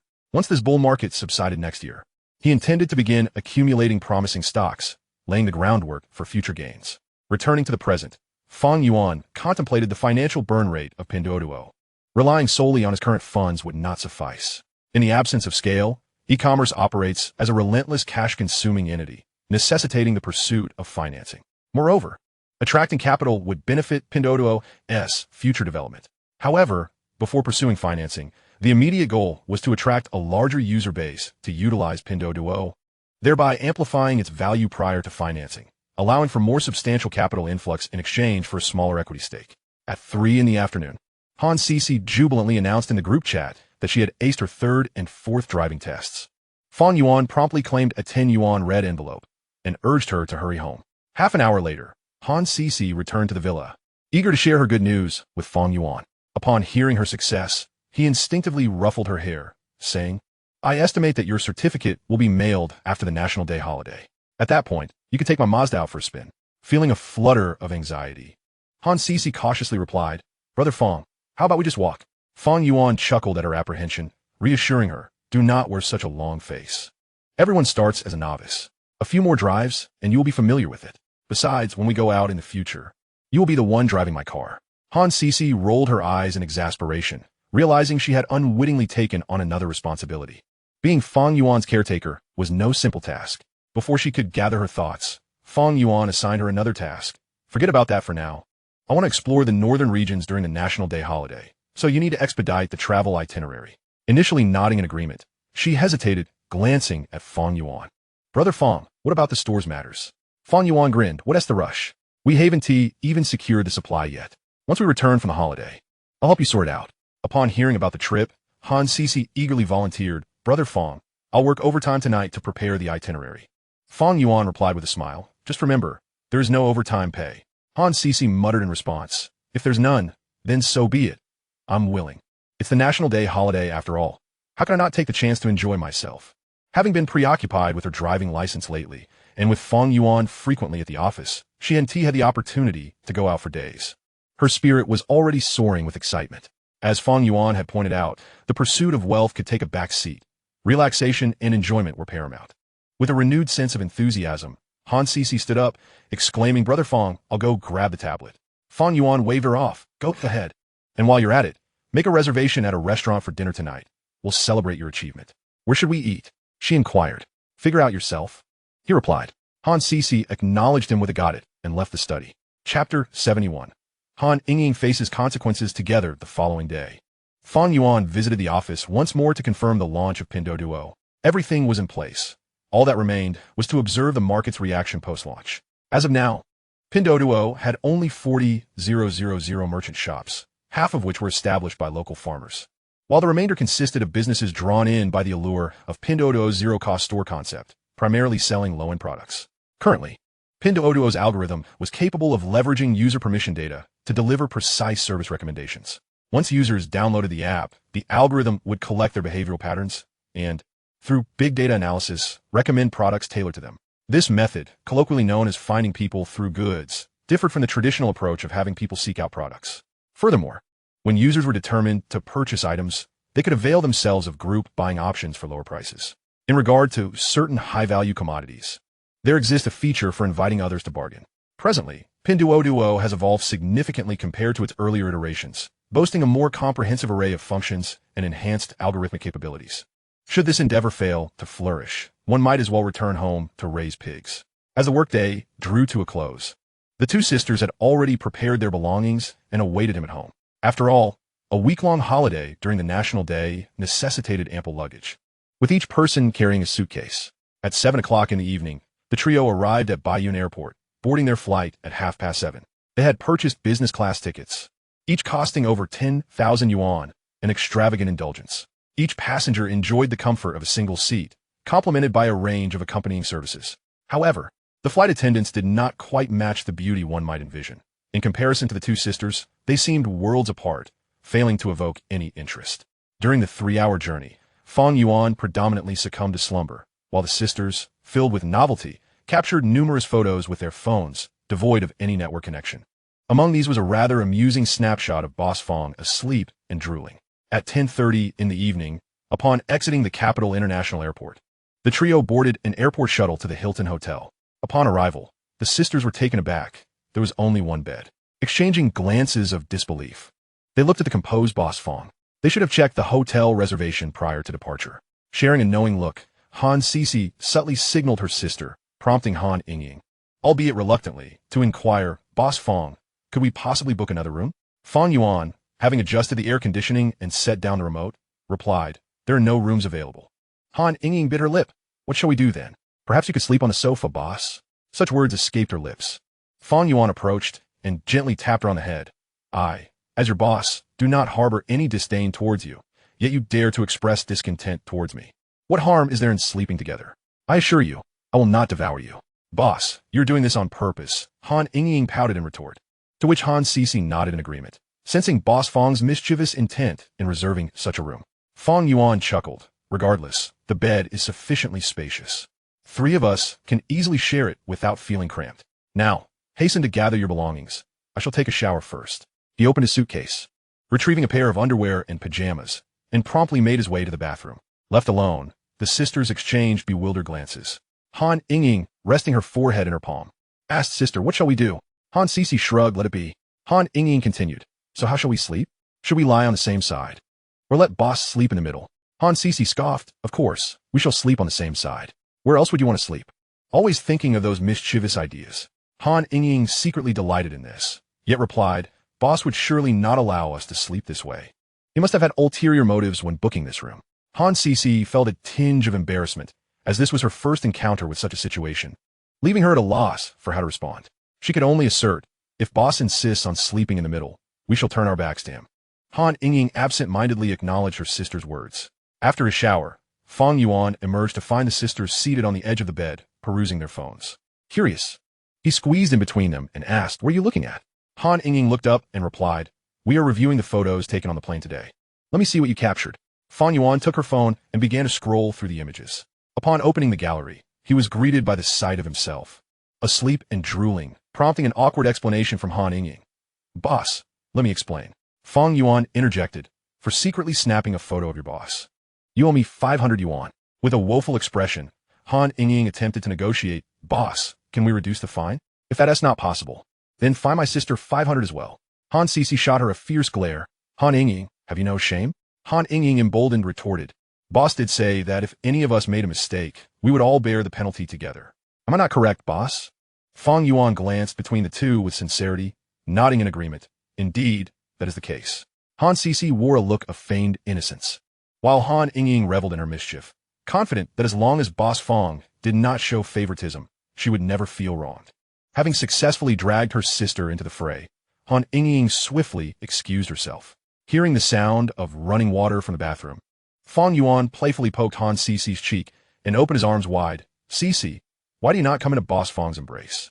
Reluctantly, Han Cece leaned into his arms, muttering, Boss, your penalty is too severe. It used to be only 100 yuan, and now it has multiplied 5-fold. With both of us fined, we shall lose 1,000 yuan this month. Before long, Han Ying returned clad in her little camisole, prompting Han Cece to shoot her a disapproving look before silently retreating to the bathroom. Han Ying, feeling awkward, asked, Boss, is my sister upset? How would I know? Perhaps you should inquire with her, he replied. After their showers, the 3 engaged in light conversation before extinguishing the lights. Fang Yuan continued to converse with Han Cece, while Han Ying felt a twinge of annoyance, inwardly grumbling that Boss favored her sister. On the first day of Pinduoduo's launch, a splendid outcome was achieved. The night passed without incident. The following morning, upon awakening, Fang Yuan found himself alone in the bed. The sisters had risen shortly after 2 a.m. to witness the flag-raising ceremony. Thus, he had opted to remain behind, too weary to join them. Moments later, he vaguely heard their voices. Sister, how about we invite Boss Fang to join us for the flag-raising tomorrow? You think he would listen to me? I call you sister, she giggled. He would never heed my words. You hold his favor. Han Ying dismissed this notion with a scoff, setting down her camera to seek out Boss Fang. Boss, we are back. Fang Yuan turned over, rubbing his sleepy eyes, and instinctively wrapped his arm around her waist. Cece? Boss, are you doing this on purpose? Han Ying's expression darkened. Glancing at the mischievous grin on Fang Yuan's face, she playfully complained, Boss, think again. It's me, your beloved Ying. Fang Yuan affectionately pinched her cheek, inquiring, did you manage to queue for the flag raising? We did, and we took plenty of photos. Show me the pictures. Just a moment. Discussing the photos brought a smile to Han Ying's face, her earlier annoyance forgotten. Fang Yuan casually browsed through the images, discovering they had indeed managed to witness the flag-raising ceremony, a stroke of luck. At 9 in the morning, the trio departed from the Hilton Hotel, setting off for Tiananmen Square. In the afternoon, they explored the Forbidden City and Jingshan Park. During the National Day holiday, every destination was teeming with crowds. Yet Fang Yuan felt a sense of novelty as it was his first visit to the capital.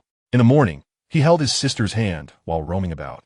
And in the afternoon, he switched to holding his younger sister's hand. He balanced the attention he gave them with great care, mindful of the social implications that could arise from favoring one over the other. After a day of sightseeing, he felt utterly exhausted, contrasting sharply with the vibrant energy of the two sisters. Rising at 2 in the morning, coupled with a day of exploration, yet still brimming with vitality, is indeed remarkable. In the evening, we sampled the renowned Peking duck, but all three of us found it excessively rich, leaving us somewhat unsatisfied. Upon returning to the hotel, we busied ourselves with Pinduoduo. According to the statistical report just sent by Wang Yongxiang by 9 o'clock in the evening, the web version of Pinduoduo had surpassed 500,000 page views, with 20% of users engaging in purchasing behavior. The app version had achieved over 1 million downloads across all platforms, and more than 40% of users had made purchases and shared group buying deals on WeChat. The interactive features of group buying and cutting prices on Pinduoduo had rapidly surged to trending topics, spreading like a virus through WeChat moments. Receiving such data on the very first day of market launch eased Fang Yuan's anxiety. It at least validated that this investment was not a folly. As long as domestic and international capital continued to be introduced, Pinduoduo's prospects would only broaden. By the time of its IPO, he could gradually reap the rewards. He had invested a total of 100 million yuan into Pinduoduo, yet its listing could yield returns in the hundreds or thousands of times.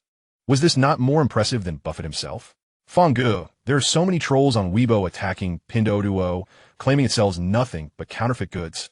Far inferior to Taobao and Jingdong, Han Sisi exclaimed, clutching her phone, visibly annoyed. Fang Yuan, observing her genuine reaction, nearly burst out laughing. Wasn't his own heart as calm as a tranquil sea? How could this directly implicate her honor and disgrace? Ruffling his hair, he replied, actually, they're not entirely wrong. Aside from the agricultural product sector, 60% of other items sold are substandard. Han Sisi remained perplexed. Fang Ge, can one really profit like this? Han Yingying shared her sister's bewilderment, adding, isn't frequent sale of counterfeit goods subject to scrutiny? Fang Yuan rubbed his forehead, somewhat exasperated as he regarded the two. Cheap goods rarely equate to quality. Users who opt to shop on Pinduoduo have likely compared prices across various platforms. Price is their primary concern, while quality can be slightly sidelined. Han Yingying scratched her head, feeling as though her CPU might overheat. It seemed asking such questions was a mistake. A carefree demeanor was much more enjoyable, devoid of worries. She turned to her sister, sis. Do you understand now? Han Sisi shook her head. I only grasped part of it. Fang Yuan, not wishing to elaborate further, playfully suggested. You two should stop fretting and instead experience the joy of shopping on Pinduoduo. The sister chimed in. Fang Ge, didn't you say you dislike us buying inexpensive items? Confused, Fang Yuan replied. When did I ever say that? Han Yingying pointed at her sister. Sis, Fang Ji's asking you. Han Sisi shot her a glare. What does that have to do with me? Han Yingying, pouting slightly, retorted, you were the one who told me, and now you want to deny it. Han Sisi felt a bit annoyed with her silly sister, but with Fang Yuan present, she refrained from retaliating, knowing it would only escalate matters. Fang Yuan gently pressed down on their heads. I'm going to sleep now. Are you two planning to disturb my rest? Han Yingying immediately changed her demeanor, clinging to Fang Yuan's arm and cooing, Fang Ge, I wouldn't dare. Han Sisi, blushing, also embraced Fang Yuan's arm. The sisters appeared amicable on the surface, yet exchanged mischievous glances behind his back. Fang Yuan chose not to intervene. Helping one would inevitably be seen as favoritism. A cold approach was the optimal choice, as the two generally adhered to his opinions, obediently following his lead. The following day, the trio set off for Beihai Park, Prince Gong's mansion, and Shikahai. On the third day, they explored Yuan Minjuan, the Summer Palace, the Bird's Nest, the Water Cube, and the Great Wall at Badaling. By the fourth day, their sightseeing concluded, and they shifted their focus to shopping at Wangfujing and Guomao. Accompanying women on shopping excursions is undeniably exhausting. The sisters maintained their usual frugal mindset. However, compared to before, there was a noticeable improvement. Previously, a shopping trip would not exceed 300 yuan, but now, their horizons had broadened significantly. Accompanying him, they could easily spend 2,000 to 3,000 on inexpensive outings, while the pricier occasions were often prompted by Fang Yuan's insistence that they indulge. Passing a jewelry store, Fang Yuan selected 2 pendants for the sisters, with a modest expenditure of 150,000 yuan, though the sisters protested that it was exorbitant and a waste. Their smiles were more radiant than usual. This seemed to be Fang Yuan's first gift to them, and they were in high spirits. Had they not been out shopping, they likely would have rushed into Fang Yuan's embrace, seeking affection and playfulness. That evening, back at the hotel, Fang Yuan, after showering, lay on the bed, instructing the sisters to massage his back. After a day of walking, he was utterly exhausted. Chapter 73. The The sister eavesdrops. Cici, haven't you eaten?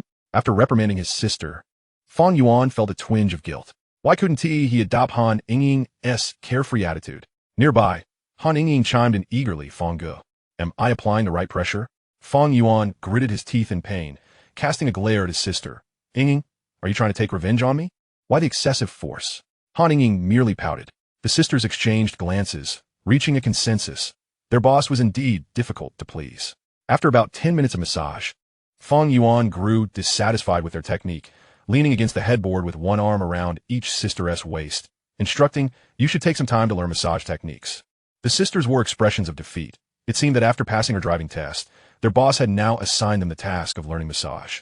Indeed, money was not easily earned. While Han Yingying stepped away to use the restroom, Fang Yuan whispered into Cici's ear, don't sleep too early. I want to chat with you later. Han Cici understood the implication behind Fang Yuan's words. However, the room was small, with just a bedroom and a bathroom, leaving little space for privacy. Surely, they couldn't hide beneath the bed. Han Cici bit her lip, shyly suggesting, Fang Ge, why not wait until we get home? What if Yingying finds out? Fang Yuan dismissed her concerns. What is there to fear? If she discovers it, wouldn't that be even better? Han Cici scoffed, Fang Ge. You're incorrigible. Fang Yuan affectionately ruffled her hair. Let us meet in the bathroom later. Han Cici nodded eagerly. When Han Yingying returned from the restroom, Fang Yuan immediately engaged her in conversation, even teasingly bullying her behind Cici's back. Han Yingying felt a twinge of guilt, being favored by Fang Ge for the first time, and her sister showed no signs of jealousy. She reveled in the attention, slightly lost in excitement, and soon dozed off. After waiting another half hour, once he was certain that Han Yingying was sound asleep and not merely pretending, Fang Yuan turned to embrace Han Cici, who rolled over to face him. Both understood each other's intentions in that intimate moment. The next day, an early rising Han Yingying felt puzzled as to why her sister was still sleeping in. It is quite customary for Boss Fang to indulge in a leisurely slumber. After all, he is the proprietor. His sister typically rises even earlier than herself, so it was rather puzzling that she lingered in bed this morning. With a sense of curiosity, she climbed out of bed and made her way to her sister's side, gently placing her hand on her forehead. Before she could utter a word, Han Cici, rubbing her eyes, mumbled, Fang Ge, stop touching me. Han Yingying pouted, finding it amusing that her sister was dreaming of Boss Fang even in her sleep. Feeling a tad foolish, she headed to brush her teeth. However, upon entering the bathroom, she noticed that her sister had changed out of her pajamas the previous night, and there lay Boss Fang's underwear beside hers. Driven by curiosity, Han Yingying became a rather inquisitive cat, picking up the garments to inspect them. Almost overwhelmed, she realized that nothing particularly good had transpired between the two of them last night, though this remained mere speculation. The following day, the trio set off to Zhangjiji for an excursion. Fang Yuan sensed that Han Yingying had been acting rather strangely over the past couple of days, appearing rather glum. He pondered what could be troubling her, as he had not bullied her in any way. On the 6th day of the National Day holiday, the three checked into a hotel. That evening, Fang Yuan subtly hinted to his sister, employing the same tactics as before. Han Yingying immediately grew suspicious. While she feigned cooperation with Boss Fang during their conversation, she pretended to be asleep when it came time for bed. After an indeterminate period, she sensed someone leaving the bed, yet dared not open her eyes, opting to continue her ruse. Eventually, she felt Boss Fang rise as well. Only then did she muster the courage to open her eyes, only to find both of them missing. This deepened her despondency. What could they possibly be up to in the dead of night, hidden from her? Stealthily, she crept to the bathroom to eavesdrop. The revelations she overheard startled her. After some time, she returned to bed, her mind swirling with peculiar images. Ultimately, fatigue overwhelmed her, and she huffed in annoyance. It must have been on the day of my makeup exam that they were sneaking around together. The next day, Han Yingying rose early once more to check the bathroom. This time, she found no items left behind by the two. She pouted and muttered, why should I not have such treatment? Fang Ge has started to show favoritism again. 2 days later, the trio concluded their National Day holiday. It wasn't that they did not wish to continue their adventures. Rather, Fang Yuan suspected that Han Yingying, in her obliviousness, had begun to catch on to something. Every time he and his sister chatted about life in the bathroom during the wee hours the next day, she would wear a look of grievance. Such coincidences were hardly plausible. It was evident that she had discovered something. On the evening they returned to the Zhujiang villa, Fang Yuan pulled Han Yingying aside for a heart-to-heart. Confess honestly, were you eavesdropping in the corner those 2 nights? Han Yingying scrunched her nose, looking at Boss Fang with a pitiful expression. Fang Ge, you've kept this from me for so long. Fang Yuan reassured her, although Fang Ge has not shown favoritism. Han Yingying huffed. Not showing favoritism? Fang Yuan felt a pang of embarrassment, surprised at how easily he had been discovered. It became evident that living together left little room for secrets. He patted her head, suggesting, "Why don't you come to Fang Ge's room tonight?" Han Yingying's cheeks flushed as she shyly replied, "Fang Ge, I'll come find you once my days are over." Fang Yuan understood precisely what she meant by days. Out of curiosity, he inquired, "Does your sister come around at this time as well?" Han Yingying, overcome with jealousy, retorted, "We are identical twins. How could it be any different?" Chapter 74. Sales exceeding 10 million in 7 days. Oldly rushes to deliver the money. "Fang Ge, if you wish to know, just ask my sister." Han Yingying whimsically clung to Fang Yuan's arm. He chuckled, already aware that she was feeling envious. It was a rare sight indeed. Typically, his sister was the one who enjoyed being coddled by him, while her sister's jealousy was quite common. If there were no rivalry, it would be rather bizarre, akin to being a robot. Not to mention, they were sisters, akin to the legendary figures of Huang and Nuying. Occasionally feeling envious of one another added a delightful twist to their dynamic. After all, with Fang Yuan's current wealth, he could easily attract countless women with a mere gesture. Yet, none could compare to the charm of these two sisters. The allure of intellectually engaging twins far surpassed that of any other woman. Fang Yuan found himself genuinely relishing the situation, having transitioned from teasing the sisters, who were initially suspicious, to now witnessing their docile demeanor. All his efforts had not been in vain. Fang Han Yingying noticed Fang Yuan lost in thought and leaned closer to whisper, "Fang Ge, did Yingying discover something?" Fang Yuan adamantly denied. "Not at all. She's merely sulking because of a few words I spoke." Han Sisi nodded thoughtfully. Fang Yuan then asked her, "Sisi, are you free tonight?" Han Sisi blushed and shook her head. "Fang Ge, I've started my period." This successfully validated his suspicions. It appeared that the sisters' cycles aligned. Truly, they were twins, even in this regard.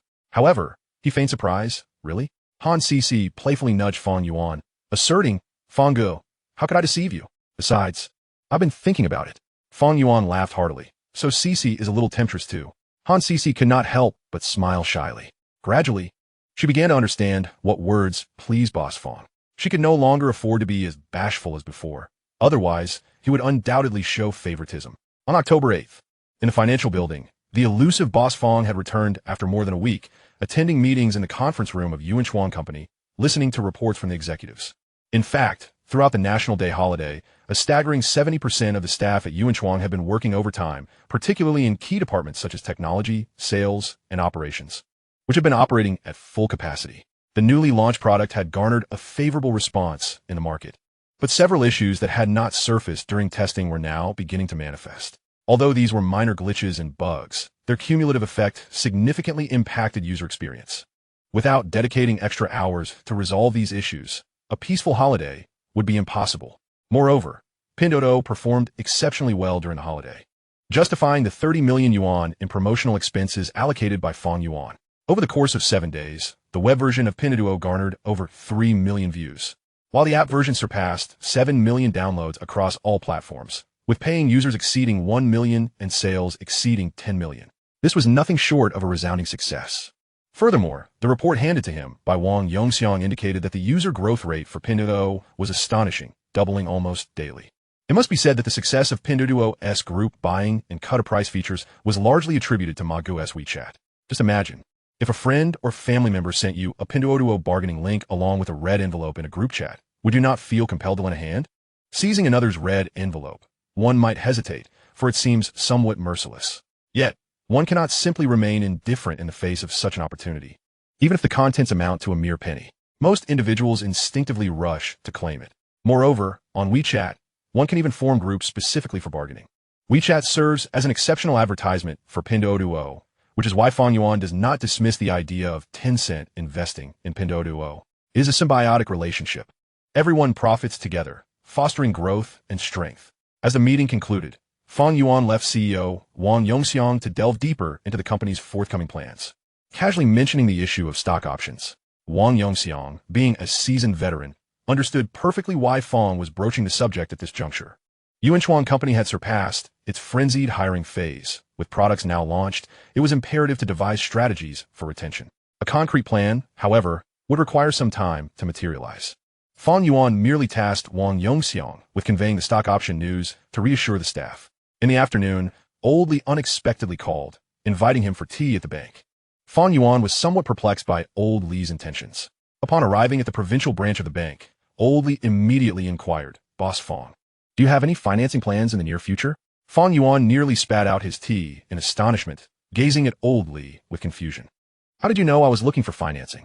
Old Li, nonchalantly crossing his legs, replied, "That's hardly a secret. With the product your company has launched on Pinduoduo, do you think you can navigate the e-commerce landscape without financing?" Fang Yuan did not refute Old Li's statement. To narrate a compelling e-commerce story, accumulating a substantial user base in the early stages is an arduous process that demands considerable financial resources. Nevertheless, financing must be contingent upon what the counterpart can bring to Pinduoduo. Fang Yuan smiled, stating, "I'm not afraid to tell you. Your bank isn't quite qualified to enter the arena yet." Old Li raised an eyebrow, shifting the conversation away from financing to loans. "Not interested in financing? How about a loan?" Fang Yuan's interest piqued. He probed further. "How much can I borrow?" Old Li chuckled. "Based on your current asset evaluation, lending you 1 or 200 million should pose no problem." Fang Yuan felt a tinge of caution. "You're not suggesting I take a loan from you and then funnel the money to your daughter's funding team to boost performance, are you?" Old Li bristled. "Do you think I'm that kind of person?" Fang Yuan thought to himself that Old Li indeed seemed intent on making a middleman. As the year drew to a close, it was clear that the brokerage firms were also eager to enhance their performance metrics. Old Li, unflustered, prepared tea for Fang Yuan. Fang Yuan remarked, "Is my asset evaluation only enough for a loan of 200 million? Old Li, still lounging, replied, "Aren't you being a bit greedy? Who has surplus cash to spare?" Fang Yuan shot him a glance. "What if I asked for 400 million? I could allocate part of it to Manager Liu for management." "Deal," Old Li responded, clearly pleased. It seemed that subtlety was lost on this young fellow. Next time, he would be more direct. Fang Yuan rolled his eyes. With the year-end approaching, it was evident that Old Li sought to bolster Liu Xiaoxue's performance metrics through him. However, at present, he truly was in need of funds. He was reluctant to liquidate his stocks, hoping to hold them for a few more months for potentially greater returns. The ongoing development of Pinduoduo would demand significant financial outlay, and even if financing commenced now, the funds would not be dispersed all at once, but rather in installments. Curiously, Fang Yuan pondered why Old Li was so eager to facilitate a loan for him. Logically, if he were to help Liu Xiaoxue enhance her performance each year, she would not still be a manager now. Old Li glanced at his watch, stood up, and said, "Let us go, it's nearly mealtime. We should indulge in a few drinks and discuss life. I'll have my assistant prepare the contract and interest rates for you, aiming for the lowest possible terms." Fang Yuan also stood, suggesting, "How about we go to my place? I can have my sisters whip up some home-cooked dishes, and perhaps we could invite Liu Xiaoxue to join us for dinner." Old Li grimaced. "That girl has been in a good mood lately. I wouldn't want to disturb her tranquility." Fang Yuan thought to himself, "What makes you think she is in a good mood, living alone, without anyone to converse with?" He couldn't comprehend Old Li's perspective on his daughter's happiness. As they strolled out of the bank and arrived at the restaurant, Old Li retrieved a bottle of wine from the car. Fang Yuan accepted the wine box, glancing at it with a hint of naivety. He had expected a flying Matai, but was surprised to find it was a guojiao. "Uncle, why the change to guojiao today?" Old Li chuckled. "You're in for a treat tonight. This is a fine wine." Fang Yuan, not particularly knowledgeable about wines, had only ever tasted the most expensive one, which was flying Matai, and found it rather ordinary. He asked, "Is it very expensive?" Old Li boasted, "This bottle of guojiao, 1573, custom no. One was purchased for me by a friend when it first came out in 2009, costing over 100,000 per jar back then, and now it's priceless. Without connections, you can't even buy it." Fang Yuan instinctively licked his lips. 100,000 for a jar of white liquor?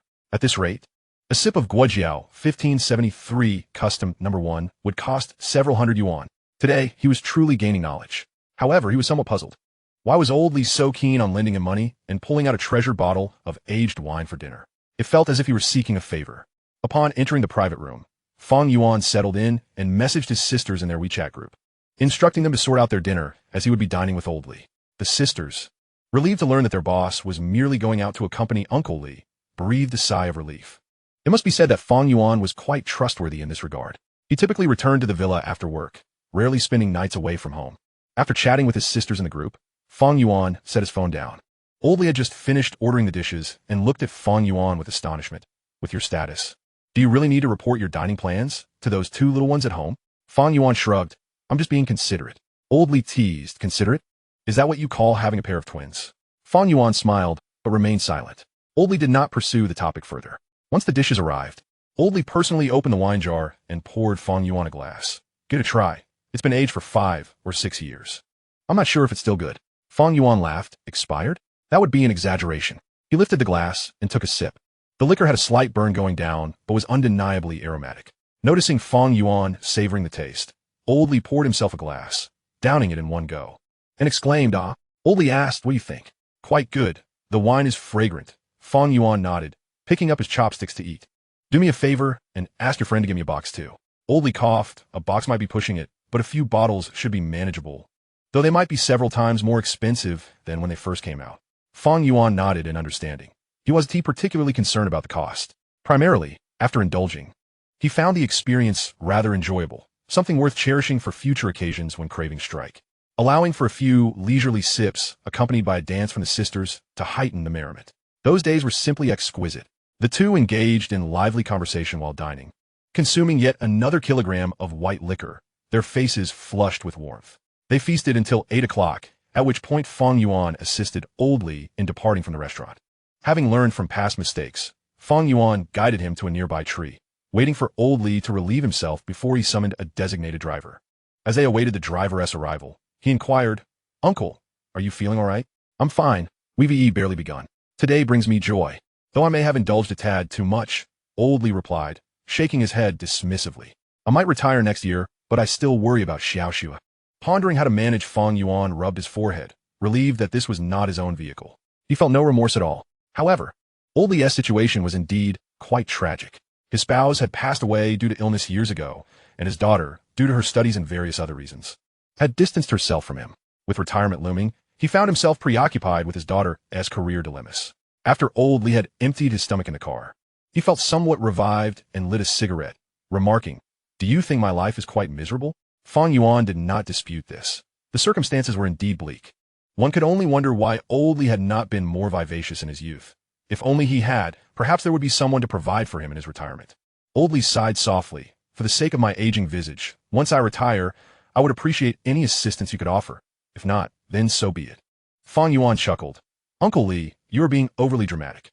Manager Lu merely lacks emotional intelligence. She can manage to support herself." Old Li's demeanor turned melancholic. "What good is it to support oneself? If this continues, I may enter my coffin without ever laying eyes on my grandson." Fang Yuan felt an unsettling sense that Old Li was attempting to manipulate him. It seemed that whatever he thought would manifest. Old Li then glanced at the silent Fang Yuan with a mischievous grin. "Why not consider dating Xiaoxue? I would mind the slight age difference between you two." Fang Yuan nearly choked in disbelief. "What on earth? You do mind?"